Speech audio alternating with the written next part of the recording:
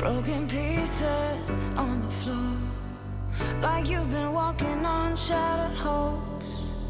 I can't believe I didn't see, but now I make you nothing but a memory. I take a step back so I can move on. Been on the wrong track, you're not the one, no. I take a step back so I can move on. Been on the wrong track, you're not the one, not the one. We've been blinded for too long. Now we cut those strings for good, and we gone. You got me real close, time to run. My broken heart and I, we're moving on, moving on.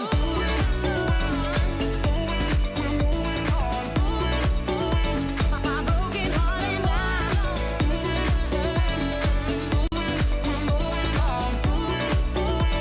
my broken heart and I. I'm sick and tired of you. All this time I've been nothing but a fool. There's no more trying, we're through. How this story ends ain't up to you. I'll take a step back so I can move on. Been on the wrong track, you're not the one. I'll take a step back so I can move on. Been on the wrong track, you're not the one, not the one. We've been blinded for too long.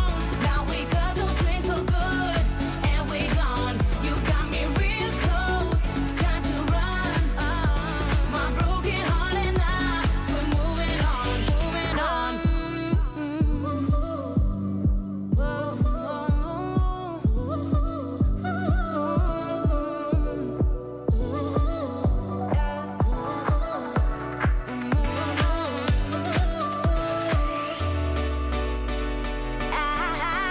We've been blinded for too long. Now we cut those strings for good, and we gone. You got me real close, time to run.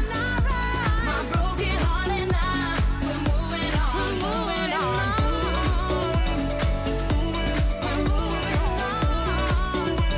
My broken heart and I.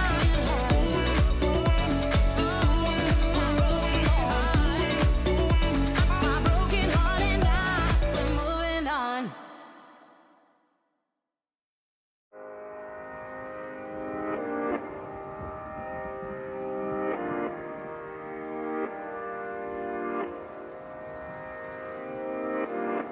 There were fallouts, we've been up, down, but I blame myself.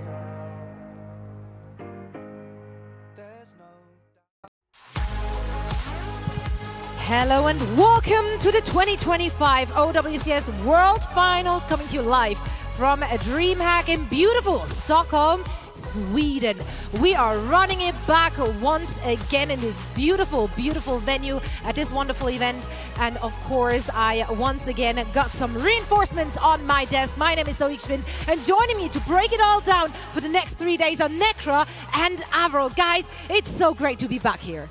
So good to be back. Look at how beautiful that stage is, and I cannot wait for this venue to really start popping off. Yeah, we've got 12 teams this time, best around the world. I'm happy to see so many teams out here for the World Finals. And the level of play, I mean, we've already started our games in the first 2 days. It's already looking really tight. Yeah, and we will be getting into the nitty-gritty of what we've already seen in the first 2 rounds in the upper bracket, the last 2 days. And of course, we're also going to run you through what's to come. But let's start at the very beginning of this year, because those teams have fought hard to get onto this very stage. We had 3 regular season stages, 2 big offline events as well, and a lot of the teams we're seeing here over the next 3 days have been partaking in all of these stages, and of course also those offline events. We've got international giants here. Both Crazy Raccoon and Team Falcons are still in the running in order to claim the World Finals title, and who's to say we could see Team Falcons run it back and actually get a second one. Yeah, and throughout the OWCS journey so far, last year and this year, and it has just been a lot of Crazy Raccoon and Falcons, I want to see, can a third team, a different team, maybe make it to the final, maybe maybe take that World Championship. Yeah, and you already said, Avro, we have 12 teams here. We are playing in a double elimination bracket. The first to two in the upper and lower round one, and first to three for all the remaining matches, except from the grand final, which will be played out in the first to four. So lots of exciting games to be played out by these 12 teams, hailing from all of our different regions, right? We have Korea, EMEA, NA, China, as well as Japan from APAC, that way around. Listen, I can make up other words. Matt, I don't thought give that me was look from, brilliant, the other side. actually. Thank you. It makes a thank lot you. of sense. I'm all Japan and Asia Pacific. Exactly, thank you. I'm all about efficiency on this desk. Let's talk about some of these teams here and some of the giants that we get to see on this very stage, starting with OWCS. They have been an absolute force to be reckoned with throughout the regular season. It's been incredible to watch them play. It has been, and I think when you take a look at OWCS, it's hard not to see them be one of the favorites for this particular tournament. As you take a look at how they've been able to run through this upper bracket, it has been flawless. 2-0 versus GK, 3-0 versus Weibo Gaming, and they weren't close matches either. It was utter dominance coming out from this OWCS squad. OWCS going from strength to strength. They're still a major threat. They have been trading spots, first, second place between Twisted Minds and themselves all throughout the entire year. That will probably likely continue. I think all of our EMEA teams, specifically OWCS and Twisted Minds, I mean, they could go really far. OWCS, they came second at the mid-season championship, so I still see a lot of potential for this team. Yeah, and it's just full of absolute superstars. When you take a look at this roster and how they first come together, you look at Landon and Checkmate as the backbone of this team that glued all of these incredible players together. This and feels personal, okay? This feels personal. Yeah, and like they got the Riz to back it up, you know? Right. And not just the skills, but of course the personalities. And I think this team, as they have continued to grow throughout this season, I think it's very clear to see that Landon and Checkmate, they did put together a super squad. And I mean, so far that's been showing, right? The first 2 days of play looked pretty flawless from They have yet to drop a map. And, you know, this is a team that, honestly, I thought maybe it'd be a little bit closer against Weibo. There's been a little bit of the internet trash talk between the two teams, mainly coming from one side, if we're honest. But happy that OWCS got that win because they were the ones that talked a strong game, specifically against Weibo, and they proved that. If they can win that opening Ilios with a Diva ban on a dive-heavy map where Goucher is playing Winston, and OWCS win that, and then obviously they're going to end up proceeding to win the other games, that really speaks to strength that they can beat one of the top dive teams in the world on a map that isn't even favored for them. So this is a team that doesn't seem like they have a lot of weaknesses. Ziada's looked amazing on the Diva, but clearly with that banned out, the Zarya has looked pretty good, as well as the Diva just kind of in general against even some of these more difficult teams. You look at how well you would want to try to be able to go after the backline, and I think that Ziad's been able to execute on that, but Labda is kind of that big star for me on this roster with that hit scan. It's so consistent. And we also saw as well, you know, it's sort of mentioned mid-season, Twisted Minds got a win over Crazy Raccoon at mid-season. OWCS didn't get to have a win versus Falcons, but they get to play Crazy Raccoon now.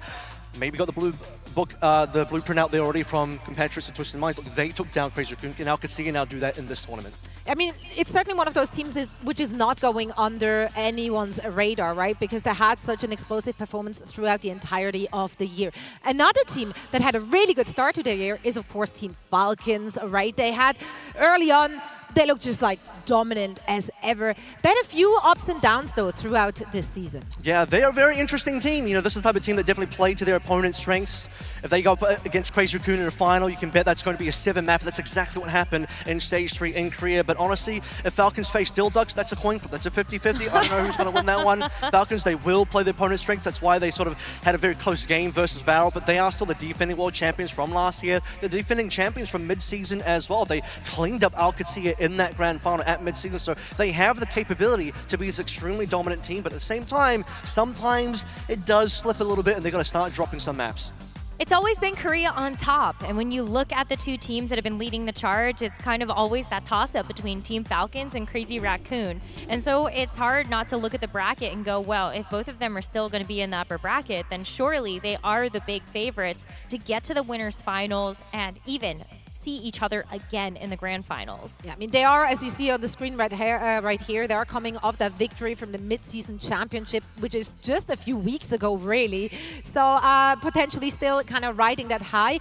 How did the last stage go for them? Honestly, much better. They had a really shocking stage 2, dropped out 6th place, 5th, 6th. They had to go through a qualifier just qualify for mid-season. But last stage is stage 3. They went to the final. They were 3-1 up in that BO7 FT4 Grand Final versus Crazy Raccoon before they sort of lost the momentum a little bit. But they really proved that they can be the dominant team. Crazy Raccoon looked like they were about to lose that final. Falcons looked like they were going to be on top. They were going to come through as the first seed. Now Falcons going to come into this tournament with a lot of revenge on their mind, I'm sure. Yeah, but if we're looking at the first 2 days of play, Necro, you get to cover some of their matches here as well. What did you see? Anything that should make us worry? Well, I think there is one thing, and it's definitely going to be that match that they had versus Viral. I think there's a couple of ways that you can actually twist that. One is maybe it's that gods can bleed. Team Falcons, they did drop a map to Viral, but on the other hand, maybe is it that Viral is actually scaling and the gap is closing? We're always so hopeful about that. But when you look at their match versus Team Liquid, it just felt like sheer dominance. There were a couple of points where I think Team Falcon struggled, and they even said themselves, Team Liquid actually gave us a lot of trouble. When it came to the hard poke, it was very difficult to stand tall to that. Yeah. They often got first picked, and I think that is something that Team Falcon's got to go back to the VOD room and figure out for the rest of this tournament. It's overall a good meta, though, I think, for Falcons. We're looking at a very heavy off-tank meta. It favors Harbin. We're going to see a lot more Harbin than someone, I think, especially as we move along in the further stage of the tournament. But Proper is proving that the Tracer nerf doesn't really bother him. He's absolutely destroying on that hero. Merit's hero pool gets the addition of Ash being brought back in the meta. That's been extremely strong for Merit, on top of them being able to play his other key picks on the hit scan role as well. So overall, this to me looks like a better meta for Falcons than it does for Crazy Raccoon. Of course, we're expecting them to be the hard 2 favorites for this, and I'm still looking out to see if there's maybe a third team that can change things up. Yeah, I mean, both Crazy Raccoon as well as Team Falcons and OWCS that we just talked about, they're still in the upper bracket. So even if they're going to lose their next match, it's not so dramatic because they still have a second chance at it. However, we already have 6 teams that are finding themselves at the brink of elimination today, as we will be playing through that lower bracket. And I think one of the teams, as we just touched on how this is a good meta for Falcons, Team Liquid, that was one of the teams that we just felt they're kind of meta-proof, they're versatile, they have flexibility. They're already finding themselves in this spot now.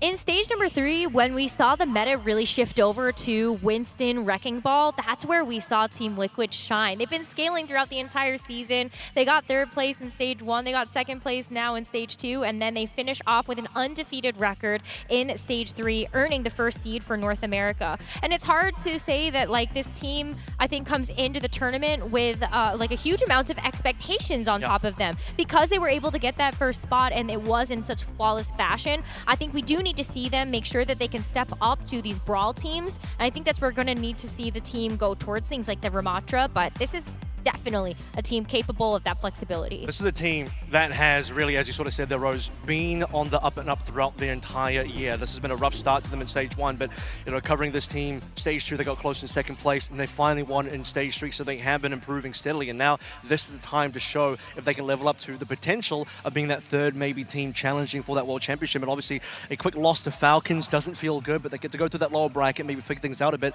I do see Liquid as being the hope in North America right now, because SSG to me not looking fantastic. GK are looking weaker than they have been at other points of the year. So Team Liquid, they are holding the torch high for North America, and they need to be the team that is able to break through. Yeah, they're also just a fan favorite, right? Because you have so many likable characters on that very squad. So people want to see them do well, especially in front of the audience that we're going to be having here in the venue later today. Let's talk a little bit about what we've seen already for them. It was a tough, tall order for them in their first few matches, but probably more evenly matched in the lower bracket now. Yeah, that was a tough draw to have Falcons first. I mean, who wants to face them as their first opponent of the tournament? And it was a loss 1-3.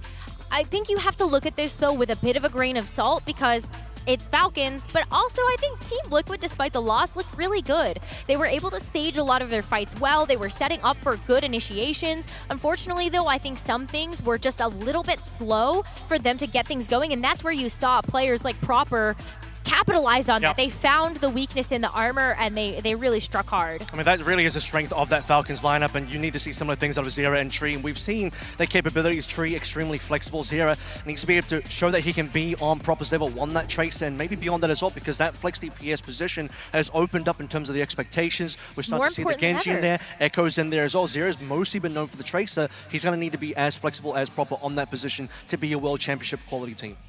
If we're looking as a whole at all of these teams, do you feel like there's a clear-cut favorite, or has the competition really caught up? Because I feel like in the past, in previous offline events that we had, where the different regions are facing off, it was always Korea on top, and no one even close to reach that level. Has that changed? Oh, like the hopium in me is like, please let the gap actually be closing, and maybe there is a team, especially from EMEA, that will actually be able to take down one of the teams from Korea. But also, Korea has withstood the test of time. So I think that, is that really the case? And yesterday, I think, showed it could be. But even the Twisted Minds match was so close versus our T1. Here's my answer. So there's actually, to really dive into a bit more, is there has been a gap closed, but I think where the gap is closed is China has caught up a little, Japan's caught up a little, Varel seemed really good, CC have looked really good, Weibo, they are still sort of around their level, but maybe on the downtrend, but the fact that CC are getting better shows that the region is improving, so the rest of the world are catching up to where NA and EU were, and EMEA were, but how much of a gap are we going to see between the rest? Falcons are always, in my mind, going to end up having close games, no matter who they play in various degrees, except for certain conditions where maybe you're in a grand final against REBROADCAST 4-0. Crazy Raccoon, that was a disgustingly one-sided game versus SSG. However, REBROADCAST, I think, should be a much better opponent. That will be the true test. If REBROADCAST could either beat or have an extremely close game versus Crazy Raccoon, then I do think, you're starting to see now that it's maybe not completely a fluke. That being said, though, we do have to keep in mind the Twisted Minds T1 win, a 3-2 win, reverse sweep as well. That is Twisted Minds now twice. They have beaten a top Korean team, so at least for their end, they have caught up and closed the gap. I mean, all these teams came to play, and they will be giving it their all, especially today where we have so many elimination matches. 6 teams we are going to say goodbye to today. So our teams have to fight hard to stay in the competition. Now, if you're here at the venue today, you don't have to go quite as hard in order to get the goods. No, we're going to make it easy for you because we have DHL drops once again in person. All you have to do is get one of those blank signs that will be around and go to town. Be creative. Show us what you got. I drew you guys because I love you guys. There we go. I got a message. cute. I got a special message for all the chatters out there. There you go. FD God knows what I'm talking about. All right, I just have, Okay. have love for Varel. That's my sign. Right, so grab a sign, go to town, be creative, and then a lovely Cargo will be out and about at DreamHack, and he, together with, drumroll, Avast, will be picking a winner to get some cool swag. Now, if you're not here with us, isn't in the suit? he might be. You don't know. You'll find out if you walk around here in the venue. But yeah, if you're not here with us in person, don't worry. You can participate too and get some cool stuff. All you have to do is spam !DHL drop in chat, and we'll be choosing some lucky winners throughout the day. So keep the spam spamming. That's right. And of course, make sure to grab a sign if you're here. We love good fan signs. Now, another thing you should keep your eyes out on is a secret code. Say what? Nani? I mean, if you haven't lived under a rock the last few weeks, then you will be aware of the fact that BlizzCon is back in September 2026, and you can win a chance to see the Overwatch World Cup live at BlizzCon all week long during the World Finals. You have to look out for the secret code. It will be on broadcast. It could be a graphic or a sign, maybe a fan sign even. It can be directly on stage. It could be up in my sleeve. It could be anywhere. If you see the secret code, head on over to the website you're seeing right here on your screens and put in that code, and then you might be one of our lucky winners. you can get a pair of tickets for the Overwatch World Cup live. I'm so excited to see Me it back in too. action. And even more so if you, dear viewers, are joining us. Now, since you already have your eyes peeled on our broadcast screen all day long, don't worry, you'll get rewarded for that too. Make sure to link your Battle.net account to your Twitch account and start earning a beautiful drops. I love the dollar horses. They're so good. They're so cute. I went to the Dollar Horse Museum. I didn't know they have Really? one, but yeah, it was adorable. Was it just all dollar Wooden, horses? yeah, it was just like a bajillion wooden horses. Was there a and big like, one? There were massive ones. I nearly bought like a Zoe-sized one, which I'm not that tall, so like it's not that tall. but, Customs like, will have some questions for you on that one. they might. How do you fit that in your suitcase? They'll understand. The real ones know. I want a Viking hat. I mean, I'm not stopping you. I'm not stopping you. But I mean, you might be tight on time because if you're looking at the schedule, it's pretty packed. We have a lot of matches to get through today. We're starting, of course, with the lower bracket round 1 matches that you see on your screen. This is for all the marbles. The loser of these matchups will be going home. We're playing those still in first to 2. Now, the lower round 2 will be played in the first to 3, and that one still for all the marbles. 6 teams will be going home today, Avro. This is it. I mean, we've already seen every single team play over our first 2 days. We've got a good look at them, got a good look to feel where they are in this competition against everybody else in the pack as well. But the thing about first to 2s is they can be really, really sketchy in terms of it being a wild card game. This is where underdog teams like Valorant have a strong shot. I mean, they really push the limit against Falcons. And when you have less maps to play through, bans matter more. But the individual maps where if you have sort of different particulars, signature strats or cheese strats, that can come through and really shake things up and surprise your opposition. Let's talk about our first match of the day then, because it's going to be the battle for China. Both Chinese teams are finding themselves at the brink of elimination. Let's chat about Weibo and Team CC. Starting with Weibo here, they're of course the #1 seed from China. But is that meta suiting their style? Because we know they like to play the dive, and we haven't seen much of that. The thing is, they will at least have first map choice, so expect that at least in especially these first to 2s, you are going to want to have Weibo Gaming prioritize Ilios as their first pick, prioritize banning D.Va against Billy Ding on the opposite side of CC straight away. You want to enable Gooseray to play. You have to play that Winston on map 1, but beyond that, Weibo has been changing their hero pools. Gooseray's been playing a lot of Ram, he's been playing a lot of Zarya. That's however where CC are going to need to strike as well. They want to be able to force a game where they can have Gooseray versus Billy Ding on that Zarya 1v1 or on that Zarya mirror. That's going to be CC's best shot. In a FT2, I do think CC have a great shot. Fun fact, these 2 teams have played each other 7 times across the Sierra. Weibo has won every single time. They're completely flawless versus CC, and that includes the recent Grand Finals that we had, which was a 4-2. But they've actually played 3 Grand Finals. CC and Weibo have played 3 times across stages 1, 2, and 3 in terms of Grand Finals, and Weibo have always beaten them. CC, however, slowly closing that gap. It is a different meta now. Nekra, you got to cast some of those matches, watch those matches that Weibo played in the last 2 days. What's your big takeaway?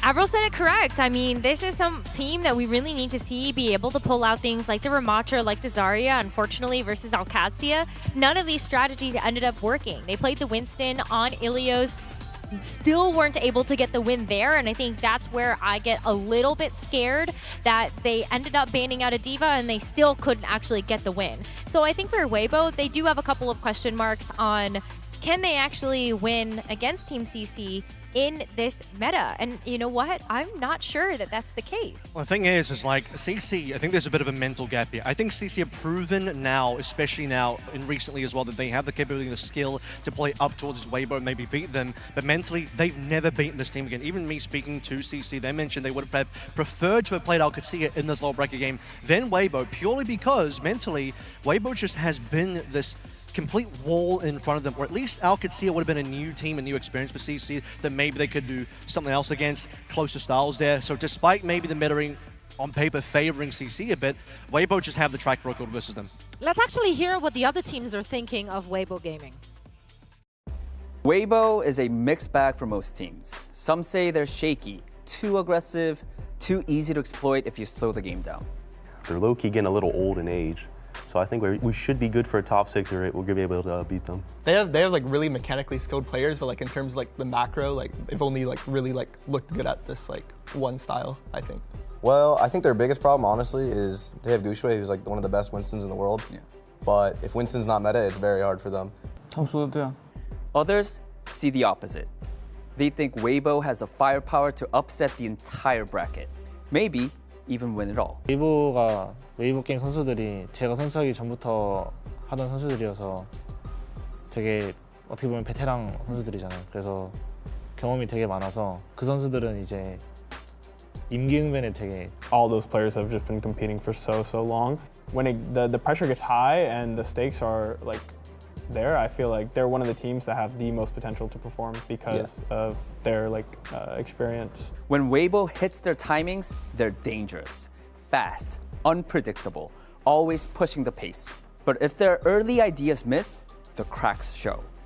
되게 잘하는 팀이라고 생각하는데 만약에 러쉬 조합 쓰는 메타가 오면 그게 조금 약점이 되지 않을까 생각됩니다.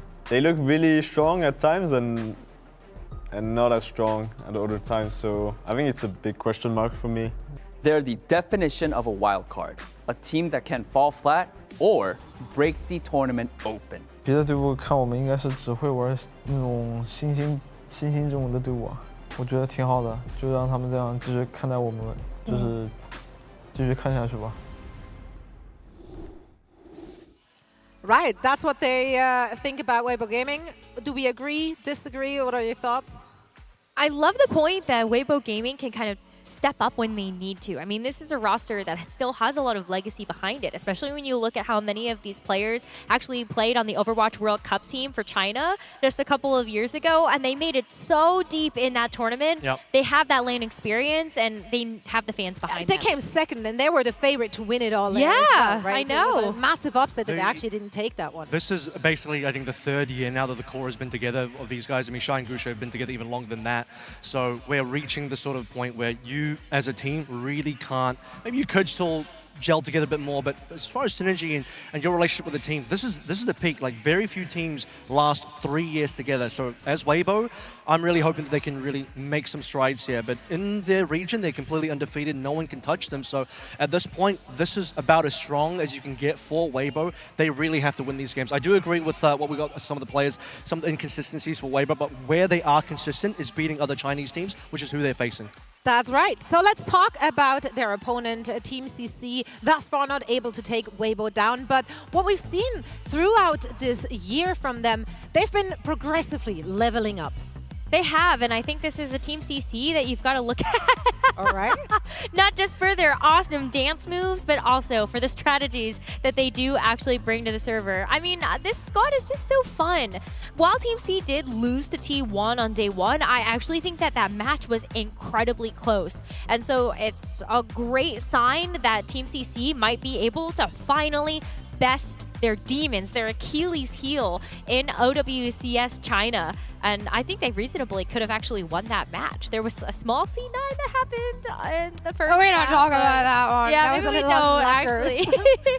But they actually did take a map off of T1 as well. Yeah. So I think that's a great sign. And it was not T1 like dropping the ball. This was just generally Team Team CC CC level up. playing it very, very close. 100%. Billy Deng and Kaneki were two of the players that we talked a lot about throughout that series. This is a team that I think has really improved. You look at their results throughout the entire year, they were not even able to take a map off of Weibo in stage one. They just slowly started to take one map, and then the recent finals stage 3, they went to 6 maps, 4 and 2 victory for Weibo. But if you looked at that as a standard like BO5 first to 3 game, at that 5 map mark, it was 2 and 2. Like, if that was a normal game, they really took Weibo to the limit. CC, I think, where they really impressed me the first time I looked at this team and thought, okay, this team may end up becoming a serious threat down the line, is actually mid-season when they went to 5 maps against GK. Many people forgot that, but that was such an important game. I was like, hang on a second. CC, a team that we didn't expect to do anything, took GK, first seed from NA, to map 5, and that was a ridiculous moment for them. And they've only gone from strength to strength to there, and I think the most important player to look out for on the team is Billy Deng. He's the guy you got to really watch because he's one of the few new blood players in China that wasn't in Overwatch League, wasn't in Overwatch Contenders. He's only been playing professionally in the OWCS era, and now he is one of the few players you need to look at as the future of Chinese Overwatch. Yeah, and he's going to go up against some veteran players here from that region. Let's actually hear what all the teams had to say about Team CC. Team CC is tight-knit. They trust each other, play for each other, and keep things simple. But opinions around them are split. CC가 개인적으로 메인 탱 쪽이 조금 Some teams look at CC and see an easy win. a matchup they don't have to stress about. I don't know anything about them. Neither do I. And I know a few of their players. I know Kaneki, and I know I don't know. I know Gaga. Yeah, Gaga, Kaneki, and Superwitch. They're a good group of guys. They're lovely guys. I think they're gonna get, but like they're good guys. Others think that's a mistake. They see Team CC as underrated, a team that plays clean, stays disciplined, and punishes sloppy opponents. Really strong individual players and like a certain like couple of heroes, but like they still need to like mesh better as a team. I think the only thing that can make them dangerous is we don't really know that much about them. 다른 팀들보다는 좀 상대적으로 좀 약하다 생각하고 있고 그래도 첫 경기가 3판 2선이다 보니까 막 무시는 못하는 상대인 것 같습니다. I think they underrated like a little bit. If their DPS doing the like really perfect performance, then they can beat like even Weibo, to be honest. Team CC knows where they stand. They're not flashy and they're not loud. But if you walk in underestimating them, they'll take a series off you before you even know it's happening. Their strength would be finding like a good balance between like their veteranship and kind of the new rising talent. And Billy Dang. Yeah, and Billy Dang. Yeah, Billy Dang is, really is literally the GOAT. That guy's really good. Yeah. Team will probably be the team that surprises the most people in the tournament. I don't know how far they'll actually go, but I think they'll have like a way higher placement than what people expect. 不太注重我们，但我们应该会是黑网。 And you know what? We love a good underdog story here. And it is those kind of surprise elements that teams are bringing to the table that make these events so special. I just think that there's so much hope behind this roster, and I think if there's a time for them to really level up and rise to stardom, it's going to be this event. Especially when you hear all of those players talk about Billy Dang. Billy Dang has been such a huge highlight of this team, and in a meta like this that's going to require you to have such proficiency on the off tanks, Billy Dang is the right person to step up to the plate. You want to expect Gaga to play. He is on the roster. He is a substitute, but his hero pool probably not ideal for this tournament. So we did see some of those comments in there. Interesting to see the T1 commentary about CC because that was obviously before they end up playing them. And that game came down to the wire. Could have been a win for CC. So clearly, if you underestimate them, they're going to bring you to the absolute limit. CC, I think the best word I heard into that segment that we just had was underrated. I do believe Team CC are the most underrated team at this tournament. Yeah, but that's mostly going for like every other team, right? Weibo will not underrate them. Like they're familiar with that team. They know what they are capable of. Yeah. Yeah, and I mean, to Avril's point as well, is like, it was a 4-2, but imagine with hero bans, with this map pool, with really great strategic decisions, first to two, truly anything can happen, and I think that this might be the time. Yeah, and this is their playoffs life on the line here. Yeah, I think you really do have to look out for, again, a priority has to be Ilios map 1 choice for Weibo with Diva ban to target Billy Deng, enable Gushui's Winston map 2, then a response from Team CC, assuming they lose King's Row, targeting possibly Ram to enable the Zarya versus Zarya matchup. That's going to be the best way for either team to get their advantage. When you have limited maps in this FT2, every single map choice, every single ban has to count. Okay, which players are we looking out for in this match particularly? So Billy Ding obviously on the CC side, and then Weibo, I want to see if Gushui can really match up on the Zarya. He struggled on that hero versus Alcatia, but he's up against Alcatia, who are just on that particular composition, that sort of matchup, are going to be much stronger. They have to win that dive matchup though. I think for Shy and Leave, obviously that is basically the DPS line of all time in China, and now Shy has Ashe unlocked for this meta, which is very powerful. Right. I mean, Shy has been so excellent at the Ashe over the course of history, but I think I really look then at Pineapple as, someone who also didn't really get a chance to see too much of the Overwatch League, very young, up-and-coming DPS player, and also somebody that everybody looked at as like, that's one of the next rising DPS stars in China. And so if you look at Pineapple being able to kind of bring it to an expert like Shy, that's where you go, yes, I have a lot of confidence in this roster. And I think similarly for Kaneki, if Kaneki can bring out some other flex DPS like the Venture, that's a lot of character growth for this particular player, and that's also going to be a really great matchup to see versus Leave. How do you think the fans are leaning here for this match? Do you think Weibo is just like considered a heavy favorite? Or I do. Do you feel like with recent performances, Team CC might have garnered a little bit more of a fan base? It depends on how much like reaction Andy I think we have from our fans here, and how much stock they are going to take in the last match that Weibo just played. They got absolutely stomped by Alcatia. It wasn't close. I mean, both teams obviously coming from a loss. However, the Team CC one, that should give more reason to hope, right? So they're coming off of a loss, but still maybe maybe an emotional high? I think the fans will definitely still go Weibo's way. They are a very long-standing team. They've collected many fans all throughout the years in the Spark era as well. So I think all the fans will definitely be ride or die on Weibo. But for CC, they win this is going to be a landmark victory for them.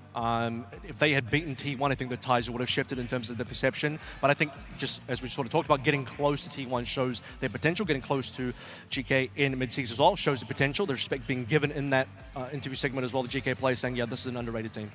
I mean, overall, I'm a little upset to see both Chinese teams in this position know. so Yeah. early on in the Yeah. tournament, right? Because China has been one of those regions, especially with the little bit of a break they had in competitive Overwatch, right? We were so excited to see them back, but then at the beginning, it just looked like they're a one-team region. So for teams like Team CC to like step it up and then bring it in international competition all year long, like that has been really great to see.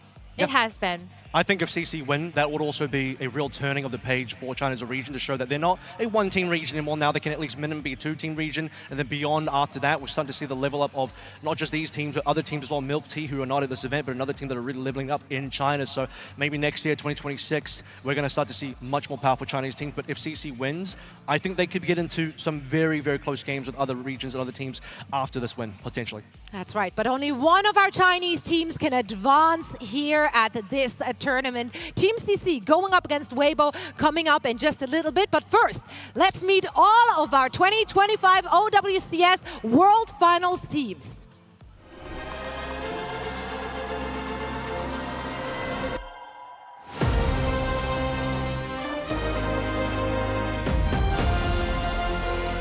Crazy Raccoon, they will take what is theirs. Space Station now. They did what was required. There's no way GK have done it. Again and again and again. How does he keep doing it? Damned if you do, damned if you don't. The impossible achieved. We have a good old-fashioned gentleman's duel on the front line, folks. That is that, folks. Alcancia closed the book. Falcons break the ties that bind to become your mid-season champions. Oh, buddy, it doesn't get any better than this.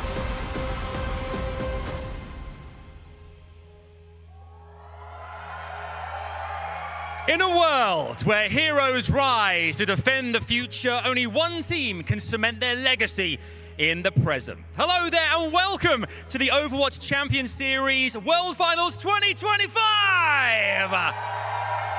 You come to us via the glorious DreamHack in the stunning Stockholm in Sweden. As the fans make their way through to the main stage, you guys ready yourselves at home. The players are doing exactly the same backstage. My name is Adam Savage. Hello there, I'm your stage host. Great to have you here with us.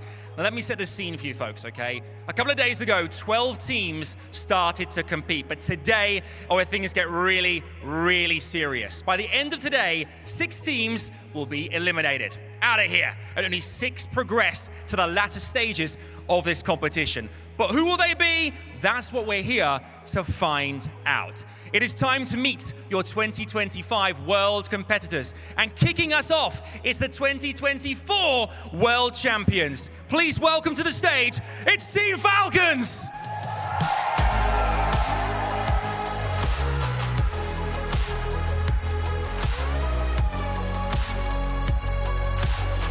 Team Falcons make their way to the stage, taking flight and taking names. They climb higher every season, so opponents beware because the Predators are circling.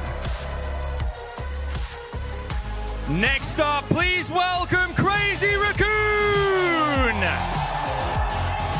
Winners of the 2025 Champions Clash. Brace yourselves, world. Rummaging through the bracket, their claws are sharp, but their aim is even sharper.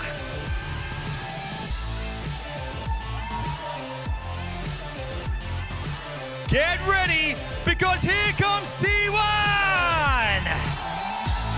The 3rd seed out of Korea, they are calm under pressure and lethal in team fights. An org that doesn't just chase greatness, T1 defines it.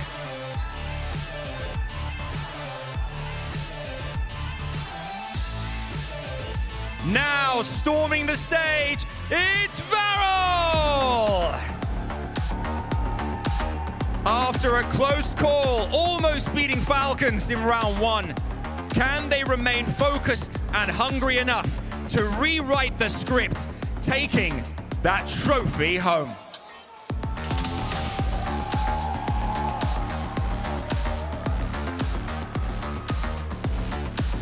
Give it up for your next team. It's Esports! They are itching to prove themselves against international opponents. But could their high IQ and calculated chaos make all the difference this weekend? We're gonna find out. Rocketing towards the stratosphere and onto the stage, it's Space Station Gaming!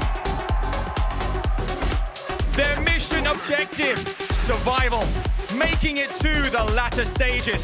Can they cause upsets? Will gravity be able to hold them? Time to suit up, strap in, and find out. Striding into the arena, we welcome Team Liquid! The North American Titans, they don't force the game, they flow right through it. They'll need to rise, crash, and conquer if they're to make it as contenders. One of the Swedish home teams, it's Team Peps! With players from France and Sweden surprising everyone by qualifying for OWCS World. If you're thirsty for upsets, this could be the team to do it.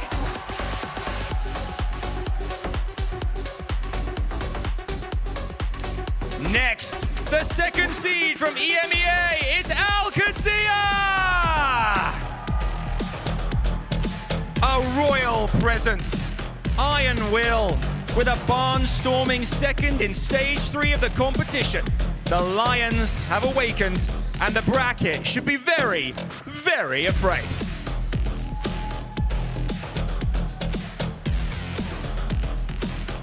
Next up, following them, it's the best that EMA has to offer, it's Twisted Minds! Locking in and hoping for their finest finish to the competitive calendar, their cunning precision may just hold the key to the kingdom.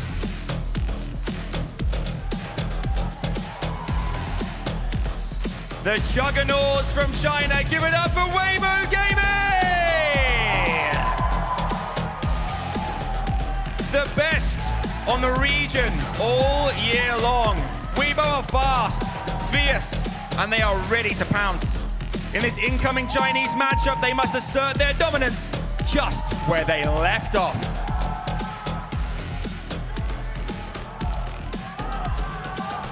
And last, but by no means least, welcome to OWCS Team CC! Tempo, pressure, the masters of coordination. If they're to reach crowning glory, can they upset their Chinese rivals when it matters the most?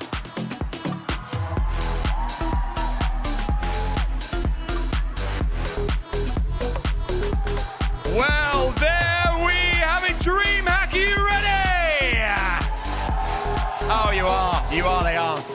12 teams, we've met them there. A few nerves, yes, expectedly, but excitement, absolutely, that is there as well. This first matchup, Weibo Gaming, Team CC is gonna be huge. Remember today, 12 teams get whittled down to just 6. What happens next? Let's find out. Let the battles begin.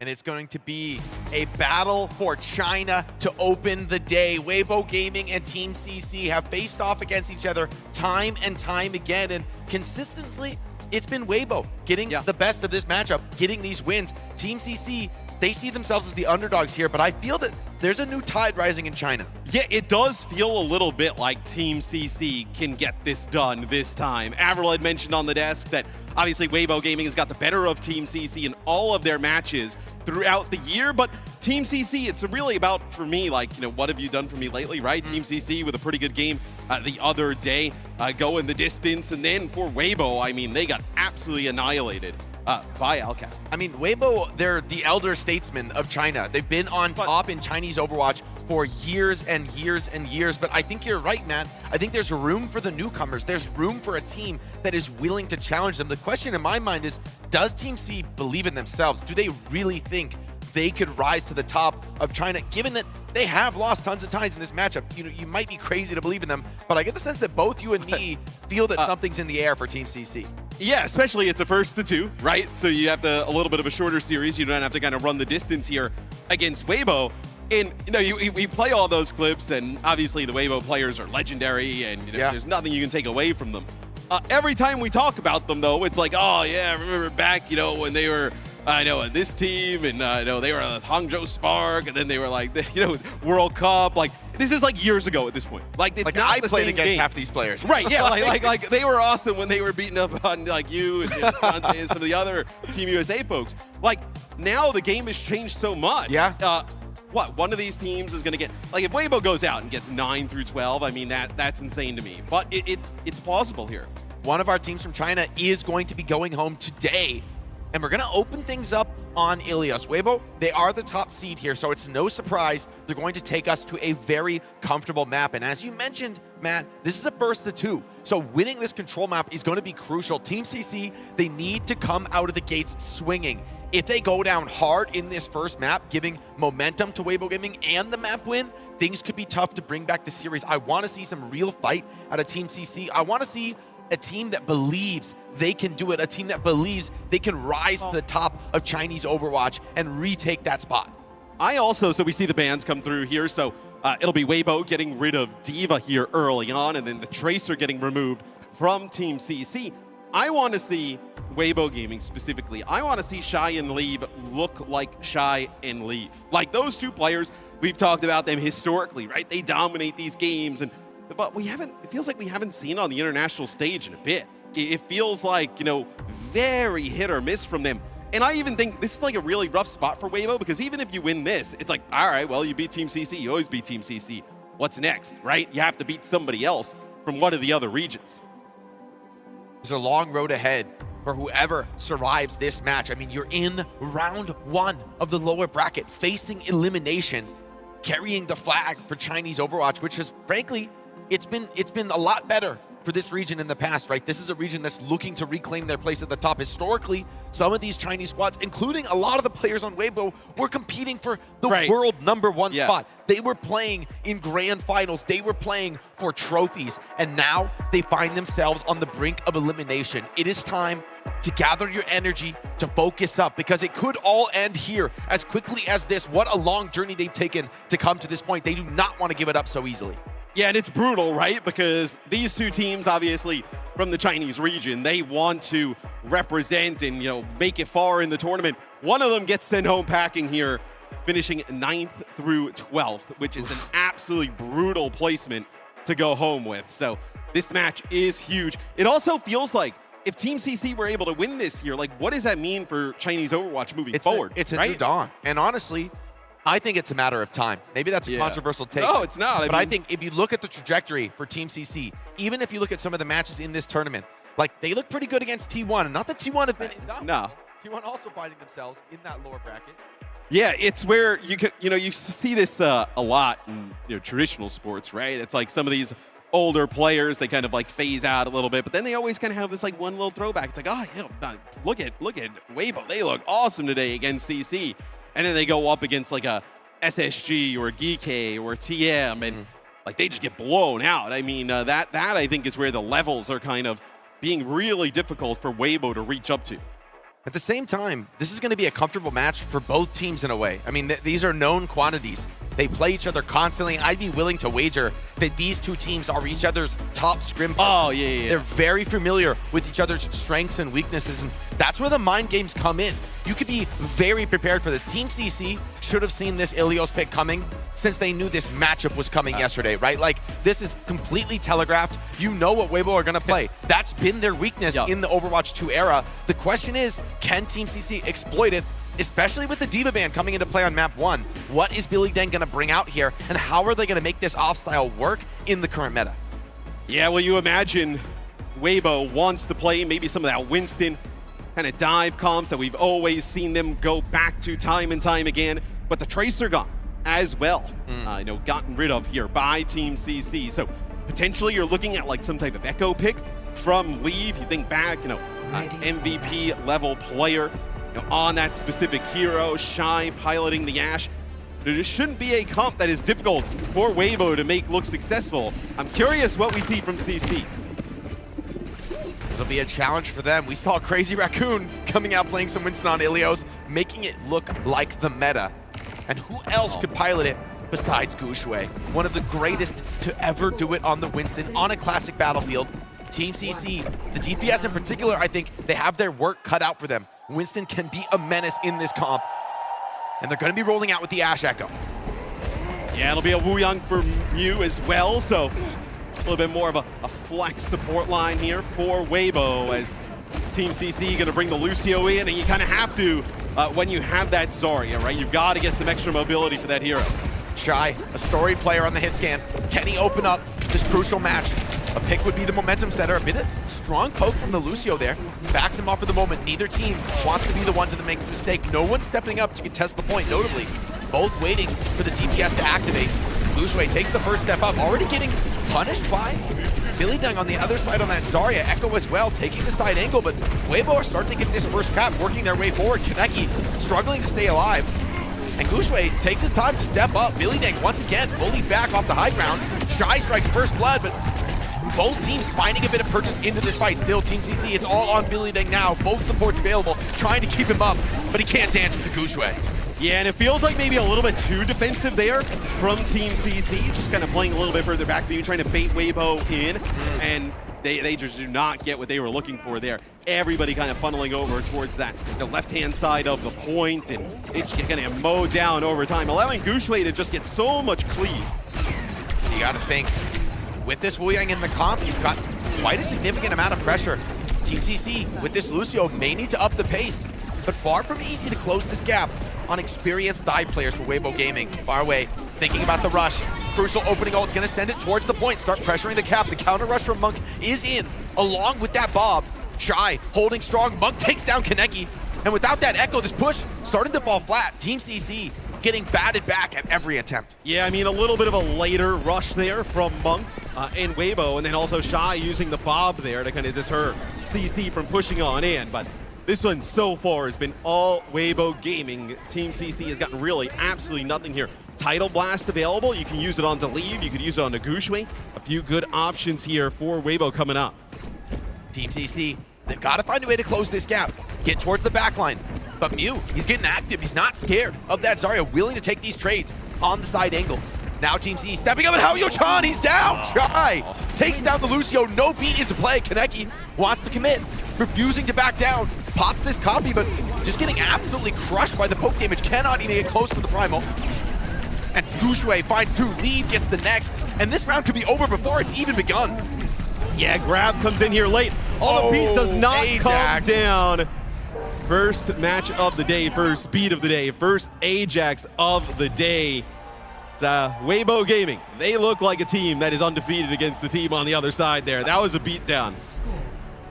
Those are two teams that know each other well, and Weibo are saying, you've come so far, but you've not come far enough.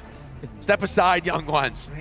Getting absolutely destroyed. I mean, it doesn't get more dominant than that, frankly, Matt. Like, that is a bad sign for Team CC, that they get completely blown out of the water. This is Ilios, but they need to set the standard that they can actually compete, that they can hang in these DPS duels, and frankly, we didn't see that. One death!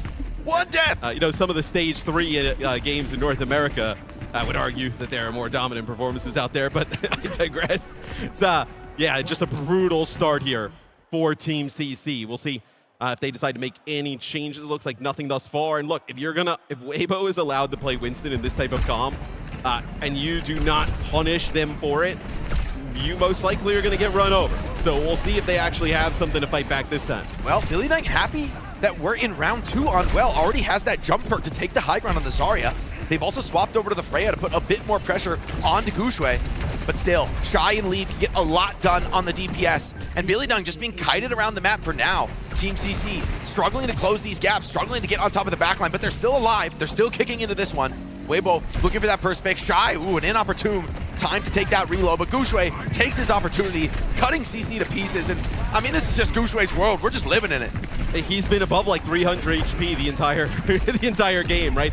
It feels like they haven't even been able to get him below half HP, really even kind of make him sweat, as some nice heals from Mew just kind of pocketing the Winston. And Gushui just a master at traversing the map. Far away, BlizzCon, they do find a couple of kills, but with the point in control for Weibo Gaming, it's a 3-on-3 here actually for CC, but they have no sustain whatsoever. BlizzCon would love to get a kill on the Echo, would love to trade this out. He does find one, and actually the flip comes in for CC. Gushui's low, taking pressure. Pineapple gets that kill, and for the first time this map, Team CC in control. Yeah, maybe a little bit of a over-aggression there from Weibo, right? Two of their players, Shy and Mew, fall early, and then Team CC able to capitalize on it. And we talked a little bit about it. Pineapple switching over to the Freya. The Freya is such a better option, especially going against some of these Winston-based compositions. Maybe he felt like he needed the Ashe in the last round, right? I know on Ruins to get a little bit of better sight lines, but the Freya here is an awesome pick, because look at that. I mean, just gets right out of the way of the Winston lead. Yeah, and that counter pressure, look, just sends Gushui packing. Retreats out of the fight. Team CC happy to run the clock down. Kaneki. But that's what they need, right? They put some damage down on Gushui, and when he leaps away, there have to be players there to finish these kills off, right? So Kaneki able to connect with a few sticky bombs, also get that focusing beam down onto Gushui and finish him off. And now Team CC, this looks like a little bit of a different game. Yeah, this feels a lot more comfortable for them. BlizzCon getting perked up on this Zarya. Huge difference maker on the character. Able to be a lot more mobile, especially on Well, attacking, holding that forward high ground, crucial value. You've got to worry about the threat of a grab. Rush comes in for Monk just to take the space. Grab immediately onto the Kiriko, cleanses there, but it's not nearly good enough. Copy as well from Team CC, blocks this team fight win in. Gushui with the primal, but no chance really to get much done. BlizzCon is getting batted in, but there's just no way with the triple support behind him. No, not at all. I mean, you're going to be able to kind of keep BlizzCon up with that extra Kiri out there, so 2 Kiris. And also, Team CC, you're able to hold on to both support ultimates on throughout that, and that's the rush from Weibo Gaming and Primal, so you're in a fantastic spot. Now 90% here basically on the point to close out round number 2. Hayo-chan takes the beat, Kaneki wastes no time, getting aggressive. This Echo has been the tip of the spear here for Team CC, a crucial performance. Leave, struggling to get purchased in the round, and just popped by BlizzCon. Now this is a brutal round number 2 here. For Weibo, that is the bola shot that connects there onto Monk. And just like that, it is going to be Team CC tying it up at 1 round apiece, Jake. Get right back into it, man. Not as dominant as Weibo's round 1, but still a really nice answer. Hey, you don't care about that, right? No. Like, get the jitters out. Round 1 is down. You're coming into round 3 with momentum, with perks online. I mean, BlizzCon on the Zarya now, I mean, think about Ilios historically, has been considered a much better Winston map, and Winston, good matchup into Zarya, but honestly, this jump perk for Zarya kind of changes the game. I mean, the ability to get on top of these high grounds to contest aggressively was almost impossible previously for Zarya. It was. It basically was, outside of, like, you know, getting a sim in position to TP. BlizzCon obviously doing a nice job in terms of the damage output. Yeah. Pineapple passes Shy here in that second round, so the Freya most certainly paying off. And, hey, here on Lighthouse, this is a pretty good opportunity for the Zarya, right? If you have to fight in close quarters over the point, right? Getting a lot of value out of your bubbles and the damage. Kaneki's been a hero on Echo. This duel in the sky is crucial, and they're going to be able to pass him some bubbles, making this a very awkward 1v1 for Leaf to take. For now, Pineapple poking from the flank. The team elects to go towards Cage. Kaneki opens it up again, backliner down, and he's getting the saves, getting the resources from the team. CC aren't backing down, but Leave. Big sticky connection. It's enough to shut down the enemy Echo. Now Leave dominating the skies. Finds a second. But Team CC, as you were mentioning, Matt, they make their way to the point. They get the flip. This is where Zarya is very confident. Yeah, this is not a great fight for Gushui, right? He's getting pressured out on the side by a Freya and then has to kind of go toe-to-toe with Azaria with both bubbles active on the point, so he has to back out here for a second, trying to take some high ground, figuring out for Weibo Gaming how they can kind of like circle around the point and collapse. Pineapple is just outputting so much damage into this Winston comp. Gushue turns the tables on Kaneki though, and opening up with a +1. Team CC back point, just trying to bunker down, just trying to survive, leave, trying to find a crack in the defense as the beam is good. And it's enough to take down Pineapple. Here he comes, piercing into that back line, and there's just not enough support in the world to survive this barrage. Yeah, and Kaneki was actually coming off of spawn there, and I think Gushue, as soon as he kind of spots him off on his own, not in range to get a bubble or any type of healing support, and they take Kaneki out off of spawn and then just kind of collapse over the point. So Weibo Gaming kind of parlaying that late Kaneki death into a next point take. So we'll see now if Team CC on their kind of offense, so to speak here. Ooh, he put some damage down on the high ground, but that's a risky spot to go from. Yeah, not ready to full commit with supports behind a player like Shy. Kaneki now looks to go in, gets a big connection, not enough damage, but he does take Shy up the high ground. The turn is immaculate, punishing him down, but Billy Dang with the ally bubble keeps him alive. Leave, commits with the copy, already halfway to that ground. It's gonna be a challenging fight. Gushue with the prime on the outside, the boot, hold on, he's off! Pineapple still into this fight, but Monk and Shy are doing what their tank couldn't. Leave, holding the line with Grav if he needs it. Gonna be able to clean up that Echo. And it started so well for Team CC, but in the end, it's Weibo who finish it. I thought for a second there maybe we were going to get Kaneki end up using the dupe. He's got it when he's kind of battling Leave and decides to kind of hold on to it. Maybe can't find a great target to be able to use there. Maybe looking for Monk to try and some extra healing out there, but could not find him. As now we'll see if the Echo from CC can make something happen, but that is Shy Keaton up from the high ground here. Very difficult to push into him on that Ashe. No margin for error, and Weibo Gaming are sitting on a double support ult. They have every tool they need to close out this map. The cards really starting to stack up now against Team CC. You need a hero. You need Kaneki on this Echo to step up huge with the copy. He gets a bubble, steps up to Shy. Yeah, the Tidal Blast there went on to Leave, and he actually knocks down Billy Dang. Doesn't seem to be doing enough though, no kills from it. And so now Team C getting into this fight, getting a bit more of a chance. Monk finds an opportunity to rush here off the high ground, giving himself a power position from which to hide, pumping heals into Gushue. Team CC fighting on the point. Kaneki over to the Winston. See if he's able to get on this backline, force away Monk, but Pineapple finds first blood in the fight. Leave goes down. Billy Dunk still healthy, still strong on the point, and Pineapple takes down Gushue as well. So CC, not only do they flip, but they hold on to the grab. They hold on to the bolo shot. This is a more composed Team CC than I have seen quite some time in this matchup. Jake, 99% on the point there for Weibo Gaming. Both support ults, and Team CC still finds a way to come out on top. A long way to go here for Team CC, but you're going to have a huge support ult advantage here. You still have your grab, and now Pineapple with the bolo shot. So a lot of momentum going over to our underdogs. The veterans should be starting to sweat here. New generation of Chinese players on the other side, holding down this point. If you could steal away Ilios from Weibo Gaming, you would set this tone. Shy pops the bomb, bursts down Hao John. He's still got something to say about this map. Billy Dang holds the point for now, but Gushue is taking this opportunity to take out the backline. Team CC struggling for life, struggling to stay alive. Faraway has so much work to do, trying to keep this backline alive. Grab, good enough to burst down this Kiriko, and Kaneki finds two. There's a fight to be had. Spawn is coming back soon. Pineapple has to delay this lead with that Zarya copy, bubbling up Gushue with the Pro Range is moved off. Just barely back on the map. The beat is good. It's keeping Billy Dang up for now, but Shy has space to work with. Not enough to survive from Pineapple. The Primal, just enough to get it done. Gushue and Leave comboing together as they've done time and time again. Weibo Gaming are going to lock in Ilios, but it was way too close for comfort, Matt. That is a nail biter of a map one, but it is Weibo Gaming barely coming out on top there, Jake. As look, I mean, they win that map number one, but it is way too close for comfort. I got a feeling we're going map 3, Matt. I mean, if you can take Weibo that close, playing a Zarya into a Winston matchup, that's not a comfortable matchup.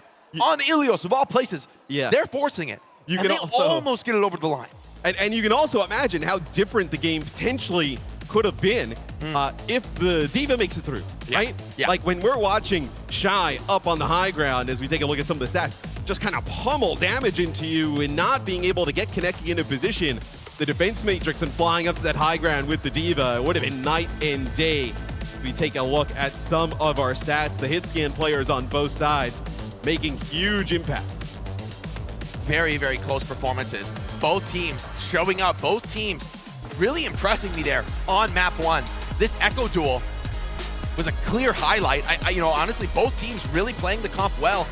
Lead forced to play from the edges, utilize that space created by Winston.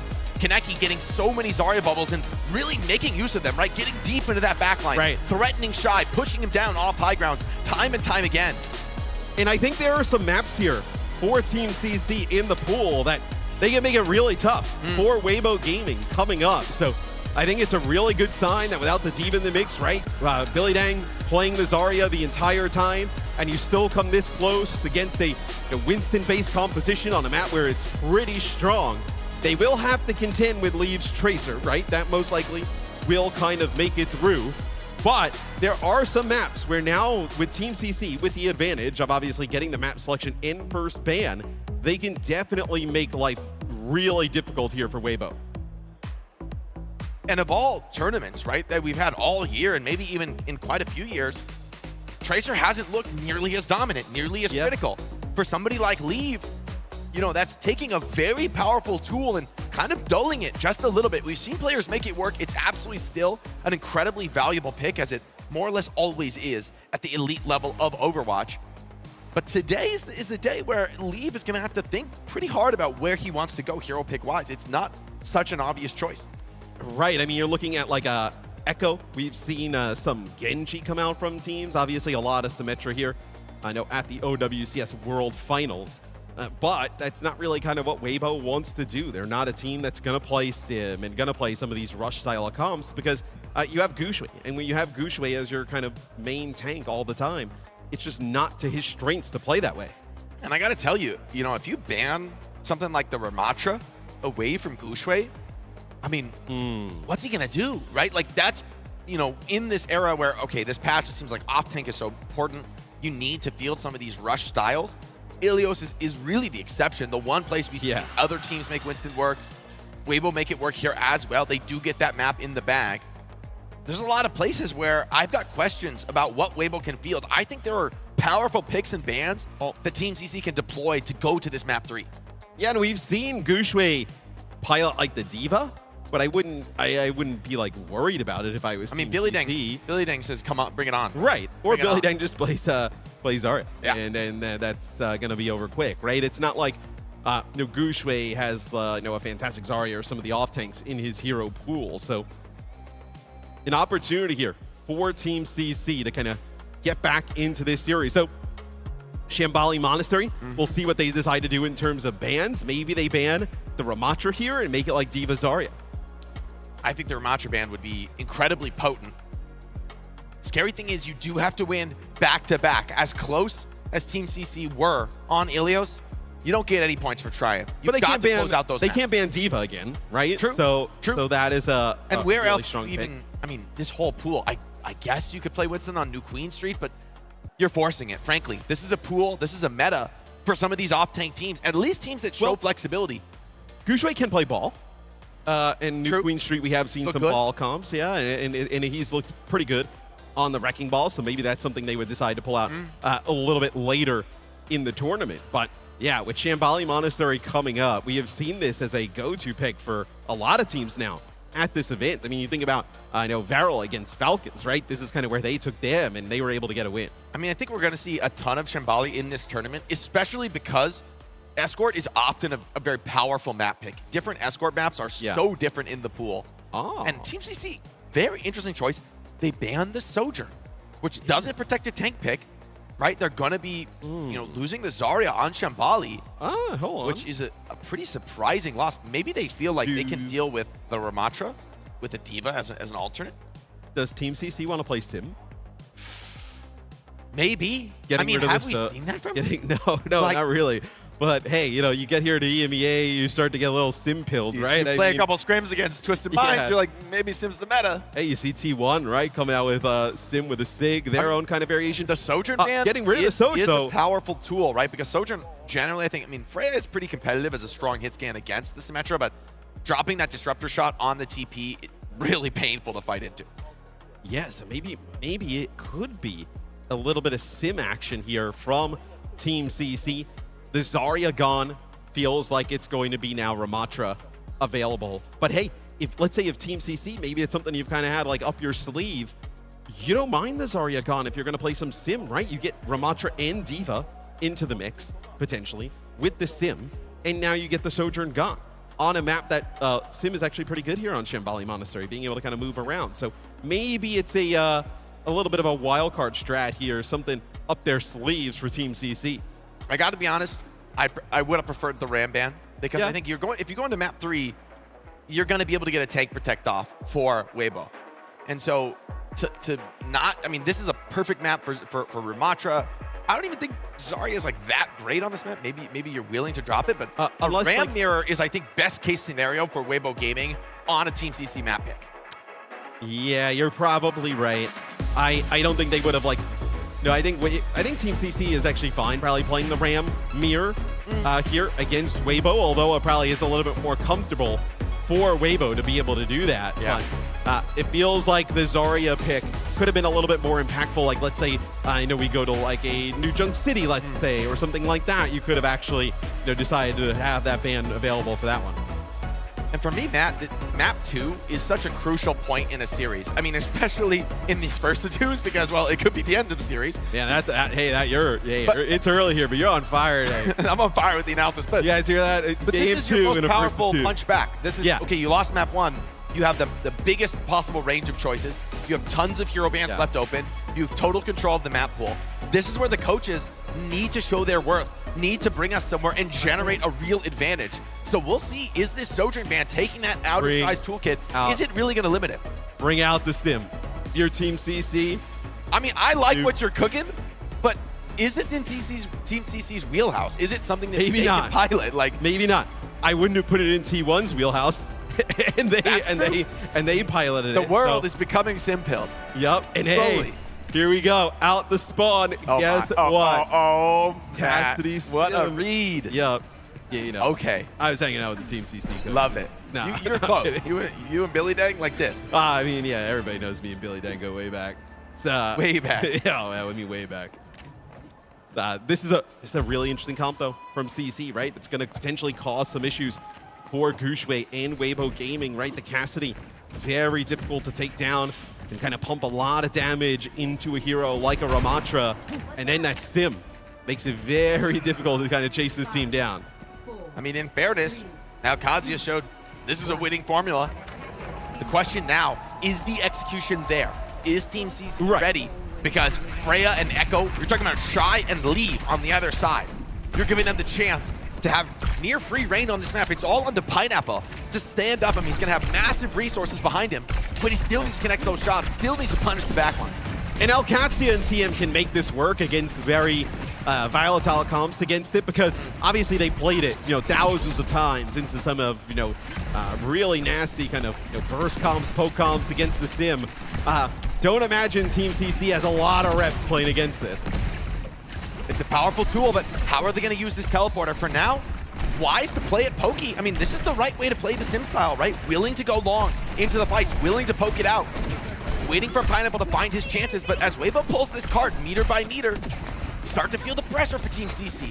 It's an extended fight against some of the best duelists in the world. Pineapple now steps up and takes an explosive bolt to the face. Now it's Leave up in your face on the venture, and this cart is still ticking away from you. Only 1 minute elapsed on the clock, and Weibo had pulled this quite far. Billy Dang eats that shot, and so still a fight to be had, but Weibo in full control of this engagement. They look comfortable on the Ramatra. Yeah, this isn't exactly the line of sight you want to be fighting it. With the Cassidy, as Kaneki uses the TP, it is very easily read there by Weibo, and they just blow them up and they come on through it. I mean, Shy just sees that teleporter, pumps it full of explosive bolts, and you're teleporting into a very bad scenario. Gushue, Leave, they're waiting for you. Yeah, wouldn't exactly say it's TM or Alcatzia. You need this touch. Yeah, you need this fight. Need he's looking for the boot pop. Hold on, D.Va. She's not going to make it. Leave secures first checkpoint for his team. Wasted rush from far away, and Weibo want more. Yes, I mean, Weibo can definitely push up here, right? Shy nearing another bola shot, just pumping so much damage into Team CC that Pineapple can't really answer in terms of these line of sights. Very long here They rush down and they finally do get Shy. All right, they're getting active, they're getting aggressive, taking some of the limiters off. Billy Ding finds Shy. Now the rest of Weibo, are they gonna fight this out? Are they gonna try and retreat? Mew refuses to back down, rips the beat. Counter beat is good from Halyo-chan. High Noon, good enough to burst down lead. Takes down Mew as well, and a third on the platter. A huge play there from Pineapple. Takes out a few, and now I wonder, so in EMEA we see a lot of like close holds here on this map specifically with the sim. I wonder if Team CC feels confident enough to do that. It looks like they actually have Billy Dang in position. They might want to play quite aggressive around this corner. It looks like a few shots there though from Shy, backed them up to the high ground. Hugo's Brig, I don't think I've seen this response before. Brig is not particularly tanky when facing down a Symmetra. So we'll see how Mew navigates this. Shy taking a wide angle, putting a bit of pressure on Cart at the same time from the rest of Weibo. Team CC playing this one a little bit slower. They TP behind, making a bit of space, but not finding the opportunity to initiate. It's a disconnected play. Now that the TP's gone, they are so out of position. Oh, it's not good. Matt, they're bleeding out. Sim wall pop, but Gushue has done the damage. Sim is down, they're pulling Cart away. Team CC, they look uncomfortable on this comp, downright forcing it. Jake, they took the TP, everybody, down to the low ground, and the TP was basically at 50% HP. Oh, tech shock is huge. Blinding them up, big damage into the back line. Once again, Team CC, they're alive, but at what cost? Forced away. Ramshield cannot allow Leave to continue to pressure this part. They just cap again, Team CC. They're falling apart, Matt. Yeah, they have flipped this constantly, where they're kind of playing from the offensive side on defense, and they have just allowed Weibo to run away with the cart. So a lot like as we get a little bit of a battle here between Monk and Kaneki, as Monk gets the stop there, but this is like 2 or 3 times now where they kind of flipped the map, allowed Weibo to get insane cart progress. They win one fight after, but it's not good enough, and you can tell, Jake, they were not comfortable with that. They are going to go and play an Echo and Ramatra, mix it up. I mean, coming back to a look that's much more comfortable for them, but the damage may have been done. Weibo have all the team fight ults they could hope for here. Team CC have to make a miracle happen. They need to stop this card progress. Weibo are crushing through this map on a record pace for this tournament. The rush deployed from Monk takes more space away. The card continues to roll. Team CC beaten High Noon deployed. Pineapple, a big channel. Isn't enough. Just gets fast out of it. Mew is there, but Kaneki has found Shy. There's still a fight to be had. Team CC not backing down, but Billy Dang caught in the Ravenous Vortex. Gushue steps up again and again on this Ramatra. So comfortable here in the front line. And Weibo, they're on the verge of capping 3 minutes on the clock. Matt, Team CC falling apart, forcing a strategy that they obviously are not comfortable with. And this is would be a sad way to go out of the tournament. I would say it is safe to assume they were not comfortable there on the sim. I gotta tell you, Matt, as I've coached a team or two, I'd have my head on my desk right now. It wouldn't be good. I mean, the few times they use the TP to try and like get behind, they all take it in the Weibo just runs away. Like they just get rid of the TP. So now it's just horrible positioning there from Team CC, and they really give themselves no opportunity to fight out of it. Just a brutal first half from Team CC. Weibo, no, that was they were able to deal with that. I mean, with ease. I mean, they were never worried about it. And Team CC, there's been glimmers of greatness for this squad. There's been moments where it feels like they're on the verge of turning the next page, changing the story here. Always second place here in Chinese Overwatch, but maybe steal that second for just a little bit longer, or maybe more than that. I mean, Weibo, well, here's kind the issue too, crushing them in this series. Let's say they look much better with it on offense, and they're able to force some of these positions and whatnot. You gave up a 3-minute time bank here on Shimbali Monastery.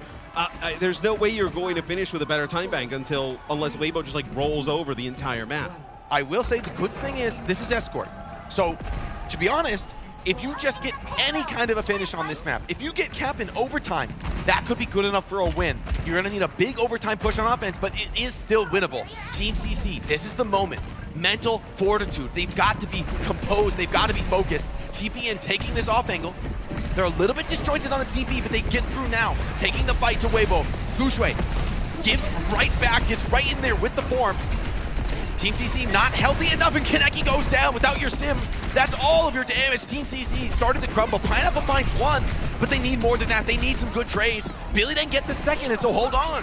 Weibo got the first pick that fight, but we're a little bit slow to get the cleanup, and now this is turning quite good for Team CC. Remember, their spawn is right here. They're happy to take these trades. Yeah, they have a huge advantage having that close spawn. So you will see Gushui fall, Mew fall, Monk as well. So now Team CC will get the cart rolling. But you know, when you watch Alcatia and TM, the two best sim teams we have, one of the things that you kind of start to realize with a lot of these is like, you know, the way that they're so successful is like rarely is like a UB or Psycho, whoever's in for TM, or Checkmate of the first death, right? Yeah. You allow that sim to kind of keep that utility rolling, the damage start to rolling.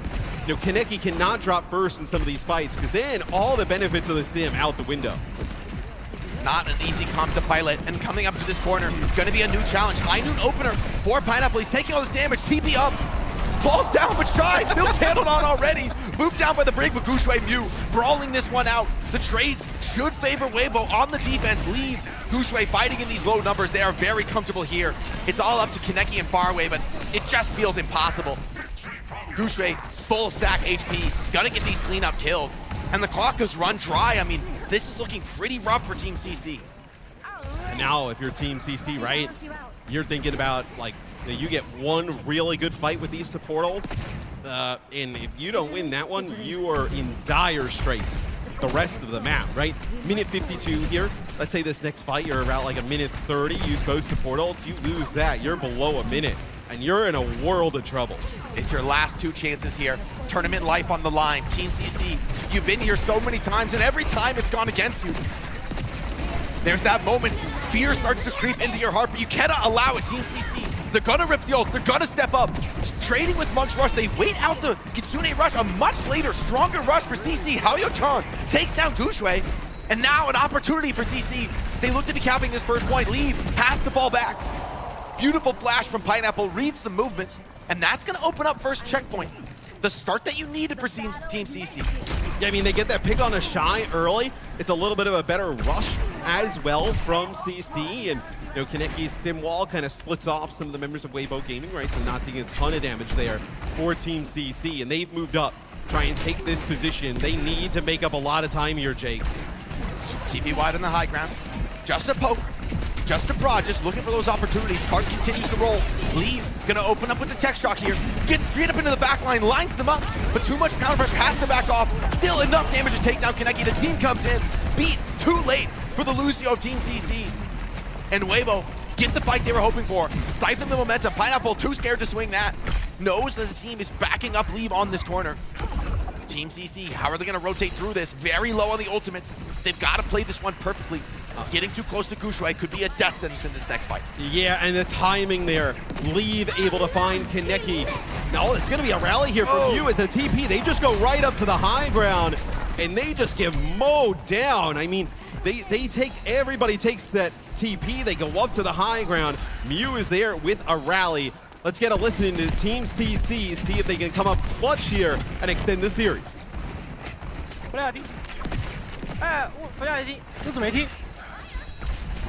我有灵狐了，他们也有灵狐。假 T2 楼，还有假 T2 楼 A 这边吧，假 T2 楼这边视角。提前走呗，3、2、1。哎，不亮，不亮，不亮，不亮！我没有铃铛了，我没有铃铛了，我可以交灵狐了，等一会儿，先推车，先推车。他们灵狐快了。我大，我大。入水晶，入水晶。别推，别推，别推，别推，别推。拉百迪，拉百迪，拉百迪！我操，你妈特全倒卡呀！我操！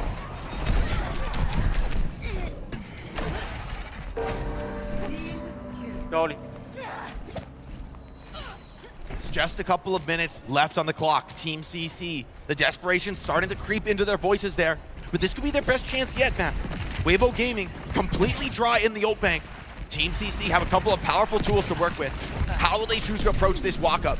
They've just been so easily read, though, Jake. Like, they drop the TP, and everybody just takes it. And, you know, it's not like how we see from some of the other sim TPs where, you know, in other teams, right, where you TP 1 or 2 players, get off angles, TP them back. There we go. That is Mew just standing there in the alleyway, and he gets poked down there by Kaneki. Some shots from Pineapple as well. TP's in, but Shy punishes. Leave takes down Kaneki.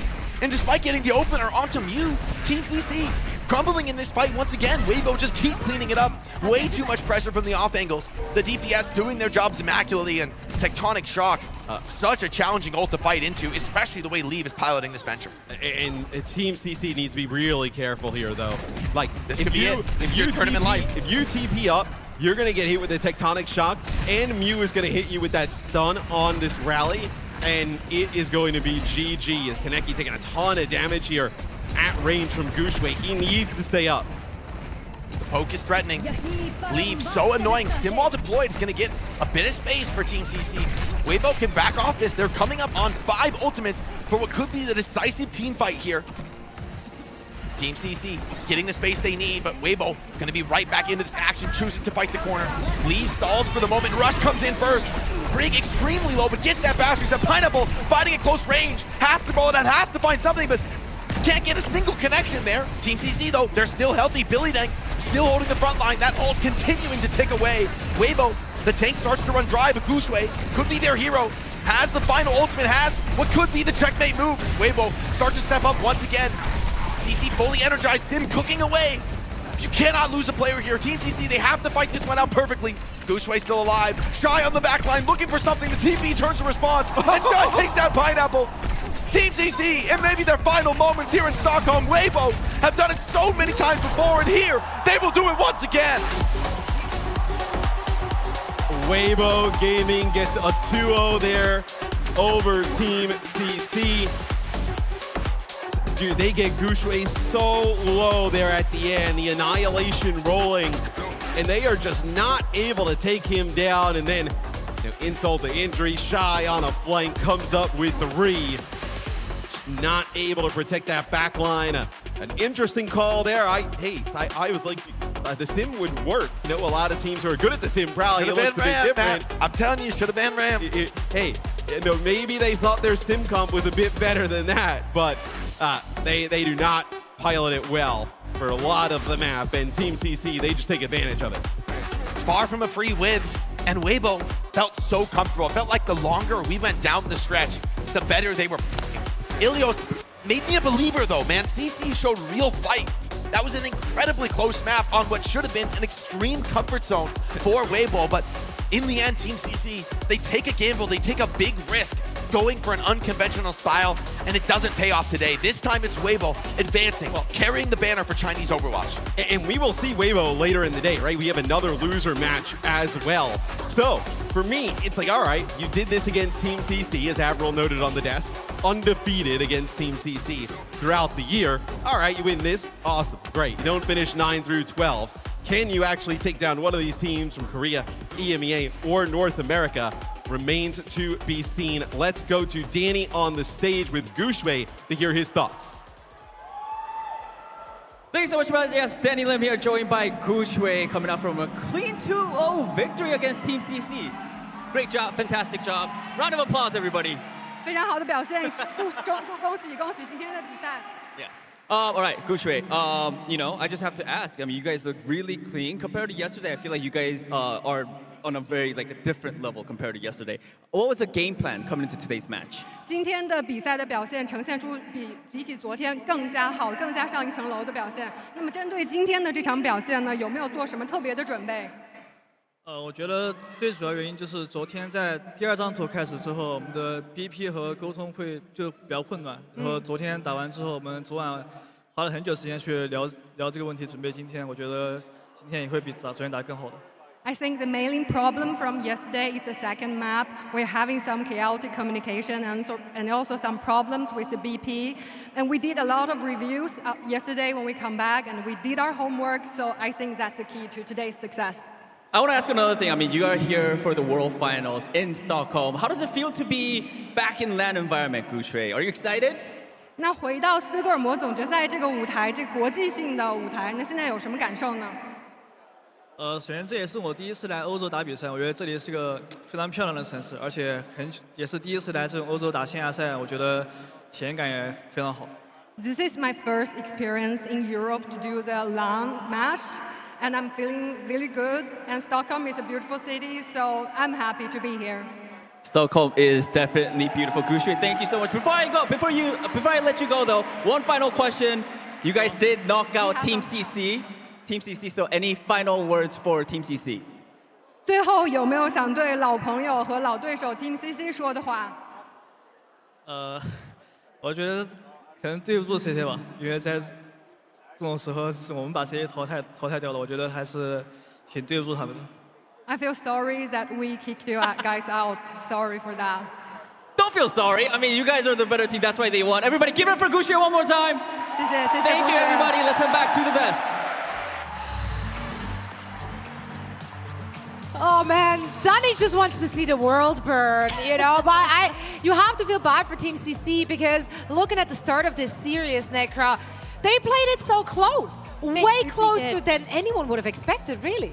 It was really impressive too because I think it played out exactly the way that we thought it would. We got the Ilios map, we get the Diva ban, and still we see Weibo come out on top, and it was off the back of that impressive Winston play on Gushui, and even still with Billy Dang on Zarya, a matchup that you would not expect the Zarya to win, you still win a round on Well, and then you make Lighthouse so close. It was 99 to 100.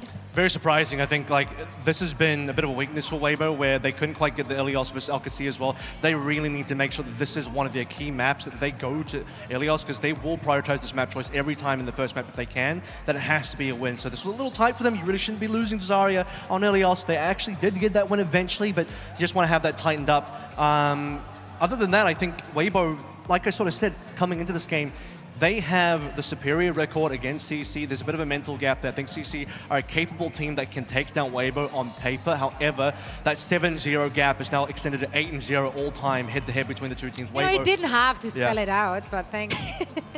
But I think it's being honest, but I hope that there's a lot of hope.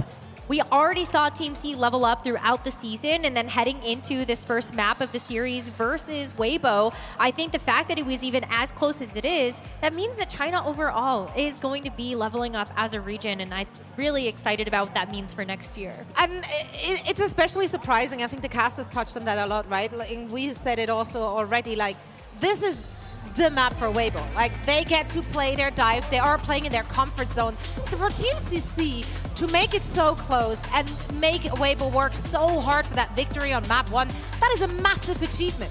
It is, and I think that exactly how Avril put it, this is what we want to see from Weibo to give us a lot more confidence heading into the rest of the tournament. They did not win Ilios with the Diva ban yesterday, and off the back of such strong Zarya play, Avril, I'm really surprised that they didn't try to prioritize doing that again on Shambali. Yeah, they left the Zarya ban open for Weibo, and like I sort of said coming into this one, you only have very limited maps. Every map choice counts, every ban counts. You cannot go into map 2 with Prio on your side, and you leave the Zarya open. They went for a Soj ban, which I don't agree with at all. Soj does not have to be the character that Shy relies on this tournament. He has Ashe in the back pocket. He has the Freya as well. He's got multiple choices we can lean into. He's no longer seen as this, I guess, majority Soj and one trick, right, that he was for a majority of his career. So it's dangerous to go for a priority ban on Soj when Shy is not going to get affected by that. But Billy Dang not getting the Zarya, when the Zarya versus Zarya matchup should be the priority matchup for CC, getting the Zarya banned by Weibo means you're forced to a Ram, and that's what Gushui wants. Gushui's been putting a lot of time into Ram. He's not a Winston one trick anymore either. He's put a lot of time into Ram. He wants to play the Ram matchup versus CC. While we have seen Weibo look so strong on their dive, they have worked so hard to be able to play that brawl. And I hope that that's going to be something that we can see success from the fruits of that labor. At the end of the day, though, it is going to be Weibo that does get that 2-0 victory over Team CC. And it is sad to not see Team CC be able to go further in this tournament. Yeah, it really is. It really is. I mean, they showed us 2 impressive days of play, and we're very excited for what the future holds for that team. But this is the end of their World Finals journey, as this was a 1-2 in the lower bracket, and now we have to say goodbye to Team CC. Yeah, I do wonder if they got a different opponent. Maybe we got to play, you know, BFI 1-3 instead for a different matchup. They could have had it. One day, I think CC might get the better of Weibo, but it just wasn't going to be today. Unfortunately, a flawless record for Weibo versus CC this year, and really hope to see what CC can bring to us in the future. And now Weibo, of course, waiting their opponents, SSG or Varel. Which of these two would you rather see them play against? I think Weibo would be better equipped against probably Varel, but I don't know. I think Weibo have a good matchup against both. This is a very winnable game for Weibo either way. So Weibo's opportunity to progress in the bracket versus SG and Varel is quite high. With the Ramatra, I think Weibo does have the ability to beat both of these teams, but I think that you cannot count out either Space Station or Vero, and I think that matchup is going to be really exciting to see. Yeah, we will find out who they will be facing off against very soon, as SSG and Vero are coming up next. First, we're heading into a quick break, but don't go too far because we will be right back with more World Finals action.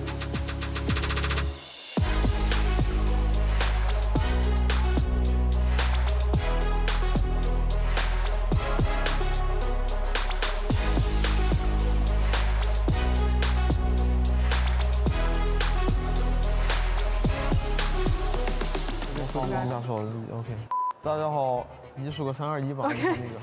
3、2、1。然后是什么来着 ？Hello， 大家好，我们是微博 Gaming， 感谢大家对我们的支持，我们会努力打出好成绩。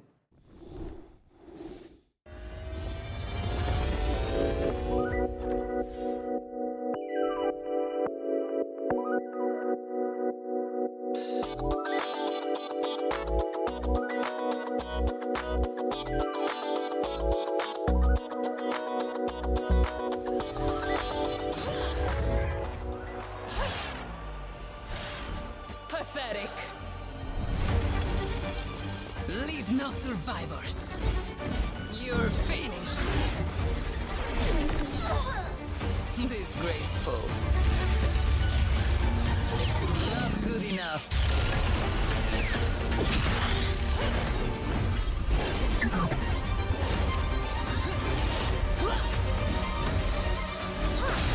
Dirt beneath my heel. Wouldn't want to be ya.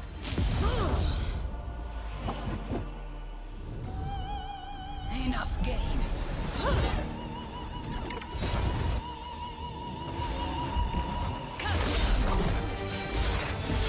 Taste the Palatine Fang.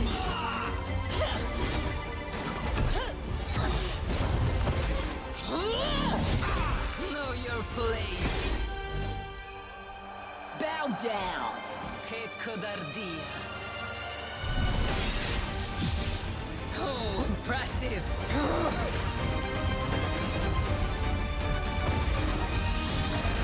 Arriva la punizione!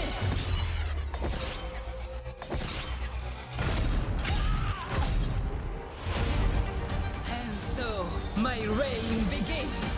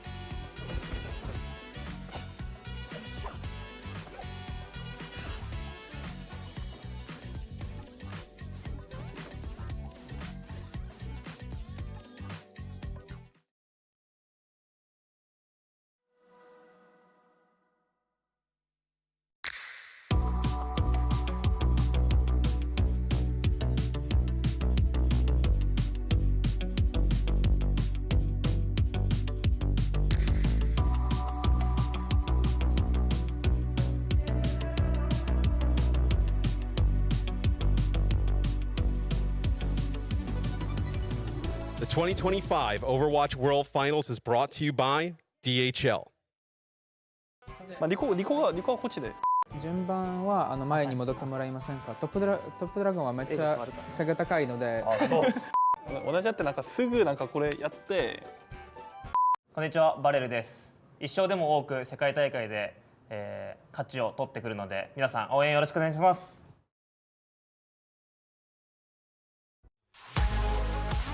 Welcome back, one and all, to the 2025 OWCS World Finals at DreamHack Stockholm here in beautiful, although very cold, Sweden. I am Zoe, joined by Necra and Avril here on the desk to break it all down.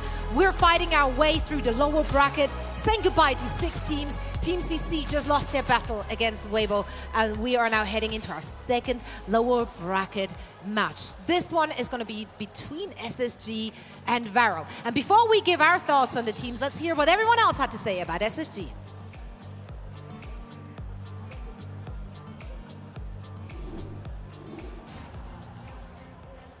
SSG doesn't push as hard as some of the other teams. Passionless. Passion? We got some passion. They're steady, they're structured, but they're not the ones grinding with the same level of fire as others every day. Every team probably looks at us like, yeah, that team is just passionless, but like they'll still lose to us because we're good. I really think if we play to our level, we can beat them pretty easily. Still, they've got a clear goal in mind. It's finishing above Team Liquid. We're here to do better than Liquid and get top 6. They know their style works when a match slows down. They stay calm, they stay clean, and they wait for mistakes. I friend with Sugarfree, so yeah, if I beat him, then yeah, it's like really fun. They're getting last. They're actually gonna get last. Don't say that. I mean, we might play them. I hope we do, honestly. I'd love to knock them out. But to reach the placement they want, they need to show more urgency, more bite. I'll give you $10,000 personally. I'll give you all the prize money. I'll give you all the prize money. It goes to you. Like, they have Hawk and Lenny, and they're like, super good, like, mechanically, individually, but I think, like, just in general, their team doesn't play the game how you should play Overwatch. I will say though, like, I think their biggest weakness for me at least is their flexibility. SSG may not be the loudest team in the field, but they're locked on their target and seeing red. I think we're good for a top 6. Our bracket, we probably got the easiest bracket out of any team, so I think we have a good chance at least making top 6 in this tournament. Well, that video was off to a start. Passionless, straight out of the gate is what they called themselves. I had to do a double take there. It's like, hold on. But yeah, let's discuss what we've seen from SSG thus far. And we should be going back, like way back at the beginning, like this season, what it's been looking like for them, because they were one of the teams that did not make it to the mid-season championship, but they did redeem themselves in the last stage. They did come second. That's right. Space Station have definitely looked a lot better, especially when they did make the adjustments. They got a new coach into the roster, Christopher, who's had such a legacy behind him as one of the coaches in the Overwatch League for the London Spitfire. And now with this Space Station gaming squad, this is the one that you have to look at and be hopeful that they can continue to hold the hopes of North America high. But as you heard a lot of the other competitors say, I mean, there is a question mark behind this team's flexibility. Where there's one saving grace for them, I do think that now that the meta has shifted a little bit more towards needing to play those off tanks, that's where Hawk comes in, and he's the GOAT. He hasn't skipped a single beat coming back into OWCS after his hiatus from the Overwatch League. And not only did they come second, but it was actually a close finals as well, 3 and 4. So they nearly even beat Team Liquid in that final. But I feel like for some reason, this has been a bit of a weaker showing for SG so far, to the point where Crazy Raccoon are doing troll bans versus them. Like, that was they did ban Mercy competitive, very uncompetitive series between SSG and Crazy Raccoon. And so, you know, maybe it's just the case that SSG are thinking, okay, unlikely beat Crazy Raccoon. You even heard in the interview that SG kind of looking to say, we can make the top 6, they'll be quite happy with that one. I think they have the capability to go a little bit further than that if they really lock in time. They have strong players. You know, the other teams spoke about that, but I don't know. They do seem a little passionless this tournament, so I need to see them lock in. Where is that coming from? Are you just bandwagoning because you heard it in the video? Like, if they say it, what shows passion? I'm gonna you believe. Need to, like, what will make you feel like they're passionate about it? If Hawk brings out the Rhine, I'm kidding. He did say he no, might. Hawk wins. Don't actually do that. Don't, like, but actually don't. No, but like, yeah, I mean, it's like one of those questions. Like, do you need passion? If you're just good at the game, like, you don't need to, like, I don't know, put up a dance every time on stage. Although I do appreciate those kind of intermissions as well. But you know, it's all just about the performance here today, because this is an all or nothing game for not just SSG but also for their opponents, Varel. Varel is one of those teams that are like kind of the winner of the heart wherever they go. Why do people love Varel so much, Avril? What is it about? I mean, they've been a fan favorite in Japan for the longest time. They've been a core of a roster that's been together. God, I swear it's been definitely more than 3 years, probably running close to 4 or 5 years, because they even played as a core back in the Contenders days as well. World Cup as well. Yeah, I mean, now this is the best version of Varel that we've seen. So Varel have gone from strength to strength. Yeah, let's hear what all the teams have to say about Varel. Most teams don't fear Varel's play. Kind of like lost puppies. We played them at EWC last year, and they weren't that tough of a match for us. Varel is kind of like a no-no dog, right? They respect them, sure. Everyone says they're good guys, solid teammates, and easy to root for. Honestly, their team's very likable. Like no bad blood. Like they made it here, you know. Like to be here is an achievement in itself. When you come from like a minor region, like they're doing everything they can to lift themselves up and compete on the big stage, like you just have to respect it. 是一个很久的一支队伍，跟我们也差不多。 But worried? Not really. A lot of teams look at Varel and see an easy match win. They kind of only really play double flex support comps. 일본 지역에 막 그렇게 오버워치를 잘한다 생각하지 않아가지고 막 딱히 막 견제되는 팀은 아닌 것 같습니다. I remember watching EWC earlier this year, and one of their players shot an Alari ult into the sky. Oh my god, I do remember that. That's the only impression I have on that team. Varel sees things differently. They think people are sleeping on them. Give them the right matchup, the right timing, and they believe they can upset teams who already chalk them up as an easy win. そこでその自分のポテンシャルを出して、その狙われても生き残るみたいな活躍できるように頑張りたいなと思います。Varel knows they're overlooked, and they're ready to make someone pay for it. There's some great sound bites in there as well. Necro, big takeaway from what we just heard. You say that you only remember this team because of the Alari ult coming out from Slay, but that was something that had a massive impact in Varel's first match of the tournament versus Team Falcons. I think that's where you have to look at that and go, well, I mean, that flex backline, Baptiste, Alari, Cloud, and Slay, they work so well together, and I think that teams have to take that backline seriously. It's also their weakness, though. It's their strength, but also their weakness. It lacks in flexibility a lot. This team's starting backline between Cloud and Slay, they don't play Lucio.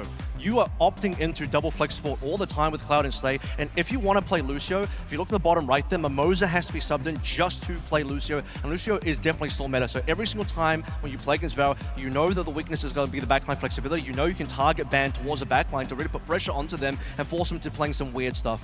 But KSJ's Ramatra looks amazing. Top Dragon has so much flexibility as well. We've seen him pop off specifically on the Tracer and the Venture, but Top Dragon also has a mean Pharah in the back pocket. Yeah, but we also have to consider who they went up again in that upper bracket, right? They had to go up against Team Falcons. And that is a tough opponent, no matter who you are. Map. Exactly. Like, yes, the first map was an 0-2. Like, that was a quicker affair. But then they woke up, and they really took it to Team Falcons. They did win the second map, and they played it really close on the last map as well. Runasapi, they had an 80-meter lead. They got control of the push bot right away, and that actually looked like a winnable scenario for them. And so I think they could have done it. I think when you look at on the eye test, just looking at Varel alone, and then you consider the fact that, okay, well, they were also playing against Falcons, so that's more impressive, but they do look like a better team. They've gone from strength to strength. They're completely undefeated in Japan this particular stage. They got their first international win at the mid-season championship we just had versus Rock as well. So that was a huge win for Rao because, you know, they're on the world stage now for the first time, at least in that tournament. Now it's their second international showing, and really, like, they are looking good. It's not just from that Falcons game, and there's a feeling behind the scenes as well. I think teams are probably giving more respect than they're really showing publicly towards Varel, and especially I think in a first to two environment as well. Underdogs, in my opinion, have a real strong shot at making an upset happen. Let's talk about the possibilities here we can see for Varel. Like, what is the key to victory? How do you take down SSG? Yeah, I think they need to prioritize supports, and I think SSG as well, they're going to want to prioritize Hawk's best picks. So this is a game that's going to be defined by SSG's Lucio Kiriko into the Wuyang Kiriko of Varel. Varel also going to be looking towards possibly moving into some Slay on the Alari as well. They have some couple of picks on there. Maybe the BAP or the Ana could come through. I would not want to see Varel really go into subs. They haven't really played the subs so far this tournament. They probably shouldn't. And really for the SSG side, you know your strengths are going to be landing. I think he can still come through on that Tracer for the Sugar-Free Tracer. And then Hawk, his Zarya is king, his Diva is king. This is a great meta for him, so lean into that. I'm really hoping that from Space Station, we do see a little bit more life coming out from some of those picks that Sugar-Free can have. Of course, he's a world-class Tracer. I mean, he had a map already in this tournament, T versus Team Peps, where he went 37-0. Like, this guy is still him. But he needs to be able to show more than that, I think, or just show that, you know, you still have confidence in your Tracer. Yes, Tracer did get a little bit of a nerf heading into this tournament, but it's still very viable, and especially on maps where you can actually take those flanks, you need to have that same type of map control that you are going to see when you have a Tracer on the other side. That's right. Of course, here, their current tournament results, 2 days of plays we already have behind us. There's a little more tape now out there, of course, on SSG. What's the big takeaway of your Varel from what they've seen from Space Station Gaming? I think right now, Space Station, they are going to be a very tank-dominated team. We talk about Hawk a lot, but I think he is like their most consistent player. A lot of the DPS line as well. We have to talk about Chronix Freya coming back into that meta. He's always been playing the Freya anyway, but that's going to always be a strong choice for him. I think SSG's core composition are going to be a little bit more cut and dry. It's Val that are going to be bringing out a little bit more spice in their comps and taking a bit more of the risk. So you know what SSG is probably going to be bringing to the table. On paper, they should be easy to ban out, but I think between all of Hawk's picks, you can only get one ban and he'll have something in the back of the pocket. And when you can have an answer to a lot of the tanks in this meta right now, or you at least can be able to play a little bit more reactionary, I guess, to some of those picks, those tank bans are going to be super important so that maybe you can target an individual matchup that you might want to take. But I think outside of like Chronix Freya, I think we got to talk about Ashe. Ashe, you know, Avril, you already pointed out that Ashe comes back into the meta as a really good hit scam pick, something that you can actually rely upon in some more of these like close range fights. And so I think that Ashe, like when Chronic brought it out yesterday versus Crazy Raccoon, this is something that I think could play a difficulty to that flex support backline that we have from Varel. Yeah, I mean, I'm very excited to see what both of these teams have in store for us with their tournament lives on the line. This is all or nothing for both of them. So let's send it over to the stage with Adam. Thank you very much, Zoe. That's right, folks. What a great way to kickstart this competition. Weibo Gaming with one step in the next round, and sadly we say goodbye to Team CC. But this is a snowball rolling down a mountain. We don't stop here. We're on to the next matchup already, and it's time to meet the competitors gracing the stage next. First up, we welcome to the stage Space Station Gaming.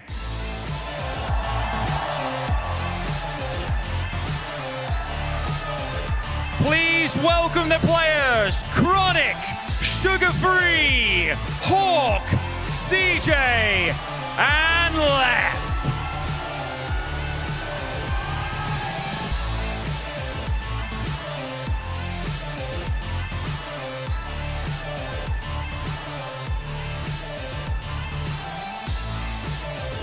All right, thank you very much. Best of luck, Space Station Gaming. You may take your seats, gentlemen, and get yourselves ready. We also have the next team, their challengers coming your way here as well. Please welcome, it's Varel!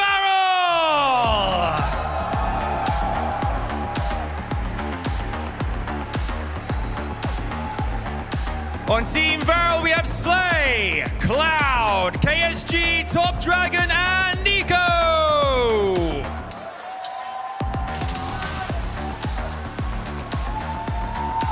We love to see it. Best of luck, gentlemen, as they take their seats as well and head across to their stations. Wow, we have got ourselves an epic showdown, haven't we, right here, right now. Varel and Space Station Gaming. Once more, who will progress through to the next round? Who will sadly fall away and be packing their bags and going home? We're about to find out. It's time to get started. Here we go.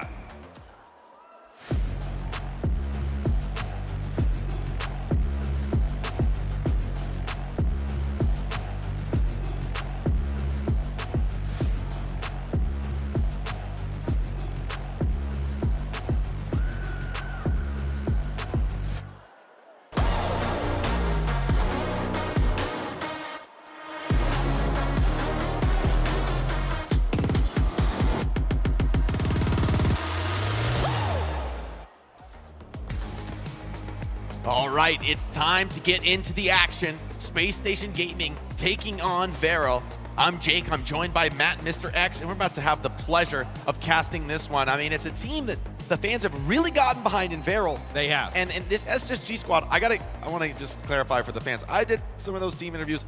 The question was, what did other teams think about you? I suspect they didn't say our own team is actually passionless. Maybe they did. If they did, that's wild. That's a wild statement. But no, I mean, Varel has become like a fan favorite, right? As Japan has like grown and blown up with Overwatch over the last few years, and obviously the best team from that region. So seeing them come here, compete on the world stage, they had a really good game playing that double flex support backline against Team Falcons. Not going to catch Christopher and SSG off guard in the slightest, though, because SSG, look, you still have Sugar Free, right? Fantastic player. Hawk is tremendous on a lot of the tanks in the pool right now. First map will be Ilios. For me, for SSG, just keep that backline up. Just keep that backline up. Like, I think Prana can put together some good games. Also, like, you don't really need him to go crazy when Sugar Free has awesome maps, feels like, all the time. So for me, it's like, can you keep that backline alive, right? The early bans are in. So SSG, they get rid of the Zarya here early on. And a Lucio ban out of Arrow, I like that, especially because they want to play really no Lucio themselves. They want to play a lot of maybe like Wooyoung Kiri, for instance. This is a pretty good ban. Yeah, I think, the support bans are going to be pretty popular in this series, and this might look like a really bold ban out of SSG to take away the Zarya, especially considering you've got Hawk on your team. I mean, this is one of the best Zaryas in the world, probably the best Zarya in North America, and I don't know if that's even controversial. And so to ban it away here really signals to me they want to play D.Va. They want to push the pace, get Hawk into that backline, assisted by Sugar Free, and start cutting down some of these greedy support picks that Varel is so well known for. Yeah, you don't exactly need Lucio to do that, right? You can do it without Lucio. We've seen even some teams go to the Juno here at this event. But it's a test for Lep, though, because Lep has been really known as a Lucio player, like through and through. I mean, more than a lot of main sports in NA, he's very focused on the Lucio. It has been a linchpin of the style for SSG. They really play a ton of Lucio carry. And so to lose that tool, I mean, there's a bit of pressure onto Lep. He had some moments on Wooyoung against, this Crazy Raccoons, but he did get picked off of the opener. I mean, that's a really, if that happens in this type of series, Varel could easily come away with it. Yeah, you show some of the stats over on the desk about the Ilios games that these two teams have had. 1-1 for SSG, and that includes some of those stats against Falcons. So you almost throw that out, right? I mean, that series was like over basically before it began, and you kind of have to throw out some of those results, right? That is Crazy Raccoon, one of, if not the best team in the world at the moment, where you'd imagine SSG can take care of business here against Varel, but Varel, I think, Jake, is not going to go down without a fight, right? I mean, look, Team CC, they tried some stuff in that last match, but Weibo really was in control the entire time. I expect this one to be a little bit more competitive. I think so. I mean, it's a very hard series to judge because that matchup against Team Falcons, Varel showed they can go the distance against one of the best teams in the world. But Falcons are also a squad that's known to sometimes play down to opponents, sometimes not put up the most dominant performances. And so for Varel right now, this is the time to show the world. You are legit. You are here for real. Not just to show up at an international event and go out in the first round, but to actually make a run. And the fans, they're hoping for that.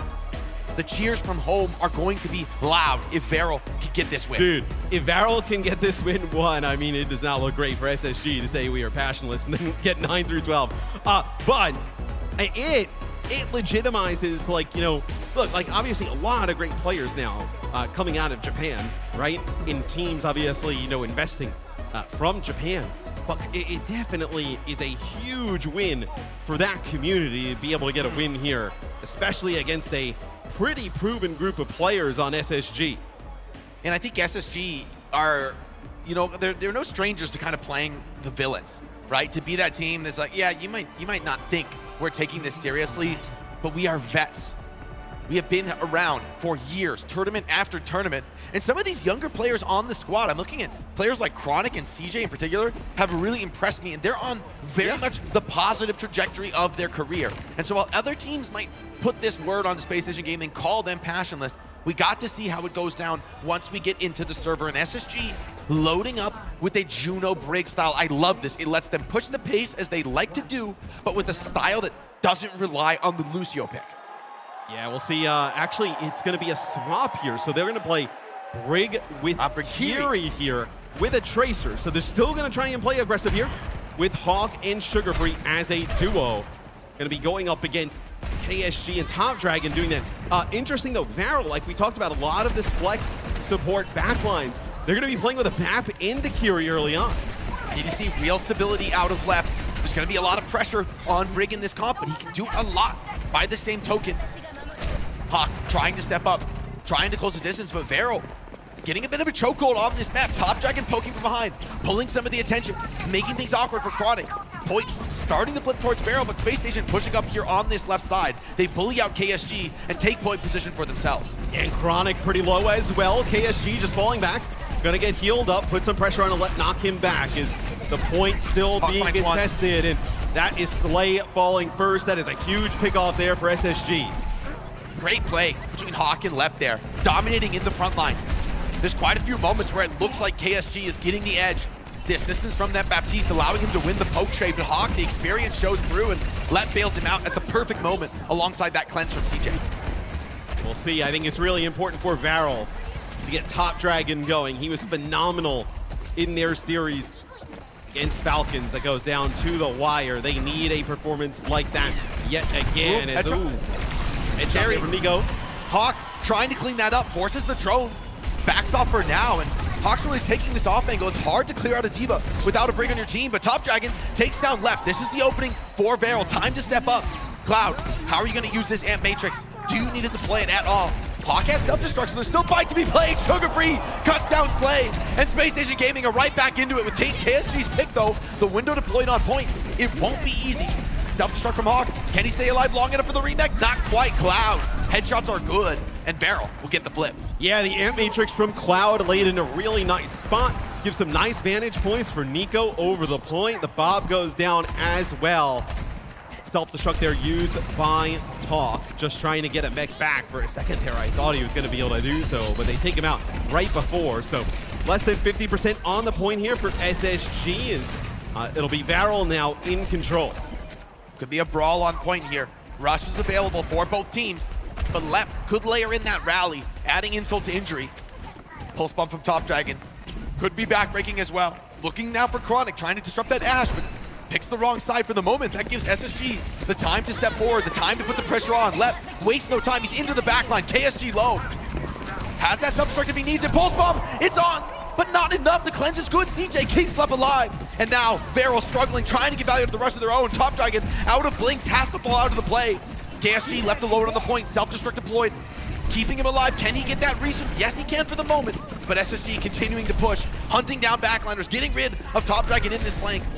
Entire fight though, Varel taking up progress. Yeah, and Varel, I mean, they take a lead now. And Jake, they're gonna have players off the spawn. Nico and Top Dragon quite low. They have to do a nice job keeping them up. But this is a great hold here from Varel. Slay is one, Nico finds another. But SSG, both supports alive. Crawling in the close range, this is where they're most comfortable. Now you're trying to get on top of CJ, trying to deal with these Kiriko heals, but Hawk peels his backline well. And the flip came in through the chaos for SSG. Yeah, I was going to say, if you could actually keep Nico alive here, you would have had another opportunity to drop that Amp Matrix on an off angle. Hawk in a lot of trouble, though. He's okay. He's baiting, playing the Megas. Knows he has no real threat against him. There's no boosts, no control for this D.Va. And letting Hawk run rampant on the server is bold play, to say the least, from Varel. Now we'll see, though, with that Amp Matrix on an off angle here for Nico. Won them a fight the last time. We'll see if they can kind of get this position here. Vantage point. No, never mind. Chronic, 2 headshots into Nico, finishes him off. Hawk low, forces self-destruct, sends it in deep to the backline before he goes down. Now they're trying to take down KSG, keep the fight going. But Hawk back in the suit. KSG forced into a defensive self-destruct. Does Sugar Free find the connect? Not yet. Mech drop, not enough for a kill, and KSG pulsed out. Sugar Free deals with the tank, the rush as well. Chronic finds Slay, and SSG opening up Ilios with a clean round 1 win. Yeah, Chronic really starting to heat up here towards the end of the round. Sugar Free timing that pulse bomb onto KSG, getting the mech back, basically demechs him yet again. No immortality field there that was able to keep him alive. So round 1, a little bit of back and forth here early on, but at the end, it's all SSG. I mean, this is the problem with these double flex support backlines. You don't have control. You don't have the ability to fight at close range. And SSG, the experience really being shown here. They're working their way up on the map, closing these long sight lines, and honestly, Ruins is the best map of the 3 for this style. It's only getting harder as we move deeper into this map. We take a look at some of the stats here from round number 1. Only 1-1 from Lep, but felt like the impact was much more there on the Brig. Yeah, and wasn't scared to tango, wasn't scared to step on the gas and get aggressive. CJ also deathless. Very important from this Kiriko. Top Dragon is going to go over to the Echo, so they're really going to get greedy. And Nico, first round CJ. I mean, surprising kill to open the round. It's one of those kills, though, Jake. It happens so early that, like, you still have like 15 seconds before the point's even going to open up. Left could be in trouble. KSG doesn't chase it for now. Hawk has to fall back. Remember, CJ's just coming back into the fight now. Barrel happy to take an early point flip. Space Station Gaming looking to just stay active on the map, keep this fight going. Cleanses force, Top Dragon strikes again, takes down Lep this time, and SSG just can't get into this round. And it's like worst case here for SSG, right? You lose both these supports really early on into the round, but then also just generally, right? We were talking about how important it is for this support line to play well for SSG. When they do, like you saw in round number 1, Hawk, Sugarfree, and Chronic can contend with anybody. It's just, you gotta be able to keep this back line up. And Chronic, under immense pressure, KSG right up in his face. This time Hawk gets the kills onto Cloud. D.Va, with that perk, able to do so much damage at range. Now SSG gets the blip in the chaos, and Barrel just crumbled. I mean, they were in control. They had that hold, and Hawk just showed up, killed the backline by himself. Gets it done. Yeah, I mean, Hawk just boosts straight past KSG, gets right towards the point. You take out Cloud right away, and then you also get rid of Top Dragon. I mean, that is just a really bad setup there for Varel. They like didn't even react to the D.Va getting into the backline. And honestly, this D.Va perk, right, being able to tighten up your spread and push more range, KSG has gone for the more of a brawling style, needs to really carry the team on that front. Hawk wastes no time in immediately countering this high ground push. Sugarfree punishes Drop Dragon, was lying in wait there. And Hawk continuing to put the pressure on. KSG, low but with self-destruct, has incredible heals that can come down from range. Now SSG forced to drop to the point to play with the Brig. Hawk low but not out of the fight yet. Laser beam is in, but they can just barely get the damage done. Hawk has self-destruct, able to get this free suit. Rush on point, further stabilizing things, but Varel biding their time, waiting for their chances. Pulse Bomb gets nothing. Hawk still finds Cloud. Slay takes down Chronic, and I mean, this is turning into a brawl, man. Yeah, the Pulse Bomb actually hits Cloud. He's saved there by the Immortality Field. And then it gets finally finished off by Hawk. This is going to be the Kitsune rush here from Slay of Varel over the point. No self-destruct from Hawk, so you're going to get him out of the mech. And this should be enough here for Varel with that later Kitsune rush. Able to take it, but not yet. Lep is actually going to pop the rally here without Hawk. A bit of desperation. They are holding on to the point, so they're getting quite a bit of objective time off of this play. Is it going to be worth it in the end? I mean, the steps onto point there actually really well executed from SSG, but rally is a high price to pay for that. Would you have kept the rally? I mean, it's a tough call. Maybe you think that you can keep Lep alive a little bit longer and like Hawk is back in the action, then you'd be at like 90% at the moment, right? But yeah. The fact that there's an Amp Matrix on the other side here and then Slay is about even in terms of rush, man, I would have loved to have that rally potentially. Chronic needs to find a way through here. Needs to connect to the backline. Pulse Bomb eaten by Hawk. Ever vigilant there on the D.Va. Hawk, though, got up quite low. Amp Matrix gonna pop him down. Wasn't ready for that kind of a counter punch. And Barrel, without the enemy tank on the field, yeah, this should just be a quick reset from Space Station. They just want to get out, get back to spawn, and take another chance as Barrel evening up the score here. Yeah, KSG can play quite aggressive, right? Has that self-destruct to work with here in combination with Top Dragon and Slay there on the Tracer Gear. He can try and maybe pick off one of these players. Sugarfree takes some shots there from Nico. Does not want to burn that recall at the moment as we may be looking at final fight here on Lighthouse. The walk-up could be challenging. Hawk has already closed the gap, though. He's close to that backline. Sugarfree getting marked by KSG for the moment. Very deep push from KSG. Has self-destruct to back him up, but doesn't want to just throw that ultimate away. Here comes Hawk. He's into the backline, helping Chronic get this touch on the point. Playing for the high ground now. Forcing Cloud out of the fight, but Chronic taking this to KSG, trying to ball out, but can't quite get the damage done. KSG playing with the house cash and that self-destruct. SSG building up the ultimates. Rush on point for both teams now. It all comes down to this, the double down on the point. Chronic takes down Nico. Bomb gets just enough. It's actually has sent Hawk's neck off the map and is able to get cleaned up before he can resuit. Sugarfree has to get this done. has to lead the team, and maybe has just done enough. Chronic's still alive as well. Left rallies to secure. Doesn't want to take a risk in this fight, but maybe didn't need it. Yeah, maybe did not need it. You're going to have another fight, right? Daryl's going to be able to touch here. Top Dragon needs to stay up. If he doesn't live, this is going to be potentially game. He's running out of blinks, caught between a rock and a hard place. Sugar-Free hunting him down. Top Dragon turns, but he can't stand tall. Now, Beryl have to fight. Down one, they've gone to the brig, trying to take this fight on the point. Nico needs to be the hero, needs to find a clutch kill, get some connections onto the back line, but the cleanse from CJ keeps them up for the moment. KSG running low on the health, and now toe-to-toe with the brig in the small room. Not the place you want to be, and SSG looking to close out Ilios, opening up this series 1-0. Yeah, not the fight there that KSG would have wanted to take. Tries to make a play for Lip, and he falls. That'll be SSG taking a 1-0 lead in this series. It's a big map to win. It's your map opening pick, and in a first to two, it really counts, right? You've set the stage. Yes, Beryl, they're gonna get to clap back, get a map pick, get a hero ban.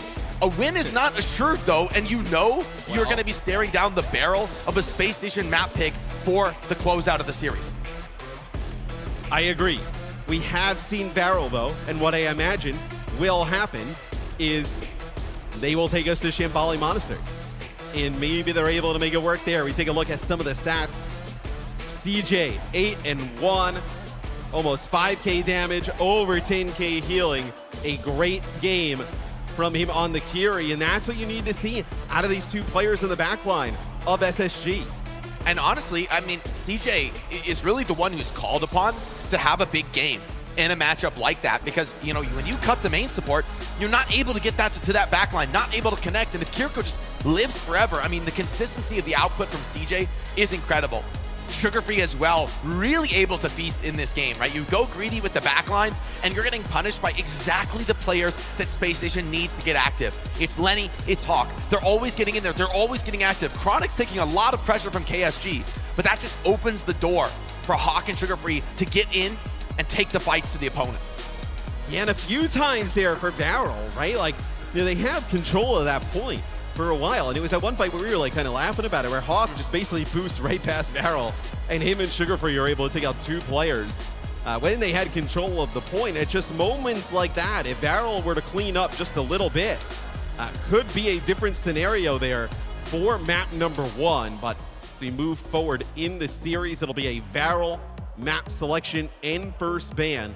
To remind you guys, the other day, they take Falcons to Shambali Monastery, double flex support backline, which they love to do. They looked awesome on that map. I think obviously SSG will be better prepared than potentially Falcons was at that moment. So we'll see if that's where they decide to go. Yeah, Varel have shown one of their strongest cards, I think, and a lot of teams this tournament have been taking us to Shambali, so it's going to be a place where SSG have absolutely thought about not only their own strategy, but also what Varel are likely to do. And so, you know, yes, I feel like Shambali is such a powerful pick for the double flex support.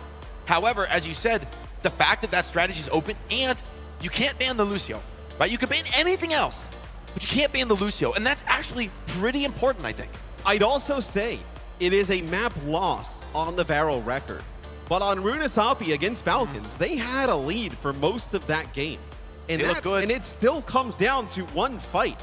So maybe there's also a world in which we see them go that route. It's a map loss for Varel, but it did not look, you know, they beat just about every other team in the world in that game other than Falcons. So potentially two decently strong maps that they have an opportunity to go to, but as I highlighted before, Shambali Monastery was their pick against Falcons, is their pick here against SSG. You just got to give Slay the ball here, give him a shot to take this Illari and really send a message. I wouldn't mind a Kiriko ban, because I think it really does allow, I mean, the cleanse is such a potent response to Illari. I mean, you pretty much just counter the ultimate. You're just not really going to get much Illari value when Kiriko hits that cleanse.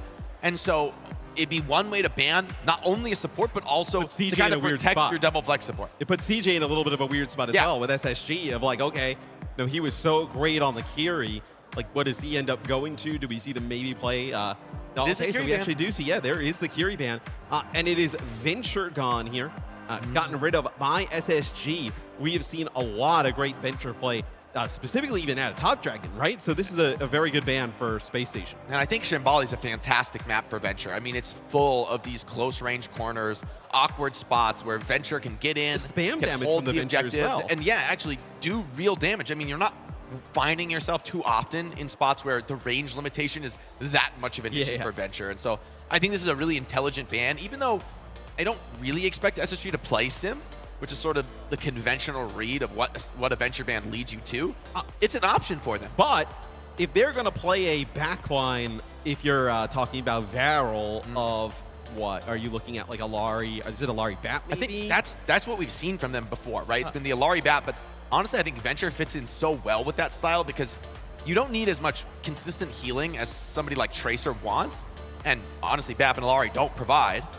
And at the same time, you create a lot of distraction, slow the game down, and kind of get the enemy bogged down into these kill zones where they're being poked down by support. So Slay, Top Dragon, question is on them. What do they want to play? How do they want to approach this? Yeah, because you could have seen, right, with the Zarya ban used in map number 1 from SSG, like you could have saw Varel go back and play some of those like Zarya Venture-based comps with those double flex supports, right? And really up the pace and the tempo and give SSG some trouble trying to keep CJ and Lep alive. But that seems, at least for now, no, obviously Venture off of the table. You can still play quite aggressive. Not going to be the same type of effect. I think this is a map where we need to see KSG step up and have a big game. Because frankly, map 1, this was all Hawk. He was running the table.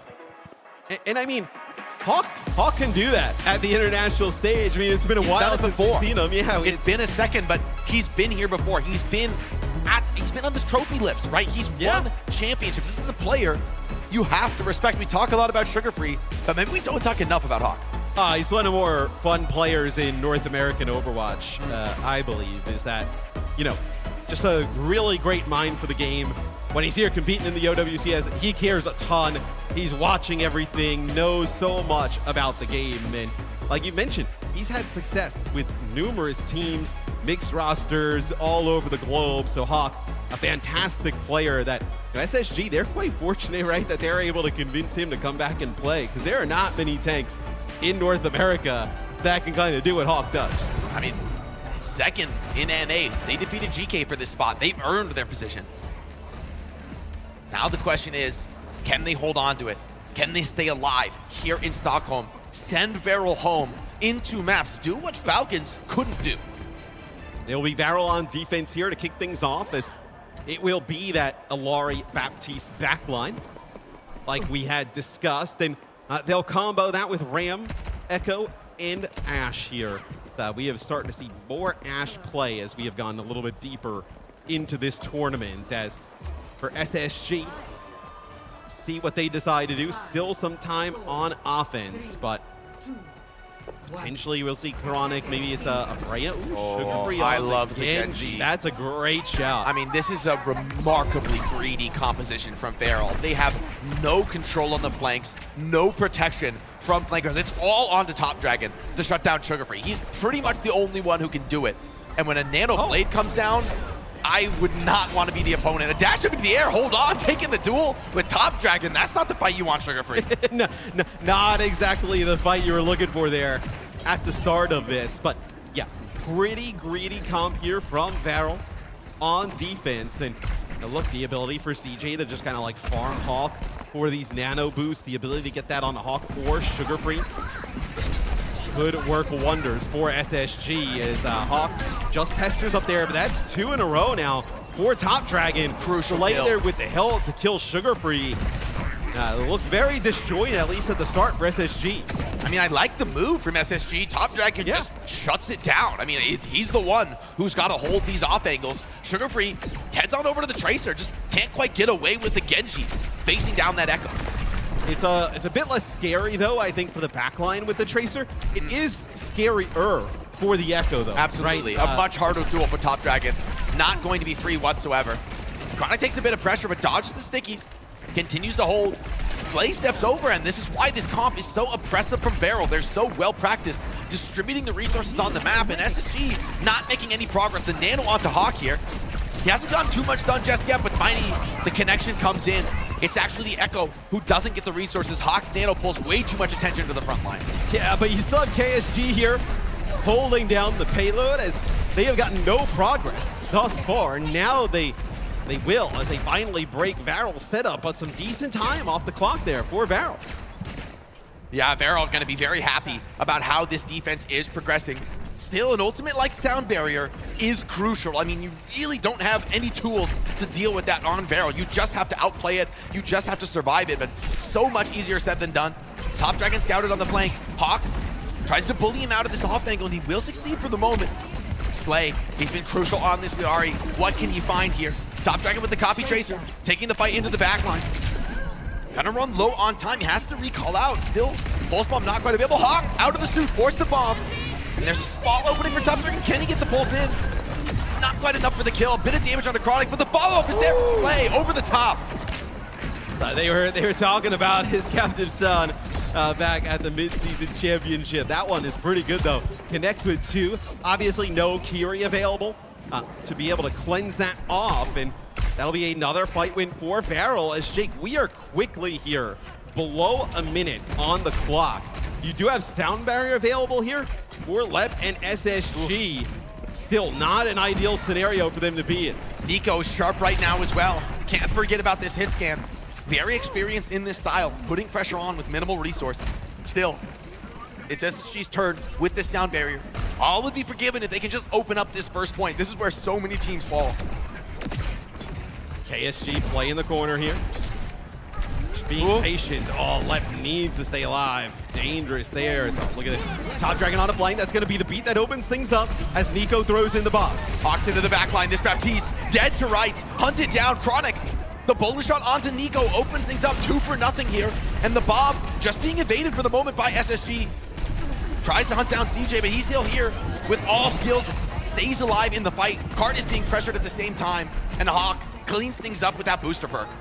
Yeah, it'll be KSG finished off, and right before OT, it'll be SSG who takes the first checkpoint, and they push up. They want to deny this space from Varel. As let's go to a listen-in with SSG to see if they can deny that space.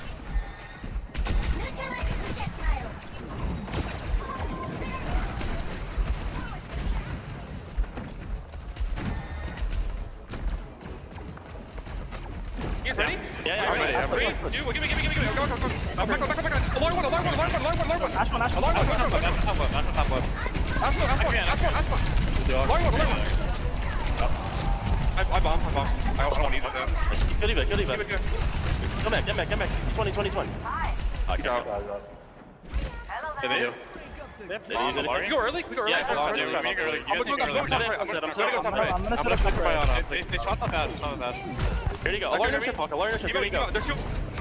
SSG calling fuel fast, trying to push this tempo. Hawk comes in, trying to punish the flankers, but for the moment, they stayed up. Chronic has found Top Dragon, and now it's Nico in the sights. Has gone to the Freya, has the mobility, but it's not enough to get away from Sugar Free. With DPS down, this push could be already over for Varel. It is such a good call from SSG when we're in on that listen-in to go fast, quite aggressive. Oh, wait, hold on.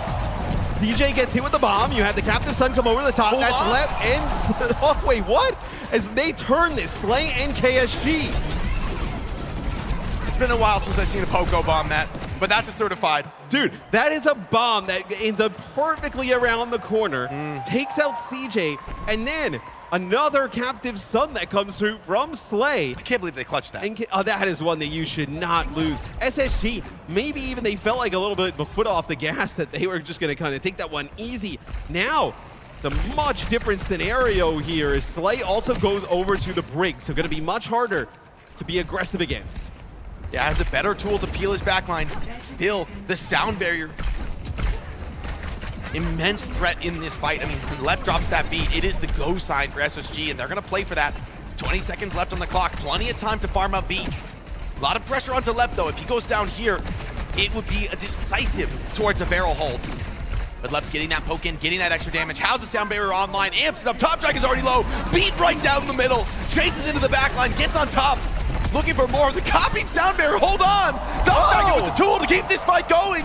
And Beryl with the defensive beat. I did not expect that, but it's just enough to hold this on. Beryl, unconventional, but they get it done. They could be getting this hold CJ. If he goes down to this Ana, that's all the support left. And it's just Hawk with the self-destruct. Surely not enough to take the 1v4. You rarely see that. A duped Lucio intentionally to get that extra support ultimate online. So sick. Top Dragon just making some wild plays this week. As dude, that beat connects with 4, keeps everybody up, keeps KSG alive, keeps the supports alive long enough to get a second point hold. But really, I mean, fantastic plays obviously from Top Dragon there at the end, but it is like a 2v4 that KSG connects with that Diva Bomb, Slay with 2 with the Captive Sun. That's what really puts that defense in a position to get that hold where it was from Varel. They look so comfortable. And Space Station Gaming pretty much go down right where Falcons did. Team making it a better defense, but so far, no one's been able to break this Varel defense, man. Second point is just a stronghold for them. The legendary Varel Shambali Monastery. I mean, it's about to be legendary. It's getting there as SSG on defense. So, Young Ana here. So, pretty greedy backline as well on the defensive side of things here for SSG. They're ditching the Echo. They are going with the Tracer here. And Lep gonna step down up to Lucio. Maybe they feel like they don't want to force those aggressive plays when on defense. They want to play things a little bit more slow, a little bit more cautious and careful. Top Dragon, got my eyes on him on this Echo. It's going to be so crucial. Attack, of course, a little bit more difficult to find some of these openers. It'll be Nico on Ashe, so a little bit of a different look here for Varel. Slay goes back to the Brig yet again, so it also feels like the Brig is targeted. They want to stop Hawk. He's so aggressive into their backline. They want to punish him a little bit more. KSG's down? What? Just got deleted. I mean, he had the form to step up there. Didn't expect that Hawk would be willing to tango in the small room. And I mean, Hawk just calls the bluff, recognizes he's out of cooldowns and punishes. KSG gonna go over to the Diva. I like this response actually, because now it's SSG's turn to be without a conventional main support. There's not really control to stop KSG from getting aggressive. Yeah, it also feels like KSG should have been able to get some help on the Ram there to keep himself alive. Whether you play the Brig in that room, nice nade there, connects with 2, not able to capitalize. They're trying to turn this corner. Hawk over the top, on the Top Dragon. He gets the pack, but it's not enough. Clean burst from the Diva. And the Matrix just gets him out of trouble. Beautiful play from the Space Station backline.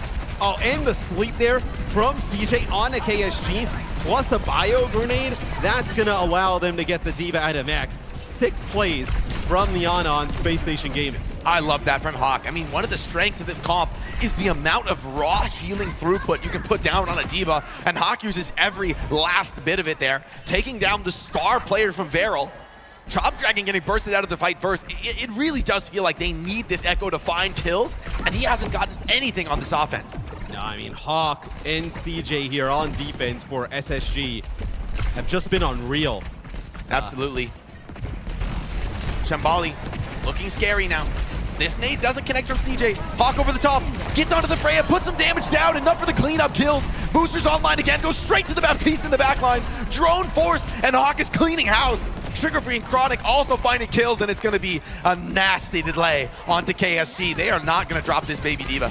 This has been ugly on offense from Varel. KSG goes to health pack. Good. He's going to get a resuit here. And they're not going to be able to finish him off, so at least he didn't have to go back to the spawn. The ultis, man, it looks so dark. He's going to go back to... No, we're going to play Zarya. I thought for a second we were going to go back to Ram, but no, it's going to be the Zarya pick. I mean, it's got some tools now to deal with Ana, to deal with Hawk, but SSG have so many ults. Is this tank swap going to be enough to get it over the line? We're basically fighting in barrel spawn. I mean, this is probably the best ult yet we've seen this tournament on Shambali. Oh, without and this is from Space Station Gaming.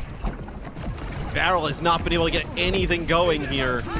Tidal Blast available, and Matrix up on the high ground here, dropped by Varel. So they're just desperate, trying to find anything. Slay in trouble. Is he going to rally to commit? Yes, he is. Tank is sleeping, though. KSG taking a little bit of a nap on the job. Top Dragon is back in alongside Nico, and it's a very expensive fight, but finally, Beryl gonna roll this card. I mean, at what cost though, right? We are below a minute. You had to invest Ant Matrix, your bola shot, and your rally into that. And SSG, I mean, look, you throw the bola shot in there, and they have everything to work with here in what most certainly looks like to be a potential final fight on this map. Could be the final fight of the tournament. They picked their strongest map, but will it be enough? Once again, Beryl have to call on Top Dragon. The star from Korea, can he do it on the Echo? Up in the air, gets the bubble, but they're being punished on the flank.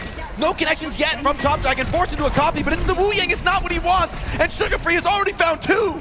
Beryl could be falling out of the tournament. Top Dragon can't even get the ultimate off. You're on the Hawk, Self-Destruct comes on, and now Beryl, just a few players left. The dregs of our Japanese squad represented, but Sugar Free is cleaning them out. 3 in this fight, looking for the fourth, looking for the finish, and SSG eliminate Beryl from contention in Stockholm. A very strong performance from Space Station Gaming. They send Beryl packing. And look, that was a fantastic hold. That is a Beryl team that beats Team Falcons on that map in similar fashion. And they were lucky to get out of the spawn, it felt like, against SSG. That is a strong performance from our #2 team from NA. And that's a message from Space Station Gaming here, loud and clear to any team in Stockholm. You underestimate us. You say we're passionless. You say we've given up, and we will send you home. Beryl, they're happy to be here. They're proud that they made it this far, but it's undeniable that they were hoping for more in Stockholm.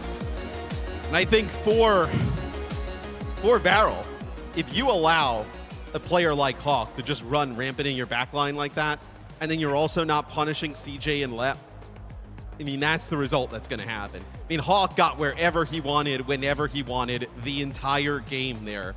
No stopping the Diva on SSG. I mean, this is the problem, right? You don't play these main supports, and you've got aggressive stars like Sugar Free and Hawk. I mean, SSG, the strengths are just perfectly positioned for this matchup. They know exactly what they need to do, and they make it happen. And one of the things we talked about, though, for them is, will the backline have that stability? Will they be able to recover and just endure the immense poke that Beryl can put down? And they passed that test with flying colors. Speaking of that backline, we've got Danny down on the stage to talk to CJ.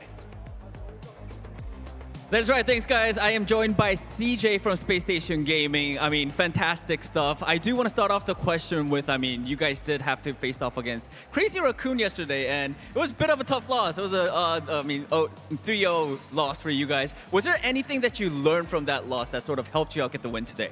Honestly, not really. We just walked into the match knowing we were going to lose. So like, don't take it too much. If we do lose, don't let it hurt the mental and just go till tomorrow.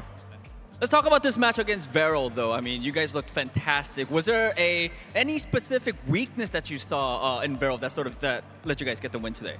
Not necessarily there was a weakness. We saw their match against Falcons, and they did take a map, so we thought it was going to be a little closer, like they would also take a map against us. But we just exploited that they're not really playing Venture comps. We banned Venture on Shambali. They can't really play Venture on Ilios either. So we just played the maps, and that Venture's not good, and it worked well for us.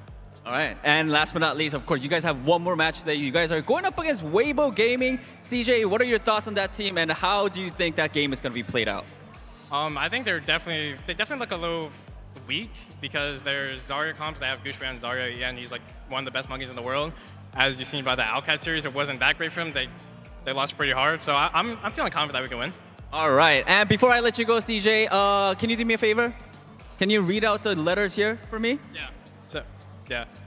R-I-S-E. What does that spell? You guys are rising to the top. All right, guys, that's it for the interview. Thank you so much. Let's head back to the desk. Random letters forming a word? Could this be a secret code? Who knows? But if it is, maybe you should be using the URL you're seeing on your screens right now and find out and potentially win some good stuff. And now we have some good stuff to talk about because, I mean, if a victory isn't passionate, if that's not the kind of passion you want to see from SSG, then I don't know what else is.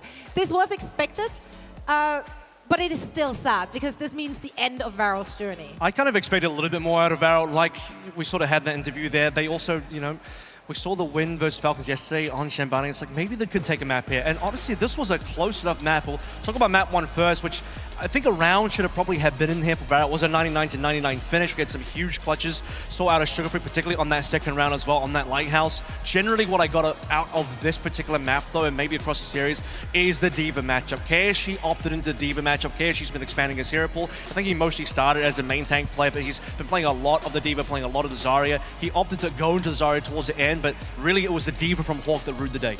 And this backline from VARO, I think this is one of the biggest surprises out of the entire tournament, and why Shambali Monastery looked like it could be another VARO victory, especially against a top dog like Space Station. That Allari was just so fun to watch from Slay, all those captive suns, and the clutch moments that can come out from a flex support backline. But at the end of the day, it is Space Station that ends up taking the win 2-0, and I hope this can be a bit of a confidence booster. And we say passionless, but we heard the comms from Space Station. They are trying really hard. They know what kind of tournament life is on the line for them, and I think this is a good sign for them heading further into the lower bracket. It is, and when you just watched the footage of their winning moment there, you saw the sight of relief coming from Coach Christopher there as well. He came to play, you know, like they made some changes in this last stage, and they were actually performing really, really well to get here.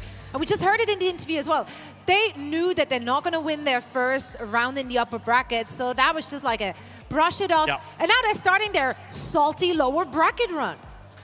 Which always happens when you go up against Crazy Raccoon a little bit early. They'll send you down. I think the pathway looks pretty good for them. They got Weibo next, and seems like they have a decent amount of confidence up against Weibo. But Weibo also commented today looking very strong themselves. Both of the sort of like underdog teams that we have in this tournament, Team CC and VARO, didn't quite find their mark today in the opening 2 matches. Neither of them took a map after very good performances in our studio days in the first 2 days. Both Team CC and VARO just probably fell behind a little bit compared to the teams that were more favored to win, like Weibo and SSG.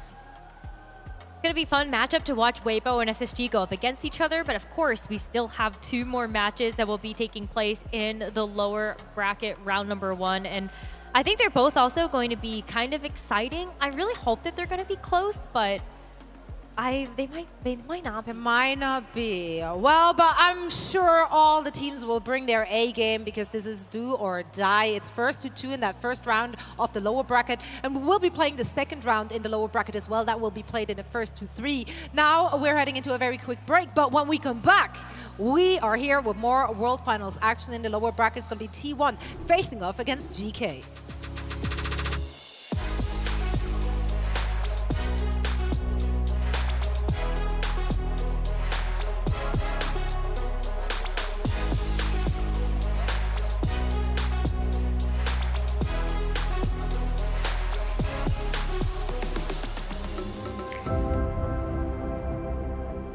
You can hear it in the wind. An echo. A whisper. A calling home. It welcomes us. Not as wanderers, but as its kin. In search of a memory of what once was, where purpose ignites.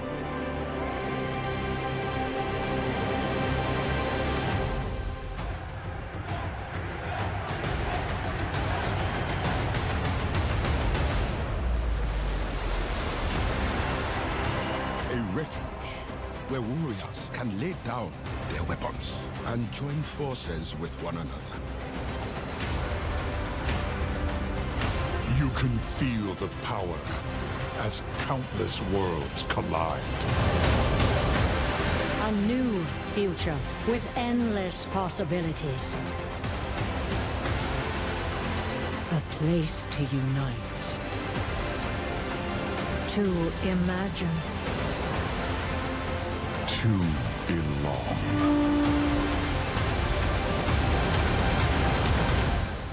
Are you ready, BlizzCon? It's about time.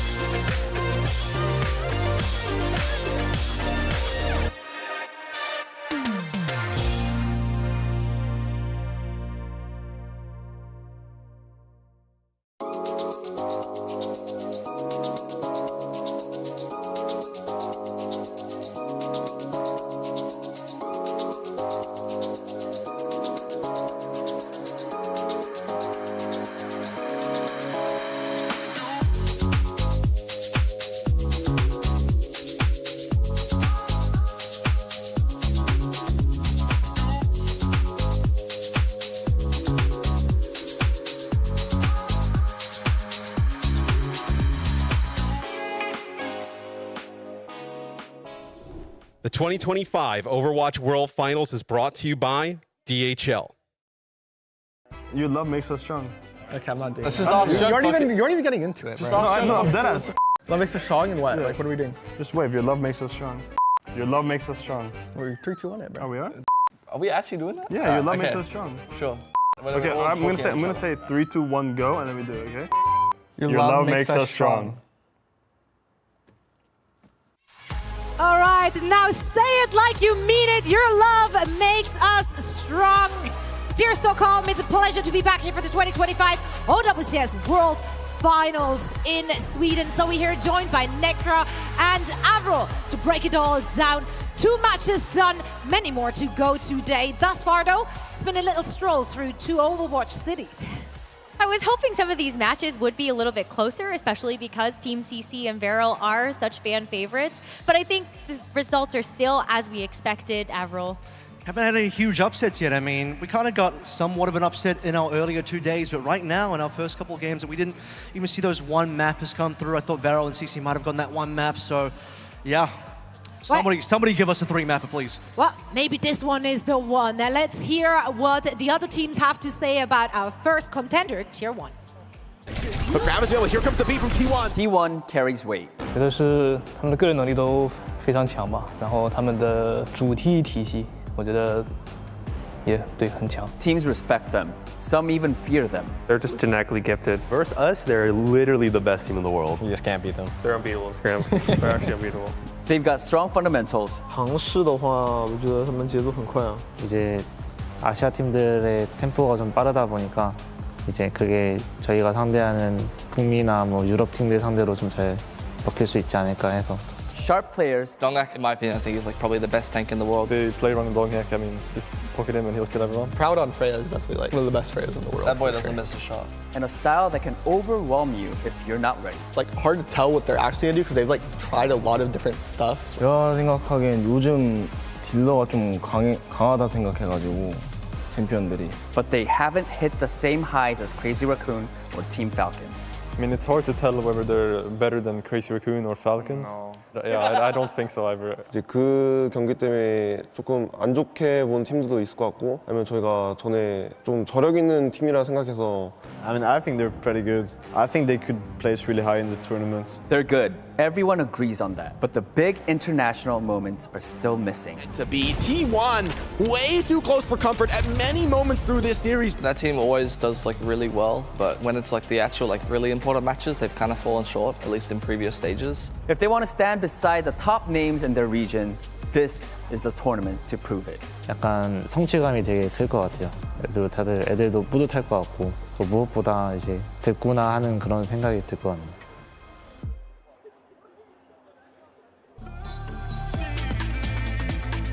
T1, the number 3 seed coming in from Korea. And they have been nipping at the heels of Team Falcon as well as Team Raccoon.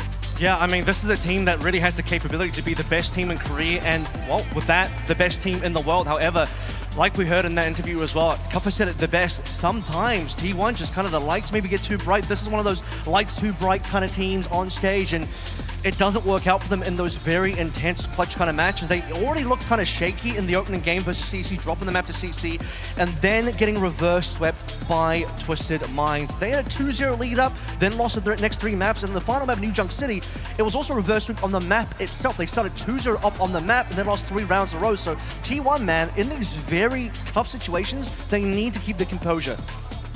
I'm looking at this roster, and I love that we see Donghak in the starting position. Of course, they have Jasmine. He's just doubling down. Yeah, I know, right? Here for I think that's supposed to say Jasmine, or Jasmine is in the starting roster, either one of the two. But I think the fact that we do have 2 different looks from this team, they have, of course, Donghak that they can rely upon for maybe some of the Wrecking Ball matchups, if they want to play the Wrecking Ball versus Kuffa and Geeke, or they can go down that actual off-tank route with Jasmine playing something like the Ramatra and the Zarya. But for Geeke, I think they're going to be really happy to be able to take that Wrecking Ball matchup. They would be. They really would be. It's been very interesting to see so much of Jasmine because previously to the World Finals, we really haven't, right? So Jasmine now in the mix, but let's hear it from all of our teams and what they have to say about the opponents. GK. GK hears the talk. Some teams think the coaching change is going to slow them down and that this is the moment they fall off. They don't have him now. I think it's GG's for them, honestly. Do they even have a coach?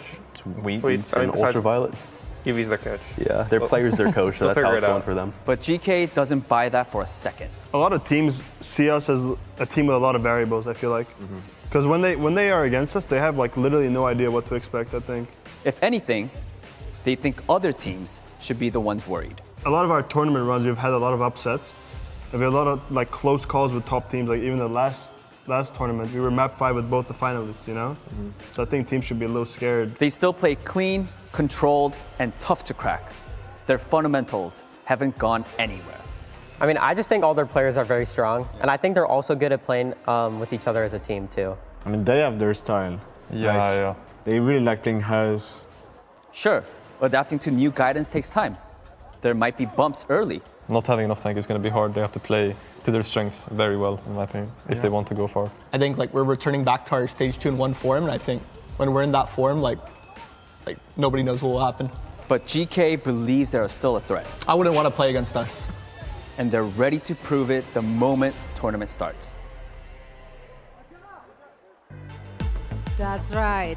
NA's third seeded team coming in here, and now they're playing for their lives. Necra, what has their season been like?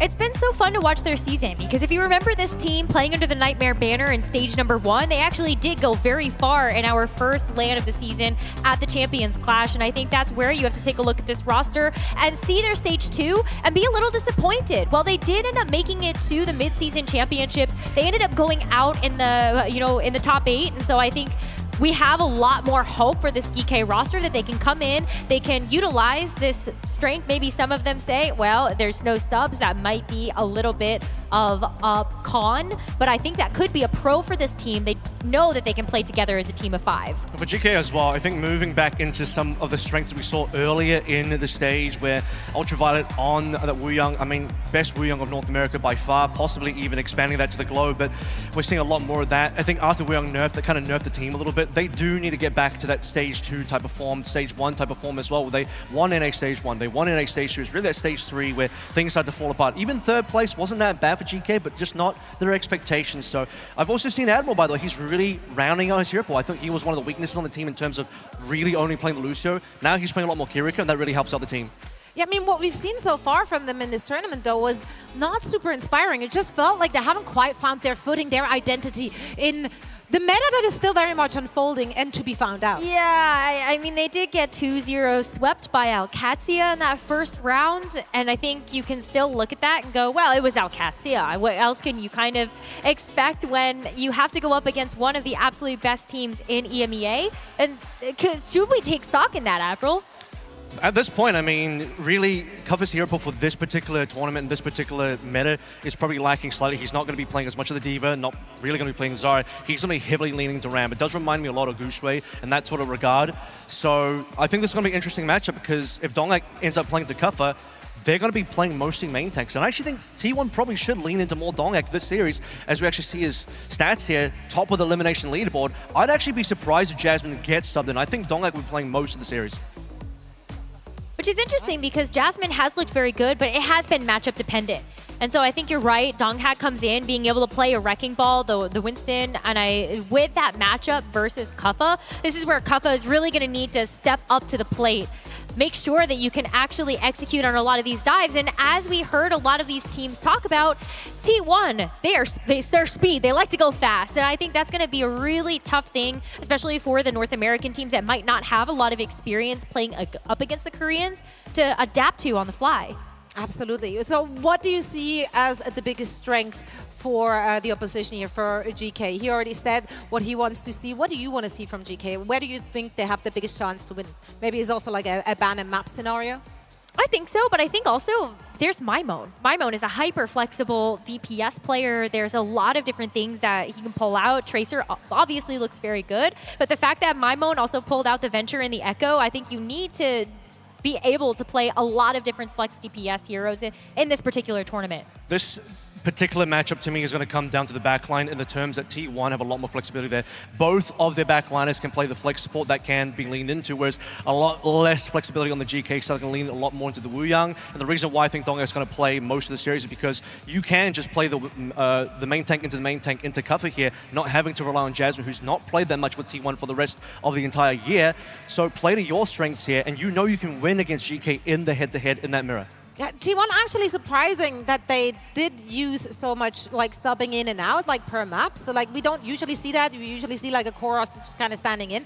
But thus far though, it's been working out for them obviously. Let's talk predictions for this one. I feel like T1 have to be like the heavy favorite to win this one, especially if you're like just looking at recency bias and the performance so far from the two teams. Like T1, they look like just a league above. I also went with T1. I think that we just have such a variety in terms of the roster and just how well oiled this team is. But getting some of the best practice in the world against Team Falcons and Crazy Raccoon, they're set up here. I'm contractually obligated to root for the Korean teams to predict for them, so T1 for me, but mostly because I do think this is going to end up being a Dongak versus Kuffa battle where in the mirror, Dongak will take that mirror. He wants to be able to play the ball. You can even just target out Kuffa's Winston and force the ball matchup. So I think that's probably where T1 really wants to go. Yeah, and we're seeing the audience does agree with that. T1, obviously, the favorite. Alas, it wouldn't be the first underdog story we get to tell here on this very desk. So let's bring our teams out to the stage. Adam, please take it away.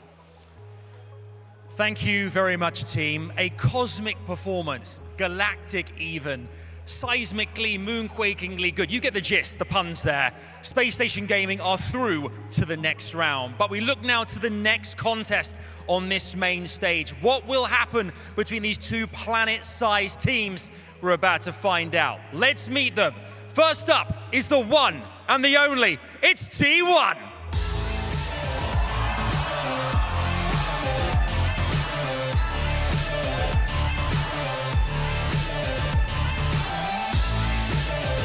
T1, comprising of Proud, Zest, Donghack, Vigilante, and Skewed. They are ready, and they are waiting. Let's see how T1 fare in this next head-to-head. And facing them, it's GK Esports! Embracing their moment in the spotlight is Admiral, Ultraviolet, Kuffa, Mimone, and Lethal. DreamHack are excited about this one. How will they fare against T1? It's all about to go down right here at your OWCS World Finals. Best of luck to all of our players as they take their seats. This is it.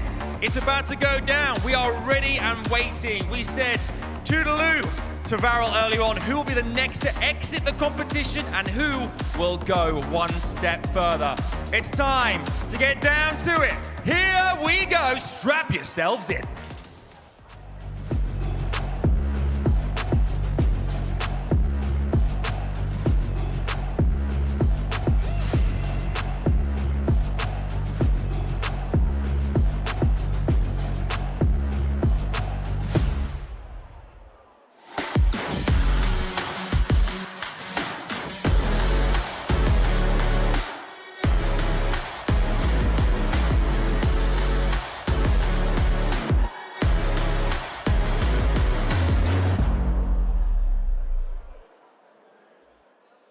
A titan of North America in GK Esports, facing off against T1, a legendary name in all of esports.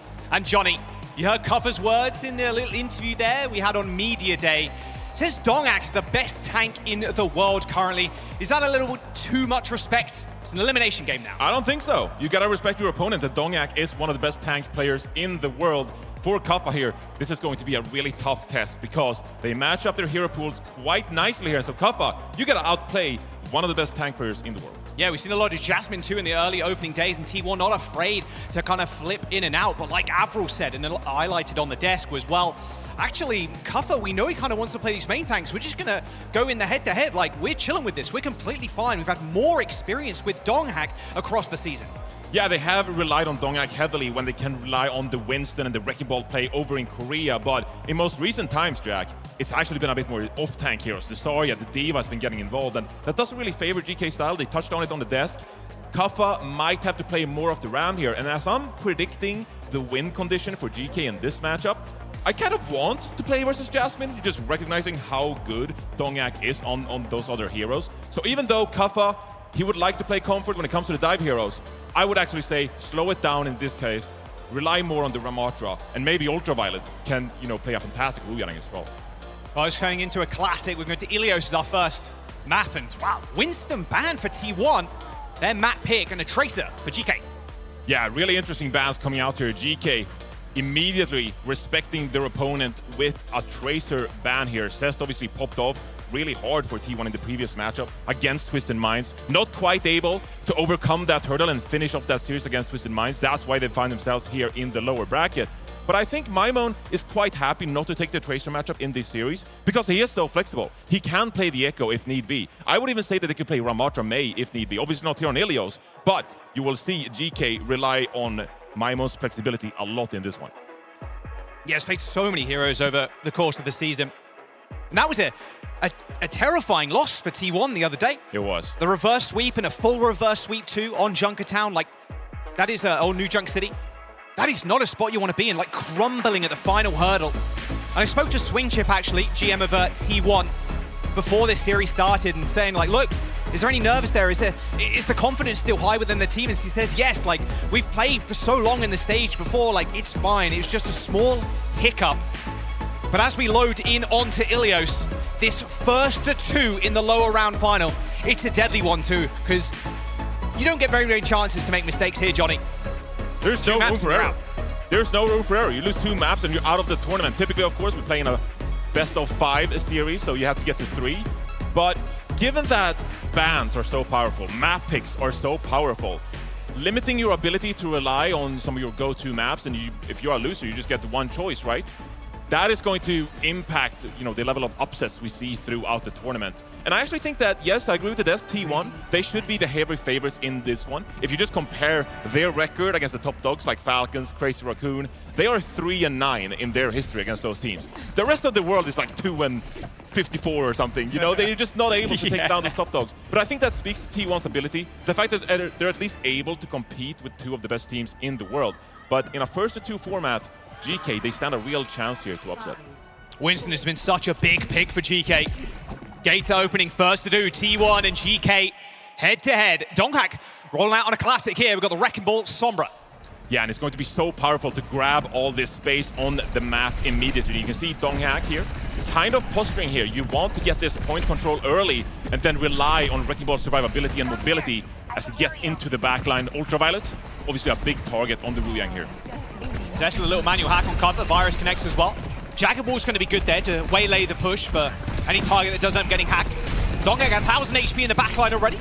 Again, another manual hack connecting with the tank player, but it doesn't really matter in the end. A double tap onto lethal though. It's the first blood for T1 as Donghack just being a menace in the backline, just unable to gain that space that GK they're trying to push up, but there's just too many obstacles in their way. Yeah, it's devastating to get that first pick, and Lethal is going to swap over to the Freya. Some extra mobility to navigate these dives coming in. Freya is going to be a go-to hit scan choice in a matchup like this, but Maimon is trying to at least put some pressure onto Donghack here. You need to find a way to get this Wrecking Ball out of your backline. It's so tough, and then Zesh just kind of hanging around the side. Tough to go coast as well. You will get booped off, and the Mega Health Pack is going to be permanently hacked. They're going to try for it at least. Maimon teleporting away at 37 HP. Goes for the Mega Health Pack, hacking it up. Getting his health topped up again, but again, they need to be able to take space, but GK, they're not finding any of it. Yeah, they don't obviously have any speed because they're playing this big Wu Yang composition, and they're going to get pretty close to ultimate. So Maimon finds a crucial space pick onto Donghack, and that is going to grant them so much space. You can see them walk up here. They're going to put pressure onto this point. And now, T1, how do they contest without their Wrecking Ball? Donghack is on his way back, but it's a crucial cap for GK. Yeah, I mean, they just don't. Wrecking Ball is so easy to get back to the point quick, so if you lose any more, it's more of a stagger, so you get at least half a fight out of T1. Ultimate's coming up here. Going to be a big fight here. You can see GK. They are trying to rotate away from this wrecking ball. Always be on the move. Bowler shot comes out. EMP hits Avril. That's a virus too. Good connection from Zest. He's going to keep it going as well. Spots Ultraviolet. Teleports behind him. Virus connects as well as Donghak finishes up. And with Lethal only finding Vigilante, I mean, they're going to have to find something else. Like, in the meantime, that's 3 kills for the Sombra. Zest ends up going down to cover, but Donghak's here with the follow-up. Flip ends up coming in, 36% for GK, but losing Avril that early on to an EMP is not a good look. It's not a good look indeed, and T1 now still very happy with their ultimate economy. They got double support ultimate here, and Mines are so good at keeping this point contested. So GK will try to walk up here. Eyes on Maimone here, actually. Has an EMP in hand. Can you shut down Skew there potentially? Comes out. He connects with 2, in fact, and yeah, Proud instantly deleted. Headshot with the virus, you take that. Another kill onto Skew, the other hack target. All right, quick reset. T1 still, though, gaining percent. Donghak's in a little bit of a sticky situation, or a spiky situation with that jagged wall. We're getting into a bit of a tricky spot here for GK as well. Knowing that T1 has double support ultimate, and you only have a rally in hand. You need to go for a bit of a crazy play here. Can you find a manual hack onto one of the supports? See some follow-up from Lethal onto that Freya. We talk a lot about Lethal's playmaking ability on that hit scan. Well, this would be the time. Yeah, I worry now, though, this Sombra ult charge coming through from Zesh, Johnny. Because of how early they used it, they're going to get one for the final fight. Oh. Donghak trap, though. Jagger Ball looks like Skew was there to the rescue, shooting it as well with the blaster. Ends up spotting out Maimone in a bit of a predicament, but uses that translocator to get away. Here comes the rush now from Vigilante onto the point. How did GK even respond to this? A nice little headshot onto the backline, forces Maimone to use that teleport again to go invisible. Sound Barrier comes in response to this rally, but Ultraviolet's already dead. That overhealth didn't have a chance to build up. Ends up spotting Proud there, but quickly zipping away. Jumps up to the high ground, and Scoot finds 2 on the Lucio. And this is going to be a tricky spot now for GK. Scoot is just popping off on the Lucio here, and it's going to be a fourth. Dagger Okay, on Maimone, Scoot, 4 perhaps. kills for the Lucio. Okay, that's not every day. Pop off, King. They're going to be able to get back in time, of course. They got one more fight, but they're running into the CMP. They're running into the CMP and T1. They want to fight aggressively here. Make it difficult for GK to contest this point. See if Kafka can find an isolated kill, but Zest wants to go early. Pings out, Lethal, looking for Kuffer. Translocate to the high ground. Donghak's in a good spot to follow up from this as well. EMP, it does connect, and it connects with 2. Kuffer behind the jagged wall, but it's Lethal to fall first. A nice little tidal blast there from Ultraviolet, but it can't save you from Proud. T1, they're going to wipe GK off of Ruins and claim the first round. And that is what T1 does best. Playing the Wrecking Ball is a hero that GK will need to find a way to navigate throughout this series. But if I'm GK, I can't put too much emphasis into this singular round. Coming up next, Lighthouse. Well, these are the most important rounds for GK to really look towards if you're going to play this hazard composition. Find some nice rotations, because Ruins really is the best point here for a hero like Wrecking Ball. And so I do think that T1 might have to change up their composition here slightly. Feels like an anomaly on the scoreboard with Donghak with the most deaths on the team with 3. But Proud, Skewed, Vigilante only dying once each. Zest doing a lot of work too on the Sombra. Very high damage for the Sombra. Yeah, I mean, GK, they were put under so much pressure without that speed, right? So yeah. Admiral is going to make this swap over to the Lucio here, actually. And it's going to be a Echo Freya composition from GK. We've been seeing this a lot in the meta because of the mobility both of these heroes have. GK here, contesting this coast side, trying to wrap around this enemy team. But Donghak, he doesn't want to give up these side lanes. They're already on top of GK. Yeah, Lethal, Maimone's super low already. Donghak had an aerial view over the Echo. Gets the slam on a couple of people as well. There's the shield. Pretty chilling now is Donghak. And Kuffer overextending a little bit. As Donghak was going for that triple slam, Johnny, Kuffer was trying to make his own space. But unfortunately, the virus hit. Yeah, they're in a tough spot here because GK, as you can see, they're kind of stacked up together because Donghak did such a great job at just pressuring them away from the flanks as Vigilante just gets another 3K. Okay, the supports on T1, they're decidedly having a great game here. They're looking good. But if I'm GK here, I need to find a way to utilize my speed to get on top of one of these individuals. Looking at T1's composition, of course, who do you really contest here? There's so much mobility on the side of T1 that you really have to capitalize on a mistake, maybe a bad translocator, Proud. Not able to navigate his way around here. Yeah, Kuffer tried to use that Dragon Wall there to stop the escape with the Translocator, but didn't connect. That did, though. And Lethal's already dead. Can't even Already block. Donghak's in the back line, yeah, hitting the slam. It's so tough to move against this comp, but even with the speed, Johnny, I'm gonna keep it real with you, Chief. It ain't working. It's not working for the minute. I mean, Lucio, in these tight corridors, it is a fairly diveable hero. Oh, whoops. Zest? Whoopsie. Okay, my bad. Can we get a replay on that one? What are you cooking, Chief? He's chilling, he's chilling. All right. We'll be back in a moment. What? With a commotion. I'm joking, I'm joking. EMP coming up for Zesto pretty quickly. Duplications have been pretty crazy as of late. We saw a Lucio one earlier. My God. Admiral takes a double shot. Yeah, goodbye. Oh, that was nasty. A good little duplication from Maimone, but didn't exactly want to use it there. Napolis connecting with him mid-air. Can he get good use of these mines? Ends up using them in cage, but Lethal already falls down. A rush onto the point's good for GK, but again, Johnny, no real estate, no space at all to use it. They're under so much pressure, and you can see here, 90% time is ticking for GK. Maimone goes down to his own mines there, and well, 95% for T1, and they are routing Kuffa. And that is an Ultrax as well, as T1 just decimate GK. That was not close. Wow, that was lopsided. That is what we're expecting from T1, the third seed coming out of Korea. And we noticed going into the matchup that GK, they are going to struggle against a Titan like Donghak, proven it so many times before on the global stage that he's the tank to be reckoned with, and GK had no answer for the wrecking ball. The head-to-head looks good. Maybe Kuffa giving too much respect there to Donghak. Just peep the stats, Vigilante and Proud. Only dying once each. Oh, this is looking good. Avast is going to look pretty happy, I can tell you that. Oh, Avast is just having a blast backstage. Off. Yeah. Popping off. In his little cubby. Peep that co-stream. Yeah. 19-4 as well from Zest on the Sombra. His EMPs as well were magical. Connecting with the right target every time. Yeah, and I think Zest is showing that he's having a bit of a breakout tournament here. We obviously know that Zest has been incredibly talented, performed for many years in Overwatch Esports, but it's primarily been the Tracer. Zest, in his career, hasn't really been able to overcome some of these really tough opponents, right? To gain that hugely important accolade, something he can look back on, a big achievement in his career. But in this tournament, like, his venture was absolutely fantastic against Twisted Minds. Now, you're seeing it on the Sombra. We know what he's capable of on the Tracer, of course. Legend standing behind them as well. Yeah. Flutter. See where we go to next. Overwatch League MVP, yeah, 2020. Yeah, he's got the Echo skin. He's got the Echo skin, yeah.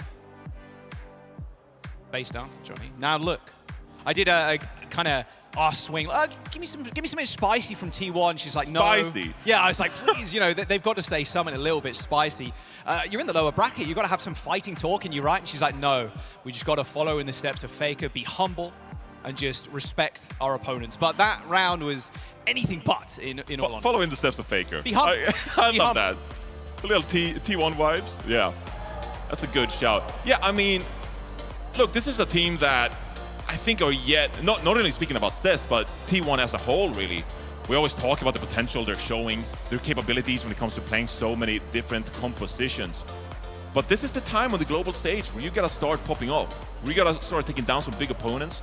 GK, for T1, I feel like it's just another kind of like roadblock here in their path in the lower bracket. They have their eyes set on like the bigger teams here, Team Falcons, Tracer Raccoon, Twisted Minds now. They want to get revenge on them. I think anything but top 3 here for T1 would be a little bit of a disappointment.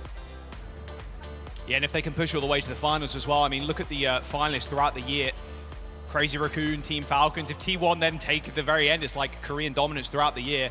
That was a big breakout from EMEA as well, to be fair. At the mid-season, like, EMEA showed up, and they're continuing to do so.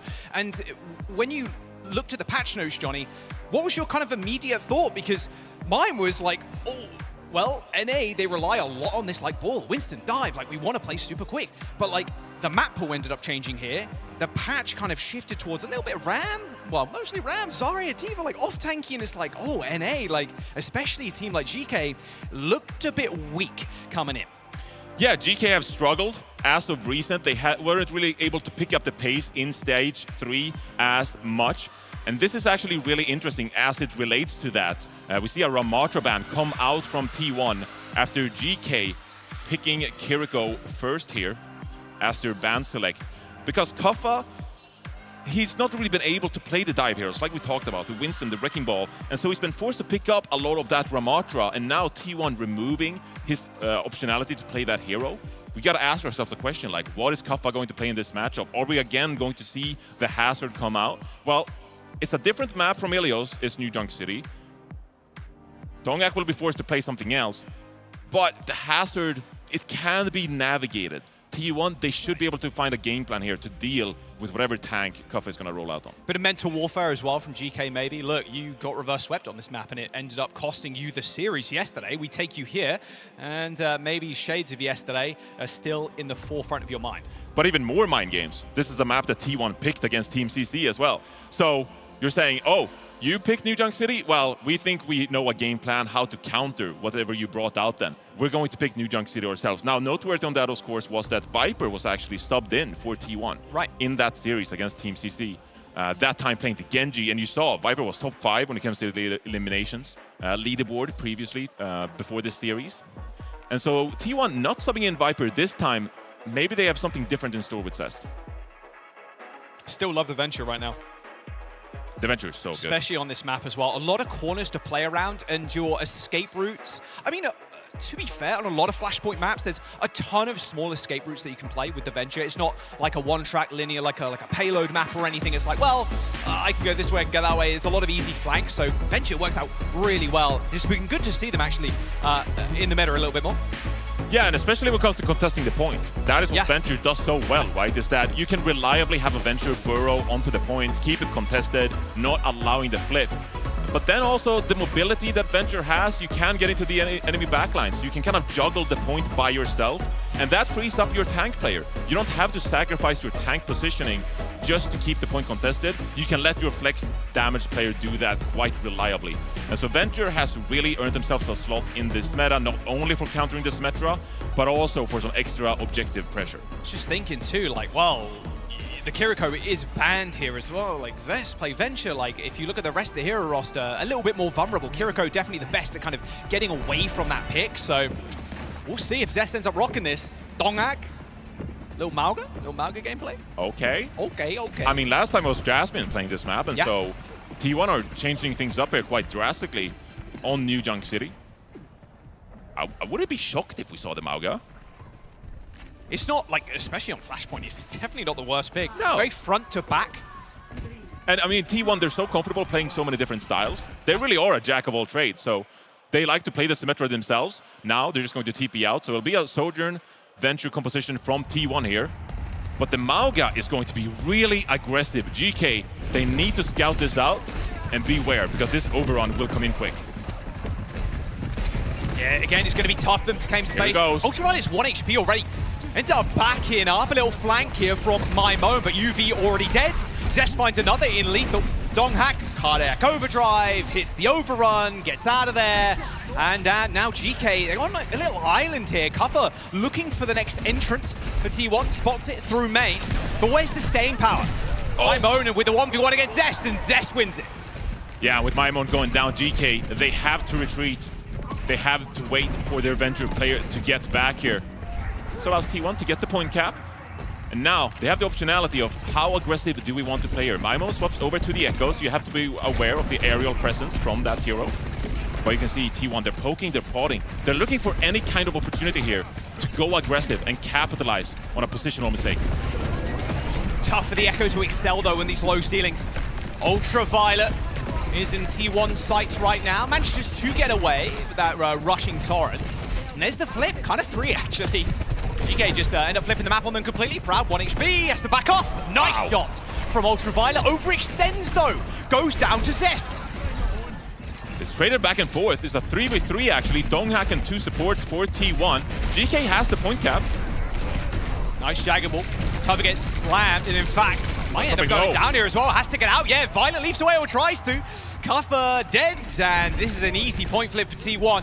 No one standing up against the Mauga here. Yeah, a bit of a mistake from Kaffa there. Playing overly aggressive. You gotta realize you're 2 men down, but pushes up. Donghack Just a bit of a free point cap there in T1. Now with ultimates on the board, they can decide how to play this one. I'd actually like to see them navigate a little bit. Oh, it's another big pick from Proud here. Individual plays from T1. Yeah, and they got window as well. They can play far up if they want it. Downpour. Vigilante doesn't get out of the way though. Mymone's on the flank.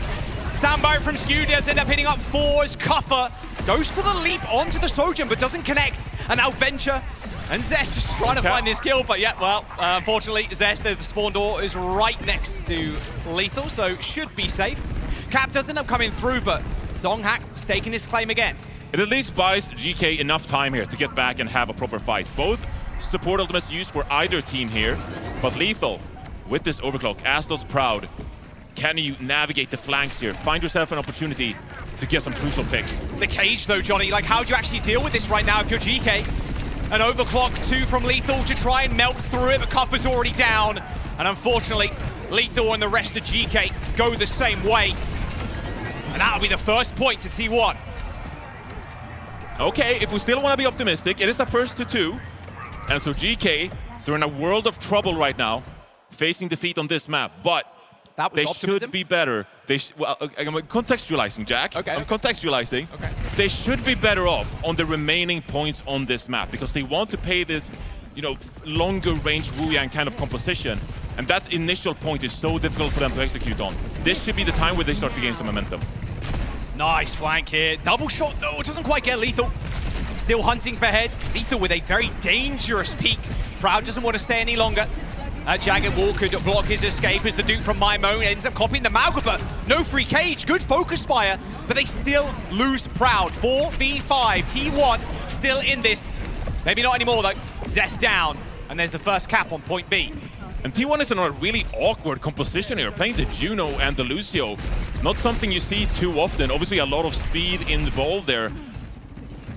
But GK, I think they should be able to capitalize on this. You kind of have to peel away, you gotta back off, you gotta be wary of this Mauga walking up.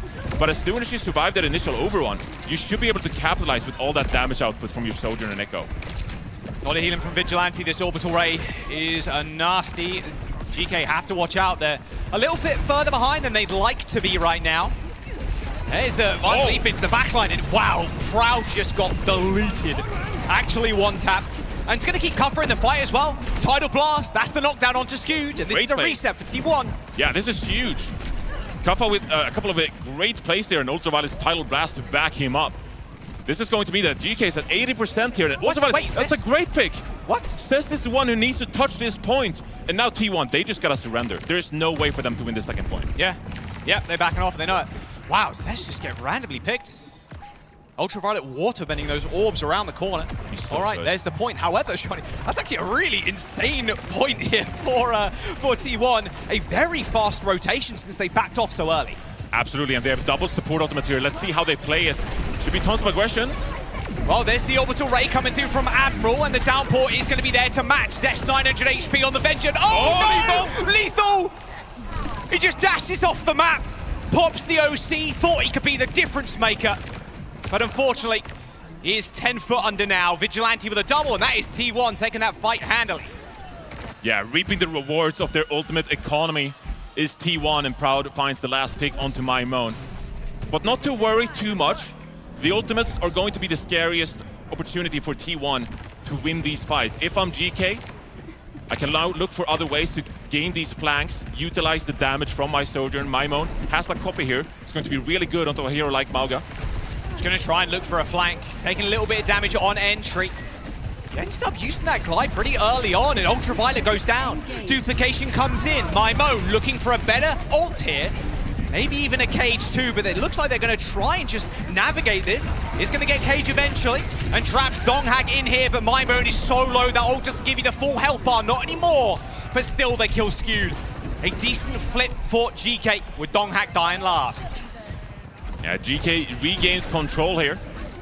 And now they can play all these wide angles here with their damage players, and they can always look for these picks, right? Echo is going to be a really good hero at getting on top of the backline of T1, playing that Juno Lucio composition, and capitalize on getting picks before T1 successfully rotate to the point in the first place. Cage coming through from T1 as well. Looks like they just want to lock Cuffer in place once more, and this there's no support there, Johnny. Look at the silhouettes, the outlines of the rest of GK. Ultraviolet's going to try and take the fight versus Proud, and now looking straight at Mymone is the Sojourn player. Ultraviolet 1 HP, literally couldn't be any lower. And Zest is going to chase down Avril. Another flip, but GK still with 68%. But Ultraviolet, what? Tidal Blast comes in. Mymone finds 2, but is it actually enough, Johnny? Because Zest cleans him up in the end. That's how GK gotta play the composition. You gotta look for individual plays, but that time, maybe a little bit too much, too late. And T1 at 80% and counting. Kaffa should be able to get back here for a last-second contest. Oh, Donghag's back on the ball, man. Someone make him stop. Ends up slamming it big in the back line. Gets a lot of shields there. Has to roll away, though. A double tap onto Vigilante. That's 2 for Lethal. A good downpour is going to lock Skewed in place. Proud finds his 1, but GK find the fight. That's massive from Lethal. That's exactly what you need from your hitscan player. Being able to win a fight with a couple of picks like that. And I'm not sure I love the Wrecking Ball Juno Lucio composition. It's such an awkward composition for T1 to be on. Now, they have double support ultimate, and if they're able to build these, they should be able to win this next fight. Ultraviolet's just in a 1v1. He needs help. He's in trouble, yeah. Okay, they're going to be able to get the touch. Oh, they got it! Wait. Miscom there, maybe. I mean, I thought Donghag was maybe going to roll towards the point. What about this? You have a Venture player. Yeah, you have a Venture, you have a ball. Like, Skewed ended up falling, but that's a mistake from T1. That just can't happen in a situation like this. You have the ultimates required. You gotta pick onto the Wu Yang player, T1, with another mistake there. And now Donghag finds himself on this Wrecking Ball as we head into an indoors point. How are we going to get on top of the backline here for GK? This is such a tough spot for T1 to be in. They're going to go early by the looks of it, Johnny. They have Orbital Ray. Orbital Ray, and that's a lot of pulsar torpedo damage. Lethal already dead. A quick duplication, but it's almost instantly killed. These dupes from Mymone not looking so pretty this series so far. GK are going to lose all their players, and that's going to be the first cap to T1, and the wealth, the economy for T1 at this point as well, Johnny. It is looking good. Yeah, really good stuff, just winning the fight based on the Orbital Ray alone. But it's so fascinating them playing this Juno Lucio because they gotta be so quick to get these kills early. And now you have a sound barrier. So with some tactical aggression here, pushing outside the point. It's all about getting on top of your opponent. One missed slide from Lethal and it could be all over for GK. He redeemed himself from earlier on, of course, after sliding off the map with the OC. There's the Orbital Ray used pretty early, but Team 1 are going to respond with the sound barrier and instant kill onto Avril. Is going to be good for 1. He jumps up to the high ground. There's going to be a tidal blast. That Proud now trying to get away. Oh, and a snipe onto Lethal. He thought he had him dead to rights, but Proud stands taller. Kaffa down, and well, that's a flip for GK, sure, but T1, they're the ones in control. Yeah, and GK haven't been able to find quite the same momentum on this indoors point. Mymone swapping over to the Tracer, and now GK, they're going to make some hero adaptations as well. Admiral over to the brig here, some added protection for Ultraviolet. Try to get some rotations from inside this point. They want to fend away from this Wrecking Ball. Lethal pops the overclock. Nice headshot, actually. Headshot. Manages to get the double slide up onto the high ground, but still searching for more. Half HP, has to get healed up, but that's the headshot's the only thing he's going to get. Mines there, separate the team, but it looks like the backline from GK made it out alive. A downpour from Kaffa doesn't result in any kills just yet, but at least manages to get the flip. Lethal comes out big with 1. But still 99 for T1. They can't afford any mistakes now. GK gonna try to run this point back and tie up the series. Yo. And this is what you gotta do. You gotta be aggressive. You gotta poke in spawn. See if you can get some early picks with your Sojourn player. Make the rotations difficult for T1, who are coming up on an Orbital Ray here. That is going to be a ridiculously powerful ultimate as we draw closer to this point. Mymone, what can you cook up with this full spawn with no Susu on the field? Hunting for the backline now, spots 3. Expecting Zest to come back down, yeah. Ends up getting chased out, knows the numbers are against him. Orbital Ray, like you said, available now, Johnny. For T1, straight across the high ground, but Proud's already dead. Kaffa found an off angle, was hiding in the bushes or something. So well, T1, they've got Donghag in the front lines, but there's no kills to this Orbital Ray. And there comes the tidal blast as well. Kaffa looking for a target to knock down, but doesn't end up finding anybody. A little bit too elusive at T1 right now, but the rally from Avril is going to be good for another. This is the map. And GK are going to take them here. New Junk City is theirs. We're going to a map 3. What an impressive performance on New Junk City from GK. Showing some momentum on their own map choice. Kaffa gets going on the Hazard, and you can see the individual playmaking. Lethal, Maimon, Ultraviolet contributing on the Wu Yang. This is what GK is all about. Poking and prodding around the flanks, doing some playmaking, but T1, I gotta question that Lucio Juno composition. Is that really what you wanna commit to when you find yourself in a loser bracket match in first to 2? I mean, I can't remember the last time we saw that composition. A long time. My mind just races back to that second point though, Johnny. Donghack, and they're getting a kill. Oh, we got a pick, like, okay, pretty easy. Ultraviolet's dead, right? There's no Wu Yang. We roll to the point, and then the comms break down for T1. Like, is this map like their kryptonite? New Junk City not looking good for T1 so far. Map number 3 coming up next. I hate to say it, Jack, but it comes down to being clinical on LAN in these major tournaments, not making those kind of mistakes. And I think from T1, just looking back at that map, there were a couple of opportunities for them to win some crucial team fights. Obviously, Lethal sliding off the map is not optimal either, as we just saw. But I think that is a great example, Jack, of T1 just not being able to go across the finish line in a tournament like this. We gotta see them be more clinical in a matchup like this. Yeah, be cleaner. And this is something that GK, or under their previous banner Nightmare, have done before. Taken down one of the best Korea has to offer. That's last time around. That was Crazy Raccoon in Hangzhou. And I think we harped on it in mid-season too, but they eliminate T1 here. They could be on a warpath in the lower bracket.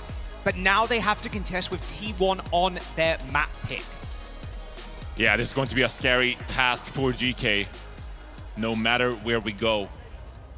But I think this is going to be such an extremely interesting pick from T1 here, because obviously you would maybe want to see them commit a bit more to Donghack, his capabilities on the Wrecking Ball, on those dive heroes. But historically now in this tournament, they've kind of favored Jasmine being their go-to tank player, playing more of the Ramatra composition, playing more Zarya. Jasmine, a fantastic Zarya player, that is. And so now when you're facing defeat, going to a third map in this first to 2 series, where do you go? What is your comfort? What map are you willing to play and say, we're leaving it all on the field here? I feel like maybe it was a blessing going to this New Junk City here. But why the change though? Like, why did T1 change up from what they were doing against Team CC?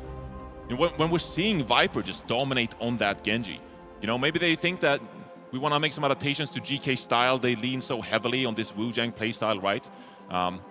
Team CC, they like to play their own off tank, you know, similar to Kaffa or playing the Hazard here. But still, this T1 team, it's a team that always makes these changes, as we see Jasmine coming into the lineup. And they're saying, if we're going to go down in this tournament, we're going to play the Zarya.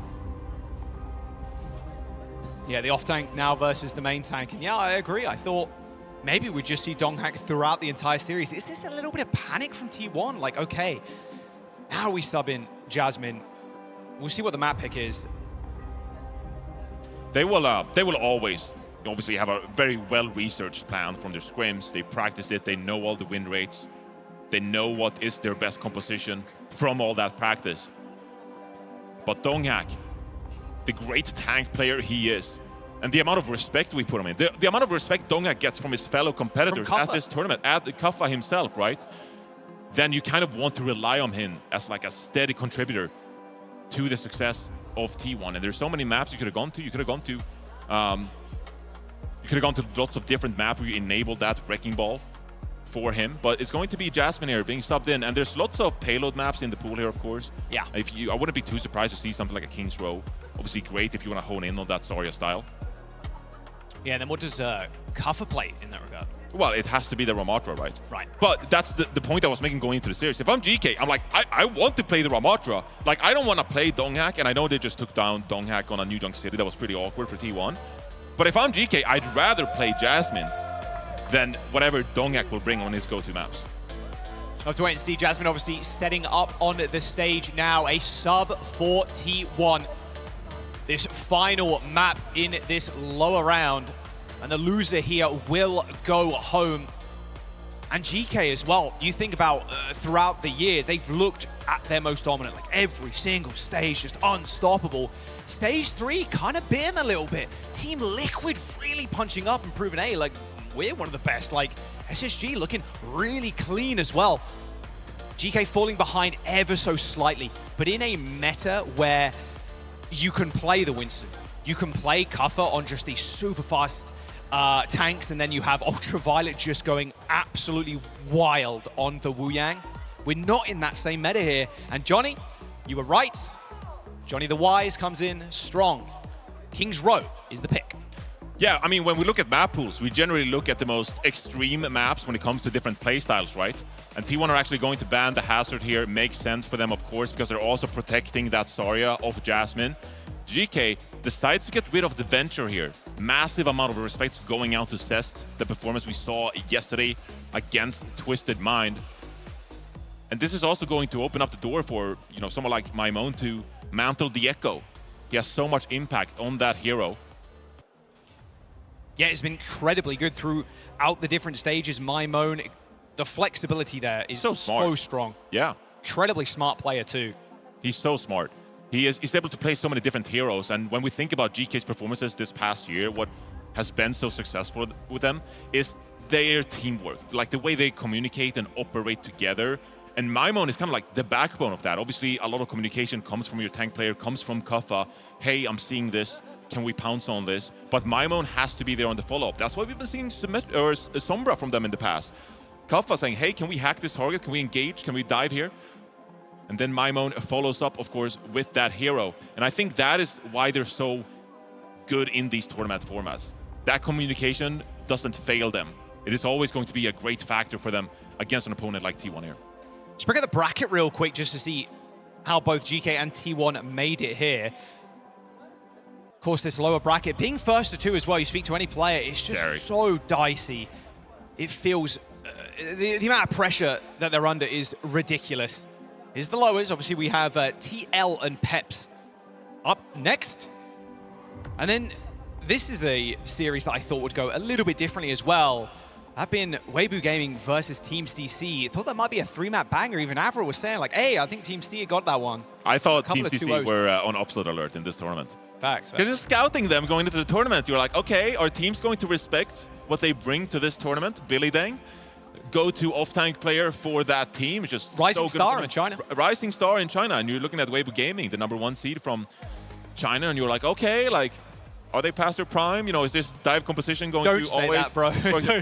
No. Am I being too harsh? I don't know. Maybe. Like, there's so many. Bro called Leave Shy and Gouche past that. But what I'm saying is, like, Team CC, they're the next generation. It's just like, yeah. Although, you know, Kaneki has been around the scene forever now. You know, they got plenty of veteran on that roster. Yeah. But Weibo Gaming has been the #1 team in China for so long that I really think we ought to put some respect on Team CC and what they could bring into this tournament. But they go down 2-0 against Weibo Gaming, obviously falling to Weibo's dive composition in that one. We got lots of bangers in this first lowest round, all first to 2 matches.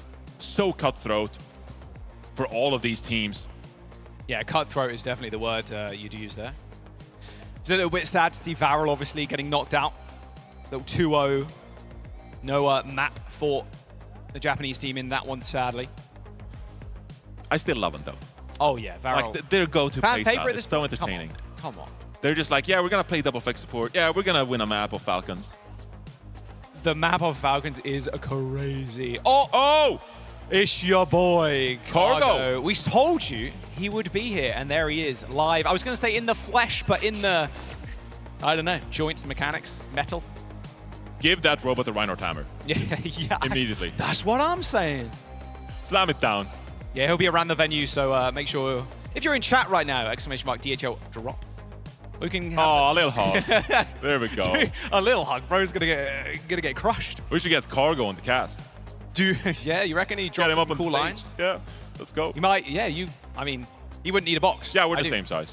Yeah, that makes sense. That makes sense. Me and Cargo, we're real close. We're buddies. Yeah, you dabbed him up at the corridor? Yeah, we dabbed him up, yeah. Nice. Looks like Jasmine is ready and raring to go. Let's have a look at the damage dealers for Flashpoint specifically. Wow. Okay. Jasmine, #1. Damage per minute, 1,030. That's That's a lot of damage. That's over some DPS. That's pretty over good. some DPS. That's pretty good. One would say the tank is really strong in the 5v5 format. It's pretty sick, guys. When you're Someone's going to post this on social media and be like, tank is OP. Yeah. Let's go. And then how many other DPS? 1, 2, 3 DPS behind him. Billy Dang, okay, Kappa, Sugar Free. Dongak is 10th. They have 2 tank players in the top 10. Legend. Wow. T1. There you go. Number 1 and number 10, both with 1s in them. That is crazy. That is. You should be our new stats guy. The new stats guy, please no, bro. Playing with numbers a little bit. Bro, I can barely do addition. Come on, man. Come on, man. All right, Jasmine's still getting ready to go. Kings Row, Venture ban as well. Like you said, a lot of respect paid towards Zest there. Yeah, I mean, Venture has been so good this tournament because it's such a tool of distraction. Like, you can get into the backline with your ability cycle. You're able to secure a pick essentially by yourself, but also you have the escapability required if it really doesn't work your way. The ultimate as well is so powerful now. I feel like Tectonic Shock.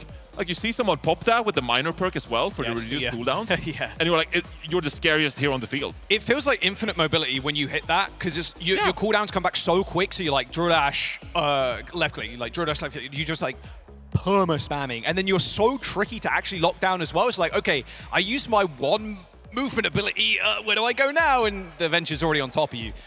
Yeah, I mean, what is the counterplay? Just like lose your wall riding? Yeah, I guess, yeah. Funny Astro did it the other day. Yeah, Funny Astro jumps up in the skies, or like Wu Yang hits the Russian torrent, jumps up, right? But it's not a great hero as well because you can reliably force the teleport and Suzu from Akiriko, right? And so you can really like herd the opponents with that Venture successfully as we finally get closer to the start of map 3 here. I want to jinx anything. Kings are obviously drawable, but in reality, our last map here, T1 and GK, a first to 2, both on a match point. Loser goes home. NA's number 3 and Korea's number 3. You'd expect, again, it to be this close. And with GK's dominance throughout the year with a slight stumble towards the end in Stage 3, netted them their 3rd place in North America. T1 always kind of 3rd place though, Johnny. Kind of, I don't want to say it, but kind of used to it behind Crazy Raccoon and Team Falcons. And maybe this is their tournament to punch up, not even to their own region, but to the rest of the West. They're knocking on that door. They want to be let in. GK. So much pressure on their shoulders. How are they going to adapt to Jasmine here? As Jasmine rolls out on the Sigma. This is interesting. Sigma in recent history, a bit of a niche pick. Obviously still really good with this shield. A lot of poke damage coming through, but I feel like on a map like this, can be quite easily navigated. Now, Cess is also on the Symmetra, so that's going to be some added mobility to play with here. They are probably going to be quite reliably securing the high ground using that teleporter, rotate around whatever GK has to offer. But that being said, besides that teleporter, it's going to be a hero that you should be able to get on top of. Lethal on El Clasico on the Ashe. Very happy, I'd imagine, to see Ashe back in the meta. Just a very scary hit scan. Can really take over the game on his own a lot of the time, Johnny. He's given that space, and that is exactly what T1 denied him on in that map 1. Yeah, playing the Ashe here, you're going to have a lot of damage output, but crucially, you need to secure the sightlines for your Ashe player. And that is what T1 are looking to shut down, with Jasmine holding this high ground here, trying to protect this from GK, not allowing them to set up and contest this point, and granting space for their damage dealers. Kappa struggling a little bit here, but Ramatra, with that Nemesis popped in a moment, should be able to at least disjoint someone. Yeah, he ended up using it to get up the stairs, Johnny, so he didn't have it to actually stand tall against Jasmine on high ground. Trying to get a tick, but again, hard enough to stand up against the Sim. Lethal does end up going down, tries to go for a cheeky little flank there, but they do end up trading DPS. Kappa knocked to the ground, Nemesis form though. He's just gonna run at Jasmine. That kinetic grasp, no use against the flying fist of fury from Kappa. Is still going pretty low though. Mimo looking for the insta-kill into the backline, but doesn't manage to get it. There's no way Proud survives that. Like 10 HP or something stupid. T1, they let go of a tick, but they're gonna stand on this point, at least for now. Yeah, obviously the Symmetra teleporter really useful as well, getting back to the point faster. But GK, they should have been able to close that one down. Great protection from Jasmine, denying the pick as well. And now we get into the first ultimate cycle here for either team. How do you want to play this one? T1 with some really oppressive ultimates here. This Tidal Blast as well coming through from T1 is going to be used a lot more defensively, you've got to imagine. Nice rock on the Nemesis form. Cover taking some additional damage there, unable to hold the right click. Yeah, GK, the poking and prodding for the moment. GK is trying to force this point, but Duplicate's gonna come through here. Really good rock. MyMoan falls off the high ground there, transforms into Stigma, dodges the flux, but here comes the wall. Tidal Blast onto MyMoan, looking for some knockdowns, but the teleport away is going to make sure they're safe. A copy Flux doesn't end up connecting, but the road to victory here for T1 has been laid down. A beautiful E in the foliage there from Jasmine. And all that increased damage from that orbital ray just eaten up. Jasmine ends up TPing away, but it's all GK on this first point. 5 ultimates used for T1, and they're still not able to come out on top. Great play by GK there, surviving all of that. MyMoan creating so much time and space with that Sigma duplicate, of course. Great Tidal Blast by Ultraviolet, keeping him alive slightly longer. And then they were able to flip the mid-fight with that orbital ray coming through from Admiral and GK. They march onwards onto the second point here on King's Row. Jasmine survived for so long there. GK now capping this point, getting the payload going. Let's get a quick listening as they set up for the next fight. Yeah. Kill it right side. Can you still right side? Yeah, Other speed rings, we can be really strong, okay? Ram walking main. I'm behind them. Ram half on corner, Ram half on corner. Ram low, Ram one. Ram one. He's wave, I saw back line. One right wall, Ram right. Come here, arm down. Okay, left. I the back. Push it. Okay.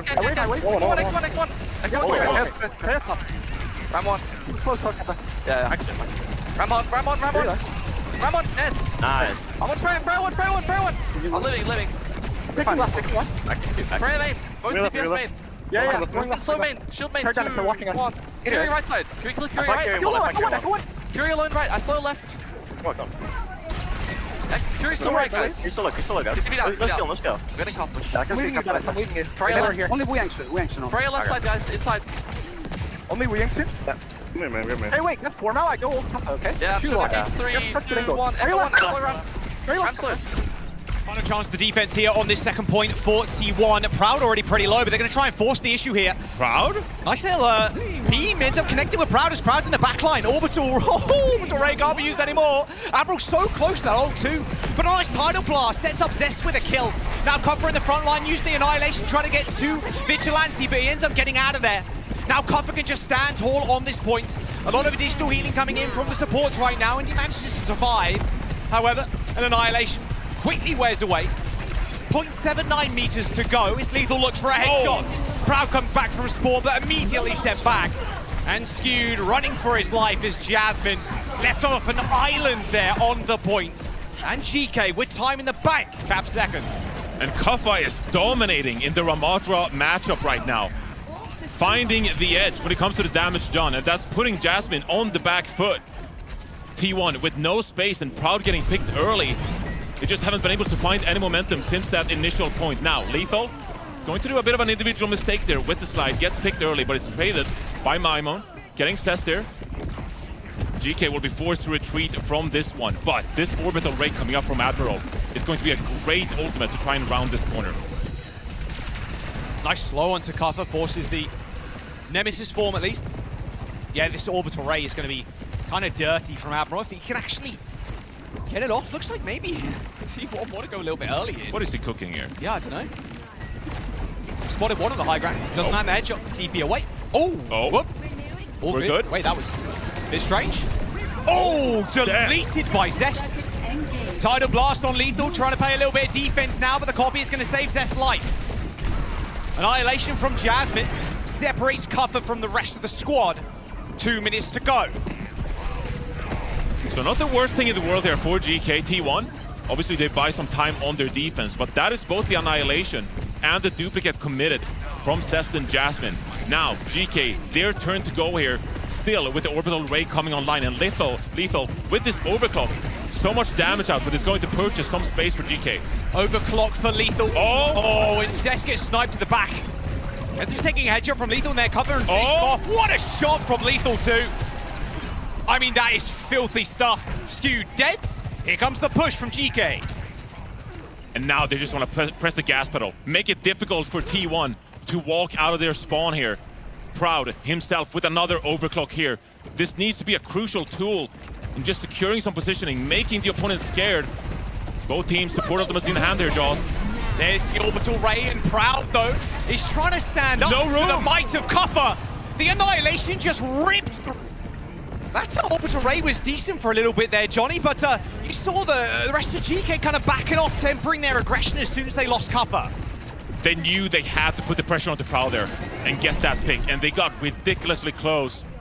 But with those sidelines that the defense has coming out of that spawn, and overclocking Sojourn is so scary. Now, 40 seconds to go here. It's going to take a little bit of time for GK for the initial staging phase here as they try to set up pre-fight.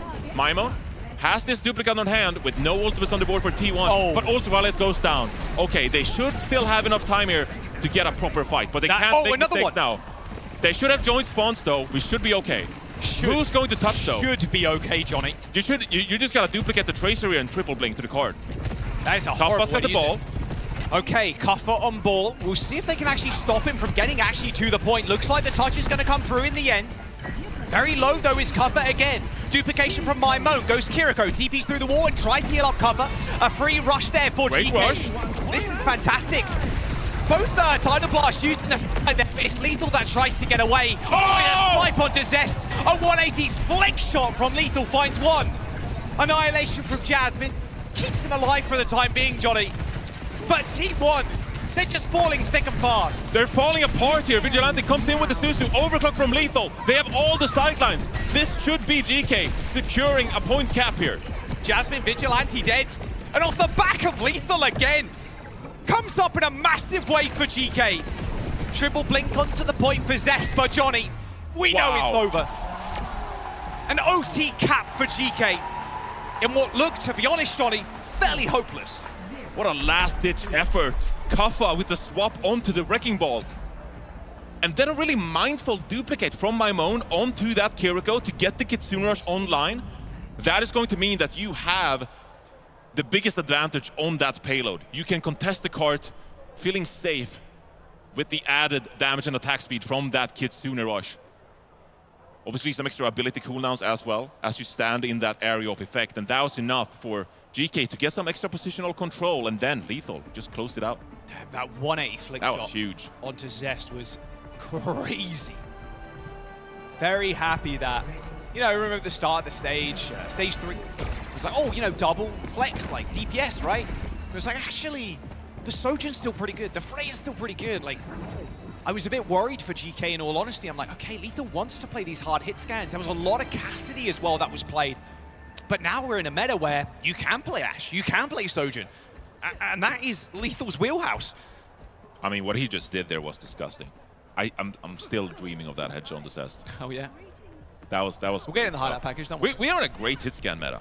Well, we have like 10 seconds here. Like we're in a great hit scan meta right now. We're seeing all kinds of hearing, seeing play, except for the Widowmaker.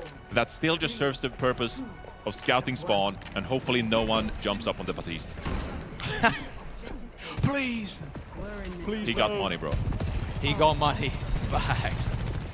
Ultraviolet, by the way, dying 1 time in that previous round. Impressive, yeah. Ridiculous stuff from the Wu Yang. Okay, so this is interesting. Jasmine is going to roll out on the D.Va here. Waits for securing some space. GK should be able to peel. Admiral goes down, actually. The dive successful from T1. Ah, that's a lot of damage. Oh, my word. Jude and Jasmine not expecting the pace, the tempo there from T1. Maybe that's what the T stands for. Yeah, that was a great push by Jasmine there. You can see he's already waiting to swap the hero immediately. Probably going to go over to that Ramatra. Or perhaps Astaria here. But the D.Va was a bit of a susceptible pick there because, I mean, you're matched up against a hero like Echo. There's going to be so much damage coming your way. So the fact that T1 were able to get away with that from a great rollout on King's Row first, that is going to put them in a great position here. As Maimon swaps over to the Mei here, that's going to be another great flex hero here to keep this choke in your favor. See if any of these ice walls can make a big difference here, Jack. Admiral swapping over to the Brig as well, Johnny. You're going to be pretty vulnerable to Zest on this Echo. Of course, you have that advantage as the attackers do flip up your picks. Now Kuffa's in a world of hurt. This angle from Proud's going to be pretty disgusting too. We'll see if he ends up finding a kill.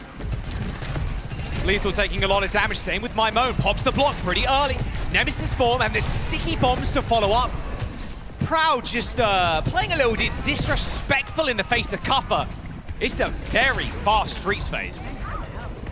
It is indeed, and now you're just going to get the one last contest here as well for GK. You are coming up on a couple of ultimates here. You obviously have the title blast as Admiral swaps back to the Juno here actually.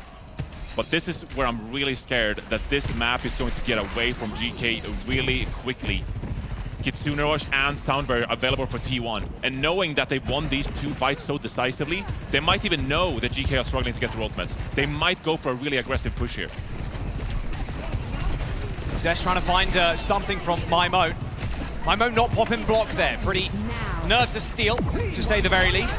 Tidal blast, but sniped by Proud. Corralled by Zest, and Proud snipes out the Mei. A double kill for the Sojourn. And Johnny, GK are falling apart right now. This third point, look at how much time they're going to have. 5 minutes and 20 seconds to finish with over a minute. Oh, this is devastating for GK. Yes, they got the point cap, but still being put in a position where you have to play for the draw. That is not a position you want to be in. And T1, they're still got a great ult bank here, only using the overclock. And the Kitsune Rush. And Proud finds another one! Another pick from Proud. Sound Barrier comes in, connects to 5, T1, tempo 1. Moving on up. They want to take these fights as fast as humanly possible. Lethal on the Widowmaker. Grapple up perhaps. Is he going to take a peek? He does. Fleta. Oh! Shades of Fleta maybe. Oh! Skewed dancing on it. Not going to find the pick. Blizzard, in fact, thrown in the spawn. There's one frozen up, but Jasmine, he's going to be able to get out of there, no problem. Double Ramattra now as the payload continues to push. So Kuffa has the Annihilation in hand. Should be able to buy some time for his team, but Kuffa's so much going to die. early. Proud gets another one. Down. T1 running this one in. World record pace for T1. Oh my goodness. Wow. That silences GK. They have more time to capture the first point than you get the first go around. 4 minutes and 15 seconds. Wow, that was a crushing offense by T1. How do you come back from that mentally? Realistically, this is the final map here before you get eliminated. Number 3 seed coming in from North America. GK, who've done so well over the course of the year, are now in a position where they need to defend for 4 minutes and 15 seconds for 33% on first. And look at how quickly that went last time for T1. Almost instantly. I think Jasmine is pretty comfortable looking to D.Va again. Let's just run it back with the rollout. GK here. You gotta take it one fight at a time. It's 4:15 on the timer here. You gotta keep being proactive. You gotta keep making plays. Take it one fight at a time. See if you can find those opening picks if you are lethal. But this is such a hole to be in. GK just couldn't find anything going on the defense. As the gates open, GK make their final stand here on King's Row. And it's going to be Jasmine again on the D.Va. GK cannot make the same mistake. Their backline a lot more nimble this time around, Johnny. They're not going to get caught out like they did last go around. Yeah, and T1 are taking it a little bit more slow here as well. Jasmine. He's going to change. Yeah, he's recognizing the composition from GK and the shift in approach. This is what I'm talking about. The D.Va, it was only meant for that initial rollout to surprise the opponent. But now GK, they adapted. All right, fair enough. We'll take the neutral, and we're feeling really confident that in 4 minutes, we can take you down. Cover's already popped Nemesis form as well. Playing on statue. A late one there for Jasmine. Taking a fair bit of poke damage from Mymone. Safety teleport from Vigilante. Hoping maybe once again Proud can come up big and find the first pick of this fight. That shield's going to get destroyed pretty swiftly. Zest going down pretty low though. Mymone matching him in the skies. Finds the 1v1. So an initial pick for GK here. as they're trying to build some ultimates. That is the thing to look out for here. The thing about T1 is they have a great ultimate bank, but also the pressure is on GK to not give up a single tick. This means they have to be aggressive when it comes to the ultimate usage. They are forced to drop these ultimates quite freely. T1, they can play the slow game here. They can poke and prod, they can build these ultimates, and when they have a decisive advantage, that's when they can decide to engage. Vigilante close to this rush, Ultraviolet matching, in fact, outpacing ever so slightly. Looks like they're going to have to use this pretty early on. Cover taking a fair amount of damage in the front line there. Vigilante healing up, Zest in the sky, an early use of the Suzu. Are they going to be happy with just trading ults? Jasmine is so low. Sound barrier connects, and there's the annihilation. Everything popped at once here for T1 as they beeline for the back line. Avril goes down, and Cover tries to just gain some space here, but the supports are dead. GK torn apart on King's Row, with T1 setting a record-breaking push on their attack as they knock out GK from World. T1, they got some great goals in their sight as they knock out GK from the OWCS World Finals. A dominant King's Row to finish their opponents off. Some great playmaking from players who wanted to see great performances from Proud, really stepping up on that offense. Finally the picks on that Sojourn. And then on that overtime, they bided their time. They waited out that Kitsune rush from Ultraviolet. And when they had that double support ultimate in their favor, they pushed the gas and they secure a quick fight win to wrap up the series. Yeah, both backliners going down so fast for GK there. Korea's number 3 seed continuing through this lower bracket. Now it's going to be first to 3s here. We talked about how deadly first to 2s can be, and you can see it here. Although going all the way to 3 maps, got to be said, T1, they fumbled a little bit on that new Chunk City. But if statements can be made, they made one. That attack on King's Row, you got to check the record books for that. That's got to be one of the fastest attacks of all time. That's GOATS vibes. Yeah. That's Yeah, 2019 really. GOATS vibes. We set a bunch of those map records, and that was an incredible pace from that in this push.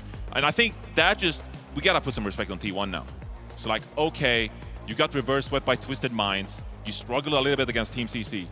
But that King's Row alone shows what they are capable of. And when they can step up, if they can figure out a way to beat some of these Symmetra teams that we've been warning about, I think T1, they got all the skills required to go for a deep lower bracket run here. Yeah, their opponent not yet decided, of course. We've got another game after this. I mean, look, all I want to hear is how T1 are feeling right now. That was a nail-biter, but it finished in a pretty big flattening. They made it to map number 3, set a record on King's Row. Let's go down to Danny on the stage with Jasmine for a post-match interview. Thank you so much, Jaws. Yes, I am here joined by Jasmine from T1 for a quick post-match interview. Stockholm, give it up for Jasmine. Fantastic job today. I just want to say, I mean, that last King's Row attack was insane. Big congratulations. How are you feeling right now? 자, 일단 오늘 승리 축하드리면서 마지막 왕의 길 너무나도 좋은 모습으로 경기를 마친 것 같습니다. 일단 소감 한 말씀 부탁드릴게요. 뭔가 단두대 매치여서 좀 많이 떨리긴 했는데 사실 수비도 끝까지 밀려가지고 좀 힘들 거라 생각을 했었는데 다 같이 으쌰으쌰해서 잘 이긴 것 같습니다. I do have to say that I was a bit nervous, and also because on our defense we did our opponents did push all the way back, so I thought it was going to be a difficult fight, but in the end we did get the win, so it did really feel good. All right, let's move on. I mean, today you have one more match after this. The winner of either Team Liquid or Team Peps, winner of that match is going to be facing off against T1. Jasmine, who do you think is going to be your next opponent? 자, 오늘 이 경기로 끝이 아니죠. T1 또 경기가 하나 더 남아 있습니다. 펩스 아니면 리퀴드 승자가 이제 T1과 붙게 될 텐데 재민 선수가 보셨을 때는 좀 어떤 팀이 올라와서 경기를 치르게 될 것 같으신가요? 제 개인적인 예상으로는 팀 리퀴드가 올라올 것 같습니다.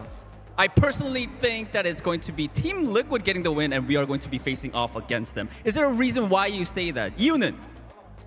이제 부트캠프도 하고 여기 와서도 스크림을 두 팀하고 다 해봤는데 리퀴드가 조금 더 강했다고 생각해서 리퀴드가 올라올 것 같습니다.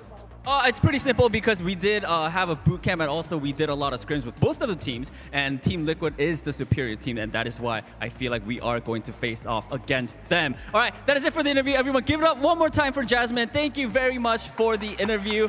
Back to you, Desk. Thank you so much, Stage, also known as Danny, standing by with Jasmine there. Great to hear the insight. I was honestly very surprised to see them opting for that sub back in of Jasmine after Dong had played the first two maps. You also apparently took some pages out of their playbook because you called the bans there as well, and you did expect to see Donghang in all series long.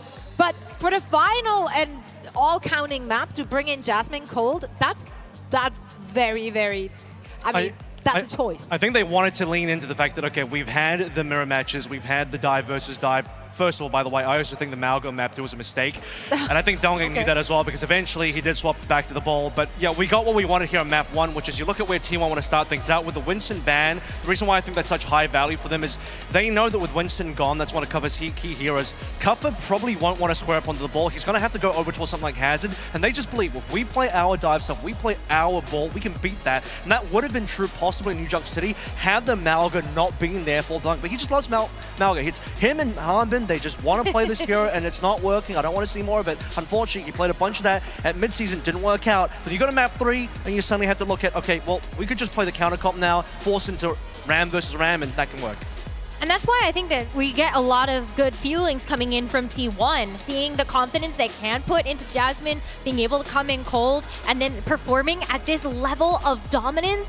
I saw that GK push, and I also thought, wow, maybe this is going to be a GK series win at the end of it all, especially after that performance on New Junk City. But that attack from T1 was so lightning fast that it was just such a great performance at the end of the day. Yeah, they just completely ran over them. And of course, there were a lot of highlight-worthy moments for GK as well, not just in today's match, but throughout the season. It's sad to see them go, as this was their last opportunity, as we are in the lower round 1. T1 will be the team moving on in the lower bracket, trying to make that run through. Yeah, and I hope that it's going to be one that they can continue to go forward with. But I think, as you heard in the interview, it's going to be a tough road. If Team Liquid do come out on top of Team Peps in this next matchup, then I think that's going to be a really difficult matchup just for both teams. There's a lot of hopes on Team Liquid to make it farther in this lower bracket run, and they're set up for that. I think T1 are looking to do something similar to Liquid as well. Where if it is going to be Liquid, it might not be, but if it is Liquid, I think Donghak ends up playing a bunch of that series again, because he's going to view it very similar to, okay, we just beat Kuffa doing this, we can beat Infected doing the same. But Team Liquid always comes in with plot armor too somehow, so you know, like that's always something to consider. Let's take a look at the bracket once again to see where we stand. After we've already played a bunch of matches today, that was just a summarizing match number 3. So we have one more to go in the lower round 1. Team Liquid facing off against one of the big surprises that made it into this tournament in Team Peps. So that ought to be a good one. As they're playing with house money, they're happy to be here. They have nothing to lose. And they have a lot of fans in the crowd. They've got the home ground advantage, I think, as we are in Europe for this one. So French people always show up. Yeah, they do. They do. Oh, they got Swedes on the team, and we're in Sweden. Also true. Also true. I actually completely forgot about that. Big point. Love that. But yeah, it's going to be a good one. Of course, the winner will be moving on. And in the round 2 of our lower bracket, it will be played in the first 2-3. So that's going to be a game changer as well. Long days for all of the teams that we have. Yeah, and especially if you are going to be continuing a lower bracket run, you have 2 very high stakes matches you have to play back to back. And that's certainly something that can weigh on you emotionally. Absolutely. And I think we're heading into a very quick break. And when we come back, we're going to round out our lower round 1 with Team Liquid and Team Peps. So stick around.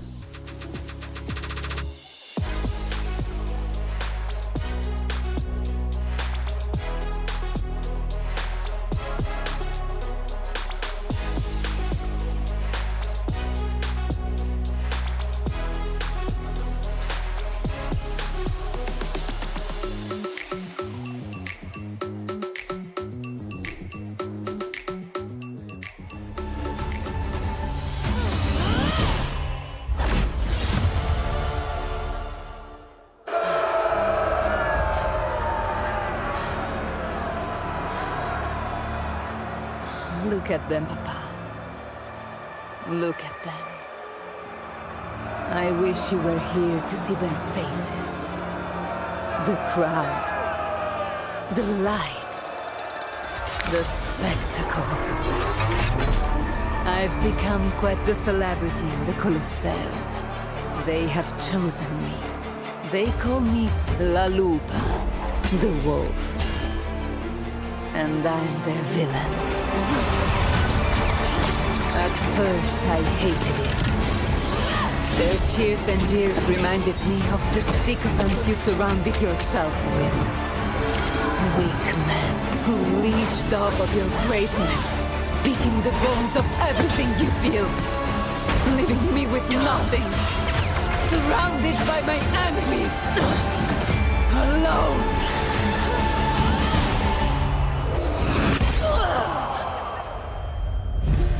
But you were preparing me for this, weren't you, Papa? In your way, you showed me that fear was a weapon. You helped me temper my wild and reckless nature with patience and guile. Taught me the value in knowing my enemy, in learning to turn their greatest strengths into their weaknesses. Even in death, you showed me the consequences of underestimating an adversary. I promise you, I won't repeat your mistakes. Look at me, Papa. This is no longer the face of your little girl. Your enemies are still my enemies. But I am so much more than you had the chance to see. My recklessness is now focused rage, and I finally embraced what I once hated. I am the wolf. I am La Lupa. Their right to fear me. They will respect me. This arena, this mob, this moment is all just a means to an end.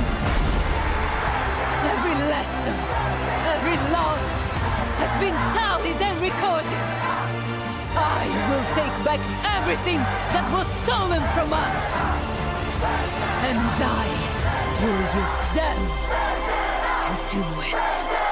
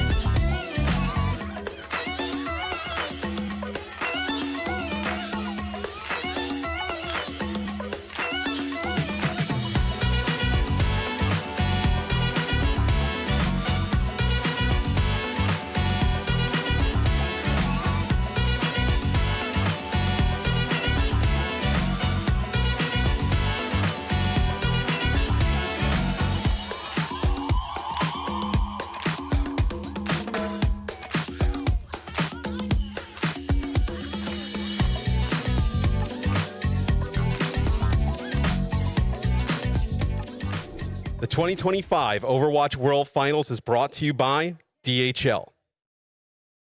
We can do heart if you want like this. Yeah, I was thinking the same. Korean heart. Yeah. Do it deep. Do it? Yes, they're all coming for you, all the fans. That's not true. Yeah, that's true. That's not true. So what do we do exactly? Like we Well, thank you to everyone for coming to Stockholm, and thank you for watching us and supporting us. We'll try our best to make you proud.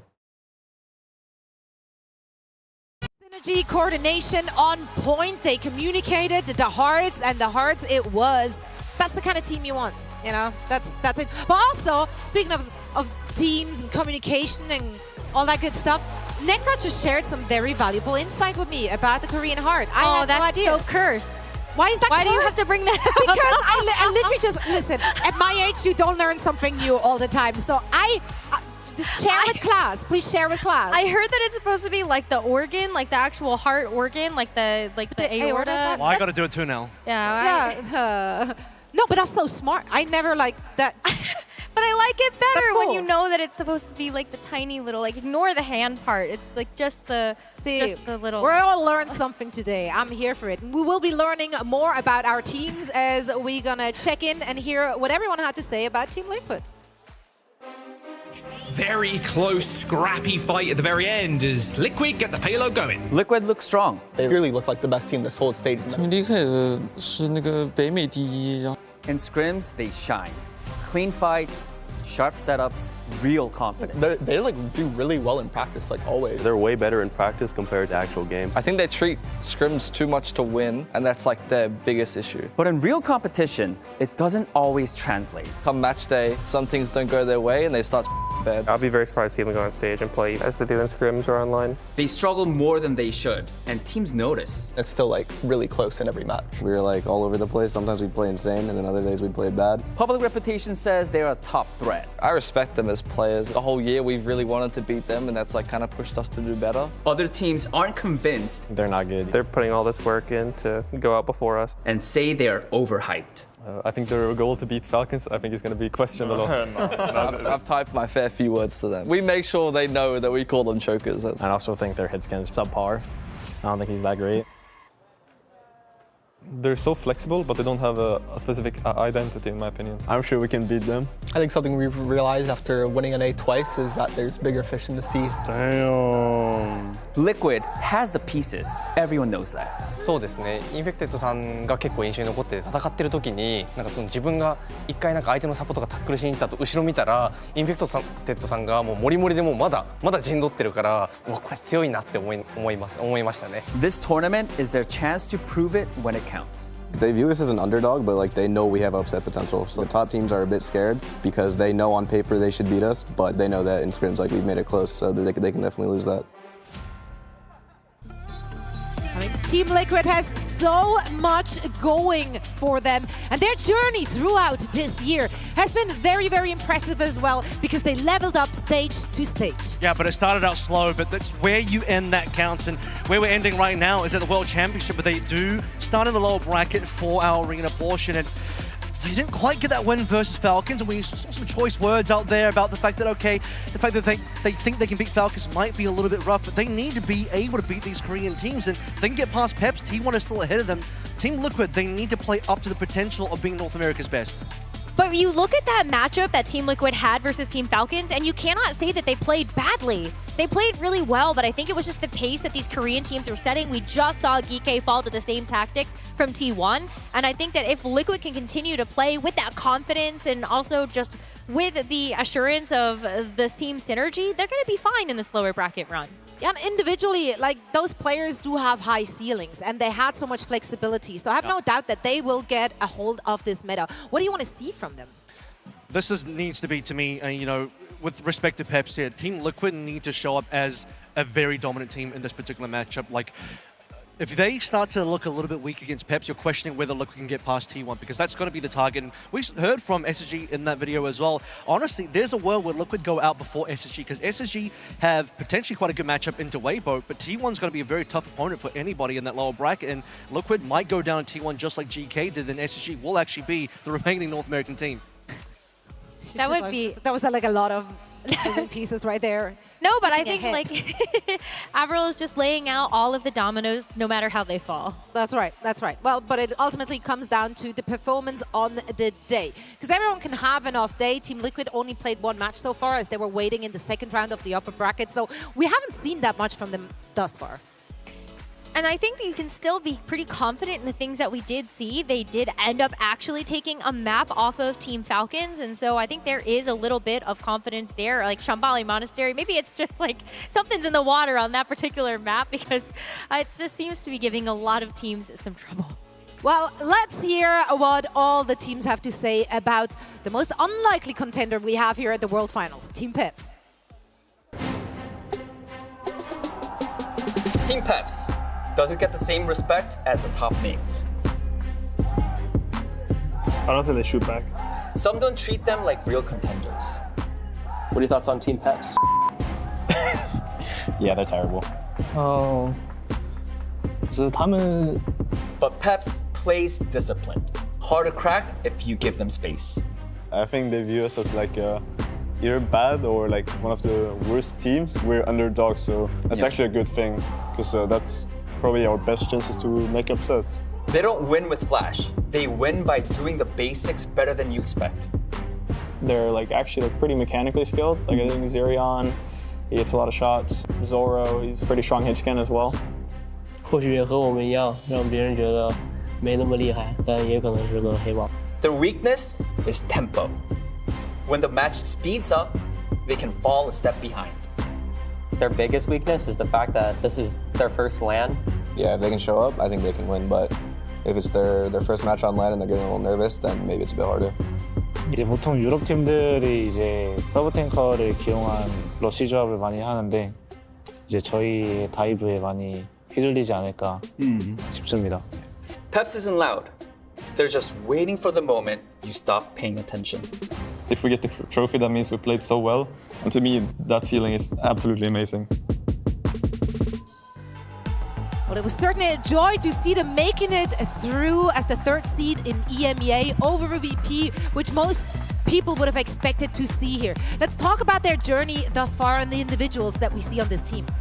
This is a Team Peps we did not expect to see here at an international LAN. They have struggled to be able to get past that, into that kind of to upper echelon of EMEA teams. And so the fact that we get to see them here at the World Finals, this is an accomplishment they have to be really, really proud of. And I hope that they're able to enjoy the moment, enjoy the fact that they have a lot of fans on stage and in the arena that are going to be supporting them, because this is a fun team. And especially when we take a look at the stage 3 that they had, they were able to show us an incredibly strong Hazard from Willis and the rest of the team. If Dip and Zaro can have amazing games, then maybe they can have a clutch factor.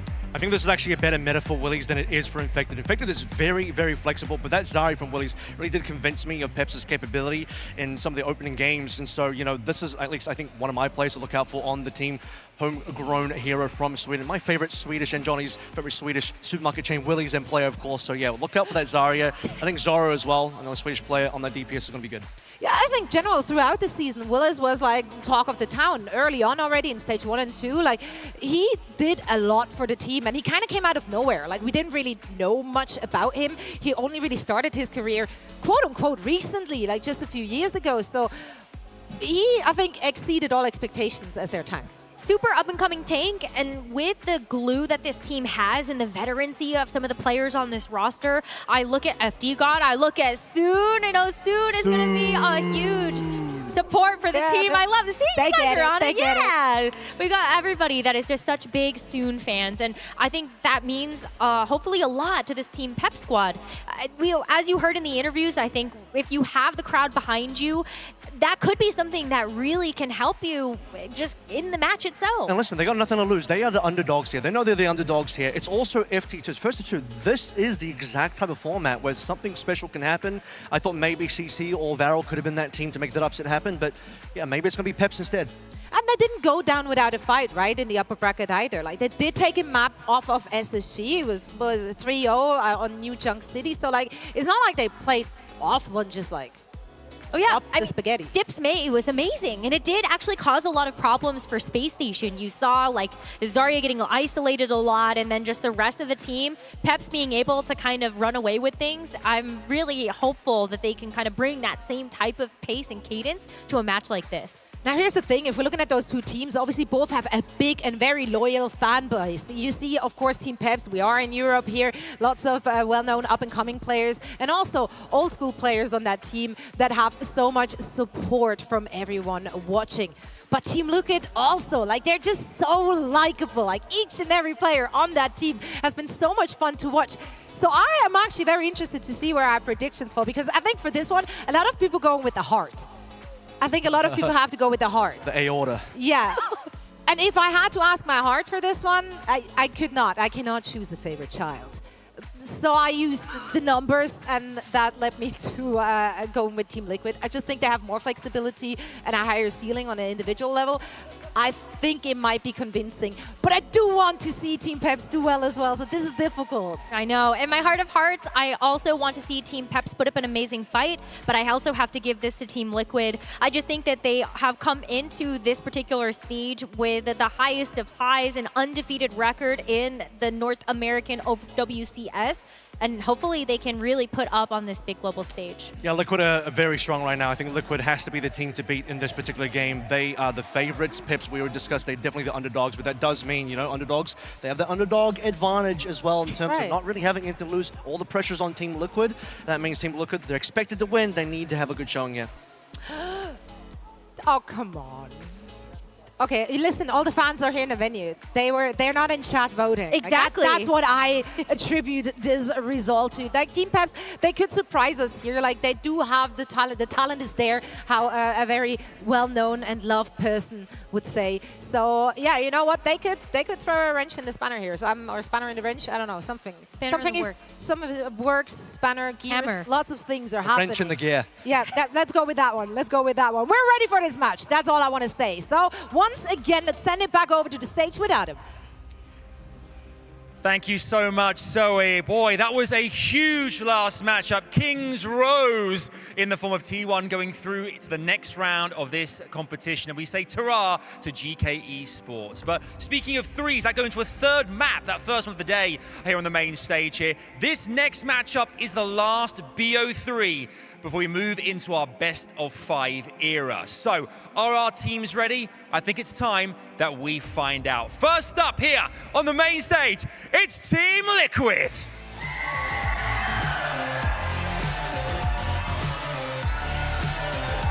Put your hands together for Zera, Tree, Infected, RuPaul, and Vega.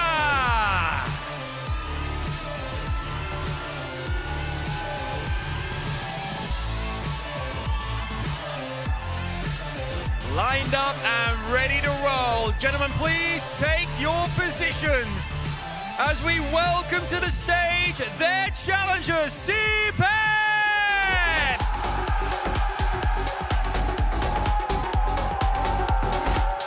They are loving every second of this, rightly so. Please welcome Zerion, FD God, Willies, Zorro, and Dip. DreamHack are erupting, and we hope you can feel it at home too. Wow, wow, wow, wow, what an experience this is. DreamHack, you're beautiful. Incredible stuff here. As you can hear, now we've got so much love. It's intoxicating the air here as well. DreamHack, I'll ask you one more time, make some noise for Team Liquid. And then give it up for Team Peps! On that note, let's do this thing. Here we go!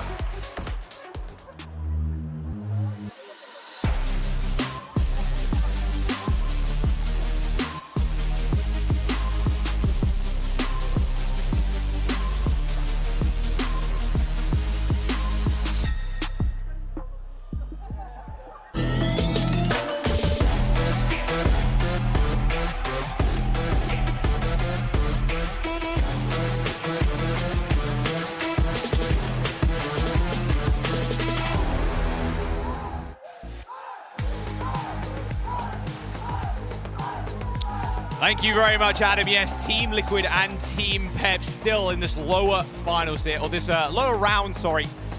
Elimination time for both teams. First to 2 is the format.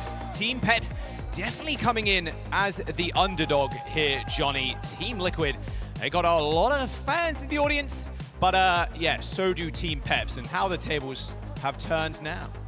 I've never experienced this before. Neither have I. Looking upwards. You can stay up there, buddy. Okay. This is a fantastic matchup, truly, between the two different regions. Obviously, Team Peps, they are the hometown favorites because they have 2 Swedish players on their team, and we adopt the French. Well, you're welcome into the warmth here in Sweden. I love it, of course. The fans representing in the crowd, very loud, rooting for their teams. And I mean, on the other side, we got the Americans. They're just showing up in Europe. They're like, all right, we're gonna claim this trophy for ourselves. We're gonna shut down these Europeans. This was my favorite thing when I was competing myself, is a crowd that disliked me. When I was able to silence the crowd. So if I'm Team Liquid here, I'm fired up because I get an opportunity to shut down the Team Peps fans. Oh yeah, whenever Soon comes up on the screen as well, the Ancient Chants always come through for Team Peps. NA's #1 seed in Team Liquid. What an incredible showing throughout the year. I mean, literally improvement that it can be seen instantly. Stage 1. 3rd place, stage 2, 2nd place, stage 3, 1st place. Just improvement stage after stage. Facing Peps, EMEA's 3rd seed, who ended up making it over one of the favorites in the EMEA in VP. Yeah, VP knocked out early, and Peps were able to capitalize on it. A 2-5 record in stage 3, and you're still able to qualify for the World Finals. Almost unprecedented in Overwatch. So Team Peps, you're going to come into this one as quite the underdog. But like we heard in the interviews, you can't be underestimating your opponent if you are Team Liquid. Because Team Peps, they are a really smart team. Dip described as a tracer that is very cognizant of what his tank is doing. How can we utilize teamwork to set up ourselves for success? And that is what they're going to have to do in a matchup like this, as Liquid gets to pick Ilios. Do you agree with those predictions as well? 92% versus 8, like that, yeah, heavy favorites. Although, like even so, he said, like, a lot of the fans for Peps in the crowd already. All right, that is one excuse. You can go that way if you want to cope a little bit here. But that is essentially what you're looking at in this matchup. Team Liquid, the #1 seed from North America. They are looking to prove they have what it takes on the international stage here in Sweden. But they got off to a clean start here against Team Peps. Liquid yesterday, of course, took a loss to Team Falcons, but they still looked pretty okay. You took a 3-1 series loss. This will be a great opportunity for them to build on their performance, get some momentum their way, and rebuild that confidence ahead of a lower bracket run. Yeah, seriously, the Peps fans coming out in force right now. I can hear them through the headset. Pretty noise cancelling as well. Infected on the Wrecking Ball is something to be feared. The meta, like GK in stage 3, was just so good for Team Liquid. And in fact, their entire roster has the ability to flex like ultra hard. It's been the same 5 players at CL here for last stage, and they've not missed a single beat, Johnny. I mean, this is Team Liquid playing comfort. They are so comfortable on all of these heroes. And Team Peps, they are getting exposed here a little bit with Willis on this Hazard. They are trying to poke and prod, keep Infected away while trying to find any kind of openings. The point contest is going to come through here from Liquid, so now pressure's on from Peps. Find a pick, and Zoro does so. Yeah, that's the first blood going the way of Team Peps. Tree dismembered by Zoro's bolt. Looks like Infected's not going to be able to stay around for too long, but RuPaul, a cheeky kill onto Zoro. And now the rocks are crumbling for Team Peps. Dip also falls with Team Liquid taking an early cap. Oh, there's some... Whoa, what happened? In the back line? I don't know. Zerion's too below. This might be a double kill for Infected, although Willies is going to be able to escape. Oh, nice boot. Yo, Infected should be good. Yo! Should be able to get alive. It's a Wrecking Ball after all. Yeah. Still has the point cap. And that should be able to come in once more. Maybe Just not. Some extra percentage points. Zero's here to ping pong. Yeah, I was going to get disengaged, I think, here. Zera's going to be able to get in there at the last second. Zera takes the headshot, take aim shot from Zoro there, trying to predict Zera's movements. Suzu used. That is pivotal for an upcoming Bola shot. Trying to look for an angle now is Zoro. Misses a couple on Infected, who takes the skies. Vega dead to the Jagged Wall. RuPaul TPing away, low HP though. Can't show his face for a little bit. It's going to be able to still continue to heal up Infected, who have not let go of the point at all. Like, dude, the point cap. An insane amount of progress here for Team Liquid. Oh, whoops daisy. Into the drink goes the pulse bomb. But 62%? Like, they just stalled out that point forever. That is immaculate play by Team Liquid, and that is what you're able to do when you play this Tracer Wrecking Ball composition. Able to ping-pong out, juggle the point, keep it in your favor. And Team Peps now, they have 4 ultimates on the board here. But they gotta be very aware of what all these big flankers are doing for Liquid. Who can they reliably pounce on? If you look at the hero roster for Liquid here, they all have mobility tools. FD God's got the sound barrier. Unfortunately, had the first stage X of... Oh, whoa, okay. This is aggressive. I was waiting for it. I held my breath there for a second. An aggressive push here, but Willy's with 2, okay. Spike guard held up, and Vega and Tree full of needles. That'll be Team Peps with an easy fight win. A really economical fight win as well, just using the sound barrier. As Willis comes up clutch, finding 2. And that's a great start for Peps here. This Kitsune Rush now, even though it might not secure a team wipe, just controlling some space on this point is going to be enough to build an advantage. Find 1 or 2 picks. That is enough to shut down Liquid's composition in a scenario like this. If you're Liquid here, can you utilize the Tidal Blast on maybe the Wrecking Ball, the Tracer? Shut one of these heroes down on Peps. Yeah, classically used on the Tracer. A really aggressive push once again. RuPaul forced to teleport away, but Suzy used FD God going hunting now with Willies. Puts Willies in a good spot, but has to back up still. Vega and Zera coming up with the goods, though, for Team Liquid. So now Willies has no real answer to the quiz that Team Liquid have given them. That is kind of what you have to do if you're Peps. You need to go for those individual picks. Okay, someone's out of place. Let's drop the hazard wall. Let's try to pounce on them before they teleport out. We drop the Kitsune Rush. Hopefully that is enough to secure a couple of picks. It didn't work in their favor, but they're still at 91%. Liquid, though, they're building quite the advantage. And a big flank here, actually. The Tracer and the Wu Yang. Here comes the Tidal Blast. Tidal Blast. He's looking for somebody. A stick from Dip. Ends up killing Vega again. 2nd time in a row there, Johnny. He's been killed first. Peps got this. They have 91% as well. They've got this downpour too if someone wants to go for a late touch, but Zera can't risk his life. They have to go for this OT one now, Johnny. Infected is going to come up on the mines here, actually, and that is going to be crucial because that will allow them to contest the point for quite some time. Can you find an early pick here for your Peps? Team Liquid are split, carrying their DPS behind Team Peps. Vega. Zerion going down to Vega, though, and FD got booped off the map. A downpour from Release doesn't really find all too much. As Team Liquid grasp hold of the point and they don't let go. And the chase is on here for Dip. Needs to be the man to touch the point, but he has to get out. The extra blinks here. Whew. Who can get there in time? FD God, perhaps with the rollout. Willis is going to be here. Gets the touch. Jagged wall down is good, but Vega ends up killing Willies. A good connection from Zera with that pulse bomb was enough damage. FD God to the rescue, though. He's going to be able to touch the point one more time. Now it's Dip's turn. Taking it in turns, taking a ticket, lining up. But unfortunately, lining up only to watch them fall. Zerion Zoro dead, FD God last to go down as Team Liquid. 100-99 the first round. There's perfect play coming out of Team Liquid. Such a menacing composition to deal with because you can't quite get on top of them. You're going for these hazard slashes, you're going for these Lucio pushes, but they teleport away, they slide away with the surf. And Liquid, all they want to do is disperse, get that poke damage in, and then Zero capitalizes, blink in, Tracer or Wrecking Ball secures the pick, and then you snowball with that man advantage. We saw it like illustrated really perfectly where, okay, Willies goes in, it sees RuPaul on an off angle, which is where the Kiri wants to be. Jagged wall, leap in, and then Suzu teleport away, and then Willies has to go for a big reset with the cooldowns. FD God's helping him get to a position where he can do that, but yeah, so slippery, and Ruins isn't exactly gonna be any different. Yeah, still relying here on Vega playing the Wu Yang actually. A bit more of a poke approach here from Liquid. And Infected is over on the Ramatra here as RuPaul finds a pick out of nowhere on Zoro. And that is going to spell massive trouble for Peps. Overwatch League champion RuPaul. Those kunais, man. Yeah, deadly stuff. One of the scariest supports in North America. In the world, in fact, I'd say RuPaul is definitely up there. So Peps here, playing the Zarya and the Lucio. With this pace, they need to make these rotations work. Infected on the Ramatra is essentially going to be unkillable. So much survivability from a tank like this.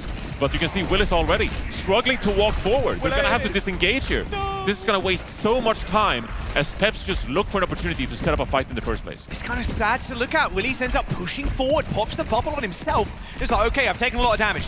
Who can I now shoot? The Tracer, I guess. I mean, maybe I end up shooting Infected, but getting into a position where he can do damage is really tough. FD Gold goes for the boop onto Infected, puts the Willies in a spot where maybe he could take down the Ram, but like you said, Johnny, Nyon invincible on that pick. Zero, recall forced here. This could be a moment where he punishes the Tracer, but blinks away. Should be fine. You can see Peps here just battling, trying to find that pick. We're going to get our first ultimate cycle here. Look towards the Kirikos to build this Kitsune Rush. Pulse bomb for Zera though. Johnny. Okay, taking to the skies real quick. Zoro doesn't want to get anywhere near Zera. The Tracer menace. Dip also has a pulse bomb. Rush it on the point for Peps. Rush coming up for RuPaul in a couple. Infected down. Maybe he wasn't so immortal after all. RuPaul still holding this Kitsune Rush. Liquid deciding better of it and backs off here. 69% built for them. But they're gonna come in with 5 fresh ultimates into this next fight. Knowing, of course, that FD God is holding on to this sound barrier. And this has been such a crucial moment for the entire year. Are you going to be able to get this sound barrier off in the first place? It's a nice lot of percent, right? 69. I mean, at the end of the day, you force an ult out and RuPaul can come back in with a rush. Tidal Blast on the Tracer, like, it's tough. For Peps, you need to be able to save these ults, but you have to use one at least to win. And there's the rush from RuPaul. Soundbarrier from FD God straight to the backline and Infected is felled again. Zoro takes his head clean off with the bolts and is so far up that Zera is basically looking to the stars to try and kill him. Dip, crucial pick onto Vega.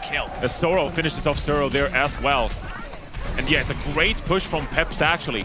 Recognizing that they cannot fight in the Kitsune Rush, they push past Infected. And even though block is so great for Amatra, well, if you survive him or surround him, then he's just not able to survive in the first place.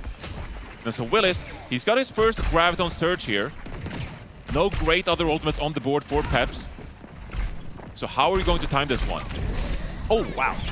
Oh, the pulse bomb! Yeesh. I was close. Dip though, still under a lot of duress as RuPaul and Zera come up with an early kill. Willies using those bubbles to get to safety, but that's 2 already down. Team Liquid know it as well. Pounced on FD God as he falls by the wayside, but it's all a matter of percent game now for Team Peps. Gaining as much as possible is key. Zoro dies to his own take-aim shots, but hey, that's 87%. Yeah, still a great win condition here for Peps as he still hold on to that Graviton Surge. Willis thinking better of it, deciding to save it for a potential round win scenario. And Xerion has built this Kitsune Rush ahead of RuPaul. So if they stay alive here, it's a nice usage to save Zoro actually from the early aggression. Liquid has to know, with Peps having this ultimate advantage and RuPaul struggling to build this Kitsune Rush, what individual play can Liquid make here? Could use the rush early to try and put themselves on the point. They've still got this Graviton Surge, obviously, from Willies. Well, this bowler shot, too. They get the touch at the very least, but they've left one person behind, and that is Zoro. Willies just trying to find a target, Johnny, but look, there's no one in his sight. Tree maybe gets tagged here, but he just jumps to the sky as a Hail Mary ult is flung out by Willies, and it gets absolutely nothing. Team Liquid with a 2-0 on Ilios. The picks are devastating from Team Liquid. The individual playmaking from this team. Zero has done it in the past for Nightmare on a major stage, and once again comes up clutch for Liquid. In a deficit ultimate economy scenario, a crucial first pick onto Zoro enables Liquid to push the tempo and secure Ilios for themselves up to a 1-0 start in this lower bracket round series. Peps fans in the crowd still. Insane energy. But they're going to need it. I mean, a 2-0 on Ilios. And the picks, RuPaul, Zera teaming up to... I mean, Zera almost got the 1 clip on Dip. Fraction, like maybe even a couple of frames there, and Dip ends up dying, and like, oh, he ended up getting chased in the end, and it's a pretty devastating scoreline to boot. 21-4 for Zera on the Tracer. You can tell by the stats yourself that Liquid, they're so mechanically proficient on these heroes. Oh yeah. They were able to get all these eliminations, the damage. But Peps, they're no slouches. They made that really close. on both of those rounds. But they're being wiser. The way they're rotating around the map, they're taking their time to set up these fights, and then they use their ultimates. They get value out of them. And that is how they win these fights and keep these points contested. In the end there, you gotta be kicking yourself. We had the Kitsune Rush, we had the Graviton Surge, and that should have been enough to close out this series. I don't blame Willis though. Like, are you going to grab the Ramatra? That doesn't do anything for you, because the Ramatra is going to outlive the Graviton Surge. You have to look for the backline. But Liquid, with the mobility they have on that roster, just kept themselves away from the Zarya. As elusive as the God Particle, I mean, they're just like dashing around and catching a Freya. It's like, okay, do I fire the grab at one of the pillars to maybe catch the Freya? Like, I can't fire at the Tracer. It's like an easy blink. Like, it's a fairly easy animation to get out of the way. It has a travel time. Like, yeah, it's hard to blame Willies in that scenario because your main target there is normally the other tank to blow them up. Tough stuff for Peps as Team Liquid take an early lead. Now, where do Peps end up taking us? We know Team Liquid, of course, with Infected, the most flexible tank in North America. Off tanks, main tanks, don't matter. Infected can play them all. So actually targeting him is going to be a rather tough go at. I do think Peps can still lean on what they did against Space Station Gaming. They picked New Junk City, and they allowed Dip to play that main. I think that could be a flex DPS hero where Peps feel like they have the advantage against a really mechanical player like Zero. Obviously, you might feel like you need to protect ban for that Mei, but it's actually going to be King's Row here instead. So it's another great map for that Mei if you wanted to play that style. The bans are going to be crucial here because Peps, they have quite a few choices here. Do we want to keep the Zarya for Willis? He favors more of those off-tank heroes. Right. Or do we want to retain that Mei? Dip, he made a name for himself on that Tracer. That's been one of his go-to heroes. But as you're looking for a head-to-head advantage in a matchup against Zero, you gotta be thinking outside the box here a little bit. Yeah, I mean, Sarah's Tracer. Hangzhou, take down Crazy Raccoon, land some of the sickest pulse bombs ever. Like, his Tracer is ridiculous. Peps end up, they ban first, of course, here, Johnny, so they end up protecting a tank. They ban the Ramatra, and Team Liquid are like, we know how this goes. We've seen this before. We've read the playbook. Mei, off the table. Yeah, kind of what I suspected here. Banning, or protect banning for your Zarya, rather, is one of the most impactful bans you can place. And so Peps, they feel like, if we can remove the Ramatra from Infected, and we can allow our tank player to play the Zarya, then most of the time we're going to feel like we have the leg up in a tank matchup. But that is going to sacrifice the Mei I talked about from Dip in this case. I don't think Dip should be too worried about this. Like I said, still has a great Tracer, and Tracer could be viable. Do you flex over to something like a Venture, where we've seen someone like Cess have great success on that hero, especially on this second point? The first one is a little bit up for grabs. With that high ground, there's lots of heroes to pick, whether it's an Ashe Echo kind of composition. We'll have to see from Peps. Obviously, going into this tournament, they must have felt a little bit uncomfortable with the meta, not quite able to play those Tracer as much as they did in Stage 3. What earned them their spot here in the World Finals to begin with. And so they probably practiced quite a few heroes here that they could have up their sleeve here in the elimination game. Yeah, I don't mind the Venture at all. I really don't. But this is another pick that's come as a little bit of a shock, I say. The Sigma. I mean, we saw T1 pilot it earlier. Yeah. Liquid on the defense. I mean, again, there's nothing Infected can't really play to the highest level. And, like, Sigma is one of those heroes. Like, he's very scary. And the Zarya is going to struggle here. Like, you're trying to get onto the point, trying to get point pressure.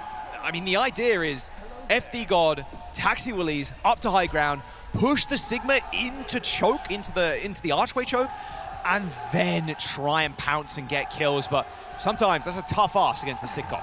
Yeah, we haven't really seen any great King's Row defenses this entire tournament. Right. So I feel like a lot of teams, they're kind of saying we don't want to be pushed back into the choke, and so we're going to double down on protecting this high ground with our Sigma instead. And we're happy to give up a little bit of point pressure from you. If you want to rotate through that low ground hotel area, that's fine. We can give that up. But Infected on this Sigma, that tells me that Liquid really values this high ground. Here we go. He's trying to push the high ground. A lot of free energy, though, to be fair, for the Zarya against the Sigma comp. Nice use of the bubble as well. Getting Dip into a position where he can freely shoot at Tree. because most of the other side, you're just going to hit double headshot. And I'm actually a little bit disappointed in Tree here, Johnny. I wanted to see the Hanzo, but the actual suffice. Hanzo's so susceptible to being picked here, especially with some of these teams being picked. And you see what I'm talking about here, Dip. He's essentially got free pickings rotating through this hotel area, but what does that gain you? Willis putting some pressure onto the point here, so someone will have to touch. It's a scary beam as the Dip here goes in for a pick actually, but there's a great Suzu from Liquid, able to peel that off, and now they can go for the 5 versus 4 re-engage. Hit 3 with the Suzu Dip RuPaul. Aim got shaky there by Dip. Oh, just got the bubble, still chill.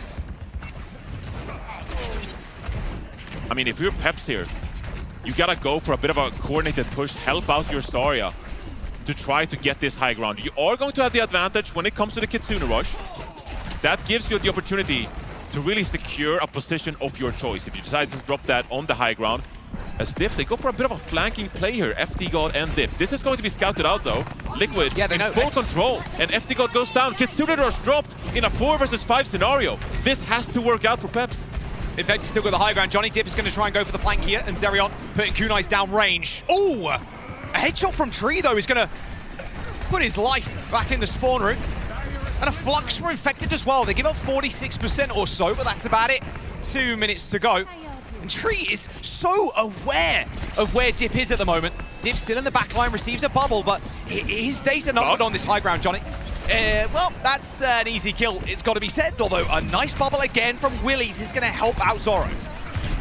Peps is coming up on this sound barrier, and that has to be the go moment. If you're going to play this very all-in kind of composition, you need this sound barrier. Goes for it. Zoro, early pick onto RuPaul. This could be Pep's chance. Yeah, hits 4 as well.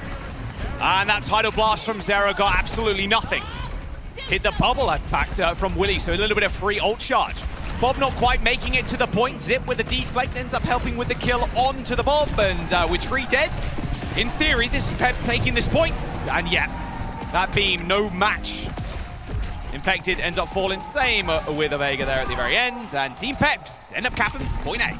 Could be an opportunity for some extra picks here. RuPaul has used that teleporter, trying to build some time for some extra abilities. She narrowly gets out. Zero fends off Dip here, as Peps retreats back to the payload. Let's get a quick listening from Peps now. They're monkey now. I can just go Diva. Yeah. Fast. Get him bien. He doesn't have ammo, we can maybe grab him. Hello, I can push Genji, he's still on him. I think it's They will come in, just... We're getting bladed, we're getting bladed. Keep me.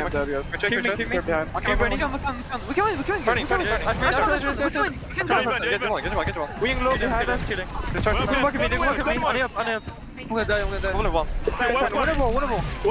Weapon, I swear weapon. I'm pushing. Okay, I'll walk up. I can blade if Loki jumps in, okay? Okay. This guy doesn't have ammo. If he just jumps in, we can just grab him and kill him. Okay, grab first. I will let her play. All of these dash, TP, monkey up. I'm taking right already. Shoot monkey. Can we take this out? Walk a monkey. Yeah. Let's leave. I can't see right. Clear the right. It works. Okay. I need to bang. Turn. One left. I'm turning top. Cure on. One. Can you forget? No, we can't. That's the result. We need to official. Just pick after pick after pick after pick. You see Team Peps, they're calling for a target. Zerion pops the rush down. They're like, okay, we got Team Liquid on the retreat. RuPaul's in our backline. Let's kill it. Oh, he's gone. Oh, and the Genji's gone. Oh, and Tree's gone as well. And then we get picked.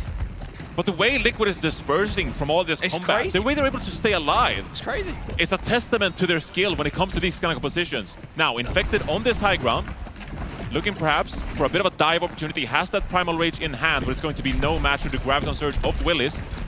See if Liquid maybe go for a bit of a crazy play here, considering the positioning they have. Here's the Primal Rage. From Al. Has to be careful, still on that grab. Yeah. Oh, look at the sound barrier. Sound barrier from FD God, it's all good. And hold your breath, Johnny.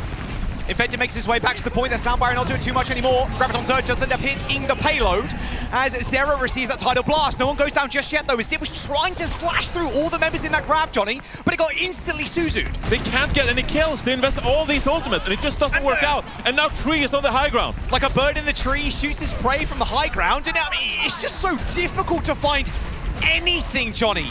They are not giving them a moment of reprieve. FD God finds Vega, but it's all for naught as the team kill is locked in there for Team Liquid. I mean, how scary is this? Peps is trying to approach this payload, and there's Liquid players just surrounding them on the high ground, on their flanks. Team Peps, they make a last-ditch effort here with Dip, swapping over to this Reaper. A little bit more death volley of a composition here. Can stack together with the defense matrix of Willis, but Thera coming up on this Dragon Blade. Can he make another fantastic play for Liquid as they look to close out this attack? Surrounding them again. Here comes the Blade, an early Suzu. Dip has to get out of there, use that Wraith form, but he's got to reset. Zera. And another one. Zera looks clean. 3 kills with the Blade. That's going to shut the push down as Team Liquid halt Peps on Streets phase. Masterfully impressive defense from Liquid there. The way they just unlocked Pepster, they just knew exactly what Peps were trying to accomplish. They disengaged from all those ultimates, spread themselves around, able to stay alive, and then they pounced when they had the high ground superiority, and the ultimates were going in their favor. Zera, 9-0 here. Impressive performance from him, the way he's able to not get picked early either. So many times we see Tracers, they overextend, push their limits a little bit too far. Kiriko, get headshot or something with kunai. Exactly, those kunais, they're deadly. But in this case, Zera, he plays so tactfully. And that is just absolutely devastating for Peps now, as they need to come up with a really good defense of their own to stay alive in this tournament. And playing your life there as the Tracer is also really important for RuPaul. If you're on an off angle without RuPaul, and RuPaul is, you know, you're taking 2 different positions. RuPaul doesn't have to TP back to Infected, or maybe to Vega. He can TP across the map, get another angle with Zera. Peps fans still in the crowd, as loud as they possibly can be. Their final stand will be here. Only a single point on the board, as we see the defense from Peps. FD got Wu Yang, Zerion, Kiri. And this has been a go-to defense for a lot of teams opting into this Ashe and Echo composition. Liquid, knowing them, I've no doubt they're going to scout out this defense, maybe make a couple of adjustments, knowing they have a good time bank here. Tree goes over to the Ashe. It's going to be a lot of room for him to operate on this attack. Infected and Zera combining for a little bit of a classic Genji Winston composition here. Zera, that's a kind of favorable matchup as he looks to contest this high ground with this tank duo. How long is Willy's going to be able to hold it? Whoa. That's a good start. That was a blink of an eye. Blink and you'll miss it. But I mean, that's how you gotta play the Echo, right? You gotta go for those picks. Yeah. It's not really about poking. It's not really about taking down that tank that you're playing against. It's about sneaking around on the flanks on this map, hitting a couple of missiles. Infected goes for a deep dive here, actually. Liquid is really invested. Maybe a bit too far. Narrowly escapes there. And that is going to mean Peps can push back up here and regain all that ground. Full trust in the backline there from Infected, getting healed up by RuPaul and Vega simultaneously. Zera still kind of struggling to continue his foray on this high ground, but Zora might have been caught out. Good Suzu. Teleport, Suzu, Zerion. Make sure Zora is good, but Infected's just going to pile on the pressure. Had a free leap, and, well, it's basically a 3-on-5 on the point right now, as Zoro has to regroup. And Liquid here, they can play it slow. They have the Kitsune Rush coming up from RuPaul and dropping that on the point. It's going to be deadly for Peps walking up for a recontest here. They might not even go for it. We'll have to see here. The Peps all regrouping. Dip perhaps going for a bit of a pick here as that Kitsune Rush comes out. Misses his stickies though on Tree, and now Tree has a full sightline onto this point. There is a rush too coming through for Liquid. Zera can't stand. Up to that Zarya, who's what, like 60% energy or so. It's a good recontest actually, as Dip finds a pick on Tree, and that is just going to put a wrench in the works here for Liquid as they approach. Infected is still in there though, it's just jumping back and forth.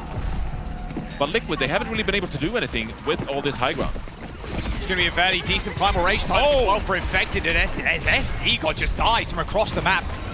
He's 10% away from this ult. He'll get it's this a little Primal. bubble dance, and yep, the Primal Rage is coming, and it's in the back line. Looks like they're trying to call for this push. Look at the members from Team Peps right now trying to get to the back line. Oh. A nice little forced away there from Zeri. Finds a reset with a Primal Rage kill onto Zoro.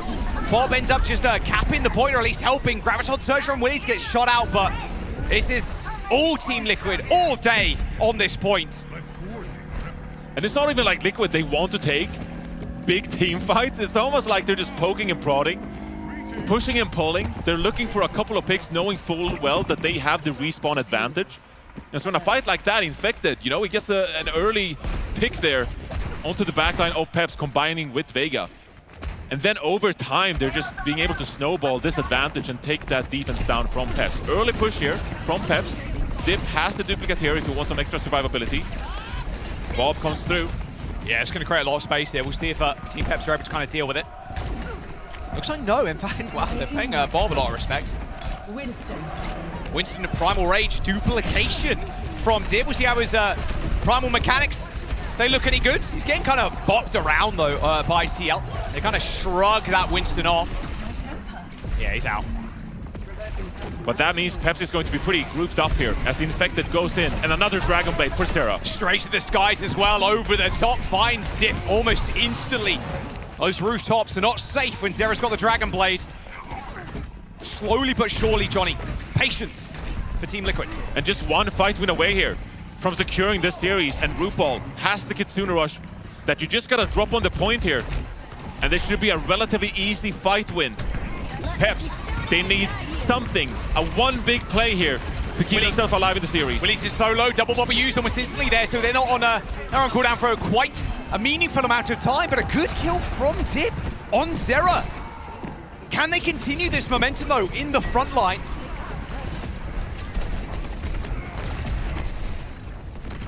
Hold them up for now. FD God building this sound barrier. Would love to get that online before the next Liquid push. As Vega's getting closer to that title blast. Just look at the damage coming through here from Liquid. Someone's got to deal with Dip, bro. My guy is free. RuPaul is on the flank right now. Here's a Genji. That's a tough matchup. Yep. Well, there's the Tidal Blast straight to the back. FD God hits the sound barrier, but it's only on to 3. And oh, the Tidal Blast ends up knocking down Zerion. That is the perfect pick for Team Liquid in Sorrow. Isolated all on his lonesome. And Team Liquid wash over Peps. That fight wasn't close, and neither was this series. Team Liquid eliminate Peps from the competition. A testament to the capabilities of this Team Liquid roster, the #1 seed from North America. They deal with the #3 seed from EMEA, Team Peps, with relative ease and continue on in this lower bracket. Just a great display of their mechanics when they play this poke, Wu Yang kind of composition. And Infected and Zero just putting on a masterclass when it came to that Winston and Genji duo, right? That was masterfully done. They're showing that they still have the prowess, that clinical ability to show up on land when it matters most. Yeah, an expected victory for Team Liquid. I think they would be pretty disappointed if the map 3 was on the table. They will advance in the lower bracket, but unfortunately for Peps, their journey does end here. A very good showing though, like you said, Johnny, at the very start of this series, a 2-5 regular season, but making it to Worlds is an impressive feat in of itself. Yeah, massive respect to Team Peps and all the fans showing up in the arena here. As we take a look at the scoreboard, and 17-1 from Infected. Most damage to. I mean, I'm checking out that VOD on Sojourn's channel later. Oh yeah. That's a Winston performance to be reckoned with. And a little bit of Sigma. That's the masterclass. But I do want to say Team Peps here, of course. Like, qualifying for the World Finals for them. Yeah. Massive achievement. 2-5 record in Stage 3. And they're still able to make a run in the playoffs. So really impressive stuff. Massive shout out to all of those guys and the fans traveling here, supporting their team loud and proud until the very end. But they get removed here in the lower bracket. Yeah, I mean, a lot of French fans coming out, like you said, and a couple of the Swedes playing in front of their home crowd as well. Got to give them that. It was a tough battle. NA's #1 seed, and you getting knocked out in this way. I mean, hey, playing in the big arena, it's a feat in of itself. And at the end of the day, like some of these players on Team Peps, this is their first LAN, first time playing in front of a massive audience. And you're playing against a team that is kind of expected to go fairly far in this competition. North America, they can't be counted out just yet. We're going to jump down to Danny on the stage to see what Team Liquid have to say.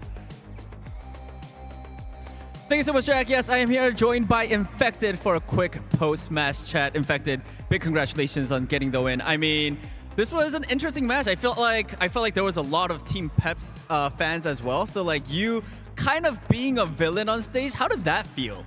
It's the best feeling ever. Being able to win and then looking at the right and seeing them all quiet. I mean, respect to you guys, but it was the best feeling ever. It was so awesome.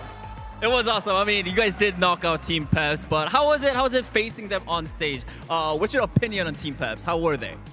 I mean, overall, I think they're very good, but I think their comps hold them back a lot. And I think we were just able to counter swap and play better because of it. That is correct. And of course, you have one more match coming up, and there's none against T1. What are your thoughts on T1? I mean, T1's obviously a very good team, but they dropped the map to GK, and because of that, I also just think that we can beat them as well. I think we're strong enough to beat them for sure. All right, I also believe that as well. I feel like it's going to be an interesting one. Thank you so much, Infected, and best of luck moving forward. Thank you guys so much. All right, Dust, take it away. Thank you so much, Danny. Always great to hear from Infected. I'm not gonna lie though, that made me chuckle a little bit. Having someone as wholesome and just adorable as Infected, reveling in that like bad guy villain kind of arc. Love that. Love that. Is that like 2026? Is that his shtick? Maybe it is going to be his villain arc as we head into another Overwatch season. But it's just so good to see the Team Liquid family, especially like the actual family of the Team Liquid players there supporting them. And of course, all of the fans cheering for Team Peps. It was so great to watch the audience really cheer for both teams. It's so hard to see Liquid as the villains as well, because to me, they've always been kind of the heroes. And right now, well, they carry through North America's torch, still quite strong as one of the two remaining North American teams. But they did what I wanted them to do in this series, right? They need a strong showing versus Peps to prove that they can take it up to the strong international teams, because they got T1 next, and that's going to be a tough battle. Team Liquid so far, they've not been able to take down a Korean team. You know, you've seen the European teams do it, you've seen the EMEA teams do it. Team Liquid, you know, this has been the one thing that's kind of holding back. So this series being as comprehensive as it was for Team Liquid is a great look moving forward for them. And they didn't have to show their cards here either, Necra. I think they had to show a little bit in terms of just like how much counter swap they have available to them, and you heard Infected talk about it. That is going to come in as a strength, especially versus a roster that is as unique and as uniquely qualified as T1. But it was great to see Team Liquid here. A lot of confidence now with that 2-0 versus Team Peps. And so they can continue their run in the lower bracket. We have to say goodbye to Team Peps. Obviously a heartbreaker, especially when there's so many people in the crowd cheering for them. But let's not be sad that it's over. Let's be happy that it happened. It was great to see them on this very stage. They fought really hard for this all season long, so they deserved their spot. And it was great to see, you know, every time Soon pops onto the stage, whether he plays or not, like I'm just happy. That's some good OG vibes, and I'm here for those. But yeah, very excited to see how Team Liquid will be faring as they're moving on in the lower bracket. And that's what we're doing as well. We will be heading into that second round in the lower bracket. Team Liquid going up against T1, and Weibo will be facing off against SSG. Now, we're also changing into a first 2-3. That could be a huge difference maker for a lot of these teams. I think so. This is where, you know, you really have to have the longevity in the series. You're not going to be as surprised. Also, just because we've seen everyone play now. We've seen what the teams are capable of doing today. They've just played today as well. So a bit more of a longer series, but more of a standard type of series. And I think, you know, really we shouldn't be seeing 3-0. So I'm expecting some 3-1s at least. This is where the pressure can make or break you. It's not off. You cannot get your foot off the gas. You have to continue to press forward, and especially when you know that your tournament life is still on the line. It's a very high-stakes day, and there are going to be teams that thrive under that pressure, and that's where I look at Team Liquid as one of them. Yeah, it's high-stakes games and also long days for those teams, right? Because each of those teams has already had to play a series earlier today. Yeah, so they have to really be able to be actually prepping for multiple teams as well, prepping for multiple matches, being ready to play against different types of teams, different types of styles. Exactly, and because the meta is so open still, like it is more difficult to prep, especially if it's a more unknown quantity in their opponents. Now we're getting ready for our first match in round 2 of the lower bracket, so stick around. We're heading into a very quick break, and then afterwards we're back with more OWCS World Finals.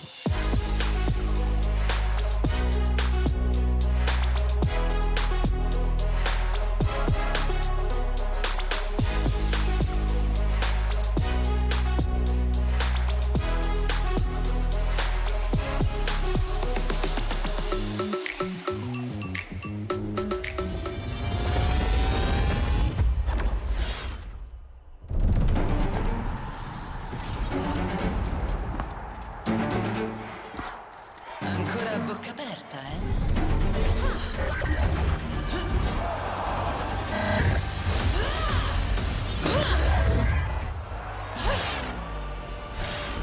Pathetic.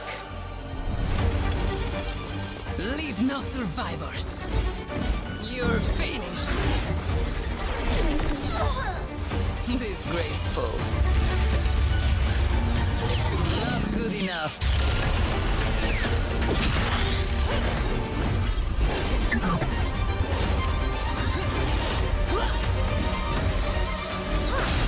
Dirt beneath my heel. Wouldn't want to be ya.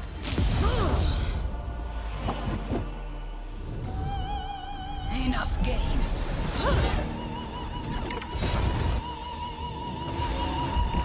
Gotcha. Taste the Palatine Fang.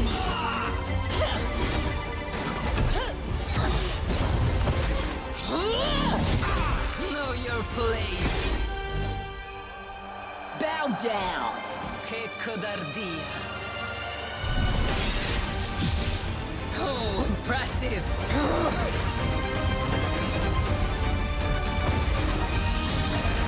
Arriva la punizione!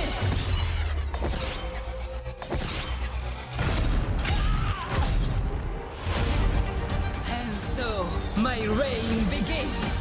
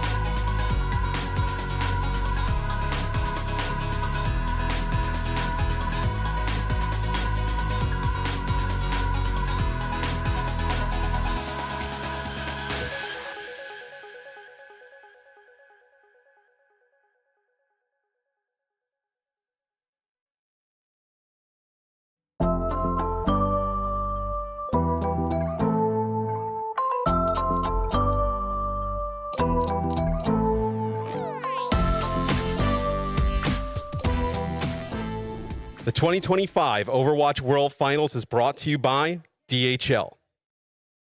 Okay, so we do like 1-1-1. One person just do it. I don't care who it is. Yeah, but you're Lenny, so. Okay, fine. I'll do it.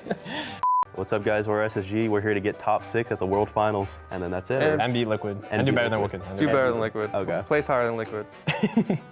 What's up, guys? We're SSG. We're here to get top 6 at the World Finals and place higher than Liquid. See you there.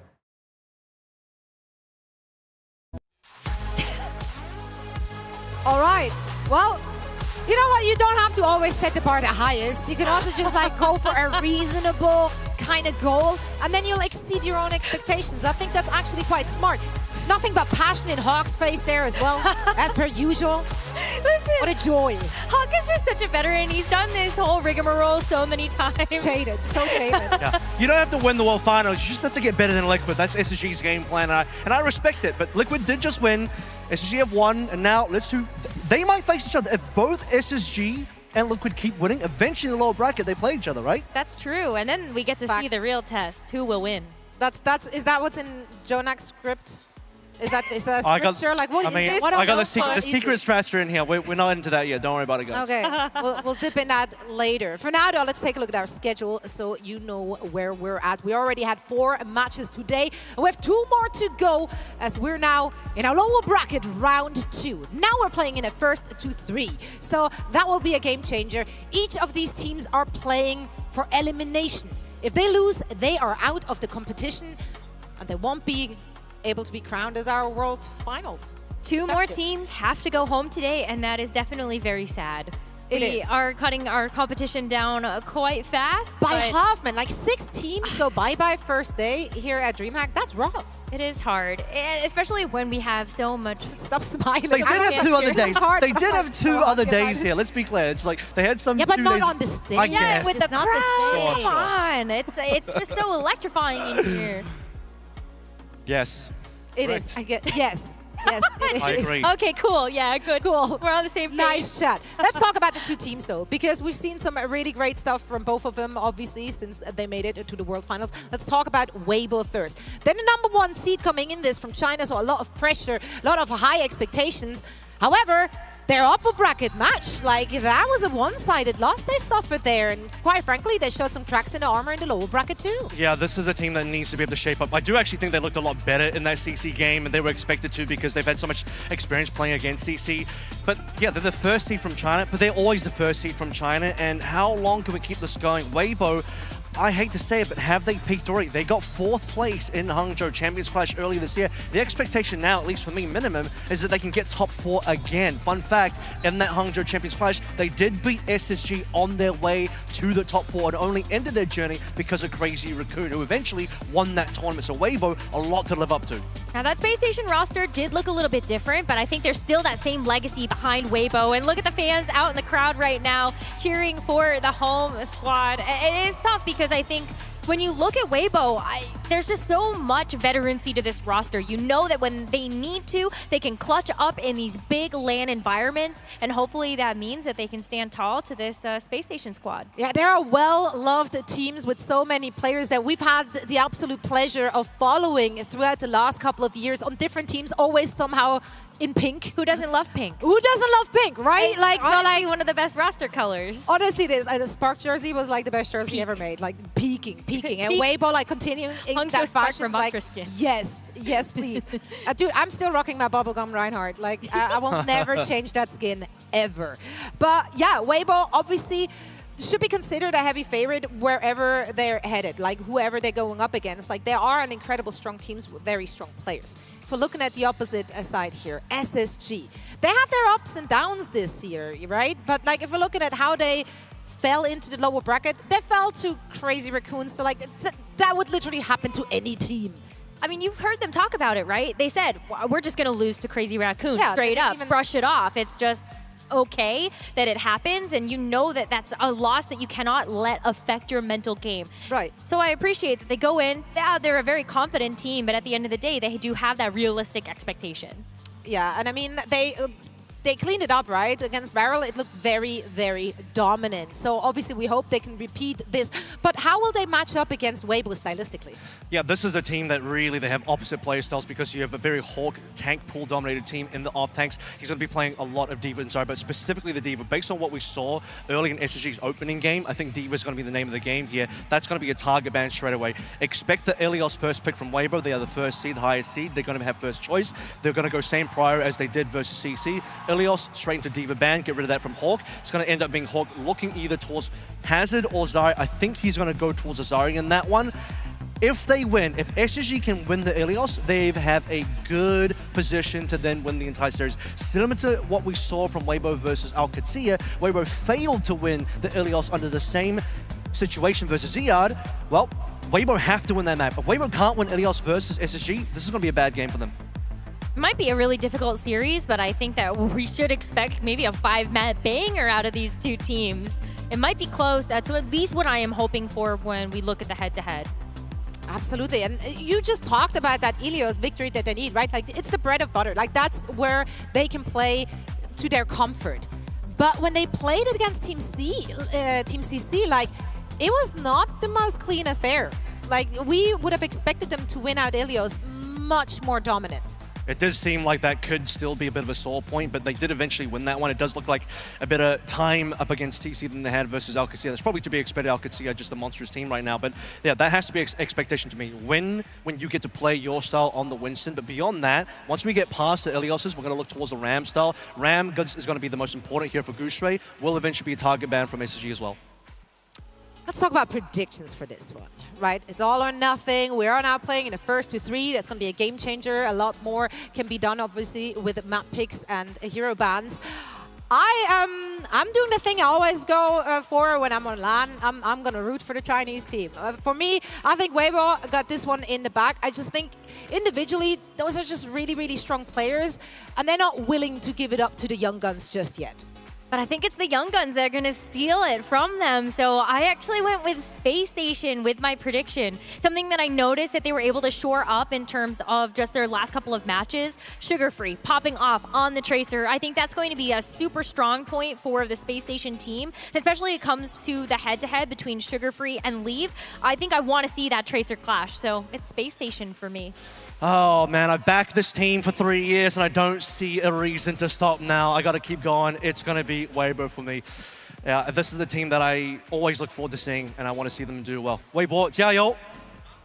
There you go. He prepared all day for this moment. Let's see what the audience has to say. All right, the majority of the people watching in chat are backing Space Station again. They agree with me. Obviously, because you're probably right. So let's find out. You know, the proof's in the pudding. And where there is pudding, there is also Adam. Adam is currently on the stage, which I assume has pudding now. So let's send it over to him to get our teams out. Thank you very much there, team. Wow, what an incredibly slick performance from Team Liquid, who set up an epic showdown later on today against T1. But now we turn our attentions to the realm of the best of fives, and two teams, two giants, ready to step onto this stage. One, the last chance for China to achieve their hopes and dreams of lifting that trophy this weekend here at OWCS. The other, a team, a North American one, shooting for the stars, hoping to be the last remaining team from the region standing. It's time to meet them. Please, first up, make some noise for Weibo Gaming!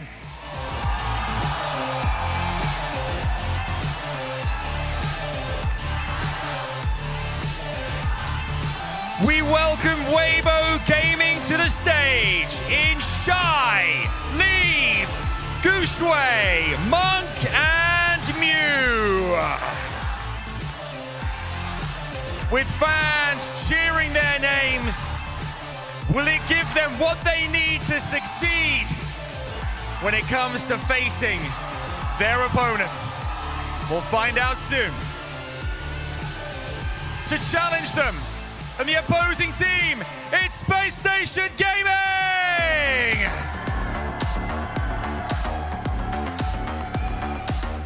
A mixed response, but one thing's for sure, they mean business. Chronic, Sugar Free, Hawk, CJ, and Lep, they are your team, aiming to be the last remaining North American team in this competition. Can they do it? They'll need to beat out Weibo if they're gonna. Gentlemen, please make your way to your stations and best of luck. Oh, the stage is set. Incredible stuff. DreamHack feels ready. You know, DreamHack, I can sense a lot of energy in the air. I'm going to ask you one more time to make some noise for these teams. First up, if you're here supporting SSG, let me hear you. All right. And here we go. If you're here for Weibo Gaming, make some noise! They can't wait, and neither can we. It's time for the showdown to begin.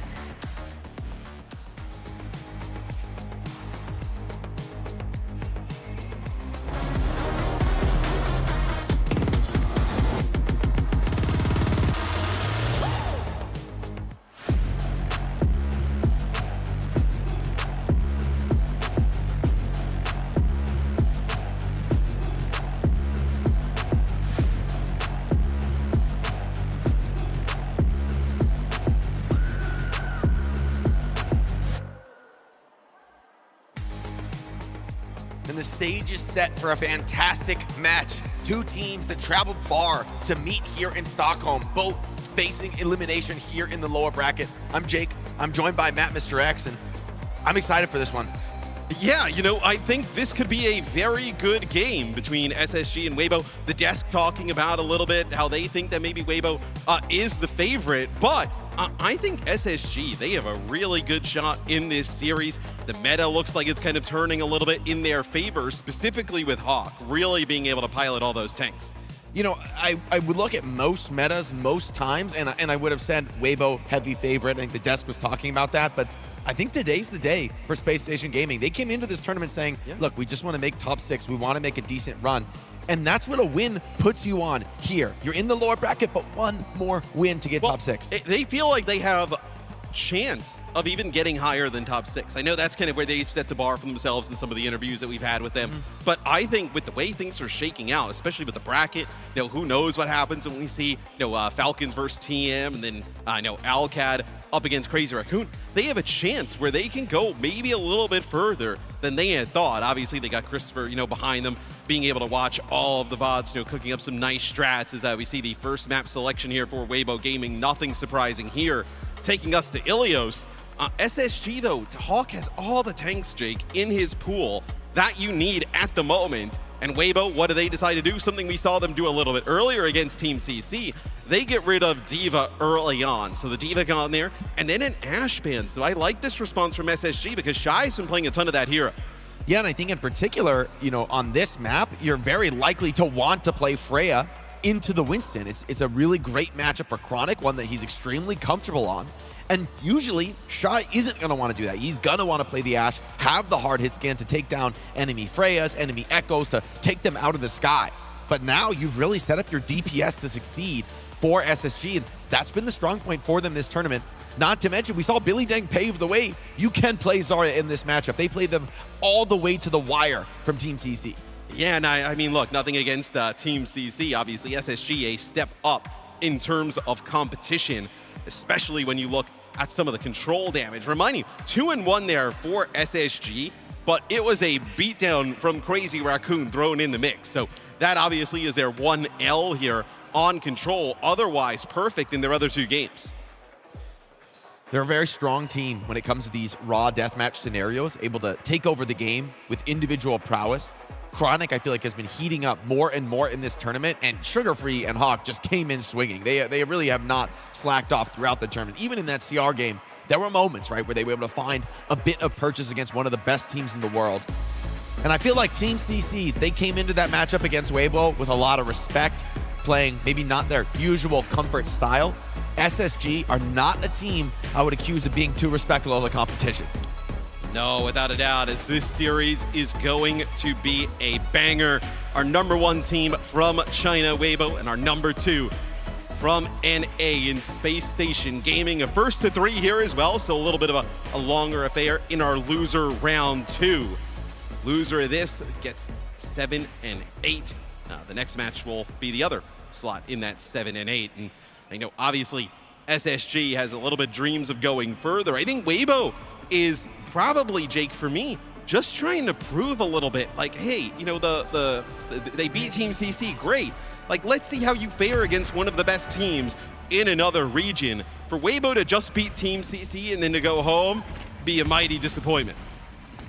It's just two teams matching up here on the server as they've done time and time again, but this time, there's the hopes and dreams of an entire region. Weibo Gaming, our last representative from China. They want to go further. Matt, they want to reclaim some of the former glory that many on this squad have enjoyed, but standing in their way are an absolutely villainous Space Station Gaming, ready to kill those dreams. And I'm looking at, you know, Sugar Free coming out on the Echo here, going to have Hawk with those bubbles on the Zarya, able to protect him. Leave was great in the series earlier that we casted on the Echo, but I think it's a read here that they know they're going to be playing the Echo on the side of SSG, come out with that Tracer, try and make Sugar Free's life really hard. So now SSG rotating away, playing this one slow. Got to be watchful of this Winston. Got to keep the pressure on Gushui. Don't give him the opportunity to step on the gas. And now, Space Station find themselves caught a bit in cage. Chronic takes a wide swing, but that Tracer isn't necessarily the fight he's looking for. Hawk just wants to grind this one out, play the point. And Gushui struggling to contest for the moment. Yeah, just trying to put some constant pressure on the Gushui, right? You don't want to allow him to just get on top of Hawk when he doesn't have those bubbles available. That's when you see Weibo decide to go. Leave. First blood here on Ilios. And without Sugar Free, he's been a crucial performer for Space Station Gaming. Can they battle back in the 4v5? Doesn't seem to be. Monk, with the help of Gushui, they clean up Hawk and they send Space Station Gaming packing. Yeah, even with some of that poke damage from SSG that we were talking about, as CJ barely gets out with his life, TPs through the wall. It was not enough. They were able to kind of constantly heal up Gushui, and then as soon as they find an opening, they get Sugar Free, and then they collapse right on top of Hawk as soon as Zarya has no bubbles. A very easy target to take out, so Weibo get control of the point first. And Leave unmatched on the Tracer. We'll see if that's a decision that Space Station Gaming live to regret. Bubbling an Echo in, but no one to be found. There's no targets in Sugar Free sight. Struggling to get purchased into this map. And Weibo Gaming are dancing around experts on this Winston style. Here comes Leave from behind, punching in. Hawk caught alone in the rush. Trapped away from his teammates. Chronic finds one, but Leave running rampant. No one left to mark this Tracer, but CJ, hold on. Still something left to play for if these supports from SSG can stay alive and regroup. And they're doing just that on the high ground. Now Sugar Free's back into it. Yeah, Sugar Free binds one. SSG are right back into this. Gushui's out. Oh, that is such a turn there from SSG that even after they lose Hawk, they're able to get control of the point, win that fight. And now, also, Jake, they didn't really have to use anything to do it, right? You know, Sugar Free in the kill feed, CJ as well. That allows them to hold on to some of those ultimates. Suzu, they are trying to keep Shy alive. And now also the sound barrier. Absolutely necessary. Suzu, perfectly placed by Monk. Gets the 4v5 advantage for Weibo. Second kill as well. Goes their way. And for now, the Winston dive seems to be working out. Sugar Free considering a clutch, but surely 1v4. Too much to ask for as Weibo take the flip. Man, even though SSG, they get that flip, they get control, it does not last for long. Weibo goes in, uses the sound barrier from Mew, and just takes it right back. Even with the Kitsune rush there for SSG, no chance. Nerves take that one. Maybe open things up here with a sound barrier of your own for SSG as Leave here on the flank. Seeing if you can find anything. He hears Sugar Free above him. I think he's just trying to track where this Echo's at. Now, Chronic under attack. Dances away for the moment. Gushui looking for the chance of the Primal. SSG rips this Echo copy, but the explosive bolt from Freya is going to take him out. Gushui for now, Primal just dancing, looking for something, trying to pull somebody in. Hasn't quite found a connection, and as the Primal ends, Hawk greets him with the grab. Damage doesn't seem to be quite there yet. And the chase down, not good enough. SSG still have to fight for this. Aggressive beat from left. They swarm across the point, looking to connect on that backline. Gushui trying to make them pay with their lives, but Sugar Free standing tall, keeping the team in this.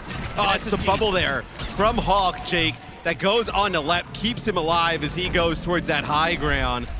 And I was like, man, when you use that dupe onto the Freya, it looked like Sugar Free was maybe just trying to stay alive there a little bit. The grab comes in from Hawk. They're not able to finish off Gushui. It's another nice Suzu from Monk, originally that blocked some of the big damage coming in from Chronic. I thought for sure that Weibo would have been able to fight out of this, but maybe now with the rush in this next fight, this is where they end it.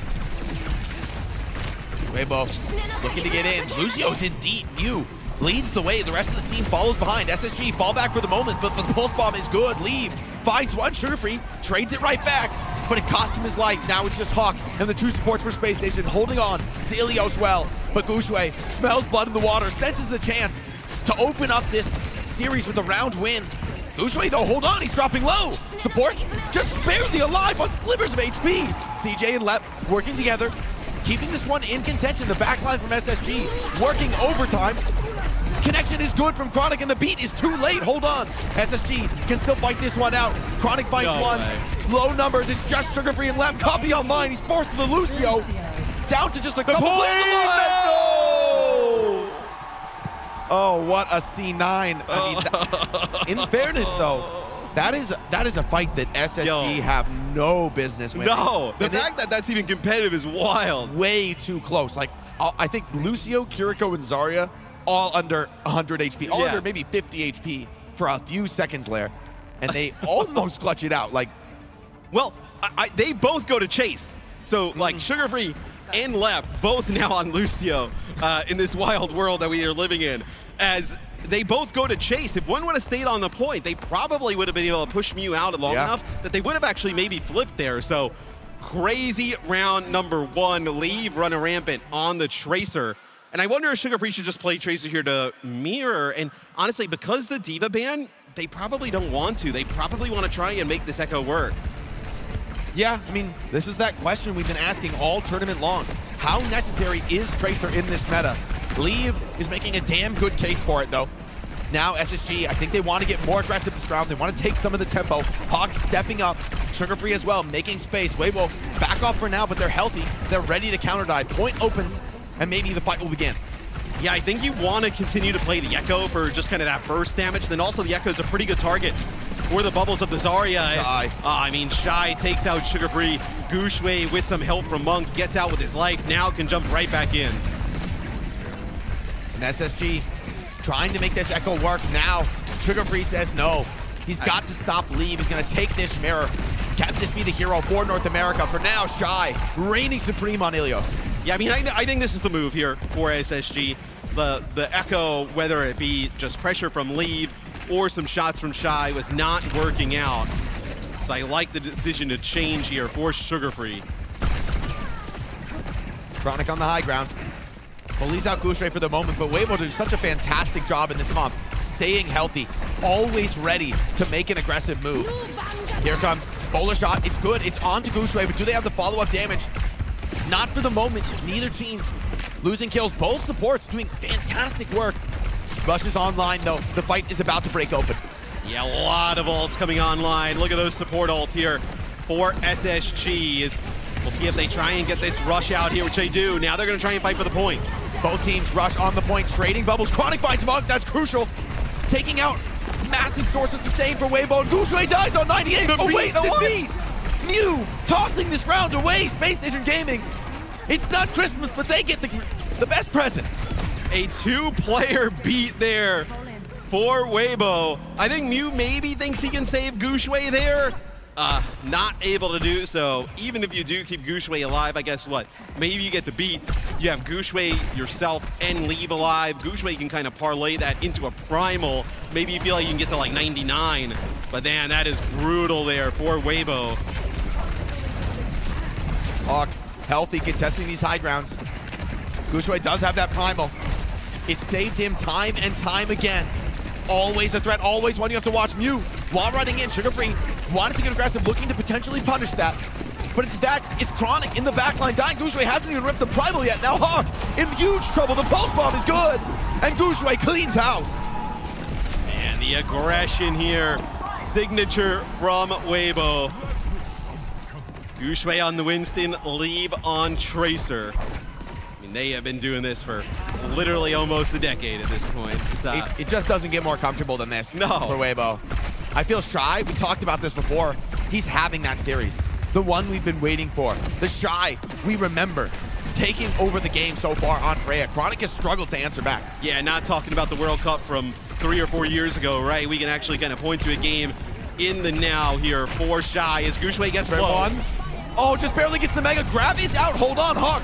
still fighting for this one. If they can take down Gouchway, it would be huge, but Leave has already done the damage. It's only Sugar Free and Hawk trying to stand tall, but against Monk, against Stain, this is a brutally difficult situation, and Sugar Free goes down. It's only Hawk versus the world, and surely it can't be enough. No, it's Weibo taking Ilios, securing the opening map in the series. Weibo takes map number 1 here against SSG. That is the type of performance from Leave and Shy that we are used to. I do think, though, the D.Va ban throws a lot into the works. Ilios is a fantastic map for Weibo. So if you're SSG, you can't get too down on yourself. You know you have a lot of great options to potentially go to in map number 2. And this is a meta where, you know, Weibo Gaming, they don't have many options to bring us back to a map like Ilios. So while you do bag a map win, at the end of the day, it's not really building you too much momentum to anything that you're really going to be able to repeat on through the series. They're going to have to be so innovative on this Chinese roster to make their style work in a meta like this. Yeah, it feels like once a series, Weibo is able to do this with this type of comp as we take a look at some of the highlights. And a lot of what you are going to see is Leave running rampant on the Tracer. Talked a little bit about it where like Zarya and Tracer don't exactly like work as well together. You know, we have seen it in the past, but at this event specifically, it's been a lot of Zarya with Adventure, Zarya with even like Sim comps, and then Zarya with Echo. So it's not exactly a pick you'd want to make. And then obviously Sugar Free is fantastic on the Echo. It's just when you give Leave the ability to play the Tracer like that and give him the slightest advantage, I mean, he is just going to go to work. I mean, classically, Zarya does not feel good played into the Winston. Incredibly difficult matchup. And it goes Weibo's way this time. Up 1-0 in the series, but can they continue? This is a crucial moment for SSG to strike back. You're going to force Weibo off of their comfort zone, but where are you going to take us, man? Well, so I'm thinking, do you want to ban Ram if you're SSG? I was talking about this in the CC match. I think they should have. I think that's really almost a crutch for Weibo. When they're not playing the Winston, the Ram really is that next best option. And we got some Gouchway fans in the crowd. Yeah, we got some Gouchway Don't be fans shy. out there. Yeah, don't be shy. He's looking fine. DHL drops there. Gouchway. Yeah, I mean, hey, Gouchway, show it off. Why not? If you got it, flaunt it, Matt. Yeah, you know, for me, I think the Ram ban is pretty good, right? Because when you look at Gouchway, it's like one of the other tanks in his pool that he could play at a really high level. So you're looking at that and being like, okay, if we can get Dowd out of the way, like Gouchway doesn't want to play Zarya, doesn't want to play D.Va. Like if you have the Winston available, right, maybe he goes to that. But if you have the D.Va as an option, you feel pretty good. Absolutely agree. And what is Gouchway going to pull out of his bag of tricks? He's impressed us before. He's been in these kind of pressure scenarios. Not every meta that he has succeeded in has looked good for him. And that's why he's built this storied reputation as a player, as one of the best. I thought Monk had a sick game as well there in game number 1 on the Kiri. So pretty good start here for Weibo Gaming is, maybe they can get on a little bit of a heater here, right? You get a win over SSG, you start to feel a little bit better about your odds going into tomorrow. But I imagine, look, Christopher and the team on SSG, they have a great idea of what Weibo wants to do. Shambali Monastery is the pick here for SSG. So their map pick, their first ban. We'll see. Maybe it's a Ram ban here. Where do you want the Ramatra in, potentially, for SSG? You don't really want to play like that double flex support if you're SSG, right? It's probably not exactly like in their wheelhouse, or it's not something they want to force. So we'll see what the bans come out to be. Yeah, both these teams, I think, tend to be a bit more conventional with the main support at the very least. Wonder if anybody would want to remove Lucio in this series. Seems like they'll both be content for the mirror.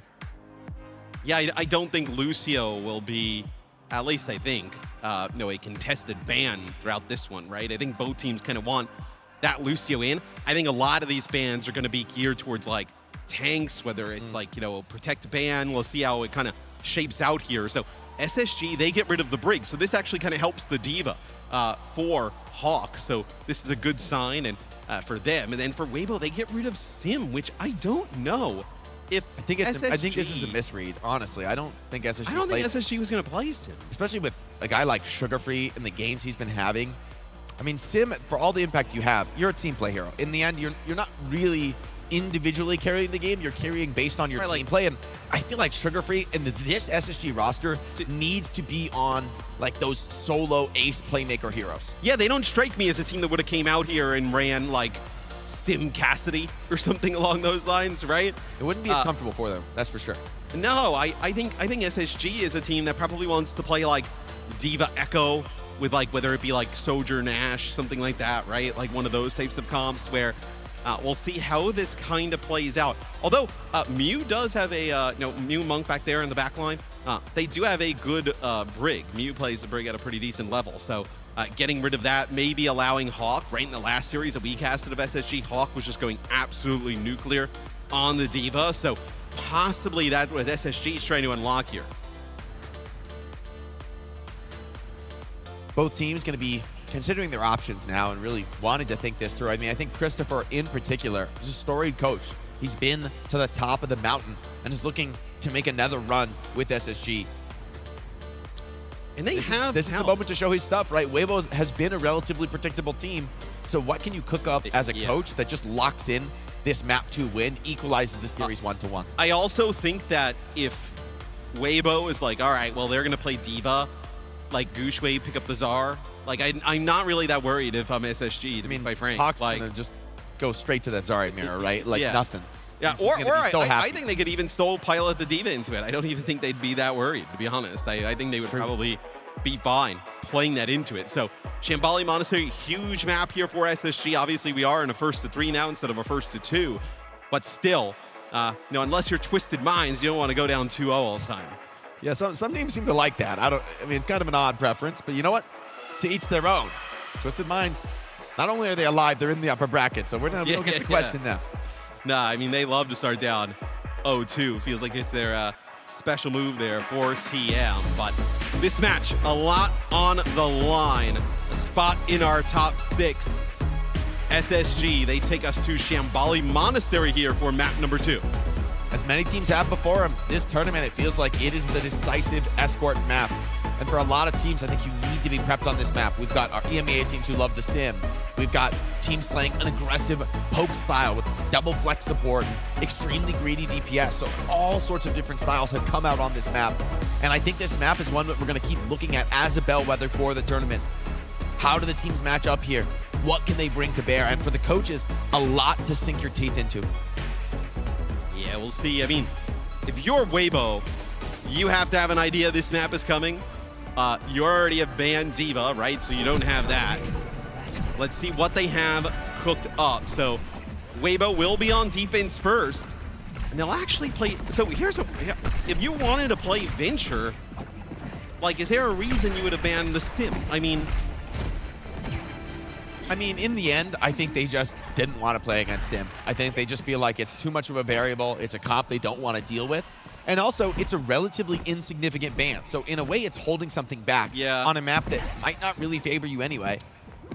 That's true. Like, you save some of these really powerful bans that really shift the game for something deeper in the series. And SSG, let's see what they do once they scout this Weibo comp. It's like, for instance, I think like Sugarfree could play Echo into this, right? Potentially. Wouldn't mind it. Wouldn't mind it at all. See if he decides to stay on the Tracer, make a move as see Chronic go back to the spawn. We'll end up playing the Freya, as at least looks for now, Sugarfree will stay. Chronic finds a bit of a connection, but moving this cart is going to be a fraught proposition. Leave is holding this corner very strong on the Venture. Chronic hoping to find something, but no targets really presenting themselves. Sugarfree tasked with somehow breaking this open, forcing the burrow out of Leave. That's a nice step, but you need to do more than that to earn some progress. So Leave just kind of applying point pressure there. So now the push here from SSG up towards that high ground, trying to dislodge that Ramatra from this corner. Form's running out. Gushway's going to find himself in trouble, has the shield to stall for down. Monk finds left, crucially. SSG looking for the trade, wanting to find something, anything. But instead they get nothing. Weibo send them packing. Yeah, Monk with a few kills there. Again, kicking off this series quite well as they're also playing the Wuyong. So a pretty nasty poke into that back line here for Weibo, and then you have Leave on the Venture. Not as much Venture today as we saw in our first 2 days of play, but still an extremely disruptive hero that Leave can pilot at an insane level. Leave into the backline. Chronic up in the air, dueling with Shy. This could be for everything. Leave comes to contest, but the supports are there. SSG staying alive. Hawk incredibly low.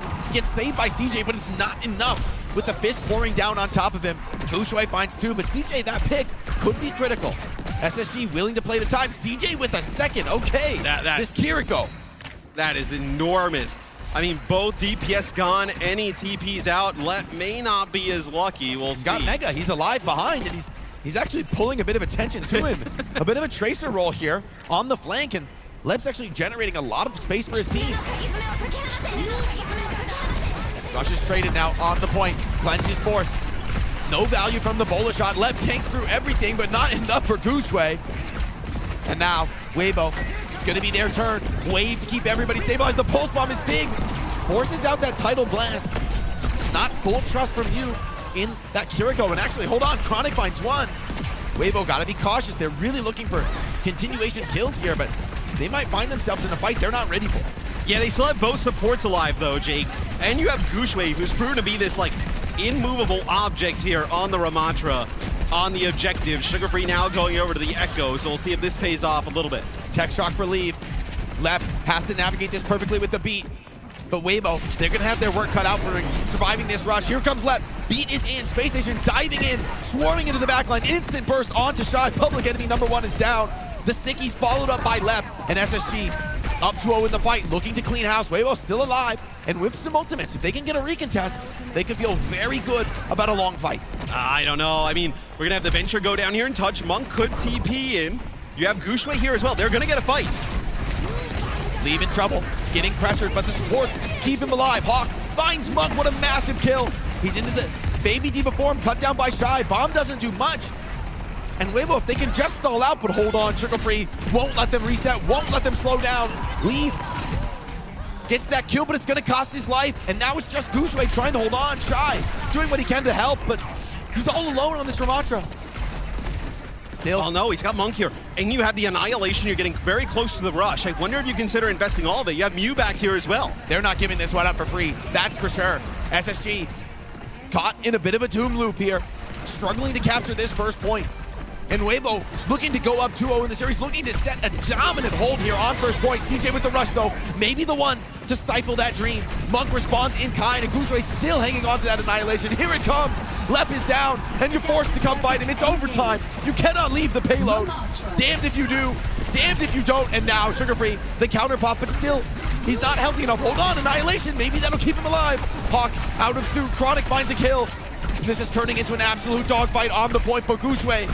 The absolute rock of his team, refusing to crack, refusing to break, and now Shy smells blood in the water, swarms forward, and SSG stifled it first. That is as bad as it could be, probably, for SSG. Rough one. Hey, we said in the last series, when it was Weibo against Team CC, you might want to consider banning the Ramatra here, and they didn't. And obviously, Weibo gets past them. We were talking a little bit like, dude, like, you know, Gushui, the Ram is in his hero pool, and some of the corners and spots you can hold this payload from on the defensive side of things are nasty with the Ram here. And he was unkillable for like half of the round onto the cart. Unkillable for the entire round, evidently, as he does not die at all. I mean, that talk is about a rock. crazy.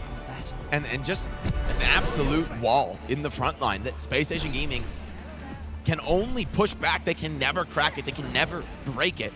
Gushui reads the game perfectly. And to be deathless on defense is really to set the tone for the team. As the tank? Yeah. When you've had like numerous support deaths. I mean, that is a wild round there from Gushui. We'll see, though, SSG obviously with an opportunity here for the good old classic Fuller hold. Sneak away a win here. But man, that is a tough offense. A win is far from assured. Shambali Monastery, honestly, one of the most defense-favored maps in the pool right now. So SSG, if they put their heads together, stay calm, stay focused, They might well be able to get this done, but Shy is going to open up on a signature Sojourn. Going to be able to get active, and the prospect of dodging rails for 4 minutes straight is a pretty scary one for Space Station fans. Right, you're relying on just the, okay, we're gonna build up a rail, and Shy most likely is going to connect with like Lep or CJ or Sugar Free, one of those targets. And that's gonna open things up and get the Ram in there with the Nemesis form and just start swinging. SSG have to give a lot of respect. This double support comp, though, able to keep Hawk very healthy. And so Gushue takes the path of least resistance, comes up to the high ground. Space created, now Shy has a position from which to fire down. SSG trying to play the corners, trying to hold this one off. They're pretty split. I mean, Hawk is over there by the payload, but you see how the other members of SSG, they've been kind of pushed back to this choke. Hold on. Gushue forced into a form, and Leave goes down. Sugar Free somehow finds that kill in a disfavored matchup. And now Weibo, I mean, they took a long, slow approach to this fight, and they haven't really been able to achieve much of anything with it. Shy slides back, comes back in for a rail, does connect onto Chronic, and Shy is able to get that cleanup, but Sugar Free has already taken his blood price. Yeah, I do think, although it's a good hold from SSG here at the start, they do not want to let Weibo take that top high ground position and kind of force them back to the choke. They want to figure out a way to get a little bit more aggressive here on defense. Take that space back. Gushue on the Winston on Shambali. This is a risky gambit. But who else would take it besides Gushue? SSG maybe looking to fall back for now, play the next corner, recognizing the dive just too threatening to their Devilplex support backline. You've got to be so cautious as DJ and Lep. This feels so risky, though. I mean, the Ram is a much safer pick here for Weibo, but hey, if Gushue has an opportunity to play Winston, he's going to go for it. One primal map. That could be all it takes. 2 connections. Mew is low, but gets saved. Okay, Monk carefully on the case. Sugar Free onto the signature Tracer with a fast charging pulse bomb. Will it be enough? Left, forced to rip that support ultimate. It's not enough to keep him alive. CJ holding on to the rush for now, but may need it to close on to this fight. Gushue finding all the purchase on this Winston. And Space Station just don't find a chance to commit to this fight. They get a bit of damage, but ultimately, Weibo come away with the kills. Yeah, and I think they do have Hawk and CJ who make it out with their lives. You see Hawk playing around this first corner. They're also going to get Lep back. Watch the boobs, watch the boobs! Okay, Hawk just barely makes it in. Lep had to step on a point to save the game there for a moment. Weibo, Shy is coming back with that OC. Gushue falls back for the moment to safer ground. That was way too close to cover for SSG. But that was the rush. So the rush is out. Now you have Lee with a pulse bomb here on the flank. Shy with an overclock. Every tool you could want.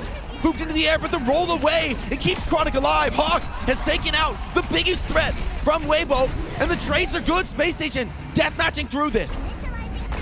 Oh, there is a path here for SSG to do something incredible. Chronic finishes off Leave there. That'll be the fight. It's so hard, Matt. You're talking about Shy with an overclock, Gushue with a primal rage, and absolutely nothing. You need Space Station Gaming Gold Bank. You need like a double headshot here from Chronic, finishing off a support, you need a hero, or a Squishy, or Sugar Free to make a huge play. He's ready. He wants to slide in so bad. Looking for any excuse. Sugar Free hiding in the corner. Not get up. Huge damage on a Shy. They get the kill. He's out. Now Gushue has to do it alone. The primal rage, will it be enough? Chronic punished for his hubris, getting aggressive. Sugar Free forced back, but Hawk continuing to cut down Weibo, who are crumbling at the final hurdle. Gushue still has that primal. Could just be enough to overwhelm with the raw ultimate bank. SSG, desperation now trying to stay alive. Left wall rides away into the attacker spawn. Who's there to hold the cart? Weibo charging it forward. The pulse bomb is good. The beat's late. Too late. And now SSG beginning to regroup. Leave does find a connection. OC is back. Can Shy find the connection? High noon pop, but Mew takes down Chronic. CJ takes out Leave. There's still a fight to be had. It's just Hawk and Lep fighting this one out. Weibo coming back fast, and Hawk only with the self-destruct. Surely it won't be enough. Can he get the research? Oh my, way too close. But Shy gets the map done in the end. That one was down to the wire. Weibo are gonna be sweating. That is way too close for comfort if you are Weibo.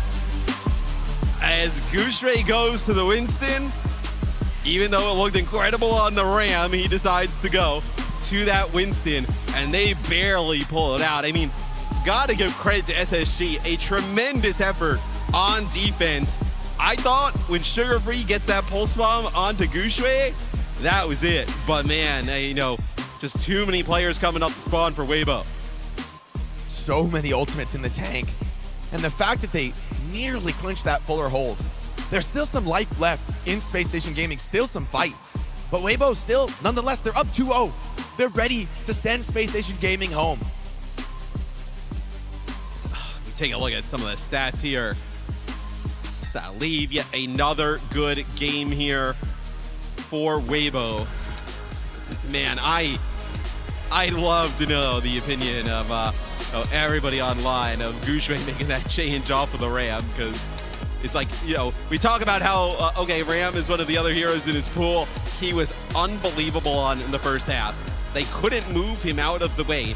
Basically same comps in the next go-around, and we decide, hey, you know what? Let's go back to what we ran on Ilios a little bit and try and make it work. And they make that change with like 2 minutes to go, and it goes down all the way into OT.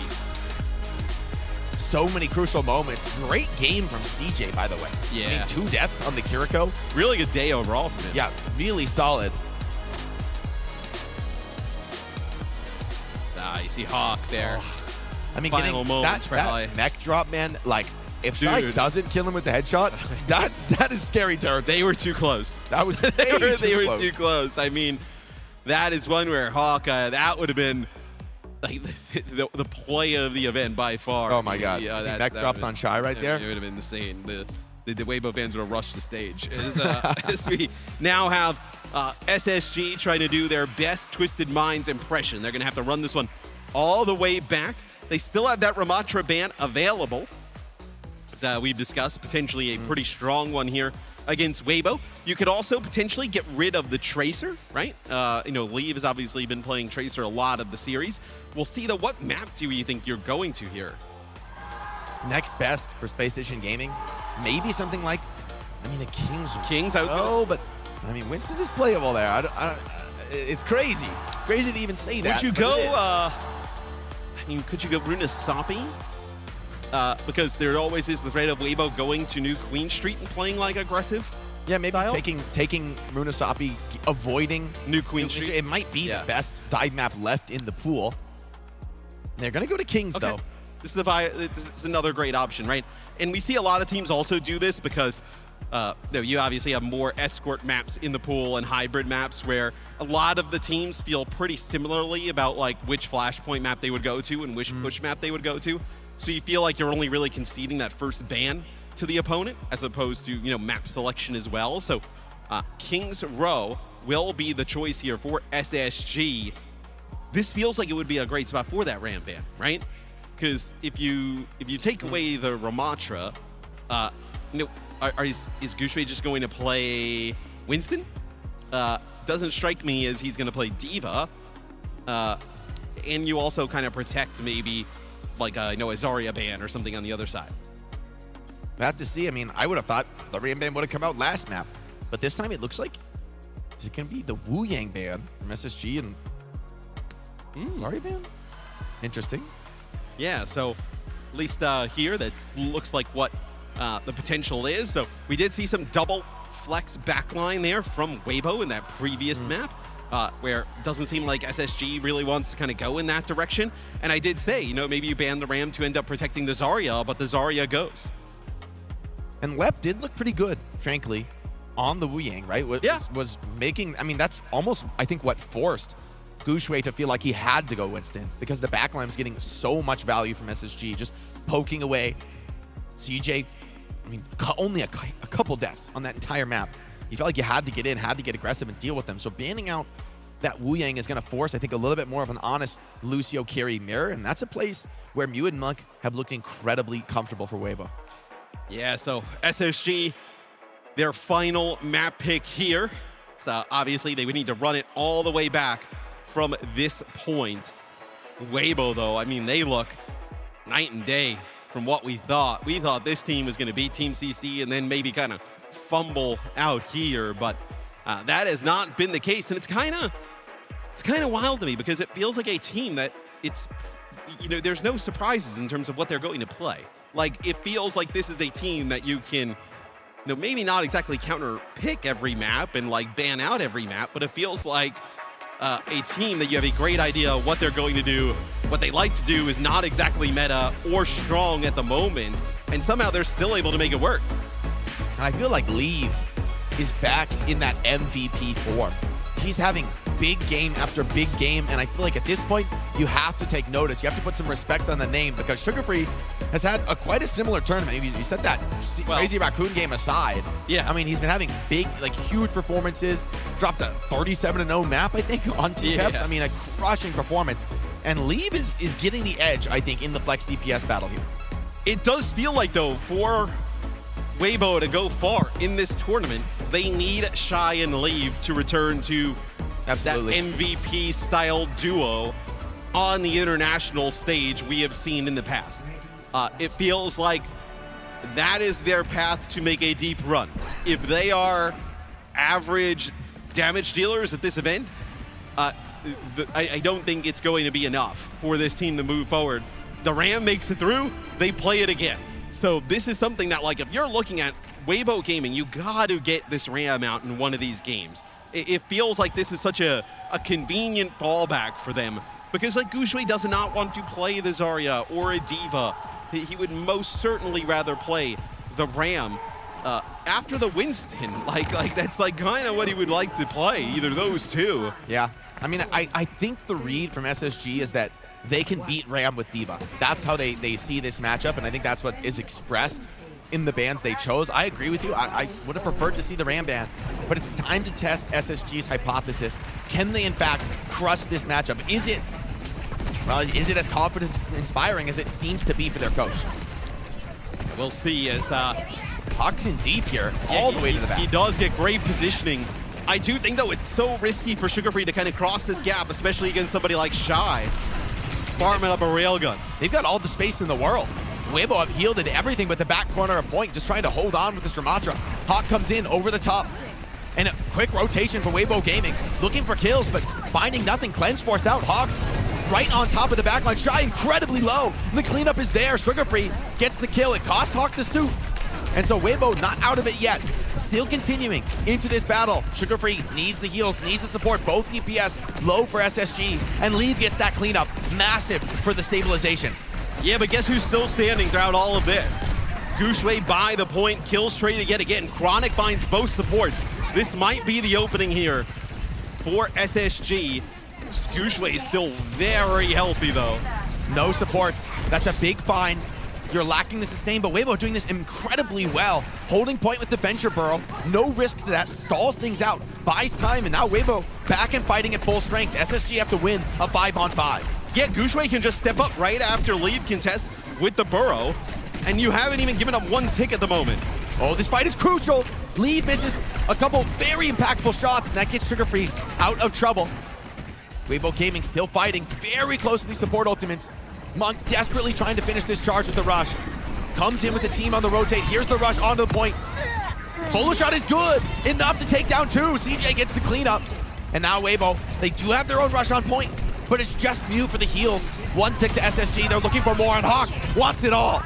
There is a brief moment where I was like, is Mew gonna beat here? I mean, we have seen some wild ones from Weibo, but they decide they will live to fight another day. That is gonna be SSG taking the checkpoint here. So Weibo will have their sound barrier plus tectonic shock to fight in this choke. Could be a very good combo, and one of these corners that it's tough to get the Ramatra out of. Sugarfree on the flank. He's unscouted. No footsteps from this Echo. Goes wide with the stick, but the Ram copy gonna keep him alive here in the heart of the team fight. Beat down from Mew, but no kills yielding from it. Sugarfree still in this copy. If he can get the Annihilation online, yes he can. Pushes back the rest of Weibo, cleans them out.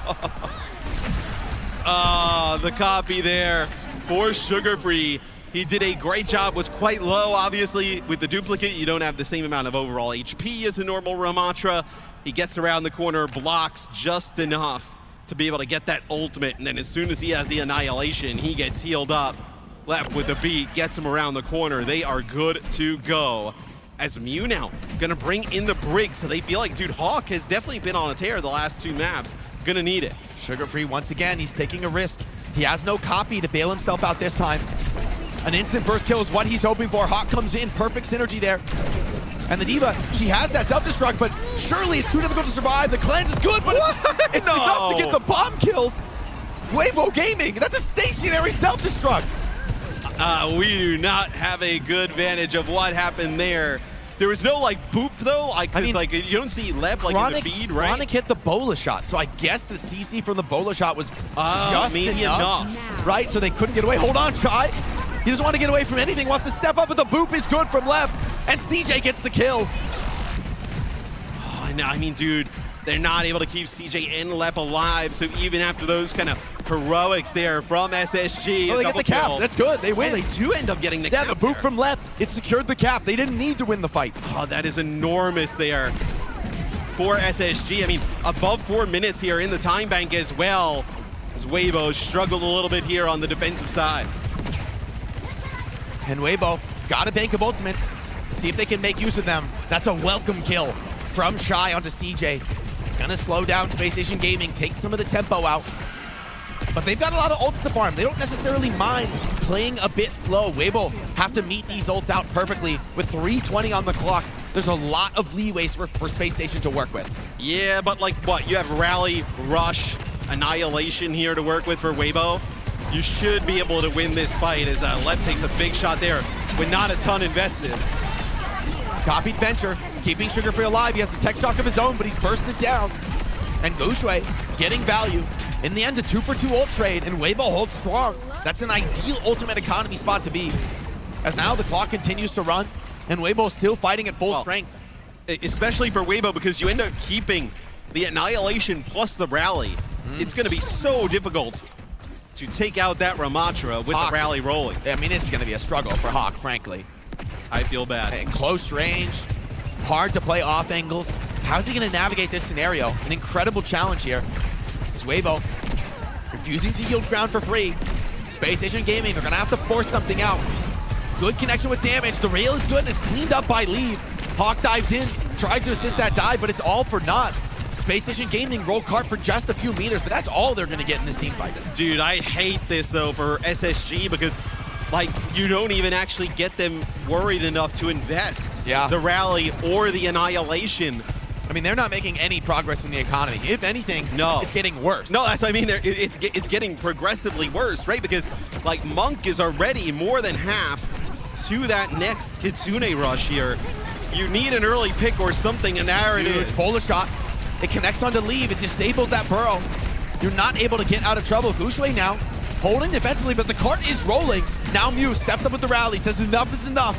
Going to be forced to commit those ultimates. A big beat from Lep. Keeps Hawk alive and fighting. Now Mew falling back with his Rally. Knows he doesn't have enough gas to keep going. Shy with the OC, though. That's certainly a ghost sign for Weibo Gaming. He steps up looking for a kill. Needs to find one more connection. Chronic giving him no opportunities. A full rail into the back of Hawk. And CJ goes down. Self-destruct available. SSG, do they want to continue this fight? It seems not. Hawk chooses not to invest the ultimate.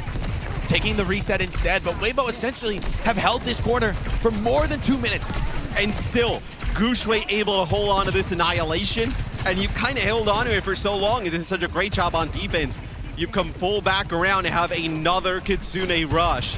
You know, the Ramatra, even without the Annihilation within the rush, is so difficult to deal with. We'll see if SSG can do it, but Jake, it doesn't look great right now. There's no clear holes in this cycle. Can Chronic do it? Needs to be a hero with the Bola shot. Connects onto one, but there's no kills resulting from it. Sugar Free with the Ram copy. Could assist in this frontline battle. A later rush for Space Station Gaming. If they can live through this, they could find themselves in an advantage position. Sugar Free so close to that copied Annihilation, but can't quite get it off. Shy, too much damage coming in, and Gushui finally forced into the Annihilation of his own. Continuing to run this clock down, but finally Weibo find themselves without ultimates. They have to fight this one out. Chronic on his lonesome on the flank, getting punished by Shy, but may have just slipped out of there. Incredible movement from the frame. Yeah, that is really nice tech there from Chronic, as I thought he was dead to rights as we head into OT. It's just Hawk with this self-destruct. Will it be enough? See if he's able to get into the backline. Chronic over the top, putting down a lot of damage. Self-destruct into the main group. Sugar Free takes down Mew. That's arguably the best kill you could find. Now the rest of Weibo Gaming, without their main support, have to fall back, have to play this one safe. They need Mew to connect on this Rally, or Shy to find something with the OC. But left only a few percentage points away from the beat. they're just not able to capitalize on getting Mew, as he's going to be back in the action. You have an overclock here for Shy. Bolts are good, Shy. So close to the rally. Instant beat out of CJ, or out of left rather, keeps CJ alive. Now Hawk steps up. The bowler shot is enough to take down Shy, and Monk falls right behind him. Mew with the rally, holding strong, but it's D9. No way, Space Station Gaming. That is a heartbreaker, Matt. And this is your tournament life on the line. Oh, they're gonna be feeling that one in the morning. Oh man. You think back to map 1 on Ilios? Oh. You get that duplicated Lucio, Lap and Sugar Free, they're feeling themselves, they're chasing, and oh wait, we forgot the point. Right here, they get the Bola shot and they kill Shy, who's got the overclock rolling. It looks so good. They have the perfect beat. Start. Yeah, they have the beat to fight through the rally. Yeah. And they get an early advantage, and it just seems like nobody able to make it back there to the payload. They did get a good push. I will say though, tremendous defense though there from Weibo. I mean, that's like a 4-minute plus they had when they get that second checkpoint, and they don't even give up a map completion. Yeah, that corner hold looks so well practiced for Weibo Gaming, and kind of questioning, frankly, some of these ban decisions from Space Station. They haven't banned the Ram out either of the last 2 maps, and both times it's been crucial. Let's check out what happened on this D9. Chronic on cart steps away from the burrow, and everyone just a step. It was like 3 players a step away from and cart. it looked like maybe tragedy. Lef actually thought he triggered it, because he was like wall riding, and it looked like he dipped a little bit, but maybe just a little bit too high out of the box. I mean, that right, that's like on the absolute line. Edge of the incredibly tight there. But that's the margins you have to play with if you want to compete at this level. If you want to be the world champion here in Stockholm, you can't be making mistakes like that. Space Station Gaming, they're going to get their last reprieve, their last chance to clean up their act if they want to stay alive in this tournament. I gotta say, Jake, I like this comp from Weibo. Leave on the Tracer, and then you still have, like, obviously you lose Monk here, so most likely gonna end up losing the fight. But, that Kiri Brig backline pairs decently well with the Tracer and the Ram. It's a nice first fight from SSG. But I do not hate the look here from Weibo early on. I mean, real veterancy being shown by Space Station Gaming, being willing to take a brutal team fight C9 like that, and then come back in with a very aggressive defense. I mean, most teams we see on Kings Row do not play this style, do not dive forward onto the attackers, but Space Station Gaming are, if anything, they're playing like they're up 2-0. They're playing like they're dominating this series here on Kings Row D. I mean, this is what you want to see, right? Absolutely. Chronic start to get the better of Shy. Widow? In this hit scan battle. I mean, Widow is a conservative, but you're like forced to go Widow just to clear the attackers or clear the defenders out of your spawn. Right, just get them out of the line of sight there. Allow Gushue to push up. Gushue steps up, taking a lot of damage. Here comes the wrap. Once again, SSG looking for those vulnerable backliners. Chronic trying to get a connection, but Gushue reads it well this time. Has 2 on the fight, and so Weibo with the player advantage. Sugar Free pulls it right back, but the trade down is good. SSG looking to heal up. Hawk and CJ preparing for an inevitable recontest. They are absolutely not giving this one for free. That looks like Weibo very close to taking this point. Some players from SSG up on the high ground. Will we get a contest? It'll be Hawk who drops down. We'll get a touch at least. We'll see if they're able to hold this for long. Bola shot in, puts down some damage. Not enough, though. We'll have to see here. Can Space Station clutch it out? Sugar Free with the copied Ram. Lep finds a kill on the fight. And so there's still the fight to continue here. CJ, beautiful save onto his main support. Sugar Free holding onto the frontline tank roll. Incredible flexibility from the young DPS. And now Sugar Free looks to clean up Gushue, making the hold on Kings Row. SSG refused to be knocked out in Stockholm. SSG barely hanging on here. 2 ticks for Weibo. So not out of it just yet, but this would be a huge clutch up here for SSG.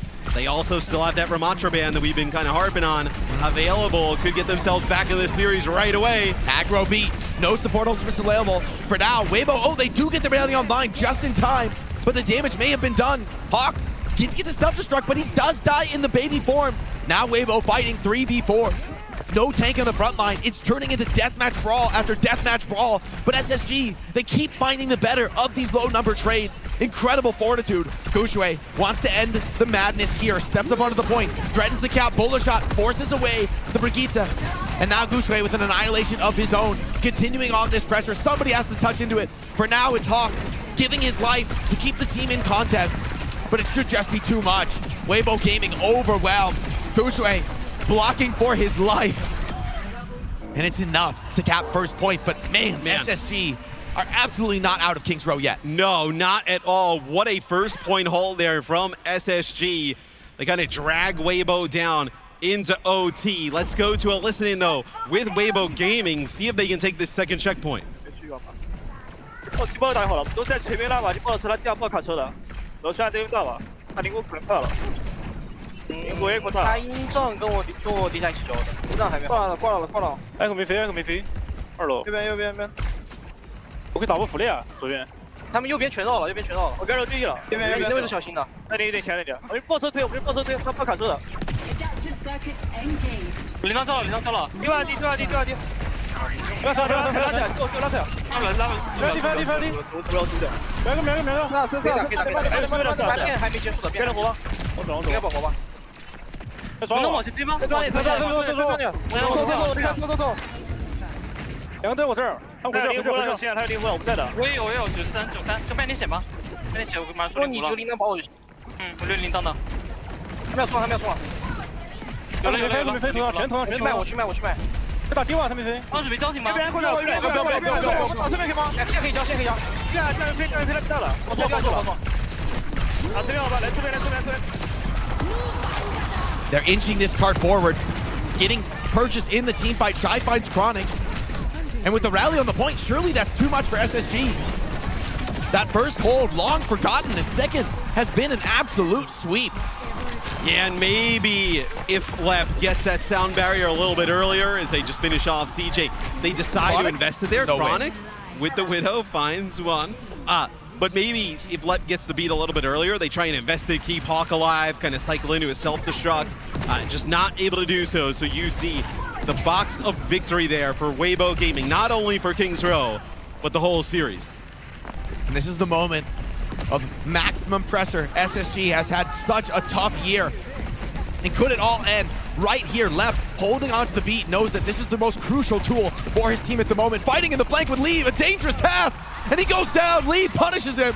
Now SSG, no beat, tail between their legs. Have to just hold on. Hawk refuses to yield ground, playing off that self-destruct. Getting every second of delay that he can. A masterful performance on the Diva, but it's not enough. Shy finds Sugar Free. SSG bleeding out near, and Weibo refused to back down. A forced beat out of Left, but only 4 players alive. Weibo now backing, slow, staying alive deep into this fight. They're so close to some back-breaking ultimates, and GuXue refuses to back down, continuing to push this card. Yeah, you get nothing with that beat, right? You have to use it defensively just to buy you a little bit of space here. Sugar Free, though, does have a dupe coming online. Could be huge. CJ down. Can't get the rush off. Okay, that does take down View. So there's still a fight to be had. Sugar Free very healthy with the annihilation. It's Hawk trying to get that self-destruct on. Desperately needs to get back in the suit. And can't quite do it. Buck with the headshot.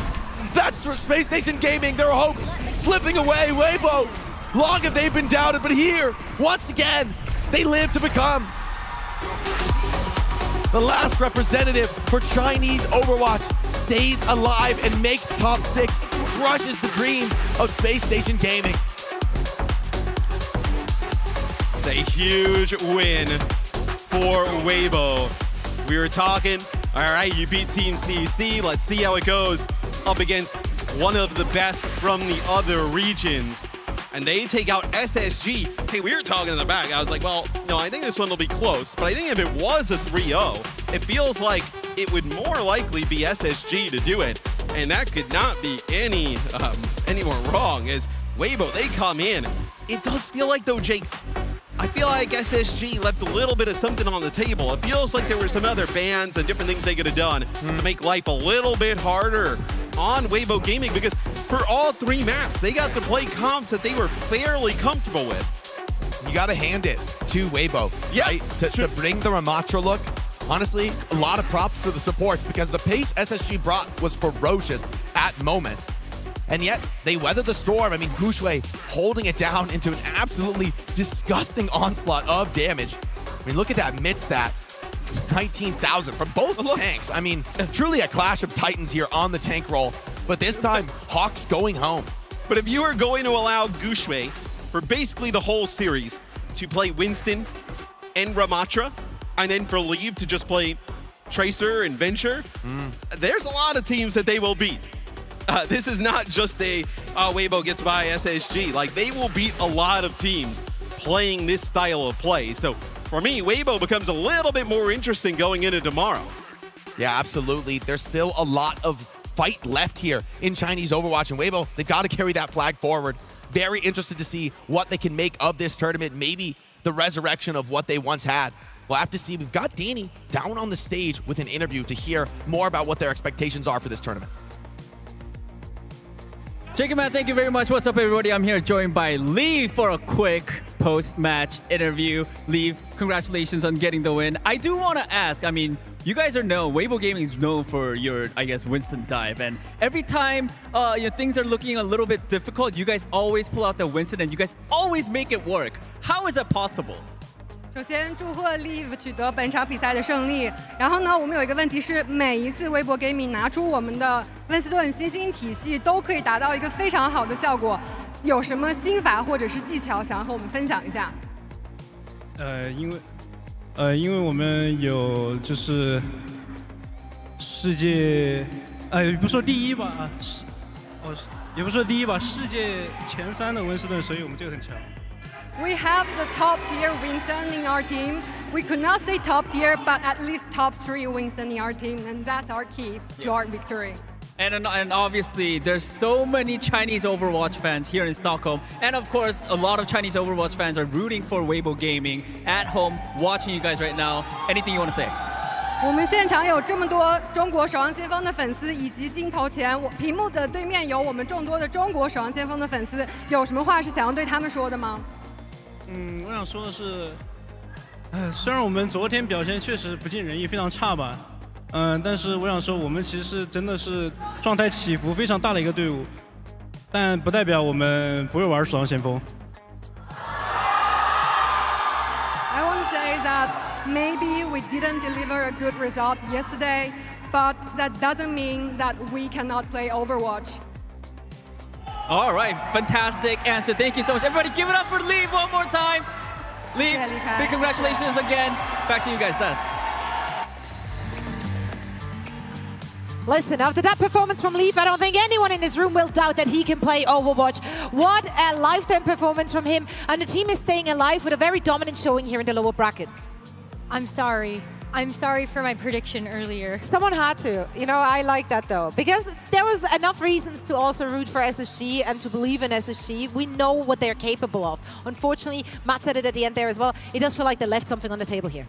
It definitely feels like a disappointing result for our space station, doesn't it? Like, on the one hand, of course, we want to celebrate the dominance that Weibo showed, but I think if you're space station, you're kicking yourself a little bit. Maybe there could have been a little bit more Tracer being played in the series, or maybe just a couple of different picks and bans that might have made the series go a little bit further. Certainly it'll be below their expectations. They wanted 6th place minimum here. They wanted to get above Team Liquid as well. Well, Team Liquid, if they end up being T1, Team Liquid will then be the sole remaining N8 team moving forward here. But for Weibo Gaming, man, they did exactly what I hoped they would do. Win Ilios. They did that in dominant fashion as well. But the Shambali and the King's Row, maybe a little surprising here. Winston into Diva on Shambali, and they win that one, a full hold as well. You go to King's Row, a little unfortunate C9. Don't worry, we'll get that sign out in a minute, Necra.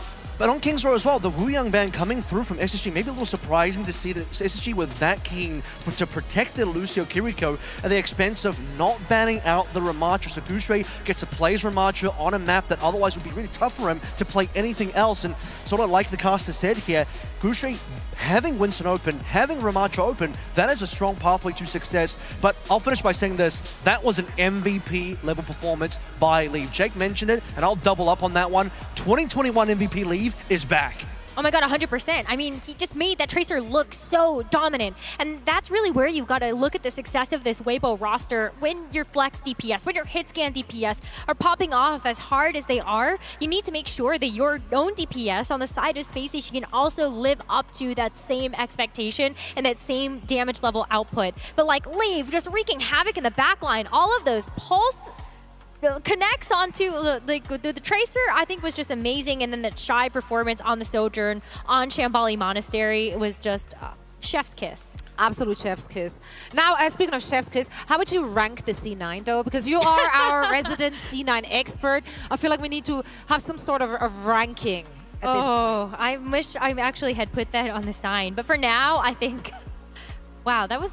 He looks like he's shooing Sugar-Free away when I he know. did that. Well, he has away now eliminated Sugar-Free, who, like you said, Rose, didn't end up playing that much Tracer, as she really wanted to lean into the Echo for this game.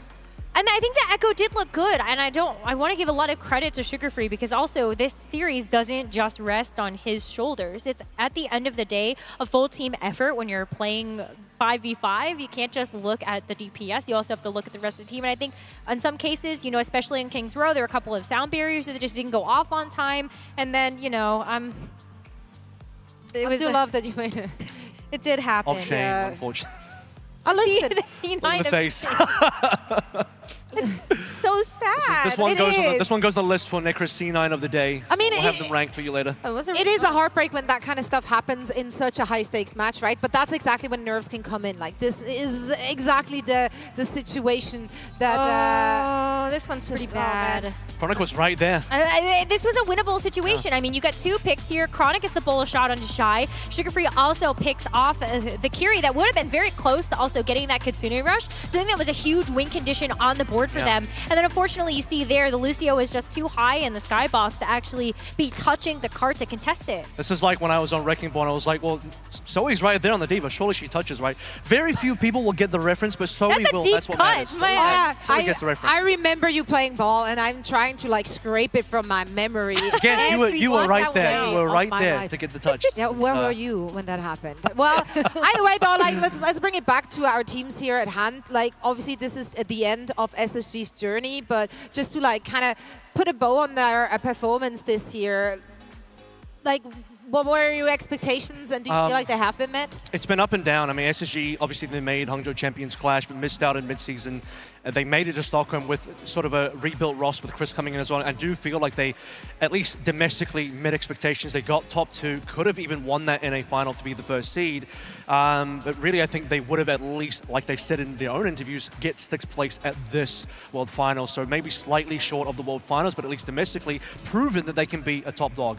Yeah, and I think the other side of the coin you have to look at is just that I think Weibo is also exceeding expectations a little bit here, especially when you're beating a team that is as tough as Space Station. You're making it look convincing. I hope this means that Weibo can go even further when it comes to this lower bracket. And it's going to be exciting in that lower bracket, right? Because they are now potentially facing off against either Team Liquid or T1.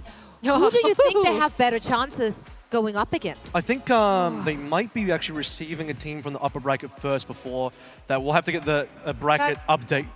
Yeah, so they'll be receiving a team from the upper bracket first. I was a liar. Yep. Which team but is it could that? happen. You're just thinking ahead to the future, right? Zoe, that's right. The lower I was semi-final. Skipping ahead there. Yeah, but we do have Team Liquid and T1 coming up next here. I don't know. I would assume they flip from the upper, but before we get confirmation from that, we're going to refrain from saying it. There it is. Yep. So these are the 4 teams they could potentially face off against. I mean, certainly their road will not be getting any easier. Yeah, it is going to be the loser of Twisted Minds versus Team Falcons that I believe will be against Weibo. And I don't like having to face either of those teams. Honestly, any of the 4 of those. I'm gonna be real here. The Weibo Falcons game, Giga Bang. Every time those 2 teams play, it's maximum maps. Full tilt, like everybody playing at maximum level. No, it is some of the best Overwatch you'll see. So who knows? I mean, if it ends up being you mean tilt as in like full steam forward, or exactly. not like yeah. I thought tilted. That's not how I took it. But yes, we just got to confirm it will be Twisted Minds or Falcons that they will be facing off against. For now, though, they actually get to rest. They did play 2 games today, so that is a well-deserved rest. And they're ending it on a high note here with a quite dominant performance in their last showing today. We're now heading into a quick break. And when we're back, we are going to see T1 facing off against Team Liquid. You don't want to miss it.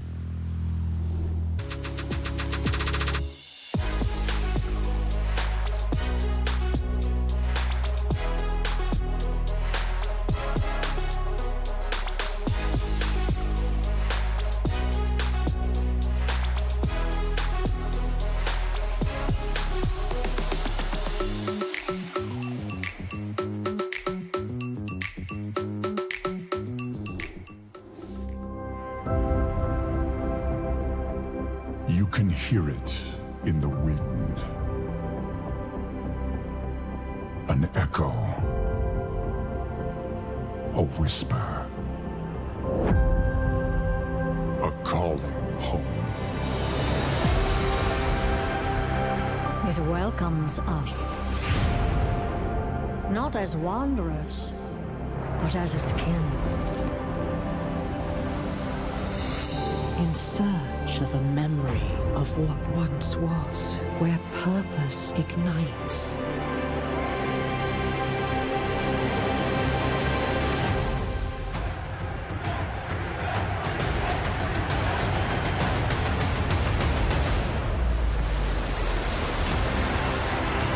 A refuge where warriors can lay down their weapons and join forces with one another.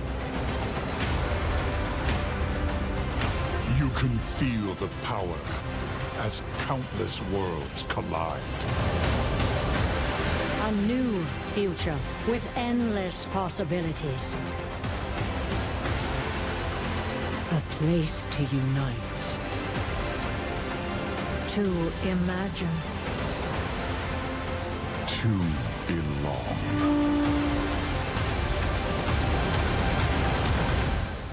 Are you ready, BlizzCon? It's about time.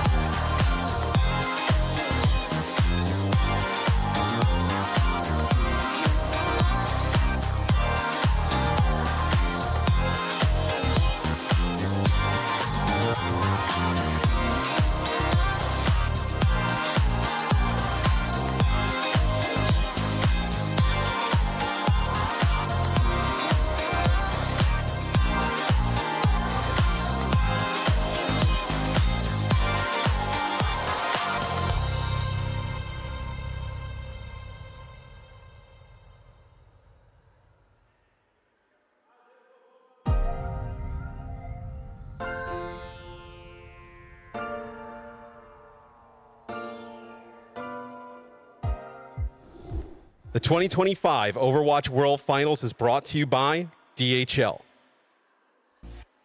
Avast here. We are in the arena, OWCS 2025 finals here in Stockholm, and I'm with Cargo, our lovely robot here at DHL. Also, don't forget !DHL drop in the chat. We're gonna be giving away free prizes. Everyone, we're gonna have some people looking through that to hopefully give some cool merch away, signed jerseys, goodies, wherever you want. But I and Cargo, hopefully, if he doesn't run anyone over because he's very large, we're gonna be looking at some nice fan signs here in the arena. I've seen a couple, so we're gonna try to make our way through first. I saw something that was very relevant. First of all, T1 sign. I like that. Do you have any thoughts about why you're supporting T1 perhaps? Or I see a Philly curse reference. Are you a Philly fan originally? Yes, I've been a fan of Philly since Overwatch League. I've always been a fan of them. And this is just the closest I got, honestly. I mean, honestly, it's looking good for us. I have no financial ties to T1, of course, no financial ties at all. But I also saw another really good one over here. I saw something about a Ajax or a C9. That was kind of relevant to the last match we just watched there. So are you just happily a fan of the meme, or you just love C9, or what's up with that? I think it's very important to learn about C9. So we can see even that pro players C9 and Ajax. I like that. I like that a lot, especially because it was very, very relevant to the last match. But I saw even some more signs over this way, very far away over there. I talked to you beforehand. I see a Jasmine sign. Once again, there's a lot of T1 favoritism for me right now. And I have to ask, I mean, for these fans right here, I'm going to step on your ramen. Get ready. Get ready. I'm going to step on it. Okay, good. Good move. Good move. So are you a Jasmine fan, a T1 fan? I'm Jasmine's fan. Did you travel far here to the event? I'm from Korea. Korea. Let's give it up for Korea real quick. Let's go. I'm loving the signs. Okay, I've seen some 1v1s. We're going to hold off for that for now because Cargo, he's still standing over. Sorry. Nope. Not your chance just yet. Not your chance just yet because I'm looking for some more signs. Guys see more signs? No more T1 favoritism, though. I'm sorry. I see that's a Jasmine. I see a Liquid. I got to go to the back, though. Oh, there we go. Wait a minute. A Gushue who just won. I love the Gushue sign. Are you, I'm assuming, a Weibo fan? Yeah, Gushue is daddy. He's daddy. He's daddy. I'm sure we're allowed to say that, right? Cargo, are we allowed to say that? Give me an emote if we can. He's still figuring out how to move. He's saying a maybe. He's saying a maybe. He's saying a little bit of a maybe with that one. And then I see another Gushue sign. I saw that too, but we can't have too much favoritism. In fact, what is that over there? I see Sugar Braun, of course, but is that a hashtag TWinK? Wait a minute. I'm gonna go around to you because Cargo, I know you're very slow, but I gotta go around to you because we're not gonna have you walk. I'm so sorry, camera operator. I'm very, very sorry. I'm moving around very erratically. I see the TWinK. I'm coming all the way over there. Get ready. I see. You can stand in front of me. It won't save you. It won't save you. You can stand in front of me. Okay, I'm coming all the way over here because I have to see this sign. And I also see, what is that, 0 days since last C9? Okay, I love that. Are you a T1 fan yourself? T1 super fan. T1 super fan. Okay, where are you from? Well, I used to live in Philly, but I live in Manchester at the moment. Manchester, UK. Well, you might have just lost your signed piece of merch, UK. No, actually, I like the sign so much, and I'm so favored, T21. You actually going to get the first signed jersey that we're giving away for yourself. And then here we go. We have it right here. There, thank you, and thank you. We're gonna continue to give away. Oh yeah, make sure to show us the jersey. Show us the jersey. It's a signed jersey. Is that a Crazy Raccoon signed jersey? Well, that's nice. There we go from the whole team, the whole squad signed that. We're gonna give away stuff like this the next 2 days, Saturday, Sunday. Also, !DHL drop in the chat. Don't forget, we're giving away more goodies there. But you'll see more of me, a lot more. And I know you guys will be standing in front of me trying to get your signs read. And don't worry, you might win. You might win. You keep up that tenacity. You keep up that tenacity. I'm going back here to Cargo. But overall, I'm very, very excited to see everyone here. Remember, 2 more days of giveaways. Do your best with the signs. !DHL drop in the chat. What's up, Cargo? How can I help you? I'm trying to figure out what this is supposed to mean right now. He looks to just be dancing, which he has a lot of joy. And also looks like your palms could crush me here a little bit. But, I mean, right now, everyone, I'm so glad you're all here. Make sure to make more ridiculous signs because they're giving me way too much creative freedom. So I'm going to try to put them on broadcast. Giving way too much creative freedom, guys. But overall, Des, we're done down here. Back to you. Thank you so much, Avast, and more importantly, thank you, Cargo. I don't think there was a dance. I think Cargo was about to throw hands at the disrespect of Avast. But yeah, great fan signs out in the crowd. We hope to see many more of those. It's one of my favorite parts about live events, fan signs. Man, People Avast are is showing up. So funny. It also looks great in the old Florida Mayhem colors, so he fits right in. Yeah, it's like McDonald's, which is always follow him. Like, that's just Avast live. What you got there for us? I was like, yeah, Avast again. I got a sign you can have a look at. I got a sign for you, buddy. So yeah, they're right there. I need to see more of this. I need to see more of these today. Please do it for him. He's watching. No more C9. Do it for him. I beg of you. Or listen, it's the world's your oyster. Be creative, show us the signs, and you might walk away with a jersey here in the venue. And as Avast also said, of course, spam the DHL drop in the chat in order to get some free goodies whilst you're watching from the comforts of your home. Now, our players are not in the comfort of their own home. No, they have to battle it out on this very stage behind us. And in our next match, it's going to be once again everything on the line.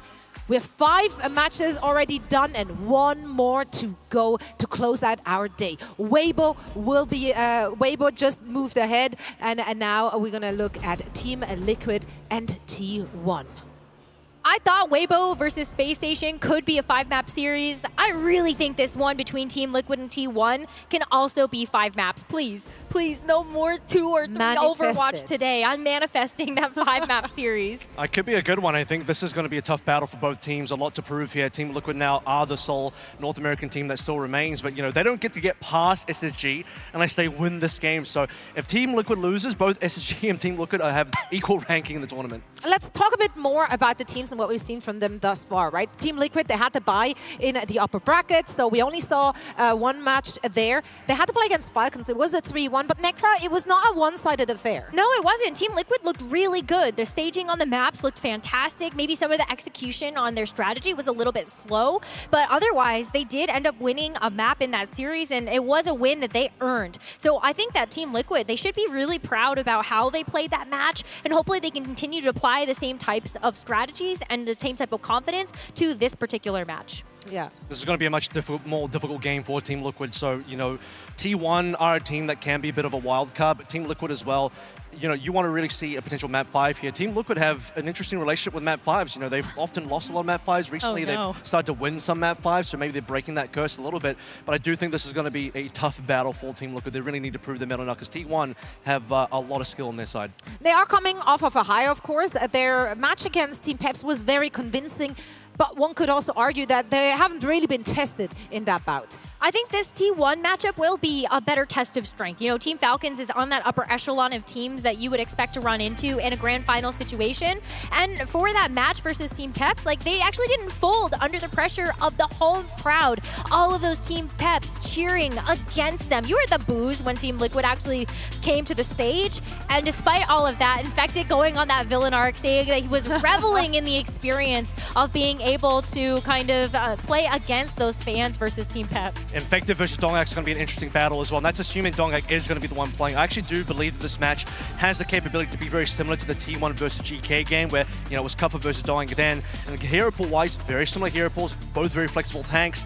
Infected's beaten Dongak before, you know, last year at mid-season at EWC, and so there has been that history. Now, Infected, who is quite a big fan of Dongak, I might add, wants to take that battle and win. A lot of the strengths on Team Liquid are similar to the strengths on T1. It's just such an exciting team. You have Infected, you know, absolute main character energy. You have RuPaul, a former world champion, bringing that veteran aura. Vega, face card, never declined, ever. And then Tree has been such an exciting young NA prospect on that damage deal role, and Zera is just like this one reliable tracer in your team. Absolutely, and I think that Zera especially was a tracer that ended up surprising a lot of people during the Champions Clash. It's one of the reasons why he ended up getting picked up for this Team Liquid roster, but I think this roster as a whole is going to have a very difficult battle. One of the strengths of T1 is the fact that they do have both Jasmine and Donghak, so even if Donghak, maybe you don't want to end up taking those duels roles in the Winston and the Wrecking Ball. You've got Jasmine, and in fact, Jasmine's actually going to start in the roster for T1 today. Yeah, it says to me that we're not going to be going to Ilios first. The reason you would want to start Jasmine, if it's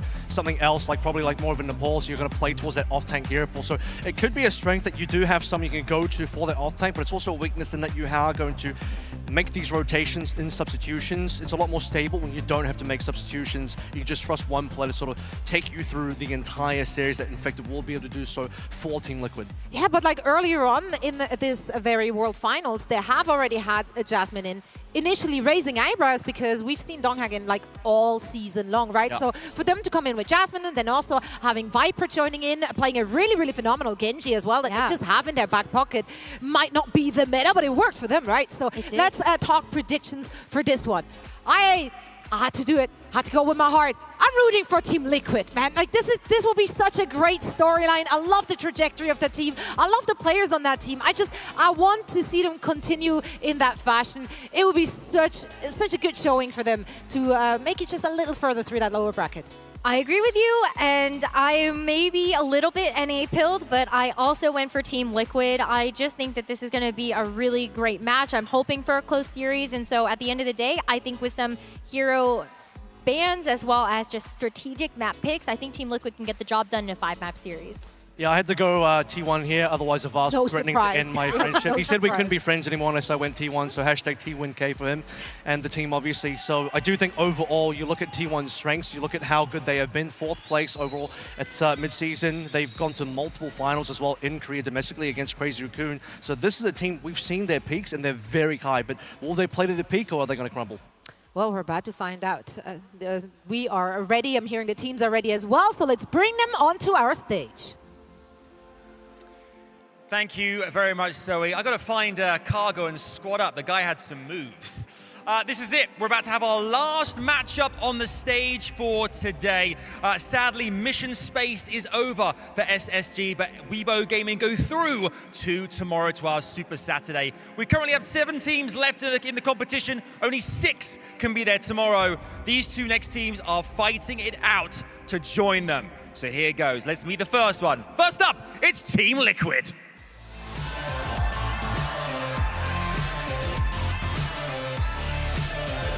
The team from North America grace the stage. It's Tree, Infected, Sarah, Vega, and RuPaul. Keen to reach the latter stages of this competition. They are ready and raring to go. But they face a mean outfit in the shape of T1!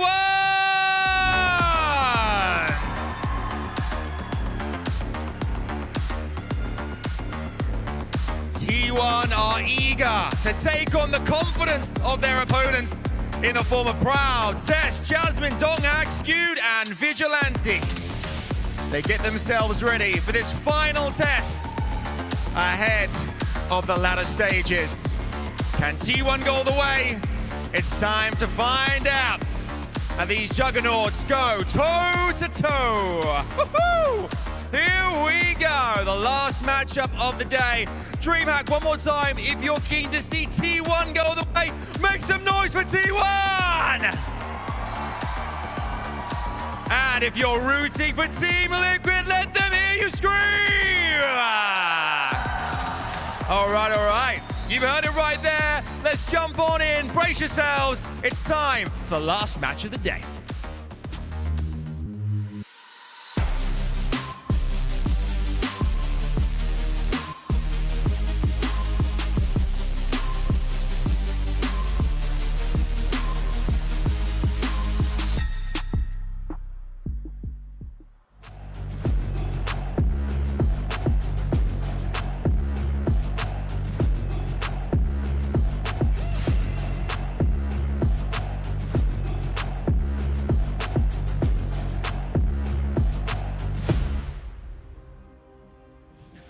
The lower bracket continues with Team Liquid and T1 now in a face-off. The first to 3. Loser goes home.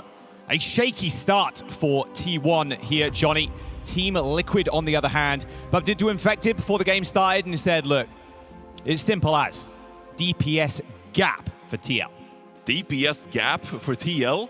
Wow, that's a lot of confidence put in 3 and 0. Facing such a lethal damage line from T1 as well. You know, Zest, Proud is really making a name for himself in this tournament so far. I'm so thrilled for this matchup, Jaws. This is when it starts heating up in the lower bracket, and we got a bit of a banger on our hands here. Feels like this is 2 young teams on either side trying to advance themselves in the lower bracket and, you know, get further here in such a pivotal tournament. It's the biggest tournament of the year. Yeah, maybe some nerves as well for T1. Swing Chip as well, their manager said. A little bit nervous coming into this game, but luckily she's not playing. She's sitting back behind the stage. T1, a little bit of a rocky start, Johnny. Look at that New Junk City we saw earlier from them. Didn't look so hot, and, well, T1 and Team Liquid here, they're banning the Ashe and the Sigma. We've seen this crop up from both teams, so taking Sigma off of the table early for a control. Yeah, I think this is going to be a really interesting matchup because I think both teams actually are really flexible and are quite happy to mirror each other. Now, T1, they are going to sub in Jasmine here, so they're leaning more on those off-tank heroes. And I think it's a strategic Sigma ban coming out of Team Liquid because you also do protect that Ramatra if Infected wants to play it. For the rest of this series, though, these bans are going to have such incredible impact in how this series play out. Team Liquid, they are the #1 seed from North America, and they've taken us to Nepal to kick this series off. Yeah, and then, look, Tree as well, I was speaking to too, is that at the end of the day, if we played Stage 3 again, it would be a no contest, easy win. We sweep everybody. Just that level of confidence coming into a place like this is paramount to your success. A lot of Team Liquid fans in the audience, and a lot of their parents too, the Team Liquid gang showing up strong. A lot of fans coming from Korea too. We saw as a Vast and Cargo were checking out some of the signs earlier. A lot of Korean fans coming in supporting Team 1 as well. Nepal is our first map. Yeah, I mean, these are 2 of the biggest organizations in esports overall. Like T1, you know, their dominance over in Korea. Now they're trying to make a name for themselves here in Overwatch as well, and Team Liquid. I mean, there are not many older esports organizations than Team Liquid. And they picked up a really young roster here. Some of the brightest prospects in North America, and it's been a steady climb throughout the year. #3 seed earlier on this spring, #2 seed for the mid-season championship, and now they finally won Stage 3, qualified for the World Finals. They are finally looking to build on their careers here at the OWCS World Finals. Oh, was teasing me a little bit there, was Infected, hovering Ryan for about 0.5 seconds, but Echo for Zera, Tree on the Freya. T1 going to do the same, a complete mirror. And this is what I'm talking about, Josh. Both of these teams, very happy to take this mirror. RuPaul and Vega, they made a name for themselves on this Kiriko and Wuyang composition. And the go-to meta has been Echo and Freya because of their mobility. Some early poke from either of these teams, just one quick bolt from either Freya could be enough for either Echo to capitalize on. Couple of misses there from both Freyas, just struggling to hit each other, although very quick to be fair. T1 positioned on the high ground. Team Liquid happy to take low, maybe try and get first touch. Zera going pretty low, has to receive the Suzu from RuPaul. So Team Liquid, they have a bit more of a narrow angle here. T1 trying to contest this point at the minute, and Vigilante backing says that it's going to be enough as RuPaul finds the first pick. A slow approach here from Team Liquid could earn them a first fight win here. Infected hanging out in Kitchen currently now, can push up onto this high ground. Zesto with a kill is going to be good for one on for Zera. Tree, though, is just such a dominant position right now. Ravenous Vortex is going to pick off Skewed. Kind of ignoring Jasmine up on that high ground. Infected goes for the prey, the low health support players in their own kitchen. And T1, they end up losing control of the point with 24%. Yeah, really patient play from Liquid, and they make it work. Not panicking about the point. Now looking at the Kirikos here, the ultimate's coming online for our first cycle. RuPaul, 80% to that Kitsune Rush. If you build this quickly, that could be a quick engage from Liquid, capitalizing on that early ultimate charge. But T1, there are no slouches. Zest almost with that duplicate. Zest is farmed this. Look at that. Dupe up, Zera 65%. Like, Zest is chilling. Well, maybe not for long. Uh-oh, trying to go for the 1v1. Trying to get away from me. Unfortunately, over a 50% HP. That beam didn't quite turn purple. Zest, though, with a dupe, kills Tree. That's one way to send a message. Bolus available for Zest as well. It's a free ult to be thrown in for TL. Or nice T1, sorry. Does end up getting the shield as the... Well, that's a good tidal blast on Zera, saves his life, but now Vega in trouble. are getting lasered down by Zest. He's done a lot of the heavy lifting so far. Duplication here now for Zera. 2 Rams on the field. Annihilation on the point from both Infected and Jasmine. Can Zera actually stay alive? Just chunked out, Johnny. Yeah, T1 ends up capping the point on the back of those ultimates. The Team Liquid, though, they built 57%. This is going to be a very back-and-forth series, so expect either of these teams to trade team fights back and forth. But with this positioning now on the high ground, what does T1 decide to do? Obviously, the Freya's, when you are in this sky, you have an easier time landing shots downwards. And so as Team Liquid approach this point here, you gotta be constantly wary of where is this Kiriko, where's the Echo, the Freya. If you take one quick tag, that's enough to end your life. Tree trying to create some space now on the periphery of the map. Looks like 3 players from TL trying to do just that, forcing Zest away.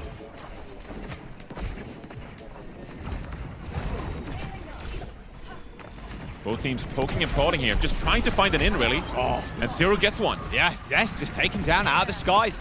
Not enough support. Unlike Zero, who had 2 supports at his back.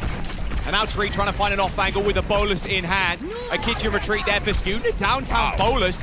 Didn't quite connect with Proud, but did a little bit of damage.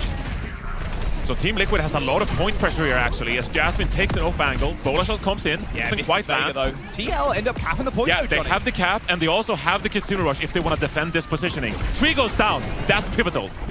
RuPaul ends up TPing away. He's got Suzu up in a couple of moments as he does end up using the rush to push Infected onto the point to gain more percent. It's good damage on Infected as well. He's forced away. Yeah. And any stagger kill here is going to be disaster for TL. They cannot afford to let Infected or anybody, for that matter, go down. He is proud to first to fall, though. Oh, Vega. It was a sitting duck out there. Zest just dive bombs him. And now OT's in session. OT's in session. Infected should be able to touch one more time. And Steer's coming up on this duplicate. A duplicate on the Ramatra should build enough time there, but he goes down to Proud. It's a free rush. To close it out. A free rush for Zest. It's so easy for the Echo to just dive bomb in. Copy the Kiriko. And T1 with a round win. Catch me if you can. And this is a little bit unlike some of the previous series we've seen. This comes down to pure mechanics. These damage players, so pivotal. And like Infected said prior to the game, referenced his damage players 3-0, they're gonna have to pop off big time on that round. Falling to Zest and Proud. Just peep the stats real quick. Jasmine not dying. That last round as well, very few deaths across the board. Damage too. T1. Most in the server. 6,200 damage. And I mean, if you have a great Ramatra that can just stick onto that point, manage the health pool quite nicely, that frees up the support's ability to pocket those flankers even more and earn you that pick advantage. As we head into Sanctum here, bit of a closer point here. Liquid, actually a big difference in approach here from them. Tree's going to go towards that Sojourn, still has some horizontal mobility with that slide, but Zero is going to have to get up close and personal with Dash and these Shurikens.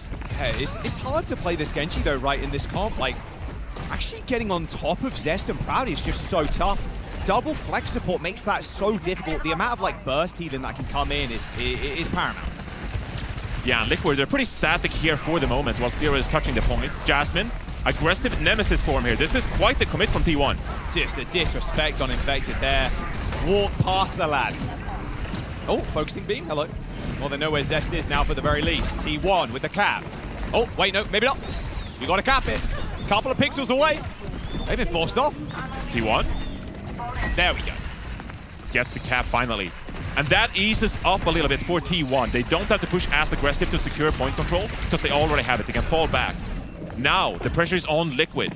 How do they regain map control? As Zest finds himself in the backline here. Here's hunting. Great deflect. Insane deflect from Zera. Half those sticky bombs return to sender. Zest down, and now Team Liquid can play front to back. RuPaul coming up on that Kitsune Rush has a slightly earlier timing. But you can see they're trying to force the mistake here. Zero combining with RuPaul. Kitsune Rush dropped on the point. That's going to force T1 back. They'll have to wait for a different timing now. Jasmine goes down actually from that extra damage. And that is going to be Team Liquid now, gaining some momentum and holding their ground. First death, Johnny. Jasmine chilling still. Man, FACEIT took a lot of, that was a full-fledged stickies there. That was frustrating to deal with. T1 regroup now. Yeah, this is really scary. T1 with 5 ultimates online while Liquid are still building their damage one. Liquid are gonna hold this pressure here early on. Astal of that come into Zero. Oh, nothing to protect them. Oh, perfect 2-2. Great play from Vigi. Dupe into Kiriko again. 70% on ult charge already. Zesh just needs to survive. No more Suzu, but should be able to get this one off. No, it doesn't look like it, but it doesn't matter. Infected knocked down thanks to that Tidal Blast. Team Liquid lose control. But I still like the aggressiveness from Team Liquid. They know that T1 has 5 ultimates, as actually Zero gets a pick up the skew and pops the Dragon Blade. Goes disguised as well. That's a double for the Genji, maybe even a triple. Vigilante backpedaling kills him. Zera still making his mark. I mean, that's tough. It's a really aggressive play from Zero. He saw something, wanted to pounce on that opportunity. Yes, you lose that fight, you lose the Dragon Blade, but you forced a lot of these ultimates from T1's ultimate economy. And now, on this re-engage, yes, Proud has the bola shot, but you're not as scared of taking this positioning as Zera and crew is pushing through this sideways corridor. Wow, that's an aggressive dash from Zera. Oh, the Bola's going to catch him as well. Nice to the rescue, though. Come RuPaul and Vega, but Infected is so low, barely hanging on to life. And that life support system pulled from beneath him, pulled the plug, as Zera also falls. T1 routing Team Liquid, Johnny. And this is what the Koreans do, Jaws. Okay, you're pushing through the left-hand side as Vega dies fairly late, and these Team Liquid boys are a little lost on the map here, Jaws. No, lost in the source, and this is no time to be lost. 85%, this is final fight. That's a really late stagger. RuPaul's going to have the benefit of the teleport to get back to his team, though. Probably going to have to commit the Tidal Blast onto Zero here to get that point cap. T1, great positioning here as Team Liquid are drawn towards the point. Team Liquid, double support, ultimate. There's the Tidal Blast, but Zera's already dashed away. He can't close the gap, Johnny. They have to continue to rush out. They're going to have to play back now, but a Elf Tidal Blast coming in for Skew knocks him down and almost over the pit. A double for T1. Heroics required from Zera. RuPaul finds one, but it does not matter. Duper the Genji and T1 take control. Dominant performance from T1 to kick off this series on Team Liquid's map pick. And that just goes to show the mechanical prowess on T1. The ability to capitalize, punish the mistakes on Team Liquid. Still though, that could have been a lot closer. Team Liquid, I like the aggression, the proactiveness coming out of them. That is what you gotta do in these types of compositions. When you see a play, when you think you can clutch up a team fight, you gotta go for it. The worst thing that can happen is that you hesitate and you don't go for those kind of plays. Team Liquid, even though they fall down 1-0 here, gotta keep heads high as they get another map pick going into map 2. Johnny, we're seeing a new Junk City for sure, right? Are we? I mean, given T1's performances on New Junk City earlier, that could be a map where maybe you feel like you have a leg up. You can establish some kind of advantage as we take a look at the stats in Jasmine. 19-1. I mean, it was dominance on the objective there. Look at the mitigation from Infected. 17,000. That's a lot of blocking. 9,000. A lot of blocking. A lot of hold and right click. A lot of press and S. Jasmine, on the flip side of things, way more aggro. Yeah, I mean, Jasmine is just having a great control of the objective here. And you can see that Team Liquid, because they had to retake so much, it's almost like they have to commit their Kiriko to help Zera on the Genji. And that kind of leaves Infected by his lonesome to some extent with Vega on the Wu Yang. And you saw at times T1, they will capitalize on that. They will say, okay, if you're going to commit so many resources to flanking to try and grab positioning on the map, then we're just going to shoot your Amatra. And by the time you've gotten some positioning on the ground, then your tank won't have enough health to contest the objective, to stand his ground. Infected being the victim here of how Liquid distribute their resources. Yeah, and a small macro error there as well. Or like a micro error, I should say, with Team Liquid. I mean, look, Zera ended up dashing away in that last fight. And then the Tidal Blast attached to the Genji. Couldn't close the gap. Means there's no knockdown on the Ram, on the Echo, on a backliner. Like, there was nothing there. That is your engage as the Genji. You got to go in with that overhealth, get a knockdown, get a kill, or at least assist in one. Yeah, it was a really panicked moment because Vega just about built it. So Sarah probably had some hesitation about, are we going to build this title blast to begin with? Yeah. And if not, then I have to dash out, then I have to get away with here. And the timing was just very unfortunate that Vega popped it almost as soon as he got it. That would have been really favorable, dashing in with the confidence of that title blast sustainability. And also, that just allows the rest of your team to funnel forwards, to take even more space and set you up for success, right? So a bit of a panicked moment to end it all from Team Liquid, but some of these damage players got to step it up now. This is next level. You're playing the 3rd seed out of Korea. Yeah, 3rd seed out of Korea feels like #1 seed a lot of the time, out of a lot of other regions. But that's been the narrative throughout the whole year, hasn't it? It's, have we closed the gap? Has EMEA, has NA closed the gap on Korea? It's been a Falcons and a Crazy Raccoon world we've been living in. Can Team Liquid, NA's #1 seed, break through? It's going to be another uphill battle for Team Liquid as they already find themselves at a 1-0 disadvantage here in the lower bracket. Elimination match to end the day. And Team Liquid, they are going to take us to No Junk City. It's been a map that T1 has been slightly shaky on. Earlier in the day, committed to playing a Mauga, Juno, Lucio composition, a very unorthodox support composition that favors a lot of speed, a lot of aggression to follow that Mauga in, but kind of caters easy pickings for Liquid because they like to play this Wu Yang style.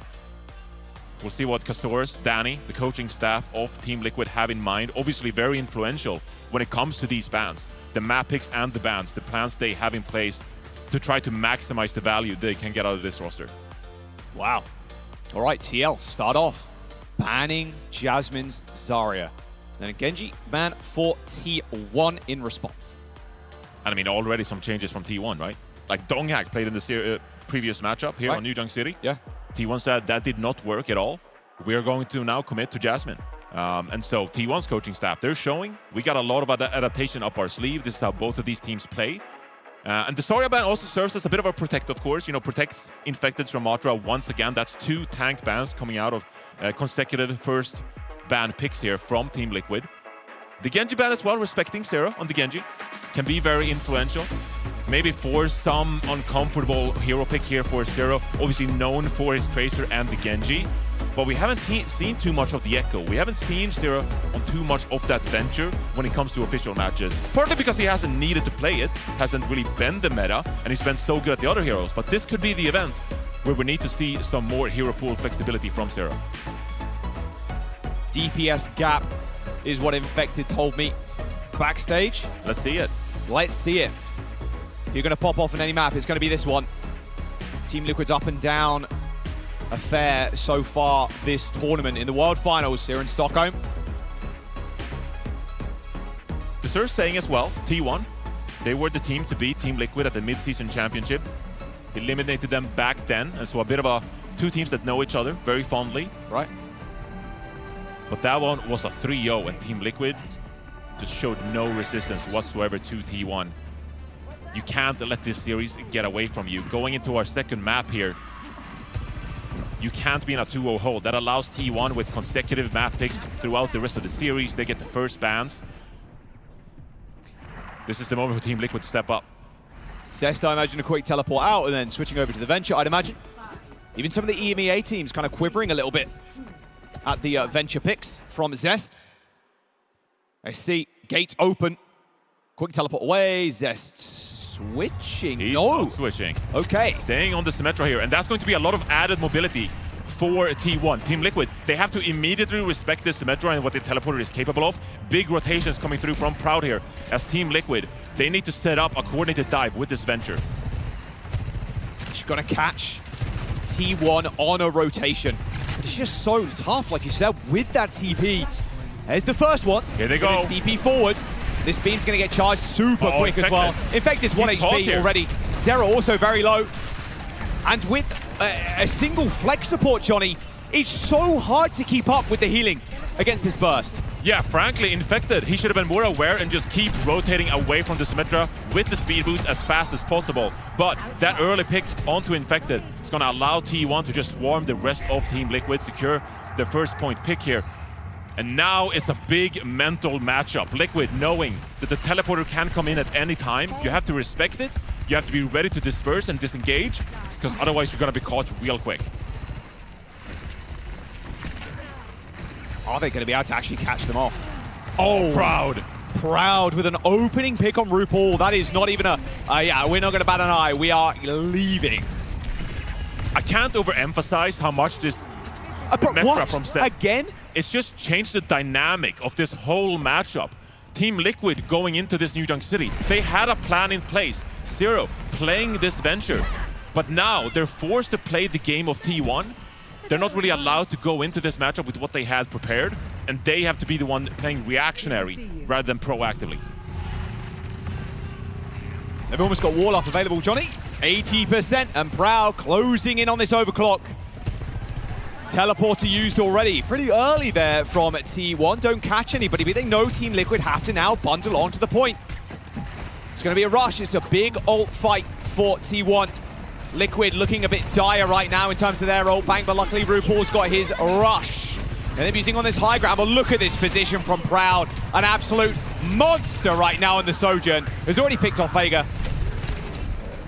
He was hailed as the new generation of hitscan players and leaving a mark right now as Tree is taken down. Proud is having a monster map to kick us off here. I mean, this is just a differential. T1, barely a scratch on them as they take the first point. And only using the Kitsune Rush as well. We traded back and forth as Team Liquid. They didn't even really have any ultimates to go with it. Vega at 63% Sound Barrier ultimate charge here. Dude has this ready to go. Yeah. When you're playing the Symmetra with this added mobility, I would not be surprised to see an aggro beat push come out here. Maybe you want to wait for the objective to come online here. But this is the stuff that Team Liquid have to think about. Don't test him, Sarah. Come on, man. Here they go. Overclock available. There's the B as Proud slides in. Hasn't used the overclock just yet. Actually spots Vega on the sideline. Street just trying to stem the bleeding with an OC. But Proud again and again and again. He's got a double, but Team Liquid, Johnny, they have secured two. But their mentals may be waning at this point. Sarah kills skewed. That's 3. But now Proud comes to stay. Oh, yes. Overclock to kill 2. And that's the point. Are you kidding me? He's like gotten every single final blow, it feels like, this map. He's just on an absolute monster run. And Team Liquid struggling to gain any ground whatsoever here on New Junk City. Cest has the Symmetra shield. That's going to be a big ultimate that Team Liquid will have to find their way around. Vegas coming up on that sound barrier. They're going to have to get maximum value out of it as you approach the point here. But they also have to be keenly aware. Cest, he can disengage away from this sound barrier if need be. Whoa, an immediate ult there from Zero. Great pick. Going down. Yeah, really nice pick. Trying to reposition with this ult. Decent amount of damage. Sends out another one. Looks like Vigilante got out to safety. All right, Team Liquid gaining some ground here. They got double support ultimate coming up. That should earn them at least another team fight win here as they're poking and prodding just a little bit. And decide to go aggressive with the beat. Oh, what a Suzu there. Ends up saving Skew's life. Vegas 1 HP right now as they try to aggressively beat No forward. value. No value at all, and they're completely split now. This wall is waylaid them for the time being. Vigilante close this rush. Team Liquid use an ult, and they kill Skewed. Teleport to the point, and Tree snipes Vigilante. Team Liquid are gonna clean up this fight here after T1 grabs the point. So a little bit lost percentage here, but overall... Stagger. Is that how you use your comms in ranked? Yeah. You gotta scream it, bro. You gotta scream it. So yeah, you lost a little bit of percentage point there, but overall, Team Liquid, you're happy to get away with the fight win there as we draw closer to perhaps the final fight here. Now, no ultimates on the board here for Liquid, while T1, they have this Kitsune Rush. You want to bait this out as early as possible so you can have a neutral fight on the board. Oh, they found Zera already. Zest might be able to chase him down as well, off the stim, onto a venture of his own. But now I'm worried. I'm worried for TL. Proud's got the overclock and he's ready to rumble. It's an early rush. He's already found Tree, and Infected just gets deleted in the front line. An easy kill for Proud as well. I mean, this is a flattening here from T1 in that fight, and, well, an overwhelming amount of ult will do just that. This guy is just absolutely crushing it. Monster. Got a touch. So Liquid will be able to touch once more. Sarah spawned early on here. So drills towards the point. He might be late, actually. It's going to be tough. They're going to try and poop him away. Whoa! I expected the Sarah to be a bit further up there, but not able to get the touch after all. And T1 already a quick 2-0 on the board here for New Junk City. Pixels, bro. Pixels away from touching that. Rotation, very easy for T1 as well. It's got to be. This is very nice in their favor. They're going to be able to take high ground instantly, Johnny. Yeah, and another sound barrier charging here for Skewed. The Lucios have been a bit unsynchronized when it comes to these sound barriers, and it's one of the most powerful ultimates in the game. So an aggressive push from T1 could be in the cards here yet again. Sneaky beaky, Tree, toppled, Zest finds one.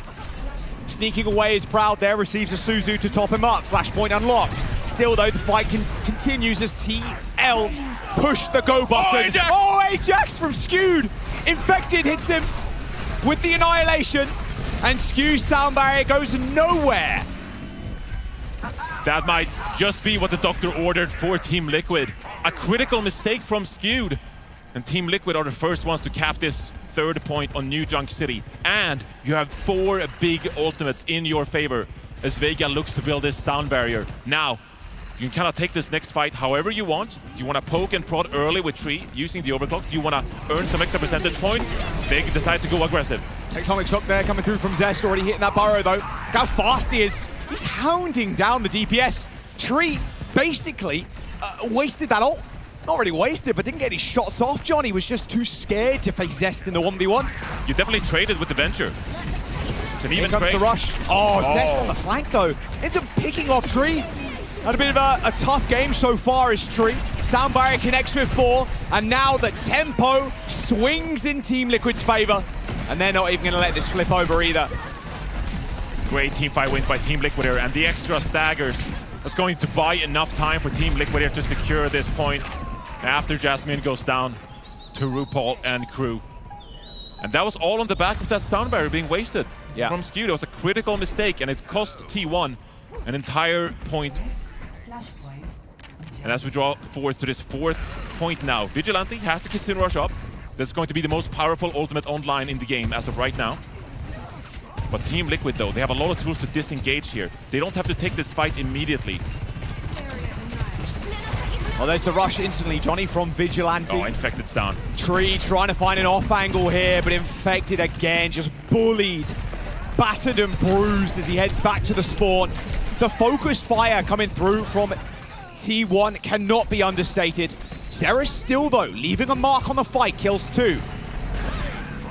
It's going to be T1 capping the pointer, and Infected. He's been caught forward a few times in this series. Obviously, a lot of sustainability because of that block, but you need to peel in a way where your supports have line of sight, where they can suit you. Try to keep you alive in these scenarios, but Infected going down early does not help Liquid here. Oh, Jasmine caught out there a little bit. Zera with a Venture Burrow actually was just poking Jasmine in the back. Forces him to use a Nemesis form. Annihilation coming up, though. 1 HP has to pop it, in fact. Oh, they're in trouble here as well. Looks like Proud's on this high ground here as Skewed ends up coming down again, but Proud snipes through Paul, but Zera returns the favor in kind. Now Zest on the back foot as Vega finds a kill, but still T1, Johnny, they're still ahead here, 70%. Oh, that is so scary now for Team Liquid because T1 are essentially 1 fight win away from securing match point this entire map. So Team Liquid, they're going to have to take a bit of a aggressive approach here. Tree is coming up to this overclock. You don't have great sightlines off the bat through this choke, but the best you can do is probably to let T1 in a little bit, draw them into this point, and then swing wide. See if you can get a couple of picks before they get support ultimates online. Cheeky angle there from Zest. Peering around the shield. Oh, hello, Tree.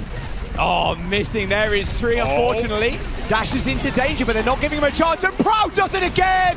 T1 off the back of that. They're going to be able to run rings around TL now. RuPaul's playing in the rush, but, well, so is Destin T1. That's an easy kill on RuPaul. A team kill comes in, and final touch now for TL. And they have the sound barrier in hand, knowing full well Team Liquid has to touch the point here. This is going to be an aggressive push from T1. With this sound barrier advantage, Team Liquid have to navigate around it. Quick swap over to the Wrecking Ball. And his last hopes and dreams here. Match point could be in favor of T1 if they don't get it popping.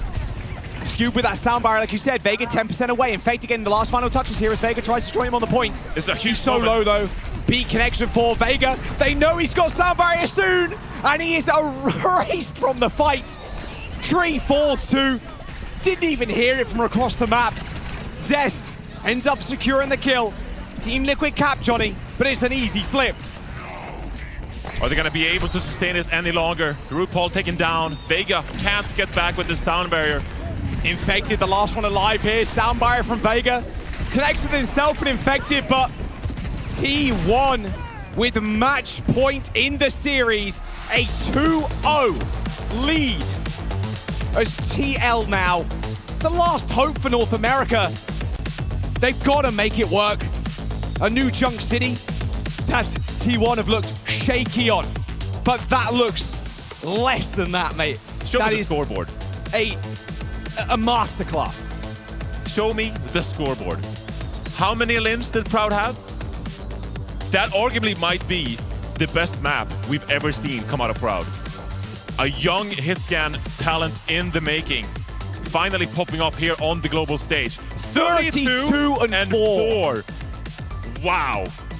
I mean, that's a statement performance. That is LeBron numbers, bro. That is one of the most, and if not, like you said, the most insane map we've seen from Proud ever. And on a global stage as well. World Finals, life on the line, lower bracket spot against NA's #1. This is what we've been wanting to see from T1.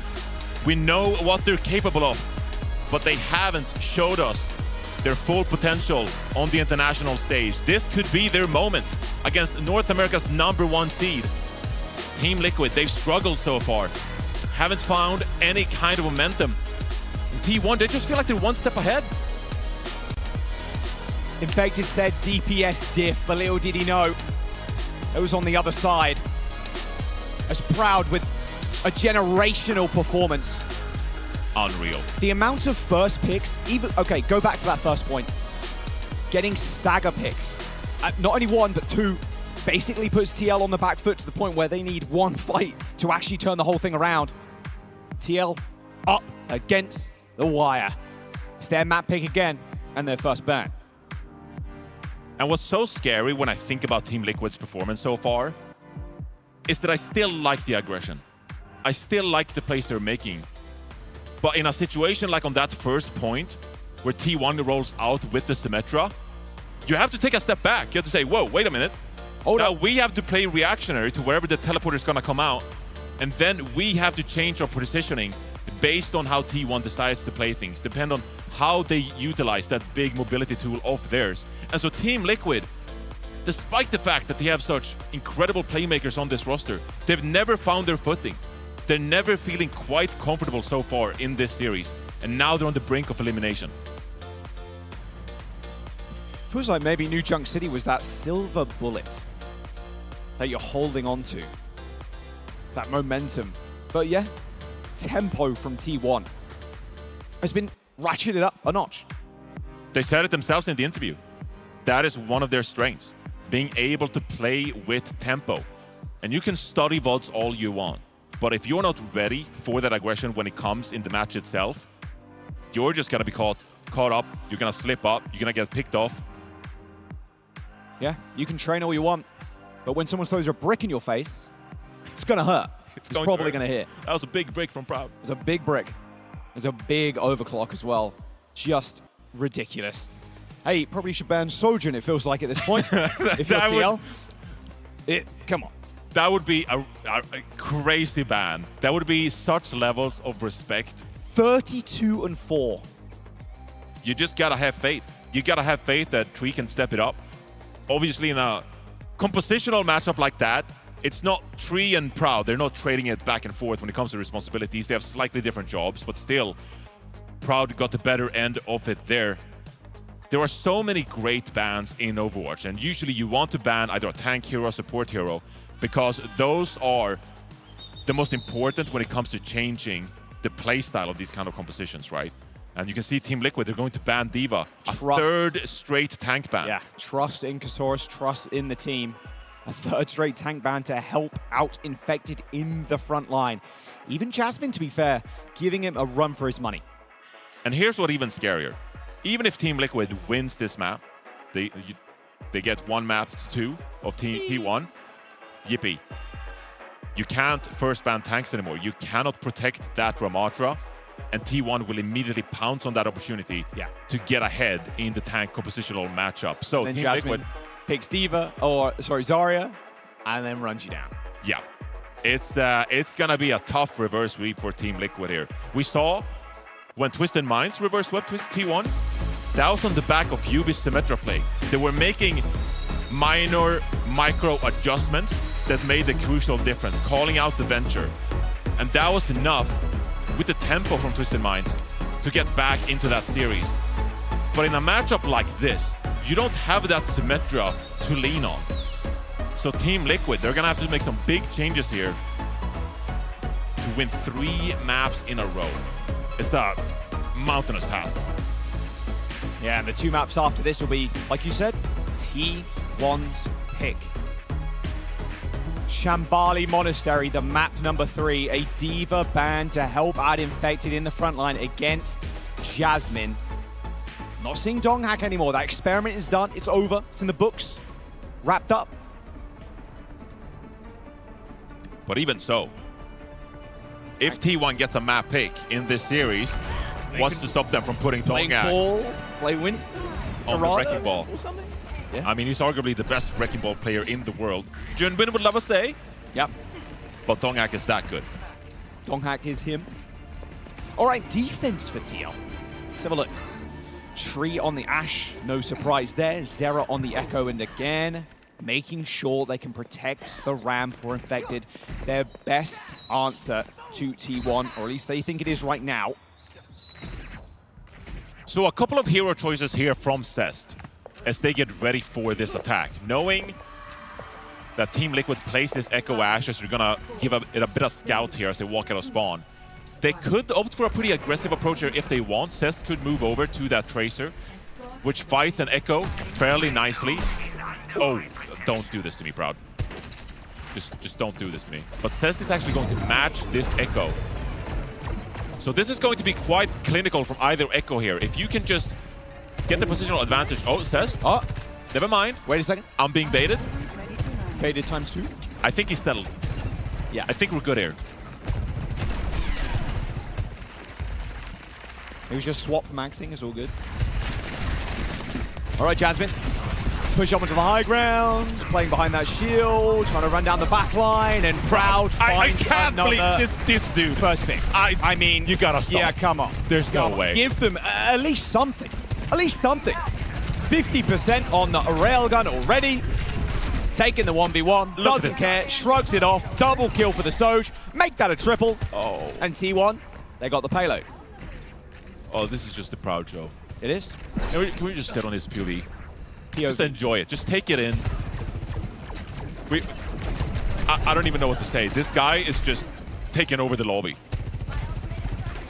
And this is the conversation too, where Proud is the next generation of solid, unbelievable, like superstar hit scan DPS. Can he stand up to the might of someone like Liv? If you're putting performances like this, you might just do that. Oh, don't test the boy. It's so close. So Vigi is going to build this Kitsune Rush, actually. They need us to push around this corner. Insta rush. No chance for Team Liquid to respond. Eventually, they do end up using their own rush onto the point. But now Proud's got an overclock. Quick swing. Here they go. There's the beat. And the tempo is just too much for Team Liquid. This is turning into quite the affair for T1. It feels like they've leveled up, not even from day to day, but from hour to hour. They're just playing with a level of confidence that is remarkable. I mean, obviously, they're doing so much work in the neutral here that they're going to have the upper hand when it comes to generating these ultimates, and then it just snowballs out of control. Now, that was 2 big support ultimates from T1 to secure that point cap. This could allow Team Liquid to rely on Vega's sound barrier to regain some ground in this series. But we've seen that Proud, he loves to have a say of things, even where they're at a disadvantage. Let's see if he can get another pick. It's a bit more difficult now. There comes the beat. Okay. Duplication though, and Zest is kind of safe here. He's kind of chilling. We got him. And they've killed public enemy number 1. Proud down. We got him, ladies and gentlemen. A little bit of extra damage there from Zest, but yeah, ult not doing too much. That Dupe dealt with. And this is a really good hold here, even though you have to commit the sound barrier to win this fight. With all this superiority when it comes to the high ground, this is really going to enable Team Liquid to set up a solid defense. Let's see how T1 matches it as we're listening.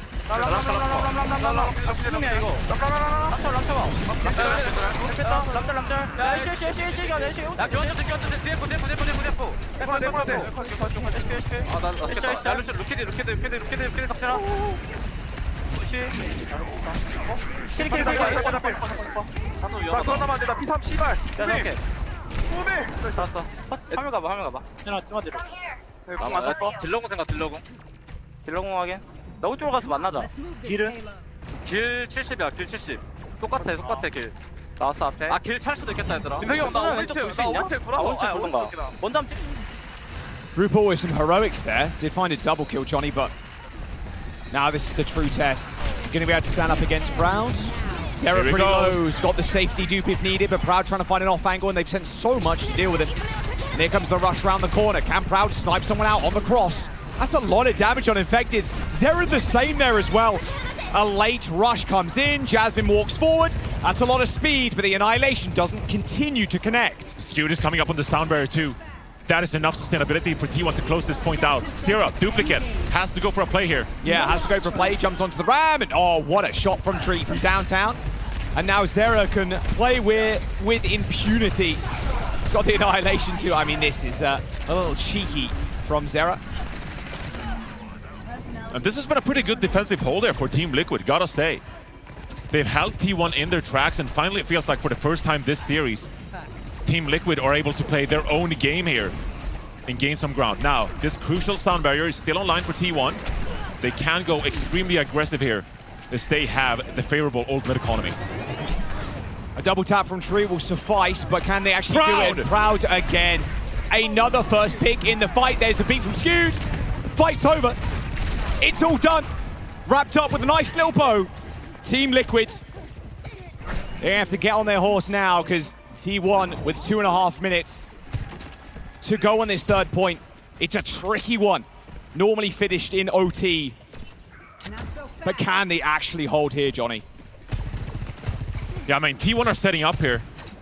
Proud is going to take a bit of an off angle here as he looks to get that quick railgun charge once more. Don't do it to him. I'm so scared every time we jump on the POV. I'm so scared that he's just going to get another pick here. Zest has a duplicate, should be fine here. Yeah, it should be chilling. Dupes the ram as well. There's the sound barrier. Zera with the first blood this time. Vigilante down. Zest now backpedaling. Hasn't got really any support at all. And yep, he's going to be showed the door. I'm not sure I actually love that beat from Vega because it was a little bit unprovoked here and enabled T1 to disengage relatively easy. And because it's such a big ultimate, T1 in the next 1 minute 40 now, they should have a really good opportunity to push forward here. Looks like they've got really good timing, you're right. Oh, Infected is so isolated right now. He's receiving heals, but then he's got the Annihilation, I suppose, so should be safe. But here's the OC. A headshot from across the map, a nice little dash away, and Infected just taking the brunt of this damage from Proud. Overclock still looking for targets. It's put the fear into Team Liquid. They're going to deploy the 6th man to the field in Bob. I mean, they're buying a lot of time on Team Liquid here, but they got to come up with a decisive fight win. Zero is really aggressive here. Has to find a pick though. Oh, the TP's good. He can't find anybody. Duplication comes in, and that is a kill and a half. Zest down, Vigilante 2, T1. Back to spawn you go. And that's great follow-up by the rest of Team Liquid. That is the type of individual play that Team Liquid really needed in a moment like this. Zero goes for the big flank, wraps around that upper area on the right side of your screen. But now, there is this sound barrier timing once more. 30 seconds and counting. Team Liquid, they could get 2 fights here. Please force Zera's positioning. They got to do something. It's not Proud, it's Jasmine. Nice kill onto Tree. Another one onto Zera. Who said Ram can't do damage? Definitely not Jasmine. Proud is taking a heap of damage here. They tried to take him out, but they committed so much. OT, Johnny. Oh, and the push commences. Vega very alone right now. Skew knows exactly where his enemy Lucio counterpart is. So if Vega can live here, dude, this is actually okay. RuPaul's going to build this Kitsune rush. Woo. Let's see how these support ultimates get traded on the cards. Sound Barrier comes in. There's the rush already, but RuPaul's already down. Vega, we need your healing, we need your help, we need something. We need presence on the point. Infected, he just can't stand up to this. An overtime finish for T1.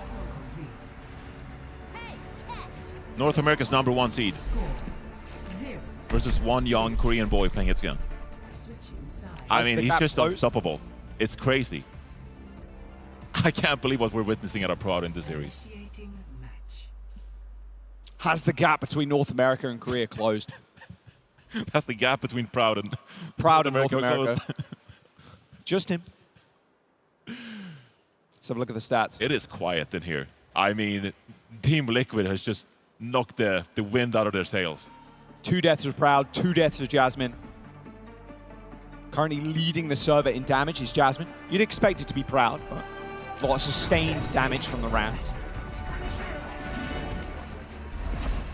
And now Team Liquid, they're gonna have to come through on a really good attack push here on Shambali Monastery. I still like what we saw on their defense there. Some of their players coming online. But now you guys gotta do it consistently for the next 3 maps here. This map really lends itself to great echo play, and we saw Zero a couple of times on that defense, what it's capable of with Duplicate in hand. It's gonna have to continue that on this attack. Diffing's Fest will be crucial. A couple of flank opportunities as well from Zero. Getting a little bit of value. See if Tree can find a sneaky kill. Probably not. Yep, quick change. Over to the Ash for Tree. Pretty standard compositions here from either team. Tree is going to opt for this Ash, which is slightly better after the recent patch that increases that fall-off range. Zero. He goes for that individual play. Oh, great. Nice, Luzu. And he's going to return the favor for his Zest. Zero, not quite the same level of support there that Zest receives. Oh, Infected, you're in trouble, my friend. Have to get out. Nice Vortex, but healing behind you. Yeah, Team Liquid here, they're gonna push this card slightly forward and try to contest this left-hand side, gain some kind of positioning, gain some ground, get some more angles. But while the tank pushes forward on the left-hand side, Zero simultaneously will have to contest this flank, and you're seeing Cest constantly looking for the enemy echo. Gonna try for the one-shot again. Doesn't get it. Oh! Nice, fine. Tag team work there from Tree. Infected's still super low, though. The amount of fire he's under is just unfathomable. Jasmine with a couple. Okay. Proud dead, so Tree does end up killing 2. Both CPS down now for T1. It's a bit of a scary position here for Team Liquid to be in. 2 minutes 30 on the timer. They're not really close to building any of these ultimates whatsoever either. Let's get into their comms as they're trying to build up this attack. Together one main. Carry left side foot. Yeah, cutting left. Ram main. Look Ram. No TDs. I have shield and 3, we can swing, okay? Yeah. 3, 2, 1, swing in. Back carriel. Be better than me, we can walk strong. Yeah, fight strong. 3, 2, 1, I'm walking. No, walk. Just hold. Yeah, take right. Yeah. Shooting for right. We can carry around the corner. They push right, carriel. Carry close, Alright, I can go. Turn right. 3, 2, 1. Turn main side. Take right, 3, 2, 1. Turn left. Shooting ram. Look me up. Yeah, we did it. Walking strong. Look point. Also, hold this on. Take one. I be. They know I'm here. Okay. We push. Get Remo first. Push. I'm around. Blue one. Carry one. Carry. No speed. Saki left. Blue on me. Yeah, with you. Living tree. Yeah. Turn main. Walk on main. Carry the journal with rail. Play for point.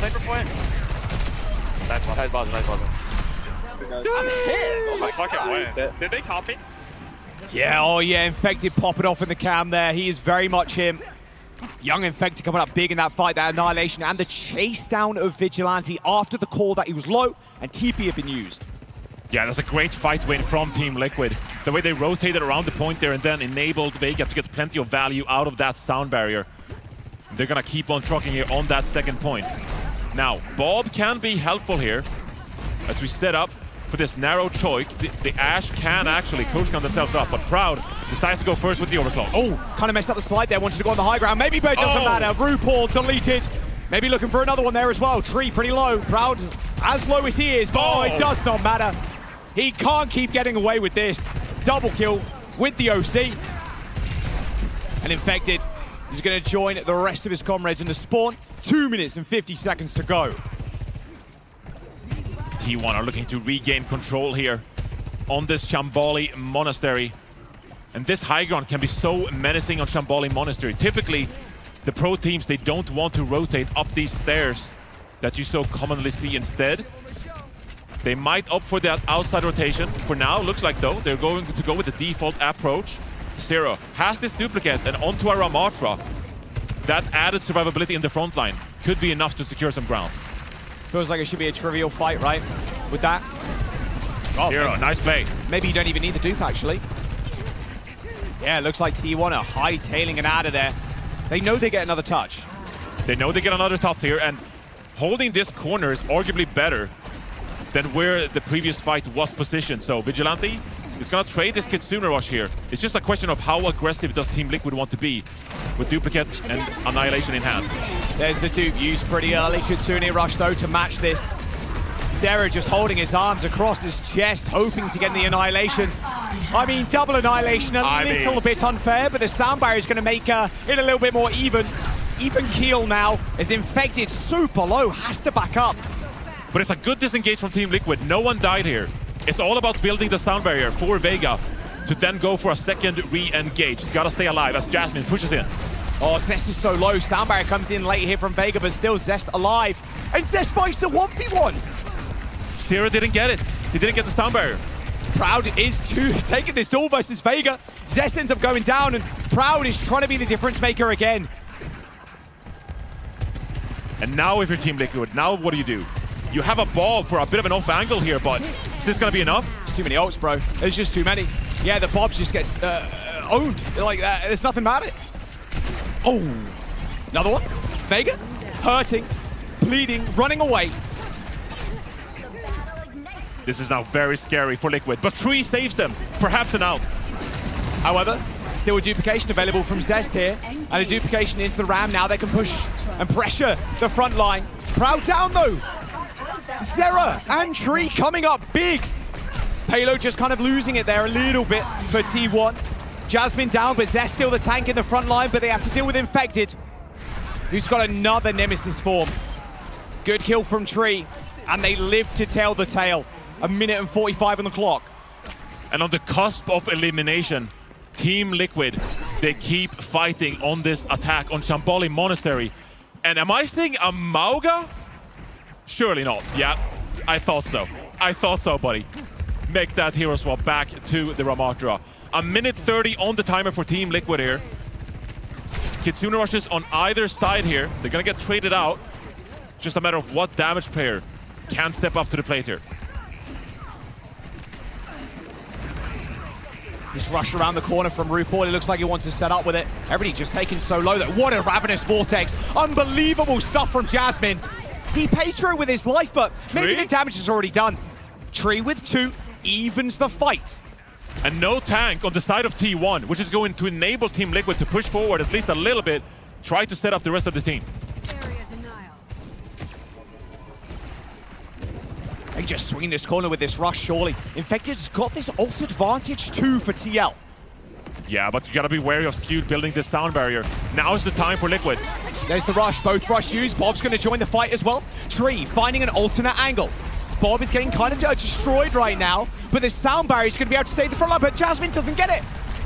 4-man sound barrier coming through for T1 as OT is approaching for Team Liquid, and they've got ults to spare.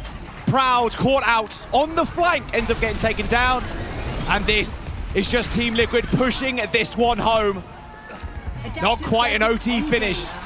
A better one than that. 1:10 in the time bank for TL. And this is what we wanted to see out of Team Liquid, grinding through that attack, capturing the 3rd point just before overtime. And now, it's going to be such a critical time for this series. Team Liquid, 1 overtime bout here on Shambali Monastery, stands between them and elimination from the OWCS World Finals. One single mistake could be what ends your life in 2025. And NA's hopes as well on a global stage, Johnny. Team Liquid, the last hope. It's coming down to a minute each side. Liquid getting an extra 10, but in reality, that 10 means little to nothing. I'm just gonna get it out of the way, buddy. Sure. Hardy theory. Oh. Slightly less time on the bank here. You get to push the cart first. You know where to defend. I don't know, it's just a theory. It's just a theory. I'm just putting it out there. But T1, I don't think they're too unhappy about going first here, even though they have 10 seconds less in the time bank. But this first initial corner draws, really difficult to round. If Team Liquid can make a big individual play here, they should have a great opportunity to end this map in their favor. They want to TP past them. Team Liquid know, though. That strat not hidden for long. Zesh just charging up these right clicks, trying to connect with somebody. The Ashe has to be the target here. Ashe's lack of mobility is really going to put Tree in a bit of trouble. The bait! They baited them, Tree in trouble. Coach gun used. Zesh trying to charge up now. Zera just lasered down by Zest.